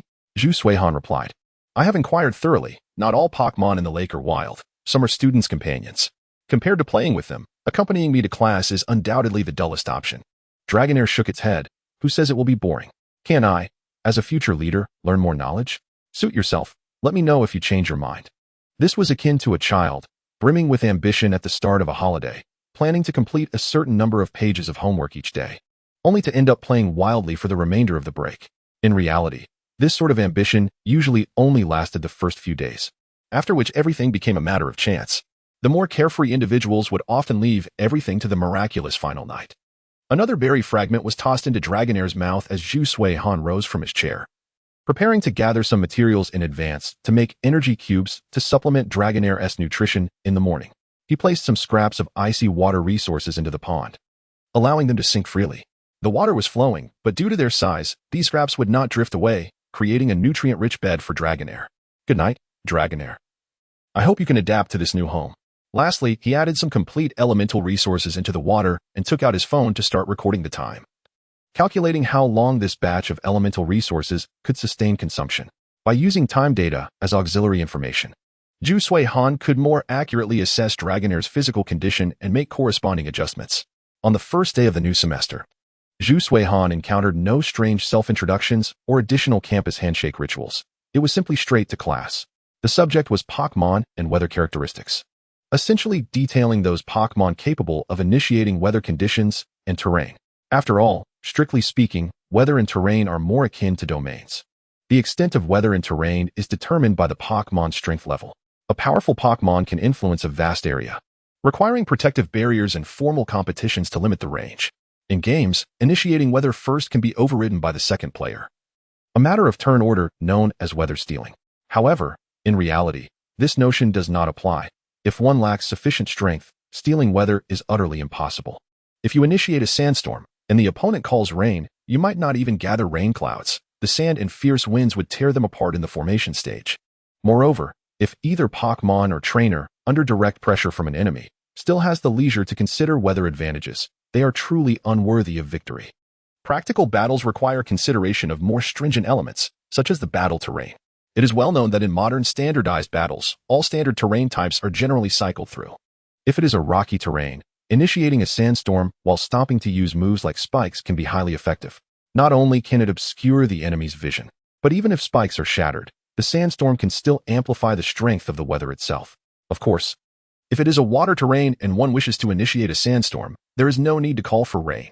A single water type can clear most obstacles, leaving only the water slightly muddied. The completely random battlefields serve to equip participating trainers with a wealth of experience in adaptation. It is akin to allowing young individuals to rotate through various departments for their professional growth, thereby enhancing their prospects for future advancement. One cannot simply assert that if one specializes in a sandstorm team, they intend to remain entrenched in the desert indefinitely. It is fundamentally about clinging to the advantages of one's home ground, is it not? Chapter 46. The second lesson when configuring a team. One must consider both offensive capabilities and countermeasures. It is illogical not to deliberate on tactical selections. The nature of a team is one aspect, while the execution of tactics is another. The extent of synergy between the trainer and their Pokémon ultimately dictates success. Zhu Suiyan made a few notes on the key points discussed, finding the course material rather elementary. He had considerable insights regarding weather phenomena. If the three dragons of the Unova region symbolize the fusion of spirit and Pokémon, representing a certain ideological dichotomy between ideals and reality, then the two foolish ones from Hoenn, along with the celestial Gardevoir, embody the very essence of nature's power, whether it concerns weather or terrain. The ultimate aim of cultivation is the primordial sea and the terminus of existence, just as every parent advises their children on which schools to aspire to, aiming for the pinnacle of life. Even the seemingly innocuous Rayquaza is not entirely harmless. Ocean currents and monsoons can be perceived as nature's own weather and terrain. Should Rayquaza unleash its full force, it could potentially bring even these elements under its dominion. They are the embodiment of nature itself, every action carrying catastrophic implications. Thus, during field medical operations or disaster relief efforts, all nurses must heed one critical aspect: the protection of their equipment. Although the discussion revolves around weather and terrain, the conclusions drawn are inherently linked to medical practice. For instance, in excessively overgrown grassy areas, medical instruments must be placed carefully to ensure stability, lest they topple mid-treatment. In the event of torrential downpours, it is imperative to erect medical tents and determine treatment protocols based on the inherent characteristics of the Pokémon involved. Those Pokémon sensitive to water require drying procedures prior to treatment. The instructor provided an example by showcasing a video of a physician in a white coat wielding a sledgehammer, vigorously striking the back of a Geodude. Were it not for the context of the Joy Academy, Zhu Suiyan might have suspected he was witnessing an egregious abuse video. After a resounding thud, the Geodude collapsed, expelling murky water from its mouth. This represented a quintessential medical scenario. The teacher paused the video. During a flood, Pokémon on the mountain sought human assistance, and local doctors and nurses promptly responded. This Geodude, in a bid to aid its forest companions, chose to block a gap with its body, thereby granting precious time to its allies. Consequently, a deluge of mud surged into the Geodude's interior, clogging the crevices within its rocky exterior and impairing its mobility. The instructor resumed the video.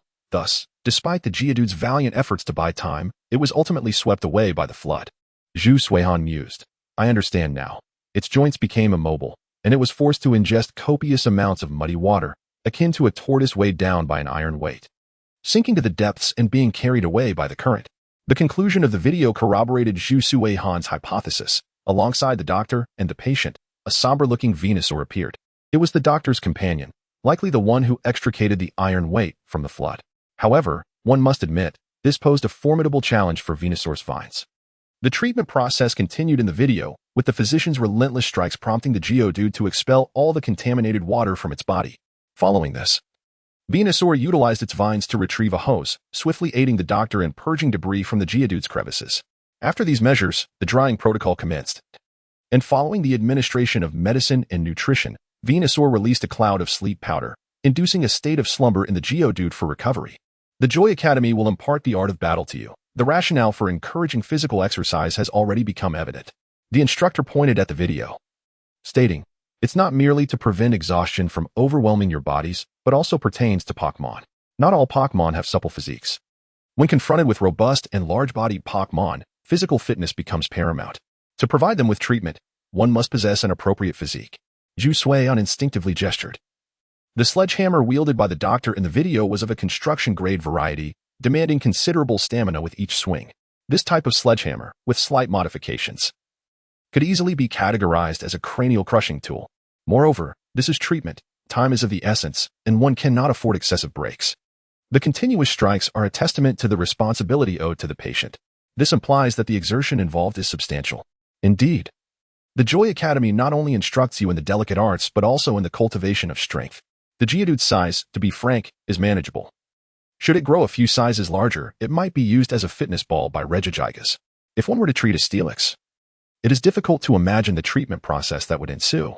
Pokémon are indeed indispensable during treatment processes. In passing, there was an incident where Ash and his companions encountered a trainer who sought to capture a colossal Onix.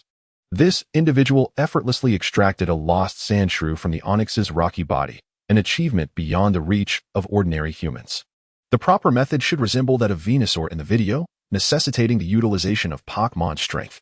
As for even larger specimens, Zhu Suiyan felt it was impractical to contemplate. Encountering a Steelix is already daunting. Typically, large-bodied Pokémon refer to those of Nidoqueen or Blastoise caliber.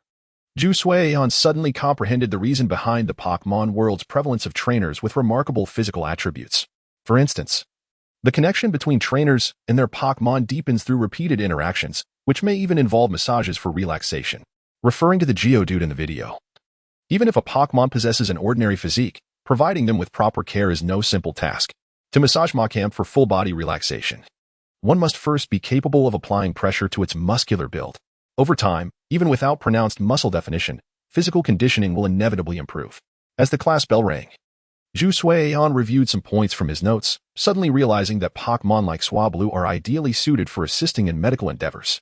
Compared to the ancient, elusive Firemoth, which was challenging to locate, Swablu is far more versatile, finding extensive use in meteorological research. In the event of inclement weather, it can utilize its elemental resources to change form, ensuring climate stability within the medical area. While this may incur additional costs, a stable working environment enables practitioners to focus entirely on treatment. Certainly, regarding the enigmatic land of Patia, Zhu Suiyan has been unable to uncover any information pertaining to it, leaving him uncertain about its true nature. Is it the formidable power of the disc turtle from Zone Zero, or does Patia indeed represent a paradise teeming with rare Pokémon? When Zhu Suiyan first beheld the image of the disc turtle, he was struck by the peculiar sensation evoked by the segments of its shell upon its back. Mr. Arceus, or perhaps Mrs. Arceus, do you have any relatives who adhere stone tablets to their bodies as shells? Zhu Suiyan presently suspects that the terrain of Zone Zero might be a manifestation of Gigantamax energy. Or perhaps it was the impact of the original form of Talabagus when it descended. The initial lesson was quite enlightening. Thanks to the astonishing technological prowess of the Pokémon world, Joy's greatest challenge lies in dealing with severely injured Pokémon. Minor injuries can be handled without assistance, but grave injuries can be life-threatening. After all, who knows how urgent the next trainer entering the Pokémon Center might be, and from which region their injured companion hails? Not only must one possess the rote memorization skills typical of a humanities scholar to understand the vast majority of Pokémon, but one must also exhibit the precision of a science student, where a single miscalculation could lead to utter failure.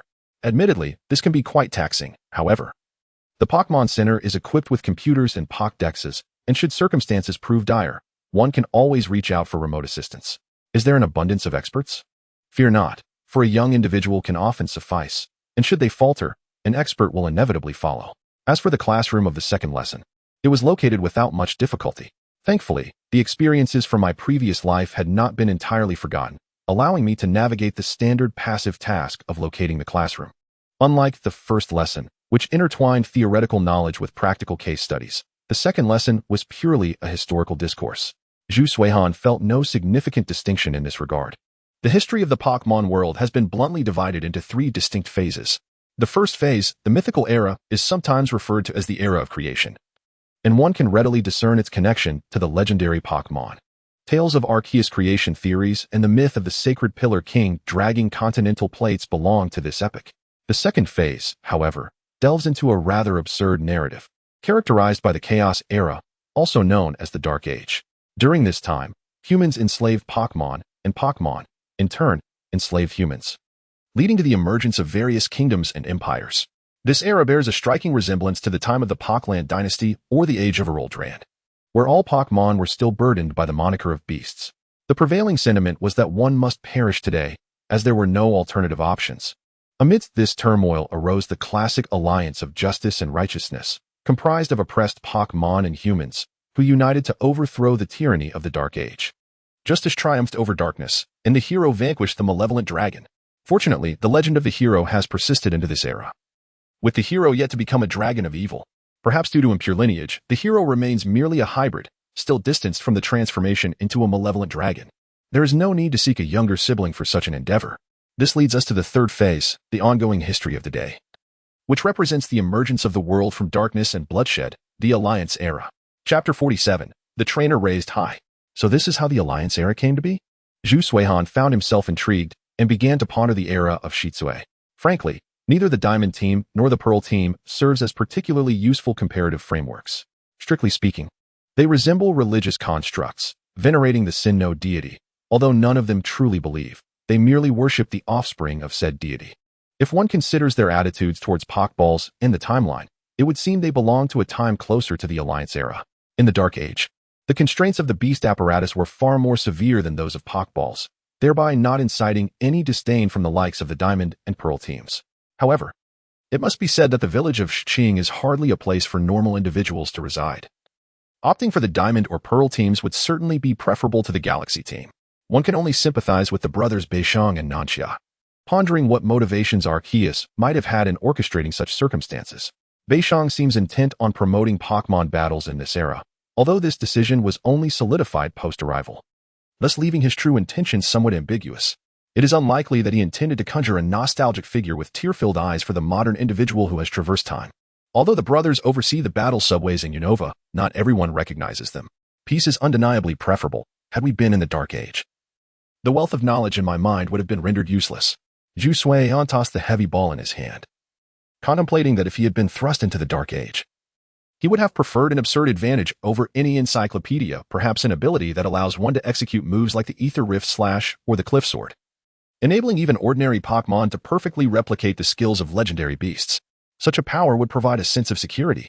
The history lesson briefly touched upon various scholarly interpretations, continuously supplementing details within the existing framework. For instance, the peculiar cultures of the Dark Age. Zhu Suihan speculated that some of the villainous faction's mind control devices might have been inspired by the ancient beast apparatus. Regrettably, the instructor did not mention any news from within the historical circles. Zhu Suihan had hoped to encounter familiar names, like that of Cynthia. Aside from the initial Pokémon being the Bagon, Zhu Suihan has no recollection of whether Cynthia hails from a scholarly background or a trainer's lineage. Oh well. The Dragon Knight of the Skies has yet to gain renown, so it is likely that Cynthia has not made any significant waves either. For Zhu Suihan, the future of any narrative holds little interest. Once the door is closed, the mode of research is activated. The antagonistic storyline involving Liu Bo has been swiftly curtailed, and the only known villain in the Kanto region appears to be a darker iteration of Cyrus. It seems best to leave matters in the hands of Saito, as Cyrus was seemingly under Sato's command, albeit with a hint of rebellion. If the main characters find themselves at a loose end, they might as well challenge Cyrus, providing a bit of strength to that individual enamored with Shalebi. Zhu Suihan glanced at the Biming Ball. His Dratini had predictably succumbed to slumber, finding the classroom setting rather tedious. After the standard 2 lengthy periods concluded, Zhu Suihan settled onto a bench by the lake, continuing his contemplation on the production of reusable potions. With physical education scheduled for the afternoon, Zhu Suihan regarded this class as low pressure, planning to address his meal concerns after Dratini awoke. It is worth noting that this physical education class is not held once a week, but rather daily. as Joy Academy is steadfast in cultivating well-rounded students. In physical education, Zhu Suihan glanced at the spirited Dragonite and then at the invigorated Joy team, stroking his chin in contemplation. This was an ordinary physical education class, yet the teacher's demands were somewhat extraordinary.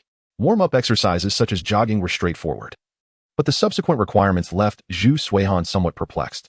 The teacher's request was simple: to lift one's partner and weigh them, ensuring that the estimated weight deviated no more than 5 kilograms from the actual measurement. Zhu Suihan gazed at Qinglong and inquired, you haven't gained any weight recently, have you? What nonsense is this? Qinglong and Zhu Suihan specifically sought out a spacious area, where they observed that their classmates were accompanied by their Jigglypuffs. The teacher had also specifically advised Zhu Suihan that if there were any difficulties, she need not resort to carrying, but could employ other methods for measurement. Qinglong glanced at his own physique and then at Zhu Suihan, realizing that compared to Jigglypuff, it might indeed pose a challenge. What are you thinking? You're not that heavy, Zhu Suihan lightly flicked Qinglong's forehead. However, to be fair, it is indeed quite difficult to lift you, but I could employ an alternative method. For instance, I could simply lift you up. Qinglong's eyes widened as he experienced a perspective he had never encountered before. Feeling the steady arms of his trainer below him, supporting him as he transformed into a little giant. Trainer, let me witness your full strength. Don't be ridiculous. In this position, how can I exert my full power? Do you expect me to toss you up like on a trampoline? Both Qinglong and Zhu Suihan paused momentarily. Actually, that might not be impossible. Qinglong admitted, I'm certainly not at my limit. But do keep an eye out. If I accidentally let go, you'll have to surf to cushion your fall. The teacher watched in astonishment as Zhu Suihan and Qinglong proceeded with their antics.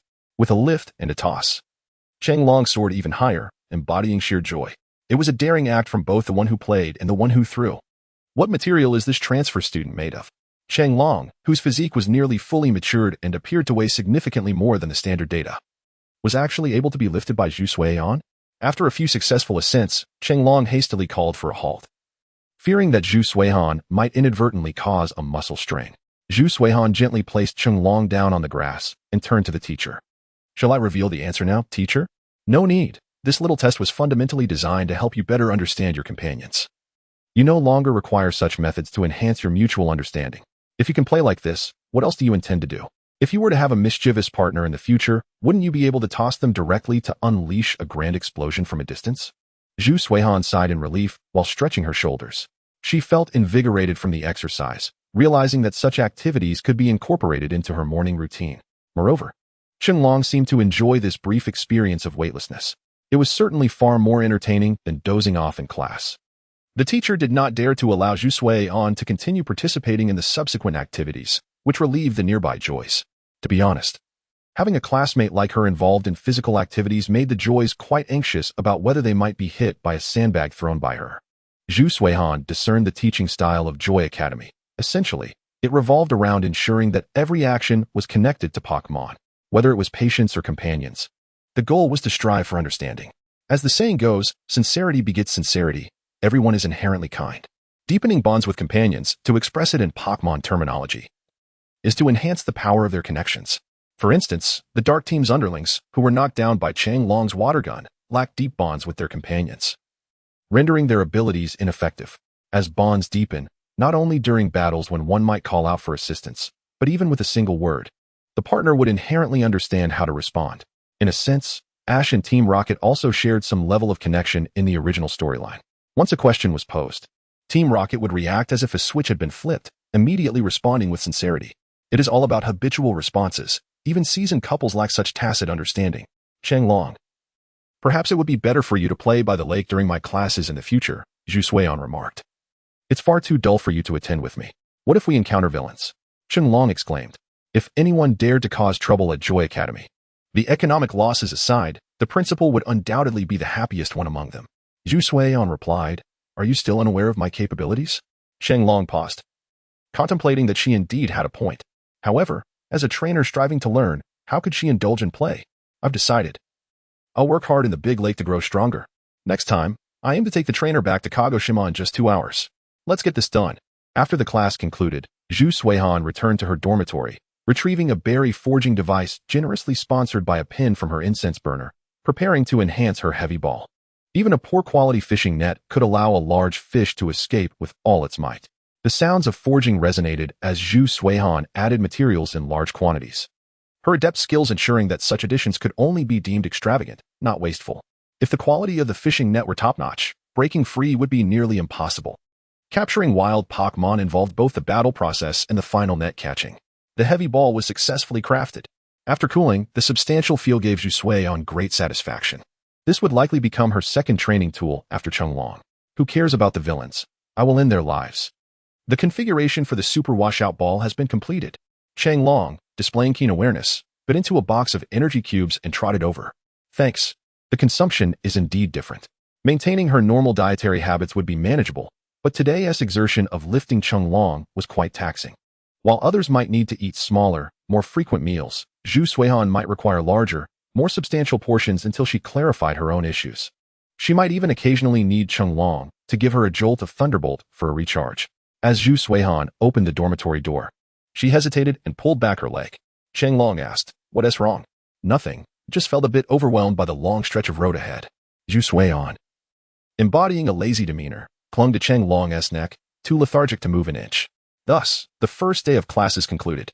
The intensity of the curriculum was quite manageable for Zhu Suihan, yet compared to the courses in the Pokémon world, it was still quite rigorous. On the following day, Zhu Suihan and Chenglong continued their high-lift training regimen in unison. "You play by yourself. I will come to fetch you after class. Don't get into any disputes with others," Zhu Suihan advised earnestly. "Of course, if someone provokes you, blast them with water gun.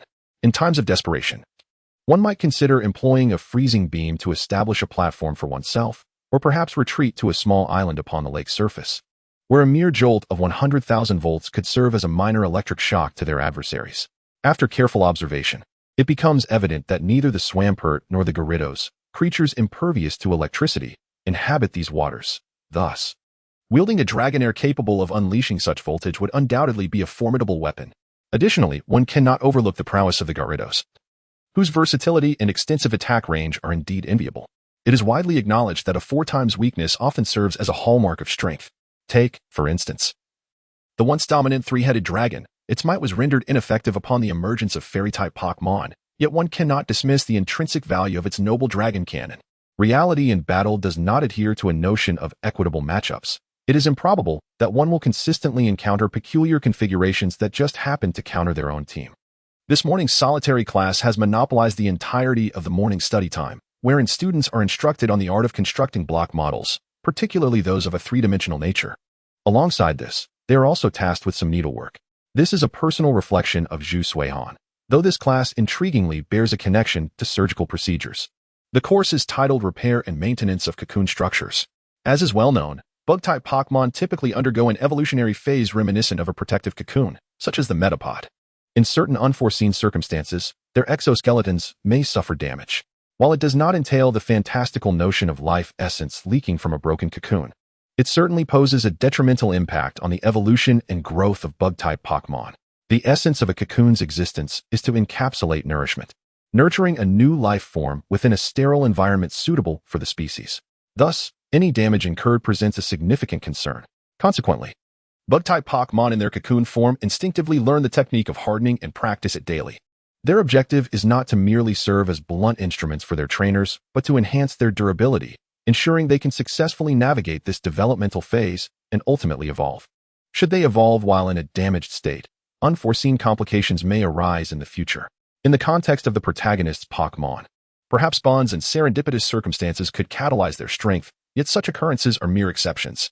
The trope of becoming stronger after abandonment typically manifests in protagonists, and not all companions share this fate. A nod to Ash is warranted here. From a previous life's perspective, each generation seems to feature such a character. Zhu Suihan's commentary suggests that if the writers were to pass away, they might as well leave behind a lighter moment for the audience. As a nurse joy, one prioritizes healthy growth above all else. Thus, this block-building variant of surgery has become a subject for the joys to master. If a patient arrives with fragments of a cocoon, it is manageable. Post-disinfection, one need not worry excessively about rejection. In the absence of such fragments, artificial materials must be utilized, and this procedure is not a complimentary service. Even champions must pay the standard fee. Each student possesses a model of their cocoon, differing not only in the nature of the fractures, but also in species. Before Zhu Suihan lies a model of a Kakuna, the golden cocoon that evolves into Beedrill. Peering inside, the structure appears rather rudimentary, consisting solely of added weight to meet the standard heft of a Kakuna.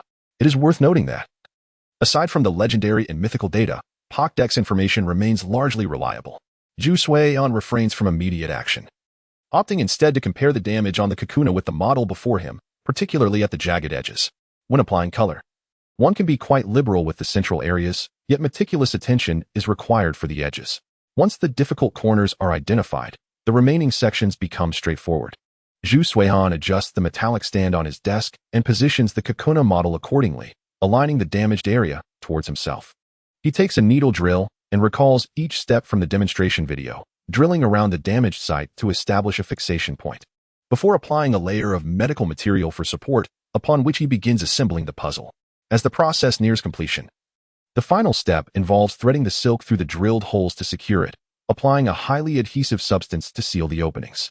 Once the adhesive has dried and undergone disinfection, this puzzle surgery will be deemed a success, provided the cocoon is placed within a nutrient-rich recovery area. It will automatically mint to its original form. However, this method extends the evolution timeline, as the transition from repair to the initiation of evolution inevitably requires time. It is also imperative to remind the trainers not to apply color to the medical areas for aesthetic purposes, should they obscure these regions with dye. The complexity of the surgical puzzle would undoubtedly increase, and the medical personnel might be inclined to express their frustration towards such foolish trainers. The duration of this class, consuming an entire morning, is understandable, given the extensive time required for explanatory videos before students engage in practical exercises. Following the distribution of models, a group of nurse joys enters the classroom, each responsible for a small area to ensure prompt correction of any student errors. Ju Suion rests his chin in his hand, reclining slightly, and suddenly comprehends why some trainers feel compelled to apply color. Those with obsessive tendencies may find it overwhelming to confront such conspicuous patches on clothing. Ju Suion's efforts are deemed satisfactory. Nurse Joy examines the wound site closely. The material application is uneven. Should this issue be rectified, his performance would be rated as excellent. Uneven material signifies that, while adhering to standard thickness, certain areas are overly thick, while others appear somewhat fragile, potentially causing the injured Pokémon to require more time to acclimate to the materials and prolonging the healing process. Thank you, teacher, Ju Suion responds, acknowledging his limitations in this realm, as he is not a professional craftsman, preferring rather the approach of overwhelming force, such as using a heavy ball to vanquish opposing trainers.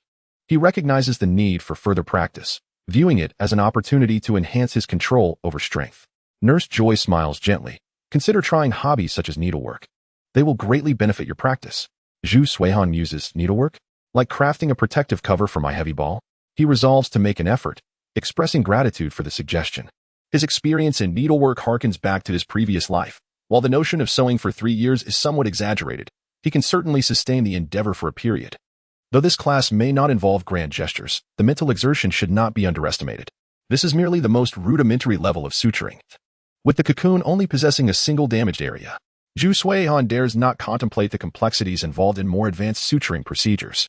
Logically, such severe damage should only occur with a minuscule probability. Yet, the very essence of the term doctor implies the necessity of addressing even the rarest conditions, ensuring that medical research continues to advance in all facets. As soon as you step through the doors of the Pokémon Center seeking treatment for your companions, Joy's mission is to accelerate to full throttle, propelling your partners towards health. Standing beneath the teaching building, Ju Suion rubbed his face, contemplating how those psychic-type Pokémon, touted as supercomputers, could be brought in as assistants for delicate surgeries. If Pokémon like Houdini and Jujin were trained sufficiently, they could even handle the task of wiping sweat using their psychic abilities.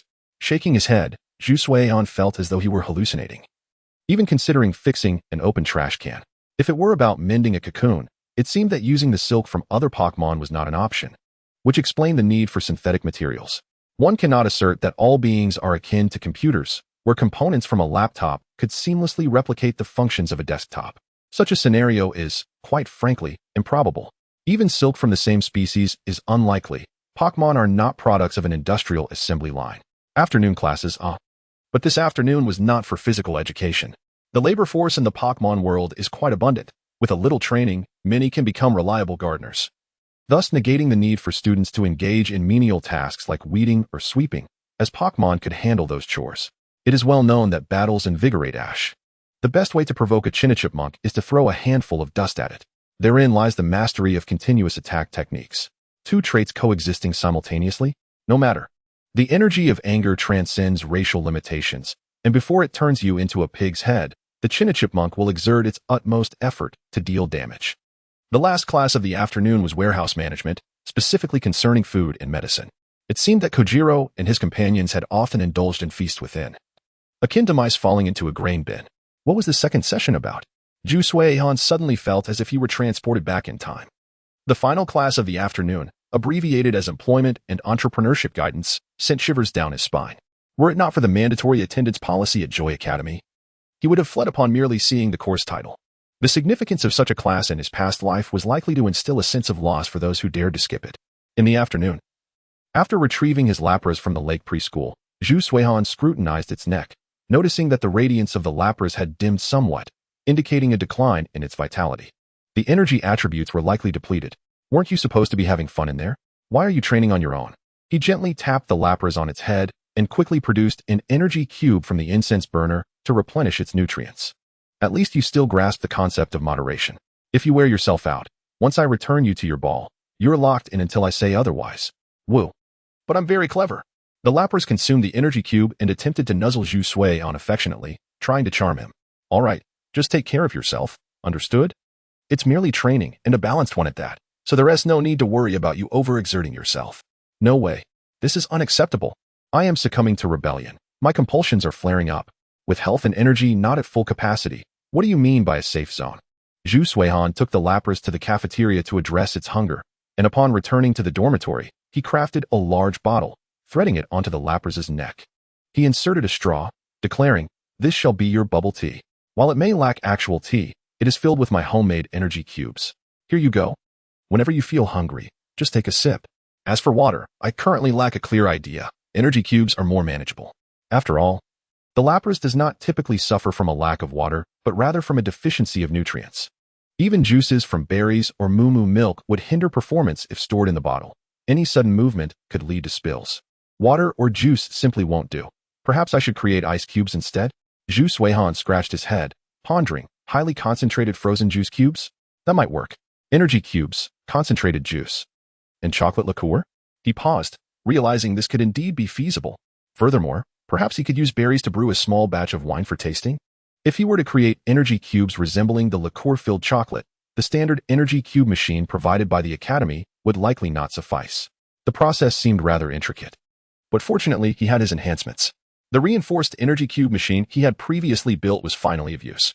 Ju Sui-han dashed to the courtyard to retrieve the incense burner. Lapras, unleash 2 thunderbolts to charge up maximum power. Don't worry about breaking anything.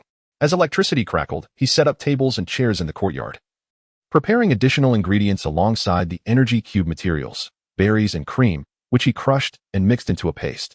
With a simple ice-type move, he cooled the mixture to a semi-frozen state. Woo! The Lapras exhaled an icy breath, and Ju Sui-han, channeling his inner Gardevoir, braced himself with a large bowl to catch the frost. Once satisfied with the freezing level, he gestured for the Lapras to cease. Having a Pokémon with such elemental convenience is truly advantageous. Lighting a fire can be accomplished with lighters or blowtorches, and fuel is readily available. But achieving a freeze poses more of a challenge. As far as he recalled, freezing guns and petrification guns were more commonly wielded by villains, with the exception of a certain Canadian sister who could create ice dolls. But wait, at his age, he shouldn't be calling her a sister. Why wasn't he resurrected at 10 years old? From a trainer's perspective, even disregarding champions like Tsuwa and Chi Yi, 10 years old could easily be considered adulthood. This fact is quite absurd. Perhaps the ice was simply too thick? Ju Sui-han organized the materials neatly on the table. Lapras, when you discovered me, didn't you consider employing any methods to shatter the ice? The Lapras shook its head, indicating ignorance. Perhaps Professor Oak and Professor Yu had conducted some experiments privately. But at least in Ju Sui-han's recollection, he had not seen any. Watching the young child within the ice gradually mature evoked in the Lapras a sense of anticipation akin to a farmer awaiting harvest. By the way, I have a question. Ju Sui-han said with a peculiar expression. Does this outfit wrap around my child form, or does it grow with me? The Lapras nodded affirmatively. Woo. The latter. It grows alongside its trainer. This truly encapsulates the joy and transformation of development. I'm not your cyber pet. Let us move past that. Ju Sui-han glanced at his attire, astonished to find that it bore the same material as Ash's outfit. the kind worn by protagonists in spirited battle anime. Acquired precious item. Hulk shorts. Summary of effects. Perhaps shorts may frequently become tattered, yet they remain the quintessential companion to ensure that your lower body is never exposed. In a certain sense, one might even classify this as a miraculous artifact, as the incense burner is activated, just as the final steps are about to commence. Ju-Sui-on places the prepared filling inside and adjusts the shaping method.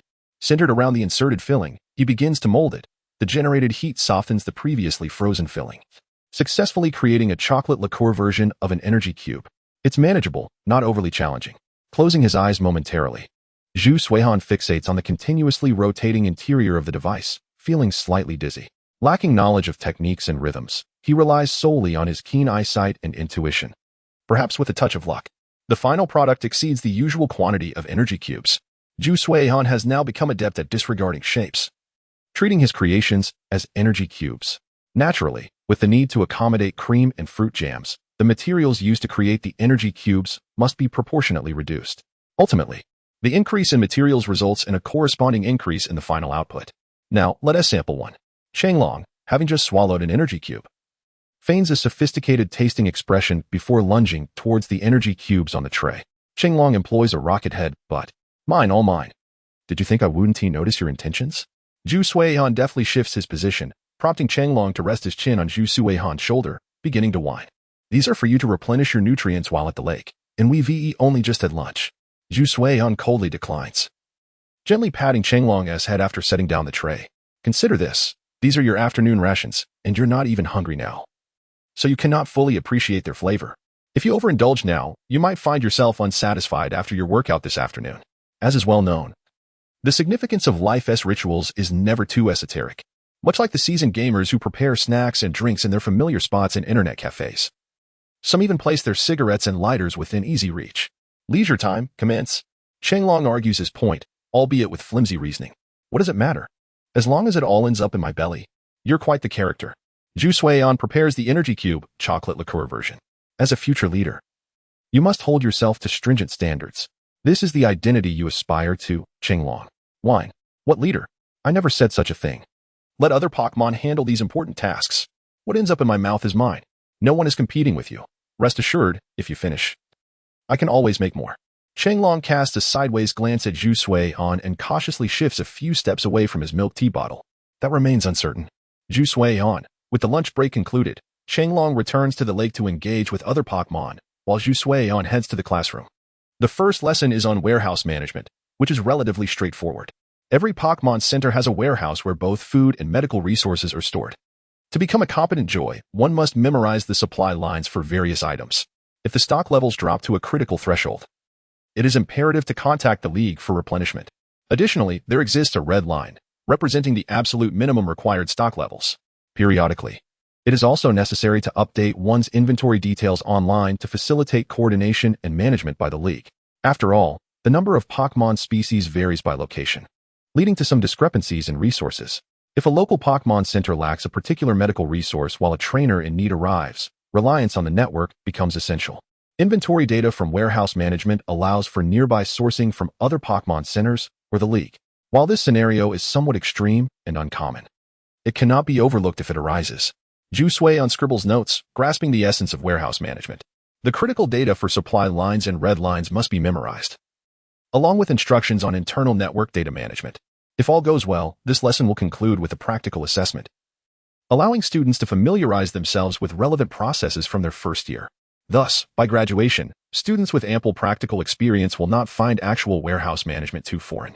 This lesson is indeed simple. Managing inventory is not akin to managing humans or Pokémon, compared to Ju-Sui-on's daily intake of vast amounts of material before sleep. The data and operational methods required to remember are relatively scant. Perhaps I should consider skipping this lesson? Seizing this opportunity, I could inquire with the dean about when I might secure access to my research lab, once I have a complete set of mature equipment. Research on reusable potions could proceed smoothly, and I might achieve results sooner than expected. At that point, it would be Pokémon arriving in the Rune continent. Furthermore, resolving the issue of storage duration would enable the use of accumulated life droplets for bathing severely injured individuals. Chapter 50. Employment Guidance in the Pokémon World. After much contemplation, Ju-Sui-on decides to take a glance at the employment and entrepreneurship guidance offered at the Joy Academy. hoping it differs from the bleakness of his previous life. As long as it isn't too dismal, he believes he can absorb the information. At worst, the teacher will lecture while he conducts his own research. After pondering outside for a few minutes, Zhu Suiyan manages to find a spot in the last row during class, indicating that his classmates are adept at claiming the front seats. The first row is filled with a group of outsiders, specifically non-Joy members, diligently taking notes while attentively observing the teacher as they organize their lesson plan. Is there such a significant number of non-Joy students in my class? No. That is not the focal point. Zhu Suiyan's gaze shifts to the few boys among the crowd, inexplicably feeling a sense of camaraderie. As the course commences, the teacher's instruction surprisingly brims with practical insights. In essence, they avoid discussing lofty academic definitions or employment psychology. Entrepreneurship is even less emphasized from the outset. The teacher stresses that one should not pursue entrepreneurship without complete assurance. At least if you're a sprout, there is a chance to continue growing. However, if a venture fails, don't expect to have anything left. Right from the beginning, the teacher outlines several primary employment pathways available to graduates. Aside from positions in Pokémon centers, even young Joys can explore other job opportunities, such as those in major hospitals. Essentially, Pokémon centers are primarily established to serve trainers, a collaborative initiative with the League. They differ fundamentally from hospitals catering to the general public and their Pokémon companions. Each year, before graduation, hospitals and organizations from various locations visit the Joy Academy to recruit, hoping to discover exceptional talent. It resembles a competition for personnel. If students achieve notable accomplishments during their time at the academy, it becomes even more remarkable. In addition, there exists a category of physicians required by research institutions, where the recruitment standards are notably higher. To speak candidly, one can never anticipate the extraordinary feats that the tech-savvy individuals at these research facilities might concoct. The perilous gas leaks from explosive, electrically charged, poison-type Pokémon are but a glimpse of the unimaginable possibilities. If one can conceive it, there is no limit to what the researchers can achieve. From the perspective of Zhu Suiyan, if the research institute were engaged in a significant project, there would be cause for concern about potential antagonistic attention. Aside from these two more conventional career paths, there is also the option to work for the Alliance, which, in Zhu Suiyan's understanding, essentially means being part of the bureaucratic system, a pathway that leads to the farthest reaches of the cosmos. Positions such as forest rangers, nature reserve managers, and even roles with the international police require fresh, novice practitioners. However, those who aspire to work for the Alliance may find themselves with limited autonomy regarding their work locations, subject to the Alliance's assignments. Conversely, the Pokémon Center, being a prominent establishment under Joy's management, offers a significant degree of independence. This implies that a Pokémon Center deep in the mountains would not be perpetually overseen by a single Joy, as that would be rather inhumane. A rotation system exists, allowing for temporary assignments to remote areas, akin to a secondment.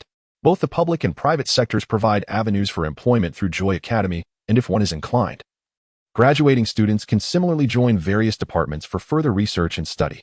This is not merely a matter of a meager monthly salary of $150. Nor is it about being a beleaguered graduate student who juggles research with caretaking duties for a minor. Rather, these are legitimate positions held by competent professionals. Furthermore, the so-called Alliance encompasses not just the Johto and Kanto region's Indigo League. Truth be told, the number of trained talents produced may not suffice, as there are few precedents for exporting these individuals. Zhu Suiyan has discerned that the guidance on employment and entrepreneurship is entirely different from his expectations. It is indeed guidance, and it carries an air of boasting, offering students a sense of reassurance. Come, fellow students, behold the promising career prospects prepared for you by Joy Academy. As long as you study diligently and enhance your performance, I want to dazzle you with grandiose claims of lucrative careers. Instead, I will present the positions directly before you. Clear for your understanding. With effort, they are attainable. This lesson essentially outlines various positions and the disparities among them. For instance, in order to excel independently at the Pokémon Center, one must achieve commendable results in warehouse management, similar to certain academic programs that require standards beyond mere scores. Such as customs, Joy Academy imposes different performance expectations for various employment roles, primarily dependent on the student's grades and personal aspirations. The school can devise an expected plan based on performance, but the choice of position ultimately rests with the individual, as long as one meets the academic requirements. The selection of positions is entirely up to the individual. Joy Academy is solely responsible for cultivating qualified medical practitioners. Yet, it feels as though none of these paths truly suit me. High emotional intelligence, a free spirit. Low emotional intelligence, What if I harbor ambitions of becoming a burden? Zhu Suian tucked his paper and pen into a burner, feeling that he is more suited to the role of a wandering physician. The distinction lies in the fact that while others may rely heavily on talismanic waters for healing, he utilizes genuine pharmaceuticals. Ah, well, it is only the beginning of my academic journey. Pondering these matters seems futile. After exchanging a few words with the classmates seated in front of him, he noted that some were not even first-year students, merely auditing the classes to prepare for their futures. However, they all inherently possessed the peculiar attributes of Joy Academy students, leaving them with little common ground for discussion beyond heartfelt exchanges. These individuals genuinely aspire to become physicians, devoid of any misdirected ambitions or superficial motivations for attending Joy. Zhu Suian approached the lakeside, calling out casually before sitting upon the grass, quietly awaiting the return of his Dragonair. Although it had only been a couple of days, he felt he had fully acclimated to life at Joy Academy. It may not be a slow pace per se, but there is no frantic rush in every endeavor. Being late does not merely jeopardize one's salary, but could even threaten one's job security. Moreover, this notion of being late is not indicative of irresponsibility, but rather a perception held by others. With time and financial resources at his disposal, he found himself contemplating the idea of reusable potions. Otherwise, who has the luxury for frivolous pursuits? A straightforward approach suffices. The familiar sound of Dragonair grew clearer. Yet Zhu Suian paused momentarily, instinctively adjusting his non-existent glasses. Tactical goggles activated. Behind Dragonair trailed a host of water-type Pokémon, including the previously boisterous Gyarados. What is going on here? Dragonair proudly emerged onto the shore, nudging Zhu Suian forward with its head. Look, my caretaker. The cacophony of Pokémon chatter made Zhu Suian's lips twitch involuntarily as he glanced at the energy cube container hanging from Dragonair's neck. It was completely empty. The white-furred monkey let out a long sigh, as if witnessing its offspring bringing food to a picnic, only to find that none of the offerings were of acceptable quantity or quality. After school, all the classmates naturally gathered around to observe Dragonair's parents. A phenomenon known as energy cube diplomacy. The sense of DJVU was striking. The inability for him, as a parent, to feed his classmates only served to affirm that both Dragonair and the Pokémon residing in the lake possess remarkable self-control. In colloquial terms, they are well-behaved.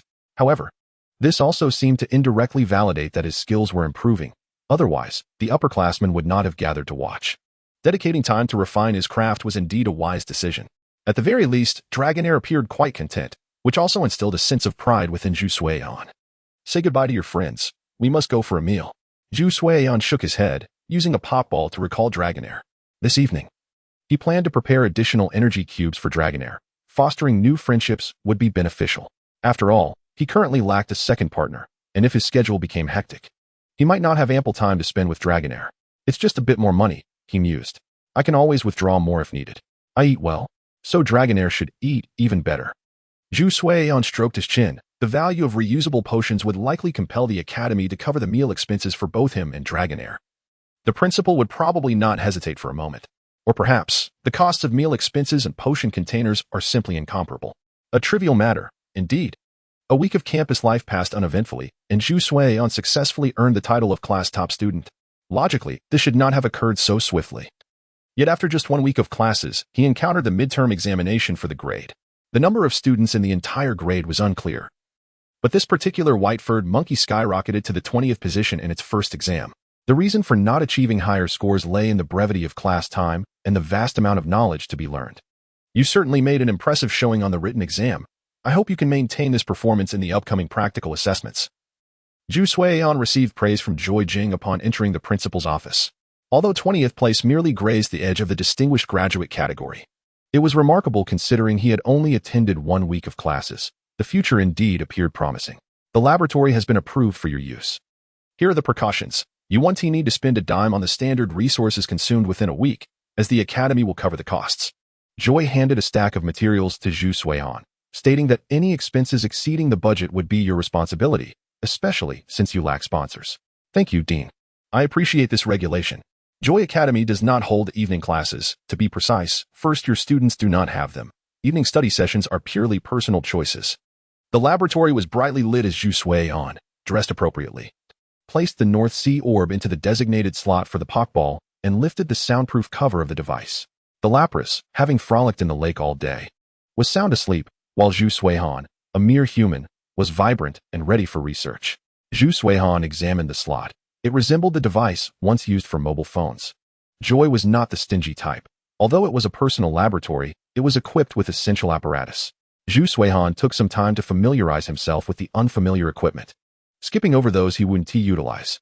The energy extraction device he had long coveted was indeed present in the lab. Zhu Suihan promptly retrieved his supplies from the incense burner and began the extraction process with the device. Excellent, the dietary level for Lapras could now be elevated. Chapter 51. Reproducing Dragon Ball technology in the Pokémon world. Life Drops, a restorative skill, at least from the fundamental game panel data. The healing ability of Life Drops is not as potent as Healing Wave. However, it excels in group recovery. The beauty lies in the fact that this is reality. Damage from various moves, when stripped of secondary effects, resembles a baseline, indicating the minimum damage a move can inflict. In simpler terms, one can enhance their training points, akin to a skill tree in online games. Recovery moves operate under the same principle. Just as two priests using the same healing spell will yield different recovery amounts based on their respective equipment quality. The strength and proficiency of a Pokémon in utilizing moves are augmented by their gear. Regarding the animations and comics depicting battles where new moves are learned mid-fight to achieve victory, it suffices to say that such occurrences are best left to the protagonists. Not everyone possesses the luck of the chosen ones. The evolution-related bloodlock in battles is not something everyone can activate. Moreover, Zhu Suihan's choice to study Life Drops does not stem from Lapras' ability to use the move. Rather, compared to skills like Healing Wave, Life Drops at least has a tangible form. Zhu Suihan believed he lacked the formidable sensitivity to fluctuations that stainless steel possesses and had no intention of blinding himself to enhance his abilities. Therefore, he opted for moderately challenging subjects for his research, avoiding unnecessary discomfort. However, if one were of a caliber like Nasi, perhaps they would have the ability to forcibly retain fluctuations. Life Drops could wait. Zhu Suihan intended to resolve the issue concerning the potion vials first. To successfully create a reusable potion, he needed to tackle the preservation problem, ensuring that Life Drops would not gradually evaporate and disappear over time. Zhu Suihan frowned, contemplating that it need not be an eternal solution. A different approach could be taken. Achieving perpetual preservation is far too daunting for his current capabilities. Treating the potion vials as shared power banks, each vial containing Life Drops would be akin to a power bank. Once the Life Drops were depleted, they would be replenished and then placed on the machine for nurturing, ensuring the move's activity and extending its shelf life. This metaphor might not be entirely accurate. After all, no shared power bank can recharge itself. Nevertheless, as long as it works, it suffices. At worst, he would just provide more subsidies to the Pokémon involved. The energy extraction device beside him ceased operation, with the finished product sealed within, awaiting the next command. Regrettably, if this extractor had accompanying storage equipment, he wouldn't need to ponder how to create the potion vials. The reason this extractor was installed in the lab was simple. Energy leakage would gradually dissipate. Under normal circumstances, it would circulate within various machines for research, and it seemed no one had considered the storage issue since researchers had no such demand. Zhu Suihan contemplated using the corresponding attribute resources as raw materials, but the extracted attribute resources had turned to ash, rendering this approach unviable. What about using insulating materials for a sealed treatment?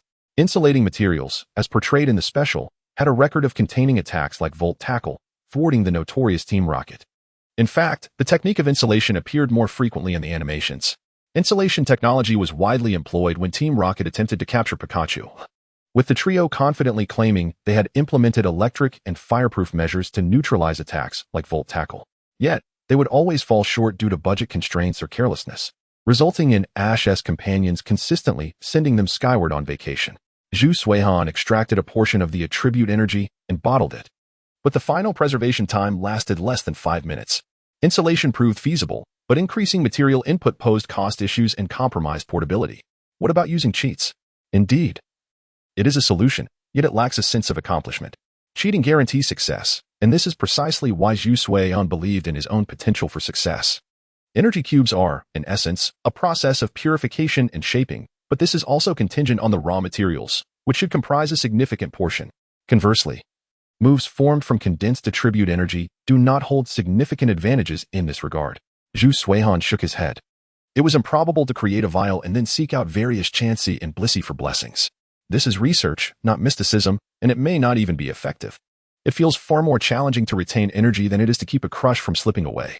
Energy cubes, designed to retain attribute energy while enhancing shelf life, Zhu Suihan remained in his current posture, enveloped in contemplation, striving to capture a fleeting spark of inspiration.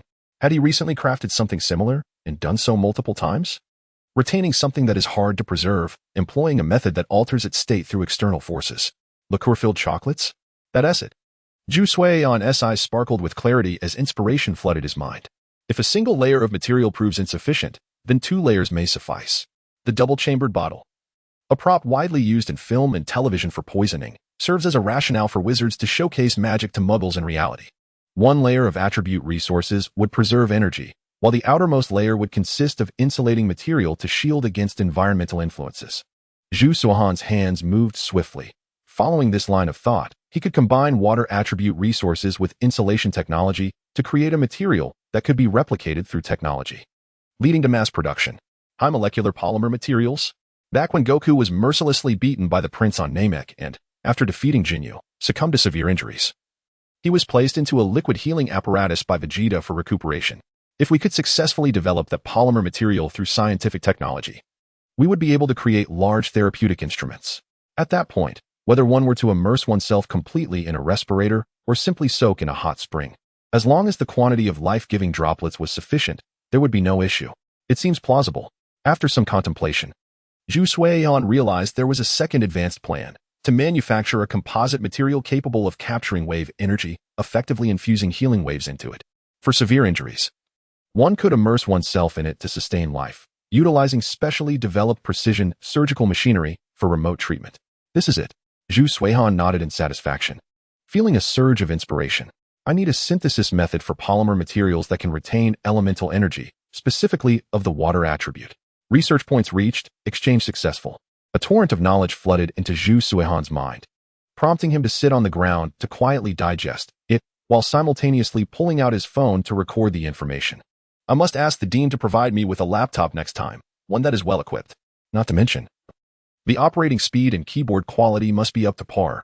Otherwise, what if the keyboard malfunctions after a brief period of typing? After standing up, Zhu Suihan felt a wave of dizziness, resembling a scene where one leans against the wall for support. I can't continue with today's research. Shaking his head to regain focus, he transferred the elemental energy from the extraction device into the incense burner for safekeeping. This is vital sustenance for Qinglong in the coming days. I must not forget it. Why doesn't the Academy offer a service for riding Pokémon? After retrieving the Beiming ball, he promptly turned off the lights and closed the door, stumbling toward the dormitory, having lost count of the yawns along the way. The amount of information gathered this time was overwhelming, a bit too much to handle. Suddenly, Qinglong automatically emerged from its ball, biting the back of Zhu Suihan's collar and tossing him onto its back. Qinglong on board, activate. Apologies. It seems I have disturbed your rest. Woof. Qinglong is truly formidable. I can assist too. You know, I underestimated you. Leaning against Qinglong's neck, Zhu Suihan gazed at the bright moon and twinkling stars above, casually stirring the lake water below with his hand and smiling at the rippling waves. Thank you, Qinglong. Woof. Qinglong, I am the designated champion. Yes, you are the champion. Upon returning to the dormitory and seeing the lights in Zhu Suihan's room extinguished, Qinglong finally felt at ease and returned to its pool for a nap. I must not allow this to happen again. This morning, Zhu Suihan experienced for the first time what it felt like to be sleep-deprived in the Pokémon world. To put it simply, even if he dreamed of snuggling with a lovely lady during sleep, the lady he envisioned was composed of formulas and elemental energy symbols. Accompanied by her every smile and frown, the formulas and various symbols continued to rearrange, ultimately synthesizing into entirely new equations. He truly found himself in the depths of a phobia-inducing nightmare, akin to an exclusive 18-layer VIP service. He woke up startled this morning, not expecting such intensity. He would need to increase the intensity of his physical training. After yawning, Zhu Suihan completed the energy block for Qinglong and retrieved a few Xingyu fruits. The Xingyu fruit, with its tough and astringent skin and flesh, lacks any appealing taste. It is typically used as an ingredient in greasy dishes to cut through the oiliness. Zhu Suihan ground it into powder, ultimately shaping it into small sticks. Those biscuit sticks resembling happy cups, where jam and chocolate sauce are never enough. Fortunately, the inherent properties of the Xingyu fruit made this endeavor feasible. Otherwise, creating such biscuit sticks would have proven quite challenging. Grabbing one, the intense astringency invigorated Zhu Suihan. Energized. Brothers, it seems I will need to prepare some incense as well. While others use incense for restful sleep and focus, my incense is meant to invigorate. Today's energy blocks turned out even more perfect, their colors more translucent, with cloud-like patterns adding an extra layer of beauty.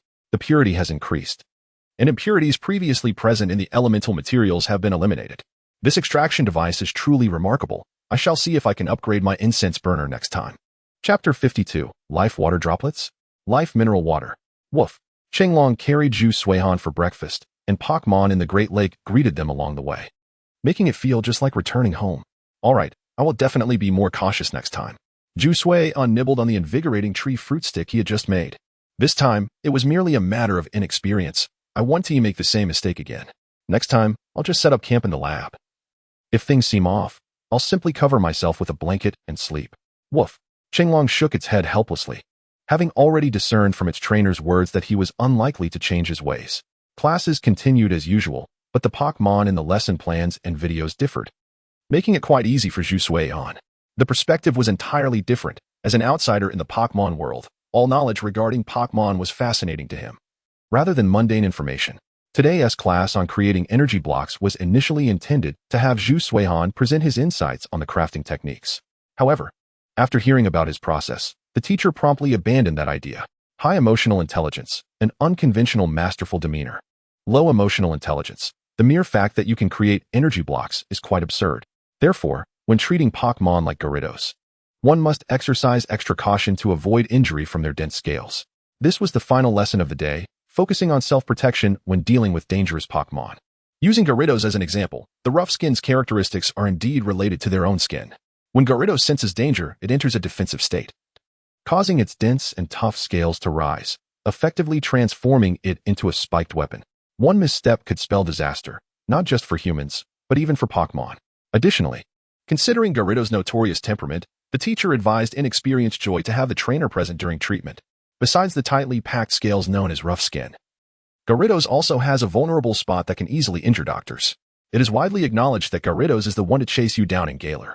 In Paldea, this responsibility falls upon the light body cod, leaving trainers gnashing their teeth in frustration. The light body cod possesses remarkable regenerative abilities, akin to having an additional lightweight trait.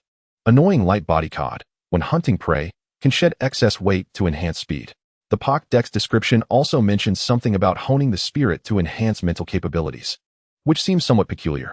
However, it also makes sense. If one sheds weight, encountering even stronger Pokémon would pose greater danger, necessitating even more caution while fishing. The Agile Cod represents the true essence of a Tarkov player. Players fully equipped tend to remain vigilant towards danger, while those who enter with nothing but a knife may easily succumb to fear, excluding seasoned veterans. However, there are instances where the barefoot daredevil is unafraid of the armored adversary. This leads us to ponder, what allows the great white shark to exhibit a level of ferocity comparable to that of the Agile Cod? The answer lies in its anatomical structure. The great white is hailed as the king of the sea, not due to any mythical status, but because of its savage temperament and extraordinary short-range explosive capability, akin to that of a cheetah. When pursuing prey, it releases powerful jets of water from its gills, exemplifying what it means to launch into action. Should one need to treat a great white shark, caution is paramount, lest one be struck in the face by a jet stream akin to a hammer. In a sense, this experience is not dissimilar to being unexpectedly knocked by a sudden burst. Thus, Professor Joy candidly advises her students that when treating such ferocious Pokémon as the Great White, minor distractions are permissible, such as utilizing small skills like hypnosis or sing, to facilitate the process without endangering the physician. Bamboo Suihan, eager to avoid an embarrassing encounter, resolves to greet the shark with a sticky orb before proceeding with treatment. As the class concluded, Bamboo Suihan stretched and swiftly made his way to the cafeteria for dinner before hastening to the laboratory. A day was ample time to streamline all procedures and thoughts. The remaining challenge lay in the production aspect. Even with a sprinkle of luck, several attempts would likely be necessary to synthesize the materials effectively. Once the malleability of the materials and the shelf life of the elemental energy were established, the only task left would be to devise a mechanism for charging and maintaining temperature, thus preparing for commercialization. The initial technical fees and subsequent profit sharing were enticing. He had long anticipated the arrival of those high-quality, super nutritious tree fruits within the confines of the Pokéball. The Dragonair shook its head in mild exasperation at its trainer's sudden bout of enthusiasm, relieved that no outsiders were present to witness the spectacle. The synthesis of materials proceeded smoothly as Bamboo Suihan manipulated various levers and buttons on the large screen, shaping the produced materials into the form of a bottle. It resembled a container for fresh milk as seen in classic cartoons, albeit shorter and more robust. After several failed attempts that wasted materials and energy, the bottle would shatter midway through the molding process, compelling him to adjust the quantity of materials gradually, inching closer to the optimal ratio. Eventually, a remarkably perfect bottle emerged on the production station, the surrounding high-density isolators having been removed. The absence of any anomalies indicated that, under normal conditions, the bottle would not spontaneously shatter. Had he succeeded? Bamboo Suehan cast a cursory glance at the finished product before swiftly documenting the manufacturing process on the control panel. If successful, inputting this data into a new machine could facilitate an industrial production line model. In the event of failure, the data would illuminate the specific shortcomings in the manufacturing process, allowing for continuous refinement. Perhaps it was time to consider acquiring a Togepi as a mascot? The synergy of dual blades would render them invincible. Bamboo Suehan contemplated, ultimately deeming the idea impractical. Unless one were to raise a Togepi from an egg in an environment steeped in darkness, only then could one hope for a truly formidable mascot, a high-attack variant. As one might wonder, under normal circumstances, a Togepi would likely struggle to adapt to his methods. Nevertheless, his current success rate was enviable, and there was no need to overcomplicate matters. Investors typically favored individuals like Bamboo Suehan, whose high success rates offered reassurance in the unpredictable realm of scientific research, where the timing and viability of results remained ambiguous. As for the portable charger project, Bamboo Suehan felt no urgency. Once the product was completed, subsequent matters would require little oversight from him. He intended to first explore how long the bottle could preserve the life water droplets. Ideally, the preservation period should extend to a week, with the total machine's nurturing and preservation potentially stretching it to about half a month. A week's rotation would suffice for replenishment. Given that Joy and her colleagues faced relatively uncomplicated scenarios, they were not perpetually beset by calamities from Arceus. The Pokémon using the life water droplets and those assisting in treatment could be divided into two teams, allowing some Pokémon to specialize in recharging the used bottles. In the event of a widespread disaster akin to that in Hoenn, even the accumulation of life water would scarcely suffice. Holding the bottle, Bamboo Suehan conducted several durability tests, even simulating a drop from the table. There were no cracks. Splendid. While formal testing would necessitate greater rigor, early experiments could afford a degree of leniency. Exiting the laboratory, Bamboo Suehan released his Dragonair, placing the bottle on a nearby bench. Dragonair, aim for the interior of this bottle and use the life water droplets, he instructed, adding, as long as it does not affect your own condition, use as many as you can. The Dragonair nodded earnestly, confirming the position of the bottle's opening before channeling its elemental energy.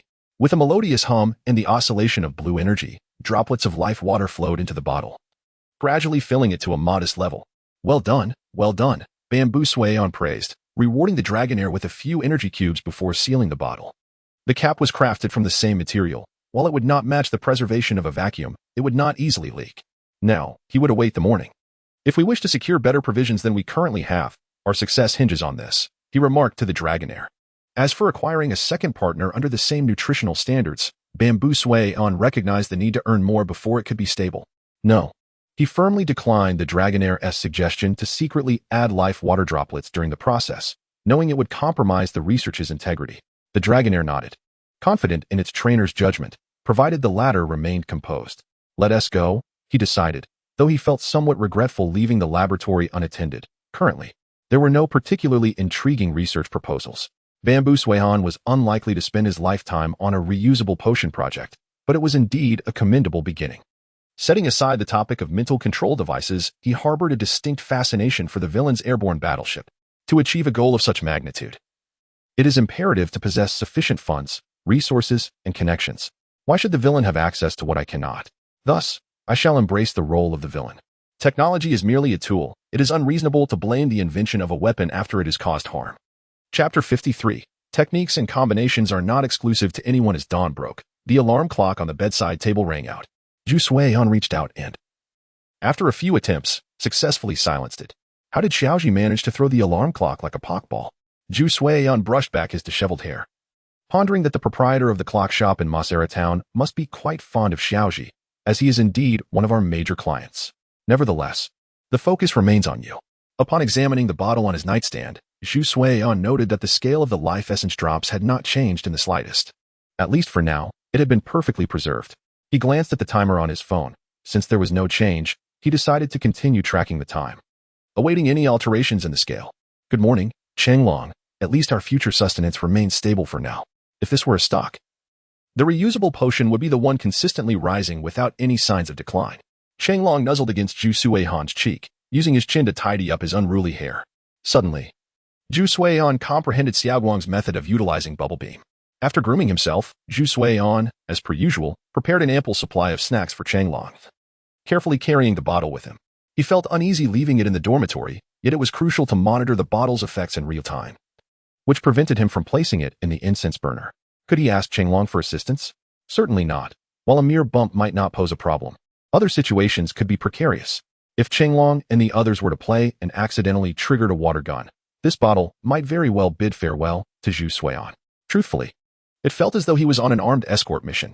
Last night, everything he dreamed of resembled formulas and symbols, and today, everyone he encountered seemed like a passerby intent on bumping into him. Zhu Suihan deliberately sought a secluded spot, taking up paper and pen to attend class. According to standard research protocols, the potion bottle should be placed in a laboratory, monitored by various instruments for accurate data. However, carrying it with him would yield more immediate results, as it was certain to be utilized by doctors in the future. Thus, Zhu Suihan opted for a more straightforward approach, one that would effectively demonstrate the potion's efficacy. Today's lesson was quite intriguing, focusing on collaboration with local authorities during his tenure at the Pokémon Center. It was akin to what he had witnessed at the Lake of the Drowsy in Hinoki Town. Typically, Miss Joy at the Pokémon Center is under no obligation to assist local law enforcement unless she has a good rapport with them or is infatuated with a certain older sister. Much like Xiaoguang, this process emphasizes acting within one's means. The instructor does not encourage students to take unnecessary risks. However, since Joy Academy also teaches combat, from Junsh's perspective, the neighboring sister at least possesses above-average combat abilities. If there is no gym leader in the area, Junsh's request for assistance from Joy is far more expedient than seeking out a certified trainer at the Alliance's administrative hall. I understand that everyone admires the director's style and holds a similar reverence for the combat classes. The instructor stated sternly that, when assisting Jusha with her investigations, one must adhere to proper procedures and inquire about details in advance. Assisting with petty criminals is entirely different from dealing with members of the Dark Team. The former may require merely a healing touch, while the latter likely necessitates confronting adversaries alongside partners. Following this, the instructor discussed standard cooperation protocols, such as how to handle a criminal and their Pokémon if they were to be scorched by a fire-type move. Zhu Suihan found it unnecessary to deliberate. Saving the Pokémon was paramount, while the criminal's fate was of little concern. Regrettably, such actions are not permissible within standard protocols. Ordinary hospitals cannot be burdened with these matters, so after conducting emergency procedures, Junsha would send the Pokémon to the Pokémon Center. The extent of care provided is somewhat subjective. Junsha only needs to ensure that the criminal remains alive for interrogation, showing little regard for anything beyond that. Zhu Suihan raised an eyebrow, sensing significant room for maneuver in that statement. This approach is reminiscent of ancient jailers seeking profit. Healing partially counts as healing. In addition to treatment for injuries, there is also a mandatory health examination every 3 months as stipulated by the Alliance. Junsha must adhere to this schedule, as a healthy body is the foundation of maintaining law and order. Furthermore, if there are any grand competitions or fishing tournaments held locally, Joy may even receive invitations as a special guest. While somewhat cumbersome, this is the essence of the job. One must fulfill their duties regardless of inconvenience. Upon hearing half of the lesson, Zhu Suihan realized he had acted hastily. This class was truly devoid of substance. The initial segments touched upon topics of interest, but the remainder was rather mundane. Classic bureaucratic banter, indeed. It turns out you are far more engaging. Zhu Suihan smiled at his potion bottle, the tranquil liquid within exuding an irresistible allure. As days passed, the deadline for utilizing Zhu Suihan's research room approached. Yet, this was no longer of concern. He had submitted a leave request a day early and, accompanied by Changlong, made his way to the director's office. "Director, I have a business proposition to discuss with you." Joy Jing responded. "Are you still planning to use that research room? However, I've heard from the management there that you haven't conducted any resource-consuming research in the past few days, because the product has already been developed," Zhu Suihan replied. Placing the bottle on Joy Jing's desk, the life essence drops contained within had shown no signs of depletion. "This is my research achievement, the reusable potion, to be precise. It is the bottle itself." Zhu Suihan was disinclined to engage in theatrics of disbelief followed by astonishment, opting instead for a forthright approach. Securing this deal would entail substantial financial and resource gains, leaving little time for anything else. "I don't lack money, but I do have a fondness for it," he exclaimed. "This bottle can preserve life essence drops. As of now, it has surpassed a week in storage without any depletion. Naturally, extending the preservation time would necessitate the development of a charging device. Joy Jing inquired, "Is the liquid inside the bottle condensed from life essence drops?" "Indeed. It was condensed by Qinglong. Director, you may summon your Happiny to verify the contents." Zhu Suihan shrugged. "All corresponding experimental data is stored on a disk, right inside my incense burner." Joy Jing promptly raised her hand, and Happiny landed beside Zhu Suihan, reaching for the bottle, opening it, and inhaling its contents. "It's real," Joy Jing exclaimed, astonished. "It actually exists. How universal is it? As long as it is a drop of life water, it suffices, irrespective of whose it may be." Zhu Suihan remarked, "Of course, it is best if each bottle contains life water droplets accumulated from similar Pokémon. Mixing the exceptional with the ordinary may diminish the efficacy." Joy nodded towards the Happiny, which promptly consumed the life water from the bottle with great care, placing it down gently afterward. "Suihan, cover your ears," she instructed. Joy suppressed her excitement within. Happiny, the song of life. As the melody commenced, Zhu Suihan decisively took out his refreshing fruit stick upon hearing the first note. The combination of song and life water droplets could very well be the intoxicating essence of the Pokémon world, with healing properties to boot. However, some perceptions may need to be reconsidered. Whether it is a Bai's understanding of the Super Horn attack or the combination of the Great Hound's long howl and fierce roar during battle assessments. Both are profound developments of techniques. Coupled with Happiny's Song of Life, such depth and technique development should be a hallmark of the strong, rather than the configuration of the destined one. There may be many strong individuals in this world, but true protagonists are few and far between. Ultimately, one should not underestimate the capability of others.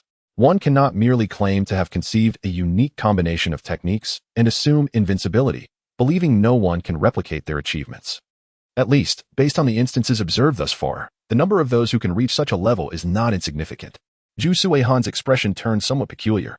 Following this line of thought, he suddenly considered that Ji Ba and Asi, who specialize in fighting-type monsters, might indeed be quite extraordinary.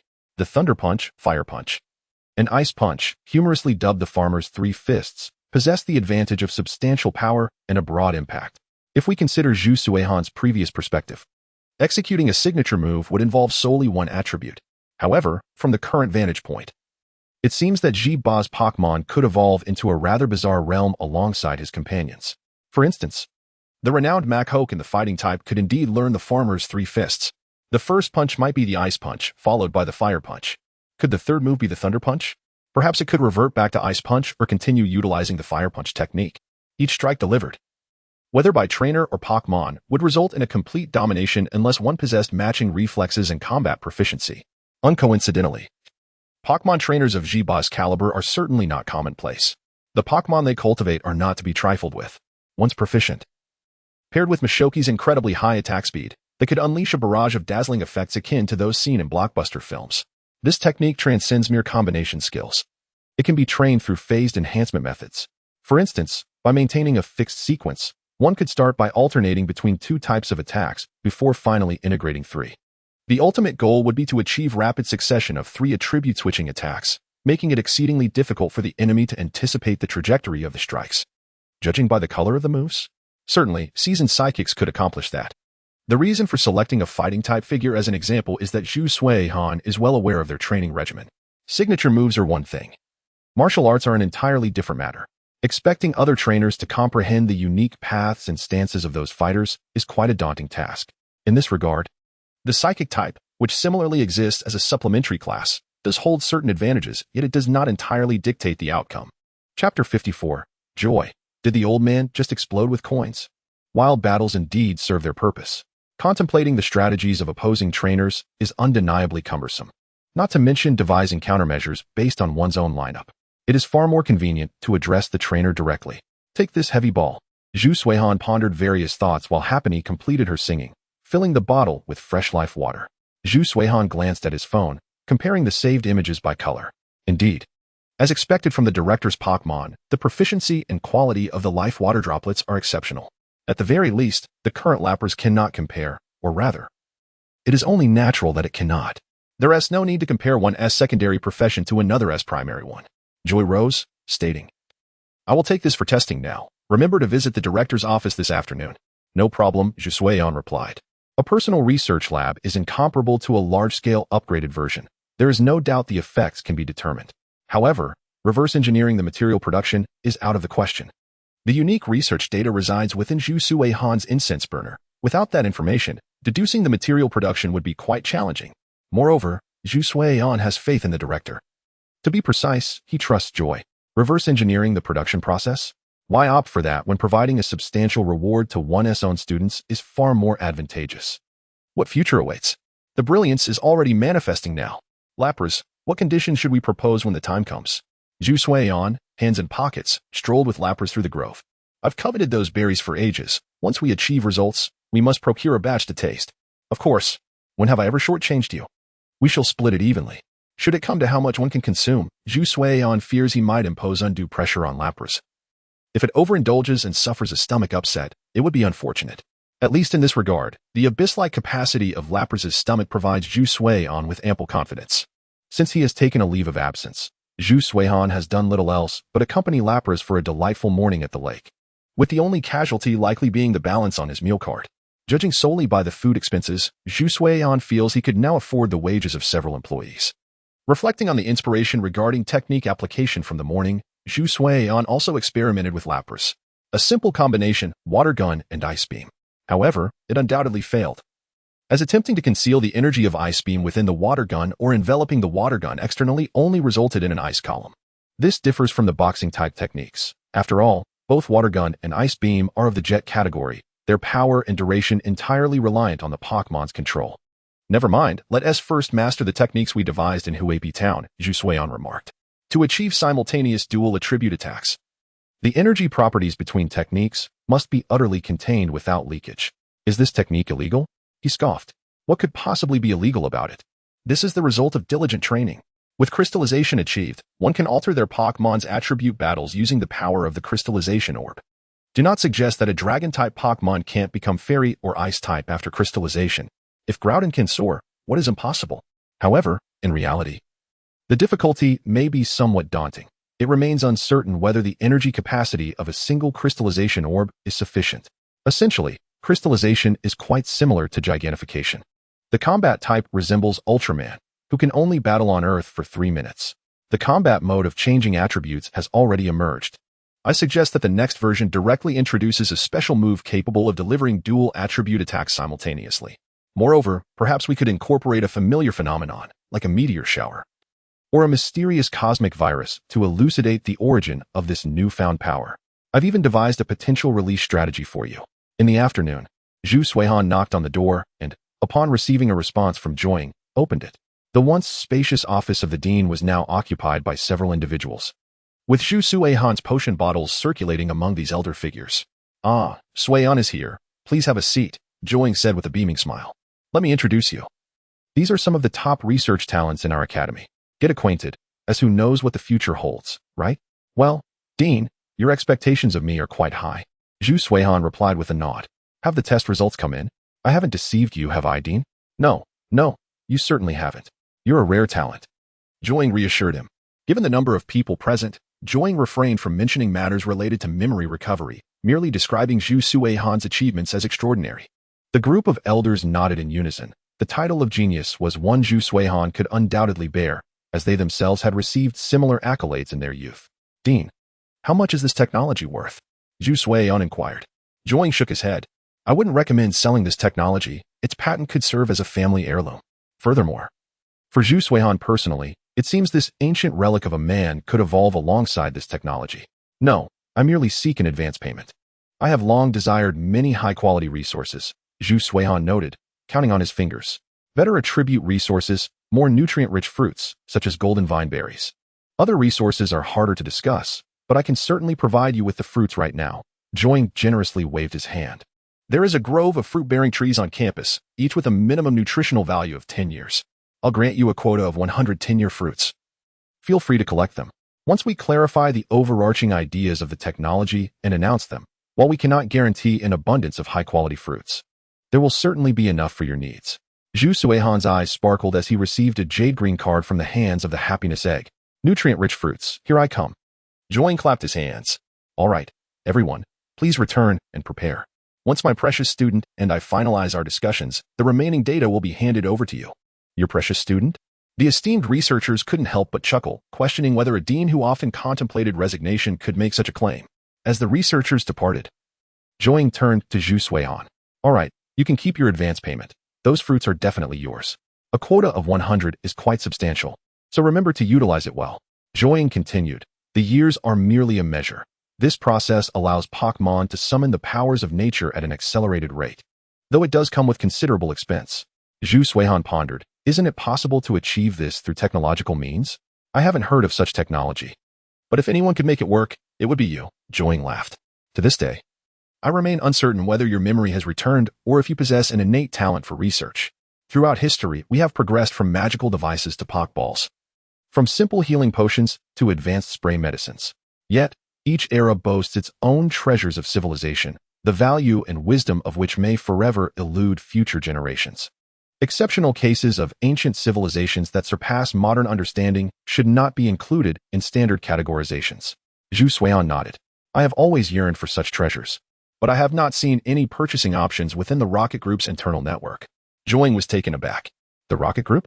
You have connections with them? That young man, Sakaki, is indeed a formidable character.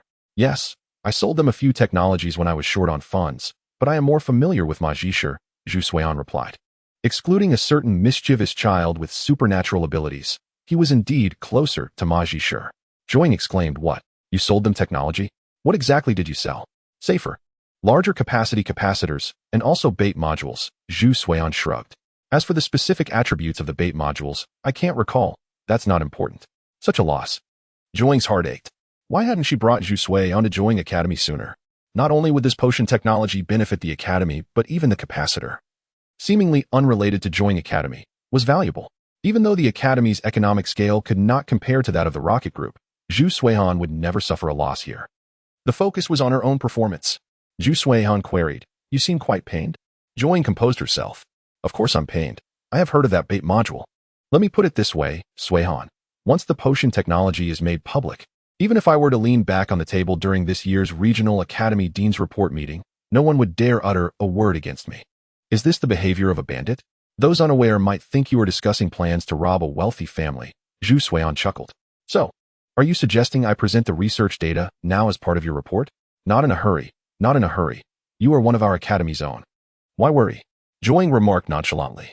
Suihan, you currently only have one partner, right? Zhu Suihan perked up. Are you implying that you will assign me a learning partner?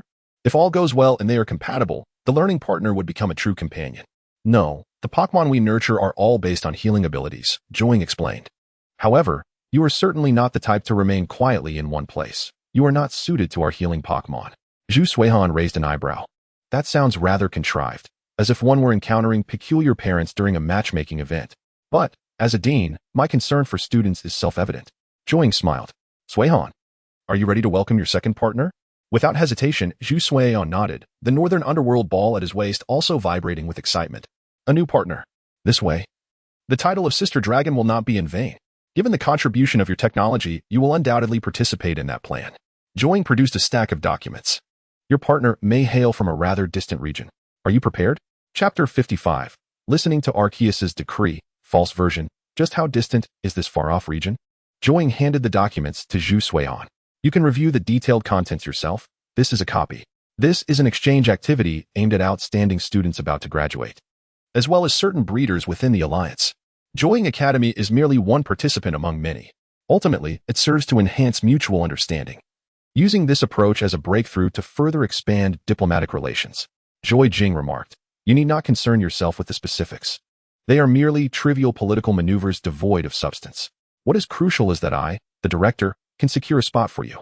Zhu Suihan, fully aware of the director's charisma, responded, Indeed, the director reigns supreme. Zhou Jing chuckled, Not yet at the pinnacle, but I appreciate your enthusiasm. However, I sense that your memories are resurfacing. It is unlikely that research yields results so swiftly. The complexities of your past may contribute to this fragmented recollection. While I acknowledge your dedication, I advise you to temper your efforts and allow your mind some respite. Understood? Zhou Jing gestured towards the North Sea ball at Zhu Suihan's waist. Qinglong, it is now your duty to safeguard our trainer. With a proud demeanor, Qinglong ejected from its ball, confidently pushing Zhu Suihan aside, proclaiming, The trainer is in my capable hands. There will be no issues. Thankfully. The architectural design of these premises considered Pokémon. Otherwise, navigating the corridors would be quite challenging. Zhu Suian flicked through the documents in hand, stating, "I've taken a day off. We should have ample time to review these." Excitedly, he anticipated the arrival of their second partner. "Come forth, Changlong's little companion." Upon returning to the dormitory, Zhu Suian prepared energy cubes while the seemingly naive Changlong perused the documents. "I may not fully comprehend the text, but with illustrations, I can certainly understand," he mused, methodically flipping through the pages, albeit at a leisurely pace. Soon, Changlong spotted its own likeness amidst the thick stack of papers. "Ah, it has arrived. Just in time to utilize the remaining materials for energy cubes." Zhu Suian glanced over. "Oh, look, a fellow of your kind." Recognizing the image of Changlong, Zhu Suian realized they were examining the Alola region, a place destined to be regarded as Ash's second home in the future. The scene from the Journey arc, where champions were hailed at the Alola Arena, was humorously noted as a rare moment of sound planning, reflecting on the first champion of the Alola League, who was also Ash's inaugural regional championship victor. Zhu Suian pondered the implications. In a lighthearted manner, many jested that Ash referring to Professor Kukui as a father figure was entirely appropriate. Setting the documents aside, Zhu Suian rested his chin on his hand, deep in thought. If his memory served him correctly, he recalled Ash's stay at Kukui's home, a detail that remained unresolved even after their marriage in the Journey arc when Kukui and Burnett were seen with children. It was akin to a lengthy anime where one moment featured intense battles, only to transition abruptly 2 years into the future. Returning to the topic at hand, taking Kanto and Johto as examples, Changlong was indeed a relatively rare Pokémon. However, in the Alola region, due to stringent conservation policies, their numbers flourished. Changlong was classified as a special Pokémon in Alola, a designation that not only seemed justified but also helped alleviate ecological pressures.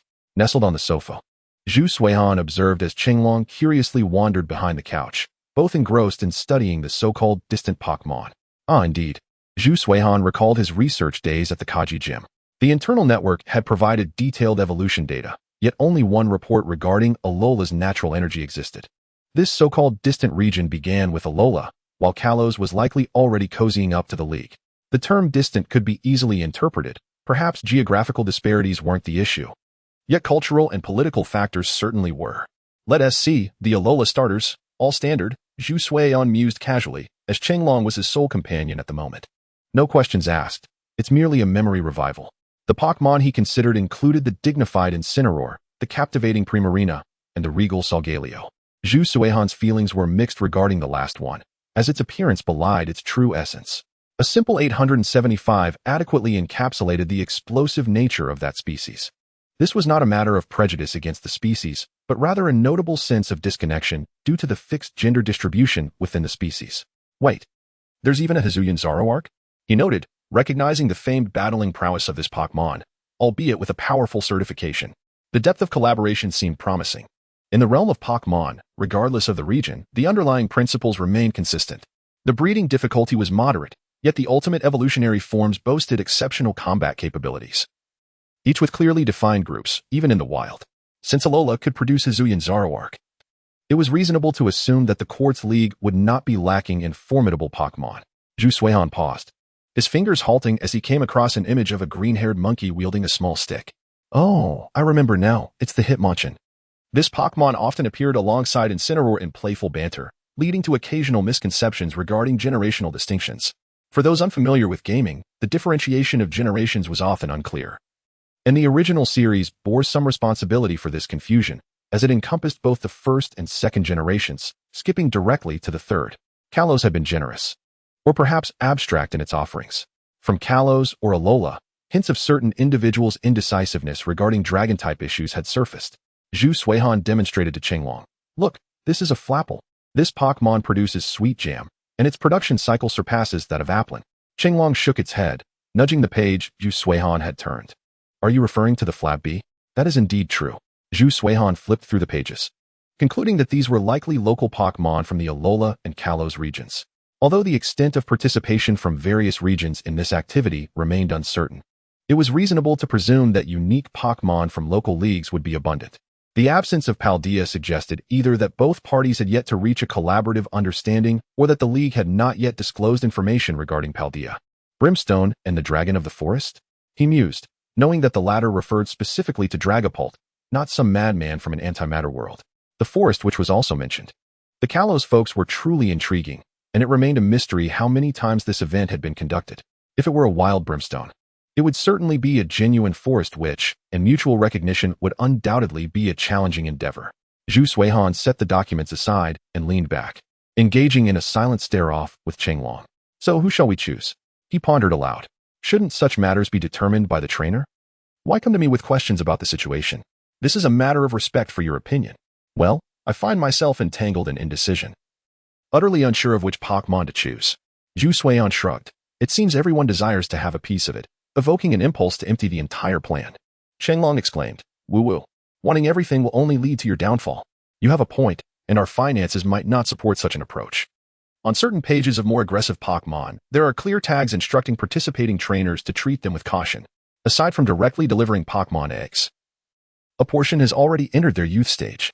Developing one's own worldview serves as a reminder to the League to be discerning in selecting trainers, preventing mismatches between trainers and Pokémon. Concerning his second companion, Zhu Suihan perked up and began analyzing alongside Chenglong. What? It seems unnecessary, after all. We already have a rental service for riding Pokémon, ruling out Corviknight. What? Zhu Suihan shook his head. Although the Frosmith is quite appealing, I find its fur somewhat intolerable. Whoa. Chenglong, annoyed, squirted water at Zhu Suihan's head. If this one work, and that one work, why not suggest two options for me to refuse as well?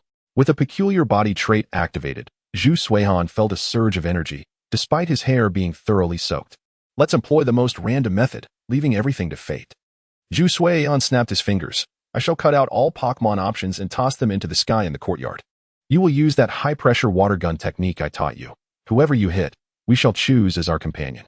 Chenglong asked. Choosing a partner through an attack method sounds rather unreliable. Chenglong nudged Zhu Suihan. Woo-woo. In truth, you need not worry too much about my opinion. Regardless of who the second partner is, I shall undeniably be the big sister. Long will surely get along well. Returning the sentiment. I will consider your feelings when selecting a partner. I 1T compromise the new companion, and I certainly 1T mistreat you. Such a team cannot endure. Zhu Suihan smiled. Since we are both indecisive, let Arceus decide for us. Chenglong proudly lifted its head. Woo-woo. I see you suffer from choice paralysis. That's a decent rationale. I might use it to brush you off next time. Woo-woo. Chapter 56. Little Milk Fairy and the Swindler. Alright. Let us proceed this way. I'll toss it into the air, and then you will shoot a water gun. Whoever you hit, we will select. Zhu Suihan held a stack of small paper slips and casually shuffled them like a deck of cards. Compared to mere dots, this random method is truly ruthless. The toss is Zhu Suihan's responsibility, while the aim is Chenglong's. When neither has a clear concept of the new partner, no matter how in sync they are, they cannot simultaneously envision the same Pokémon. Come. Zhu Suihan threw the slips into the sky, and they began to scatter. Chenglong squinted, surveying the scene before fixing its gaze on Zhu Suihan. I am certain I can select the most suitable partner for us, for ourselves, and for the trust of the trainer. Increasing the pressure of the water gun's force, Chenglong concentrated, launching the attack with greater speed. Woo-woo. The water gun. Like a sniper bullet, a slender blue beam shot forth, striking a paper slip mid-air, soaring upwards. Presumably, distant Pokémon and trainers might feel as though it were raining, only to look up and find the weather clear. Hey, isn't this fortuitous? Zhu Suihan reached for the paper slip with a distinct trajectory, glancing around at the scattered slips. Oh well, cleaning up is merely a small inconvenience. Woo-woo. Chenglong approached with eager anticipation, its large head close to Zhu Suihan's cheek, eager to inspect the second companion chosen by fate. 868 Little Milk Fairy, Zhu Suihan, Chenglong. The next day, after class, Zhu Suihan and Chenglong decisively arrived at the office building, successfully intercepting Joy as she exited through the front door. Is this truly the partner you have chosen? Joy expressed surprise. I had thought you would opt for Pokémon like Blaziken or Dragapult. In terms of both strength and appearance, these two should be more attractive. The more flamboyant the looks, the fiercer the fighter. Who would have guessed that you, the director, were once a high-ranking berserker? Joy remarked. It seems that indeed holds some truth. I will submit your selection. Joy smiled. Don't look at me like that. The League's administrative processing speed is quite efficient. You will receive a response within a day. I see you have a phone. Provide me with your number, and I'll have them contact you directly. Zhu Suihan nodded. By the way, does this event impose any special requirements on Pokémon, such as restrictions on evolution? None at all. While connections among various leagues vary in depth, they are all pioneers of this era. Joy stated. at least regarding Pokémon. The League will not impose any harsh conditions. Even matured individuals may join the program entirely voluntarily.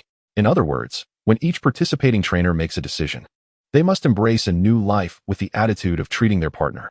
Joy pointed to Zhu Suihan's waist, just as you treat Chenglong. A small favor from the director, Zhu Suihan tucked away his phone, suddenly filled with a different sense of anticipation for the upcoming life. Strangely enough, compared to the sensation of following a script in an animated series, there is hardly any connection between regions. This is indeed interesting. Although one particular protagonist from the script often struggles to earn high evaluations, I wonder if Data will participate in this event. Zhu Suihan chuckled. The title of the Flying-type champion is widely known, yet it is somewhat overshadowed by the times. If it were a version where regions were interconnected, Data would likely become the true Dragon King, as he is well off enough to raise a batch of legendary dragons without issue. I look forward to our second partner, Chenglong, Zhu Suihan remarked.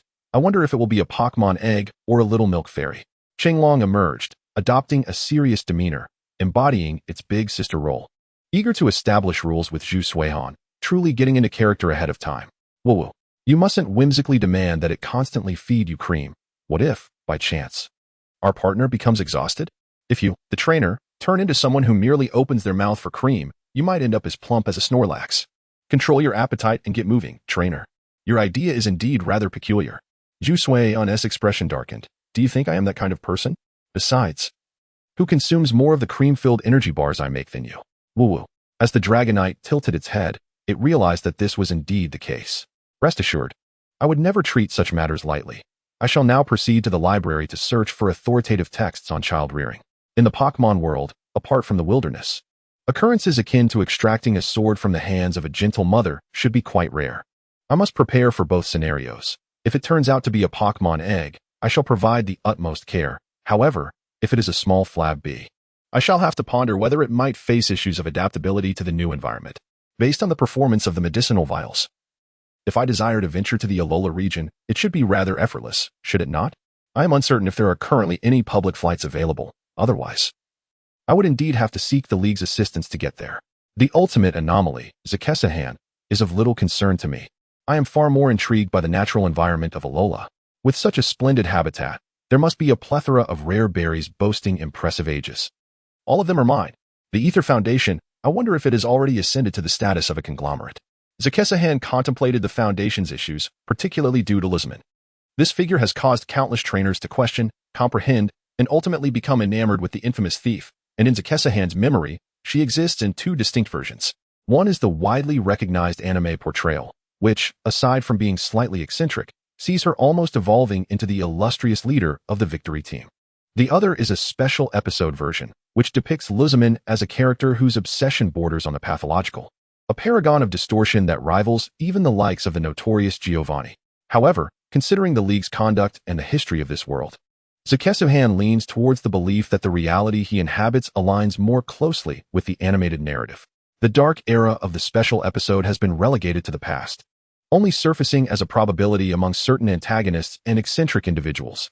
Judging by the passage of time, Morn should have already perished.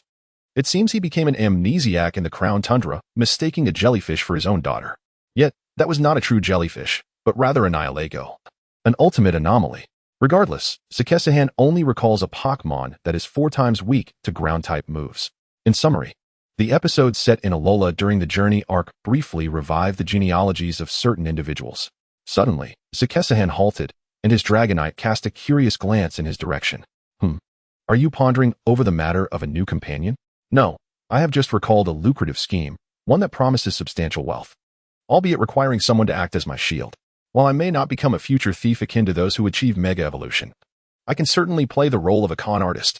Zakessahan decisively dialed Naz's number. I have a business proposition. Are you interested?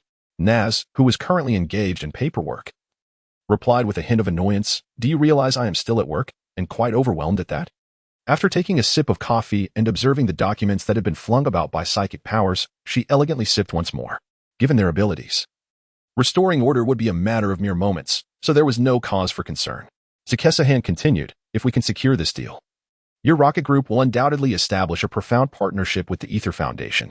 Naz narrowed her eyes. White-haired one, you seem to know far too much. Do those joys truly trust you so implicitly? I have gazed at the heavens, and amidst the celestial shifts, I have suddenly sensed a divine revelation, Zakesa-han responded impassively. Fabricating a lie. An important figure from the Ether Foundation has unexpectedly appeared in a distant land, a vast expanse of snow, where I can vaguely discern the word crown from the revelation. Crown tundra? Nez furrowed her brow, harboring a certain level of trust in Zakesa-han's words, as she had experienced similar phenomena on numerous occasions. However, since becoming a corporate drone, her prophetic dreams typically revolved around detecting intentions for alterations from partners and subsequently restructuring plans accordingly. The Crown Tundra is located in the Galar region. Do you comprehend the distance between there and Johto?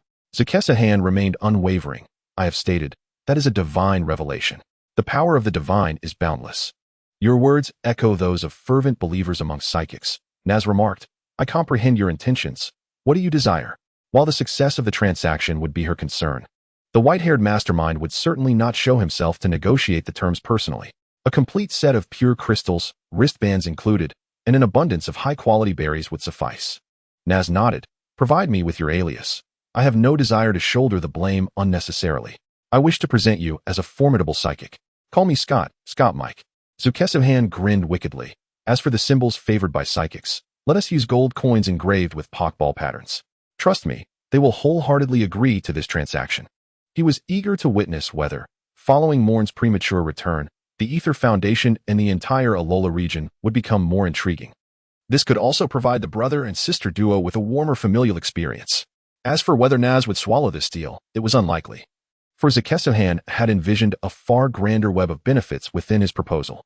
He flicked the voucher for obtaining berries in his hand. If all went as anticipated, these psychics, who were fond of manipulating scripts, should have already set their plans in motion. Naz ended the call and turned to her Alakazam. Foresee the future. Alakazam nodded, stirring the spoon in its coffee cup, while its eyes sparkled with psychic energy.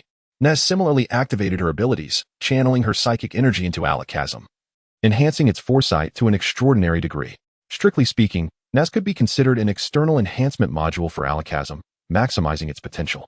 After a while, Alakazam nodded at Naz, closing its eyes in a sweat.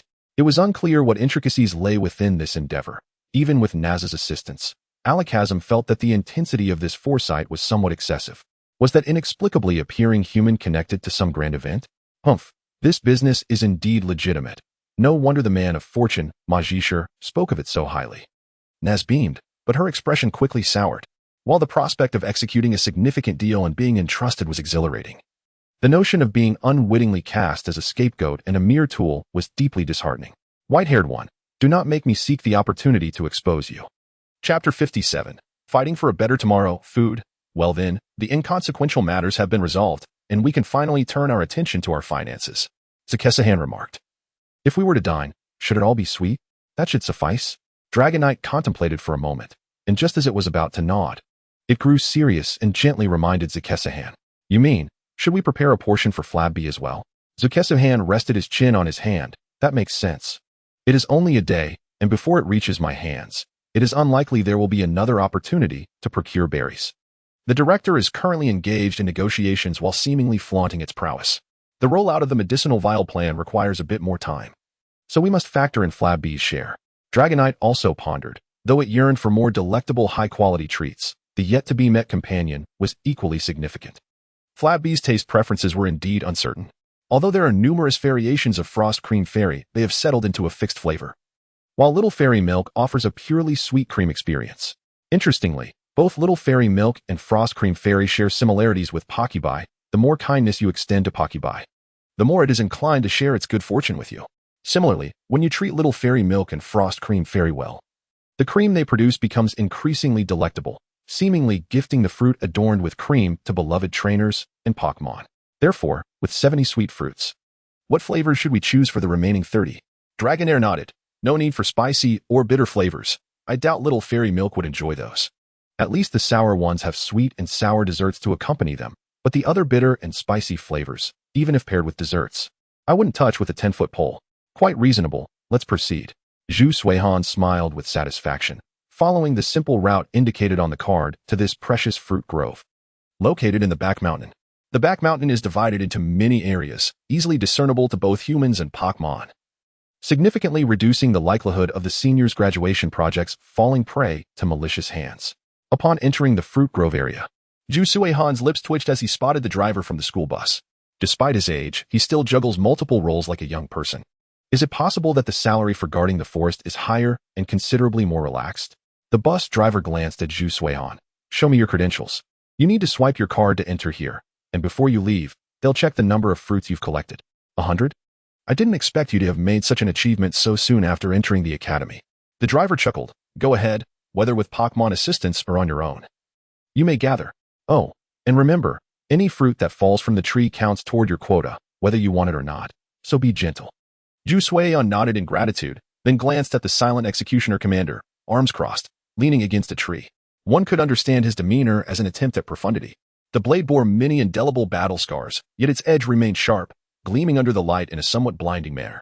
A master indeed, and as the driver had mentioned, a skilled warrior honed in the wilds. As they entered the fruit grove area, both Zhu Suihan and Dragonair inhaled deeply, choosing not to exhale, but rather to hold their breath. It was impossible. The air was saturated with the rich aroma of the fruits, intoxicating in its allure. To exaggerate, one might say the air was laden with substantial nourishment, perhaps capable of satiating hunger solely through respiration. Honestly, with each breath, Zhu Suihan felt as if his previous body had been rusting away. Now he finally understood the high value of these ancient fruits. Zhu Suihan exclaimed with excitement, "Let us go. The sweet fruits are calling us." With determination, Dragonair gazed at Zhu Suihan, having successfully initiated terrestrialization in the Johto region. Flames of ambition igniting in its eyes. We must strive harder to ensure our future meals consist of these premium fruits. The words of Nurse Joy, advising trainers not to push themselves too hard, were promptly cast aside by Dragonair. Dragonair is determined to work even harder alongside its trainer. Zhu Suihan placed his hand on Dragonair's forehead, both feeling a deeper emotional connection in that moment. For the League, for the tribe, for better meals. This is the true essence of existence. Clearing his quota in a sweep, Zhu Suihan did not hurry back with Dragonair, but ventured deeper into the area, eager to expand his horizons. Soon, the duo encountered a tree brimming with golden vine berries, exuding an irresistibly alluring sheen and fragrance, tempting Zhu Suihan to act immediately. Is Unova already so closely connected with other leagues? Zhu Suihan lamented, wishing for a slower version update, contemplating producing some research achievements to train another Zorua. Despite the misconceptions surrounding Zorua as some mythical creature, its innate abilities are genuinely formidable. Provided the moves used are not too outrageous, few can discern its true nature. Unlike the obvious flaws of a transformed Ditto, even training a mere Zorua to unearth some skills is not overly challenging. Unable to resist, he thought of transforming into a rogue on the spot. Fortunately, Dragonair sensed Zhu Suihan's intentions and nudged his shoulder, casting a glance towards the executioner commander, who was seated on the ground warming himself by the fire. Zhu Suihan noticed that beside the executioner commander was another Pokémon. He pondered, does a scorpion-like Pokémon qualify as an insect? Would launching a fiery attack yield excellent results? The answer is yes for Scorpy, but no for King Scorpy. The malicious configuration of King Scorpy is merely a deceptive insect, its setup akin to that of a novice killer. The executioner commander and King Scorpy, indeed. The configurations of villainous Pokémon are best left unexamined. If one has affection, any Pokémon can become a companion. The opinions of others are mere trivialities. Zhu Suihan scanned the King Scorpy, battered yet spirited. He was too keen to test its purity with a sticky ball, but was intrigued by the driver's impressive configuration and curious about his third Pokémon. Moreover, he held a keen interest in poison-type Pokémon. The antidote in the Pokémon world seems somewhat universal. Effective against any Pokémon's attacks as long as they are poisoned, easily resolved with antidotes and pecha berries. However, there seems to be a discrepancy in the composition of toxins. There is no need to delve into specifics like bee venom or snake venom. The distinction between animal and plant toxins appears absent in the Pokémon world, unless the foundational logic of elemental energy is consistent, thus allowing for a single antidote to suffice. The only difference lies in dosage. Logically, the fundamental principles of toxin composition should be considered. In a more fantastical sense, it's likely that the laws or runes constituting toxins are fundamentally the same. Hence, the antidote targets the root cause for optimal efficacy. Finished? The driver glanced over. I'll keep count for you. If you're cold, you can warm yourself by the fire. No need for that. I think I understand why you guard this place at night. Zhu Suihan replied cheerfully. The natural environment here is splendid. It truly is a haven for Pokémon. Indeed, this area can be considered a part of Joy Academy's treasury. The driver remarked, consider what specialized project you might wish to pursue in the future. Perhaps one day you could become a distinguished fruit farmer in the back mountains. Zhu Suiyan was puzzled, replying, surely there must be requirements for partners. Not every Pokémon has the ability to manipulate natural energies, nor is beneficial for the growth of fruit trees. No need to worry. How could such a large academy exploit the labor of its students? The driver calmly replied. Fruit farmers with Pokémon have official positions, and their subsidies, bonuses, and salaries often exceed mine. As for students, all you need to do is diligently absorb the knowledge you are meant to learn and refrain from carelessly harming these precious creatures. Indeed, it seems everyone has their position. Zhu Suiyan mused. I suspect that any Pokémon capable of tilling the land could easily gather a following. Zhu Suiyan and his Dragonair slipped away, and upon exiting, they found the academy aglow with lights, fully immersed in the students' favorite nocturnal hours. To be precise, aside from the absence of evening study sessions, Joy Academy's course schedule bore little difference from that of a high school, brimming with activities. Upon returning to the dormitory, Zhu Suiyan eagerly retrieved a mango, a fruit whose sweetness correlates with its curvature.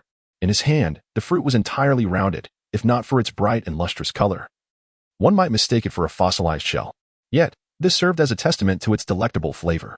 Zhu Suiyan placed the mango on the cutting board, carefully slicing it in half. One half was swiftly devoured by Dragonair, while Zhu Suiyan savored the other, both displaying expressions of blissful surrender. Delicious, exceedingly delightful.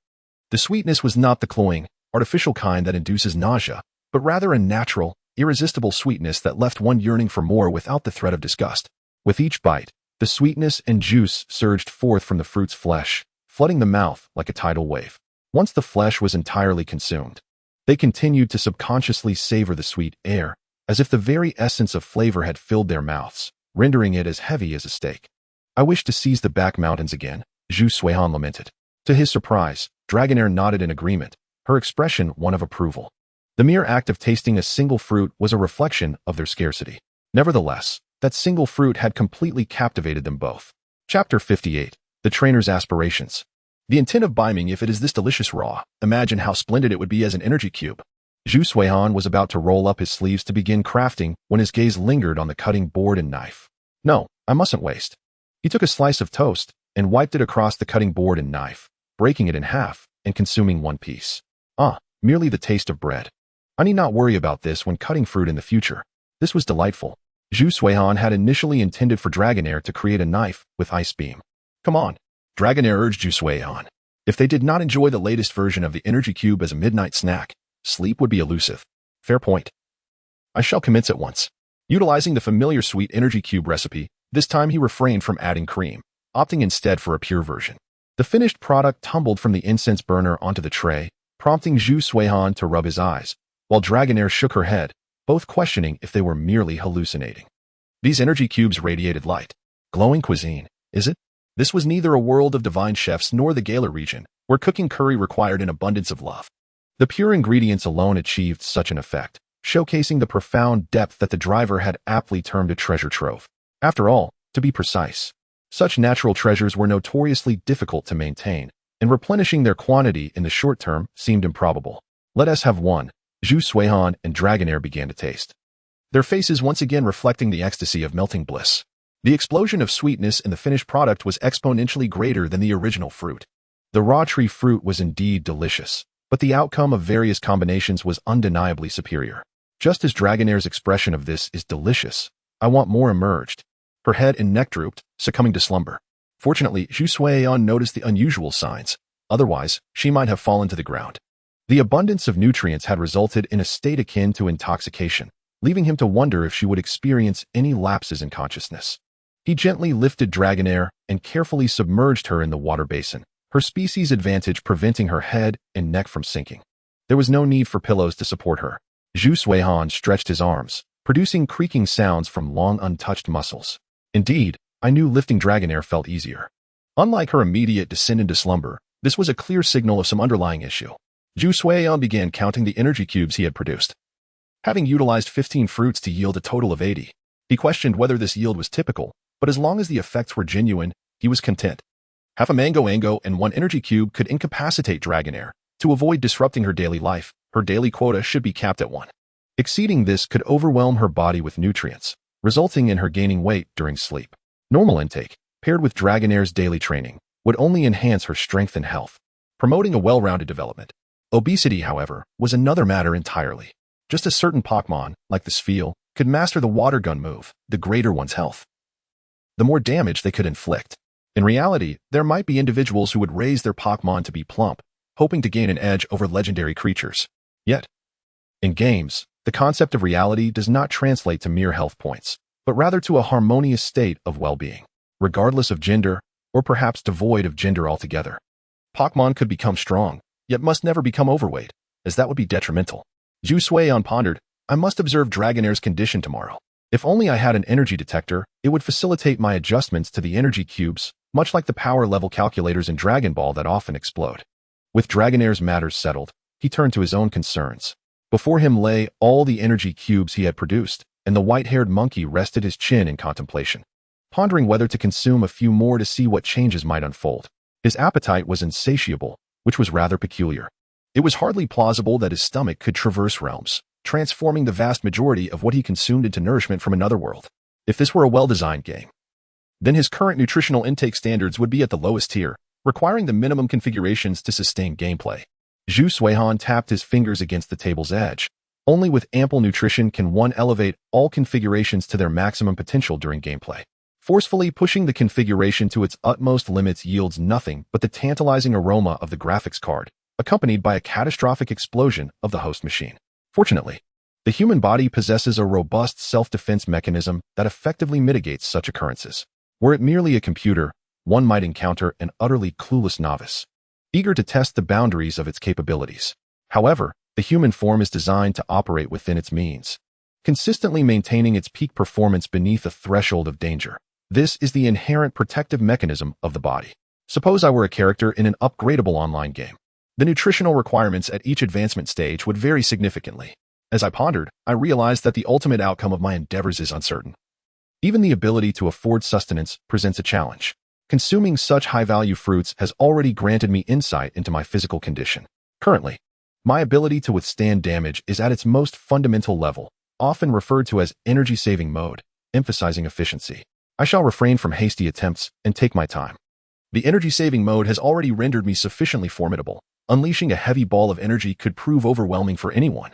Though I am curious whether I might transform into a superhuman, I must remember that I am a person with responsibilities, including my dear companions and the little spirit yet to be introduced. Hence, I shall not rush. The prospect of a sudden slumber interspersed with fragmented memories adds an intriguing twist. Yawning, I stored my energy cube and began to tidy up. Lying in bed while selecting my next areas of knowledge to explore, swiftly drifting into sleep. Perhaps I should create a grand wheel of knowledge for myself. I wonder if there exists a random number generator on the Rocket Group's mobile devices. As I gradually succumbed to slumber, I began to dream of a realm where everything is governed by formulas and symbols, a peculiar dreamscape where even dreams must adhere to rigid structures. Meanwhile, within the research building, leveraging the original data left by me, the esteemed researchers at Joy Academy have advanced the technology of potion vials to an optimized level. I discovered a suitable stone and casually etched a few marks upon it. This provided the experts with an opportunity to employ additional tools for meticulous refinement, undoubtedly accelerating the research process compared to standard methodologies. Detection indicates that the potion vial technology has been mastered by others, potentially becoming a fundamental device within the medical field. Host has designated it as a reusable potion. Research points 180. Upon awakening, I found myself momentarily dazed, only to realize the reason after glancing at the records displayed. In simpler terms, it evokes a sense of immeasurable merit. However, due to the characteristic laziness of a certain white-haired monkey, had I continued to delve deeper along this trajectory, my research points would undoubtedly be higher. Nevertheless, 180 is still commendable, as anyone can achieve that figure unless they surpass it. As I opened the door, I was greeted by a triumphant Long blocking the entrance. Woo! I have become stronger. Is it truly that dramatic? Show me. Long stepped back, eyes sharpening as she locked onto me. Clearly, I was the target for Long's demonstration. Come on, just what I needed to wake me up. I calmly extended my hand. Unleash your move. Whoa. Water pulse, sniper shot. Boom. A water pulse, larger than the usual ultimate technique, surged towards me with remarkable speed. The wave exploded in my palm, providing the perfect opportunity to tidy my white hair and splash my face. The enhancement is impressive. Could it truly be this striking? Long shook her head, feeling the abundant energy within her body. making the use of such techniques less taxing. I see, perhaps this technique is still a bit premature for you. I stroked my chin, contemplating. I had assumed these were merely techniques. It appears I must enhance my physical strength as well. If this were the earnest punch of an average adult male, an ordinary person would feel fatigued and experience soreness. In contrast, a trained boxer would be unaffected. Oh right, that was indeed the serious punch of an ordinary person, not that of a certain bald individual's unique technique. Henceforth, I shall reduce the training of these techniques accordingly. For now, enhancing one's physical prowess takes precedence. With a smile, I remarked, Long, do you know why I named your Pokeball the Biming Ball? Huh, Biming has a fish known as Koen. In essence, it is a creature of immense proportions. There exists a marvelous power in this world when Pokémon intersect with it. They can attain extraordinary sizes. Moreover, beyond ordinary enlargement, there exists a special variant known as Gigantamax, endowed with unique abilities. Huh. Will I also become extraordinarily massive in the future? No, that is merely a temporary state. I clarified. The name Biming is meant to inspire you toward such aspirations. Your size need not align with that standard, but I hope you can grow to a level of power akin to it. I will strive alongside you. Let us endeavor together. Observing the stout fish, it already resembles the legendary Beihai giant Koen. As long as we are not subjected to natural disasters. I genuinely look forward to encountering such mythical beings. Long nodded earnestly. Woo. I have received the trainer's expectations. Chapter 59. A pin? Oh no. I have chosen my companions poorly. I have heard everything. It is just as I expected. In the Kaji dojo, Lu Bo spoke cheerfully on the phone. Rest assured. Joy will undoubtedly present you as a brilliant technician to the public, perhaps merely adding a label about your serendipitous discovery of materials. Lu Bo believes that these fragments of memory belong to me, at least until both I and Long can handle the majority of adversaries. It is prudent to keep the identity of this ancient relic confidential. Some individuals naturally attract Pokémon, while certain identities and items do as well, regrettably. The latter often draws peculiar antagonists. Regarding the high-quality fruit-derived energy cube, your reasoning is sound. Lu Bo gently patted the little mountain pig beside the phone. Given Long's current physical condition, 1 per day is already the maximum. She cannot consume more. Back when she was in the dojo, her physical attributes had not yet reached the requisite level, which is why I had not allocated her a quota. Hearing Long's frustrated, yet powerful sounds through the receiver, the Long couple behind Lu Bo exchanged satisfied smiles. The child is thriving, and that brings them great contentment. Now, go and focus on enhancing your strength. The more powerful you become, the more you can consume. I pushed aside Long's large head, uninterested in pondering whether her earlier sounds contained any rebellious remarks about old men. Lu Bo, what do you know about the affairs of other regions? In other regions, apart from the distinctions related to Pokémon, there seems to be little difference, in my view. Lu Bo remarked. You participated in that event. But do not be deceived by the so-called differences between regions. What will always accompany you is your partner beside you. With a smile, he added, when Joy first contacted me, I intended to send a messenger bird to apply some pressure on you, which nearly provoked Joy to fly over and challenge me to a battle. She insisted that Joy and the League were not engaged in such petty schemes. And even if there were those nefarious individuals, she, as the head of the academy, was not a mere decoration. Zhu Suihan couldn't help but chuckle, thinking that if villains were to cause trouble, the headmaster would likely be more pleased. Lu Bo patted his Lapras beside him, reflecting, ultimately, our ways of thinking differ. Perhaps I am being too pessimistic. If you are in need of those berries, I can courier some to you. No, given Lapras' appetite. We are not lacking for the time being, Zhu Suihan replied with a smile. Moreover, aside from the potion technology, I have other business dealings underway, though the funds have yet to materialize. Nazi, your physique is not as impressive as Xiaolan's 2 Pokeballs, nor does your skin compare to that of Nazi elder sister. Do something useful. Lu Bo nodded in agreement, stretching his arms after hanging up the call, revealing his well-defined biceps. Life is no longer dark and despairing. Lu Bo also maintains the habit of exercising. Although he cannot yet rival the muscle-bound Snow, enduring a high-intensity battle is certainly within his capabilities. While it is often said that those who turn to darkness become tenfold stronger, while those who redeem themselves lose some strength. Anyone capable of engaging Lu Bo in a high-stakes match is undoubtedly no ordinary character. The Dark Team, if you are in Johto. I have no time to meddle in your affairs. I never imagined you would extend your reach to Johto. Lu Bo opened the door to the gym's reception room, where a slender man, partially masked and clad in ninja attire, was sipping tea. Aju, what have you discovered? The ninja homeland has evolved in ways I never expected. Aju looked up at Lu Bo, stating, integrating the actions of ninjas into daily life. This is Kaji's way of passing down tradition. To be honest, I was astonished to see an elderly woman casually tie a rope to a tree and leap into the valley to gather herbs. Such skills are a waste not to be a true ninja. The ninja legacy of Kaji Town was a decision made by our ancestors. I am referring to that gang from the Dark Team. What have you found? Lu Bo inquired. Or are you contemplating testing the metal of my old bones? Belly? Upon hearing this, the messenger bird hidden outside immediately reached for a small package. Inside the gift, there were not only explosives, but also some genuine mysterious materials, such as the sticky balls sent by someone. Aju was taken aback, sensing a vile presence approaching from outside. Danger. No, you misunderstand. Aju elegantly set down his teacup. I merely wished to visit the legendary ninja homeland, but it exceeded my expectations. My foolish daughter might even come to live in Kaji Town for a while to refine her skills. The messenger bird had already prepared the sticky ball and was ready to unleash its ultimate move, waiting for Lu Bo's command to let Aju experience what it truly meant to receive a double gift. All right, Master Lu. I am not here as the head of the Shallow Red Gym. Aju said, I am here as the head of security for Team Rocket. For I have uncovered the whereabouts of the Dark Team in the northern part of Kaji Town. The northern region? The Lake of Rage, perhaps? Lu Bo replied nonchalantly. Legend has it that the Gyarados population there brings torrential rain to quell volcanic eruptions. It aligns with their style. You have discovered their whereabouts in the depths of the Tree Sea Maze, correct? Indeed, the Tree Sea Maze houses their stronghold. But they have mastered a secret route that I do not know.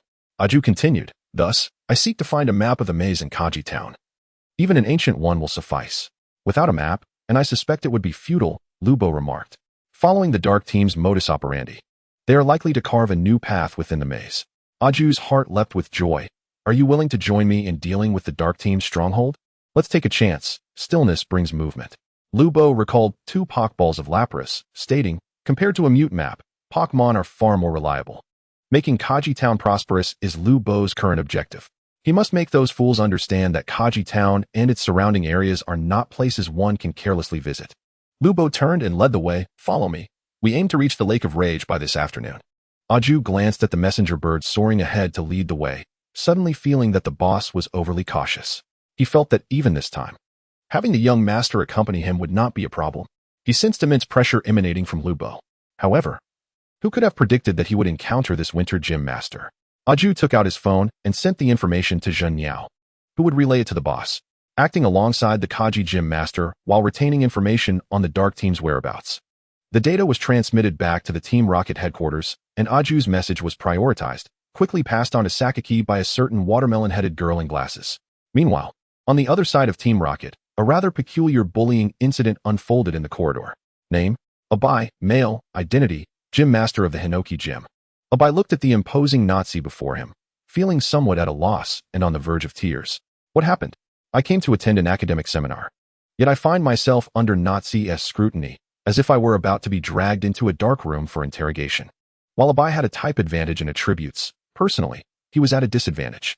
If Nazi were the cold, regal queen type, Abai was the innocent, somewhat foolish young boy. Master Nazi, we met during the Quartz League Gym Conference. Yes, that is why I called you over. Coincidentally, you are in Hinoki Town, and I have information I wish to know.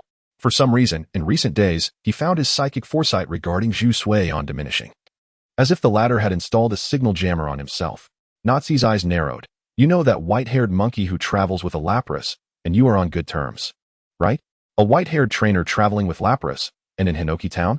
Translated, this simply meant the white-haired trainer journeying alongside Lapras. Abai was stunned. Suihan. So it turns out you are the cause of this.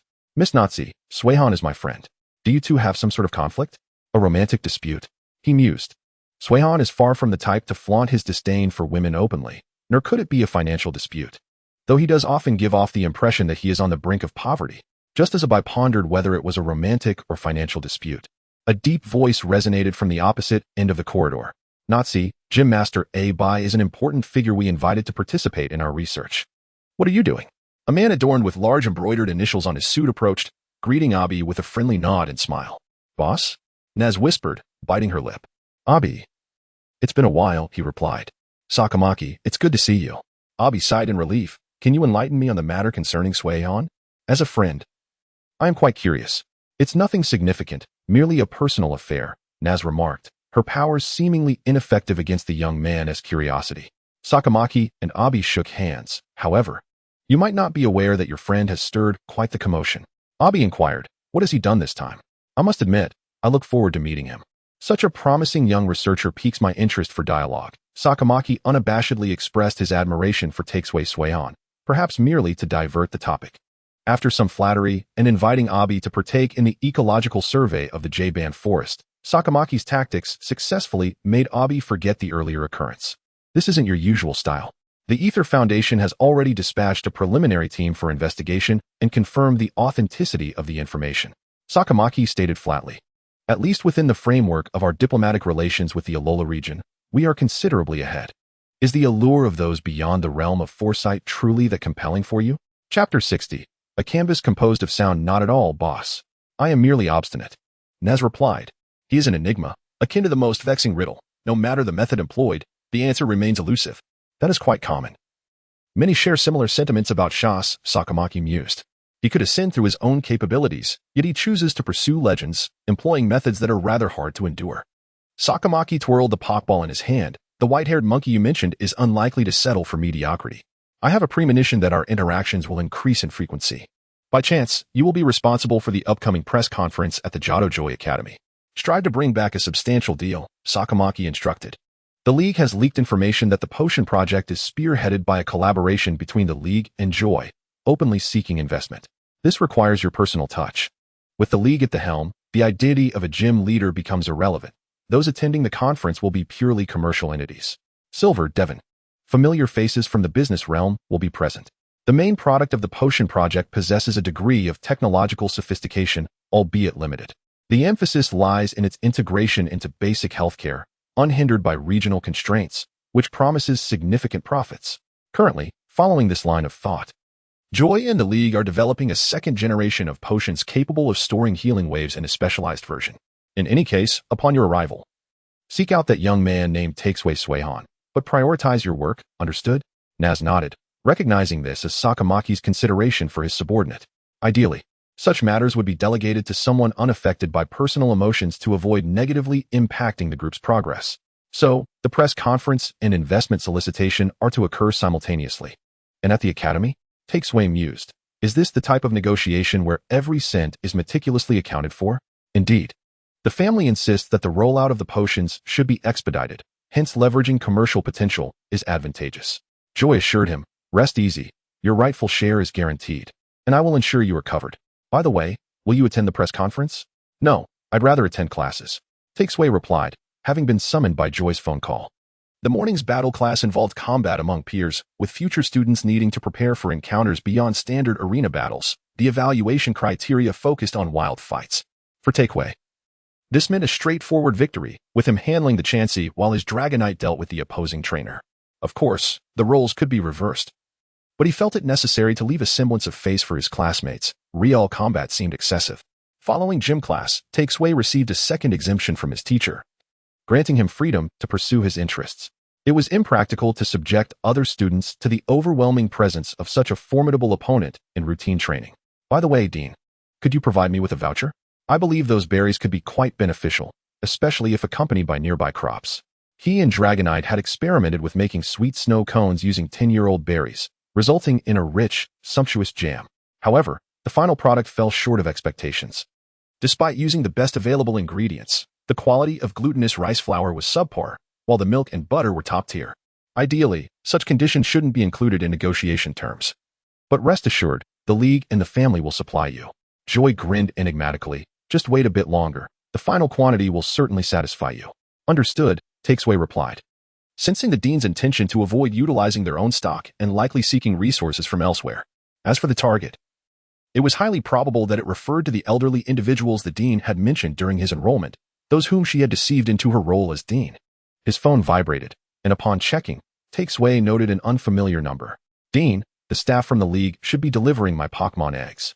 If nothing else, I shall take my leave. Go ahead, and remember to rest well. Hello? Greetings, Trainer Takesway Sueon. I am an employee from the League's delivery service. Currently near the administrative building. Would you like me to deliver it to your dormitory door? No need. Please come to the front of the administrative building. I happen to be here. All right, goodbye. Upon descending and glancing towards the entrance, Takesway noticed a small delivery truck coming to a halt. from which emerged a young man clad in work attire, appearing to be of recent graduate age.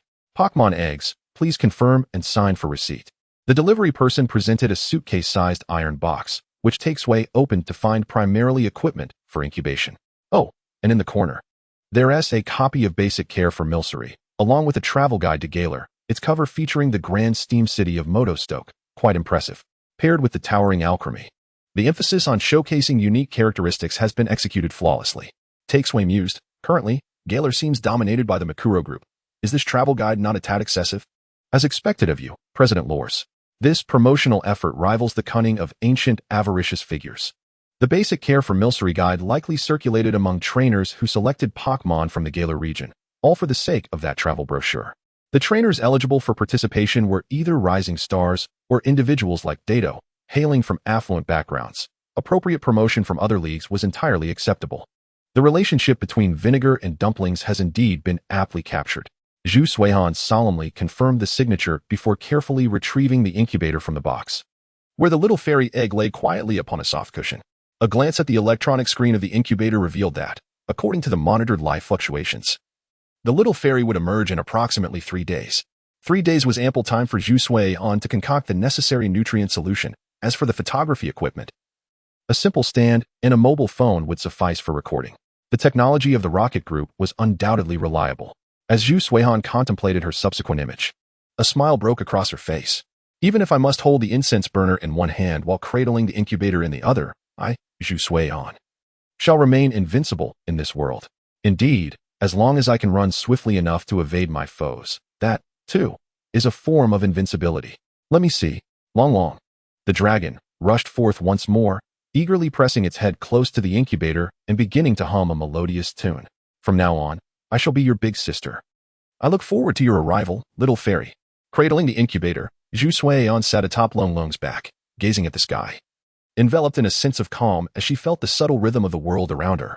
Even Longlong, usually fond of speed and intensity, was subdued, gliding quietly towards the dormitory area without stirring the water's surface, as if it were floating through the air on a cushion of low gravity. This was not a display of superhuman ability, rather a thoughtful gesture to allow the egg's occupant to absorb the sounds of the outside world, akin to prenatal education. Nearby, the sounds of other Pokémon leaping from the water mingled with the splashes of spirited little creatures competing in a race. A line of beaver Pokémon passed by, clutching sticks in their mouths, wiggling their little backsides and paws in the water. Meanwhile, a graceful Swanna was teaching ducklings the art of flight, each honk differing in tone, perhaps a note of praise or a lesson imparted. In the distance, the roar of a Gyarados soared through the skies, likely challenging a flock of flying bird Pokémon, displaying a rather peculiar bravado. The sounds painted a vibrant tapestry of life. Long. Take care of our little sister at home. I must prepare the nutrient solution now. Long adeptly switched on the television with its head and stood guard behind the incubator like a vigilant security guard. The resources from the fairy type, one might wonder. Do the extensive operations of the Rocket Group extend this far? With the golden potential of currency at play, the Rocket Group had once again dispatched a Dragonite to assist Zhu Suihan.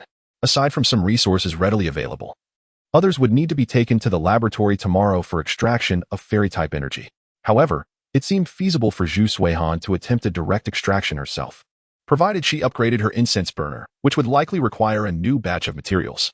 Nonetheless, the profits from her potion-making skills were sufficient to cover these expenses without needing to seek funds from Ma Zhisher as before. The blueprint for the energy extraction device, a portable version suitable for the incense burner, had been successfully obtained. Research points have met the requirements. Transmission commencing. Adjusting to the sensation, Zhu Suihan recalled her previous experiences, and with the high-quality berries consumed over the past few days, her resilience had significantly improved. Indeed, aside from being an energy consumer, it appeared her incense burner would also become a considerable energy draw. Even if Long were to eat to its heart's content, it would likely rank only third in household consumption. The incense burner had now ascended to second place, likely destined to remain perpetually in the shadow of the perennial second place like the charming green brother. Although still capable of direct charging, its energy consumption might exceed expectations. Zhu Suihan pondered this issue, contemplating a brief excursion into the wild as long as her energy reserves were assured. Nevertheless, one must always consider unforeseen circumstances, perhaps locating an electricity-rich Pokémon to alleviate her energy concerns.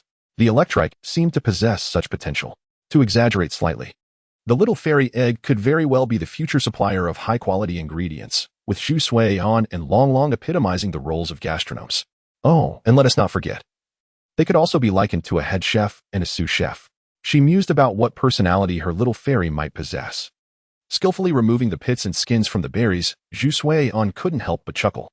Surely, it wouldn't be a glutton, would it? Once evolved, it might just be the first to achieve a Gigantamax form in its regular state.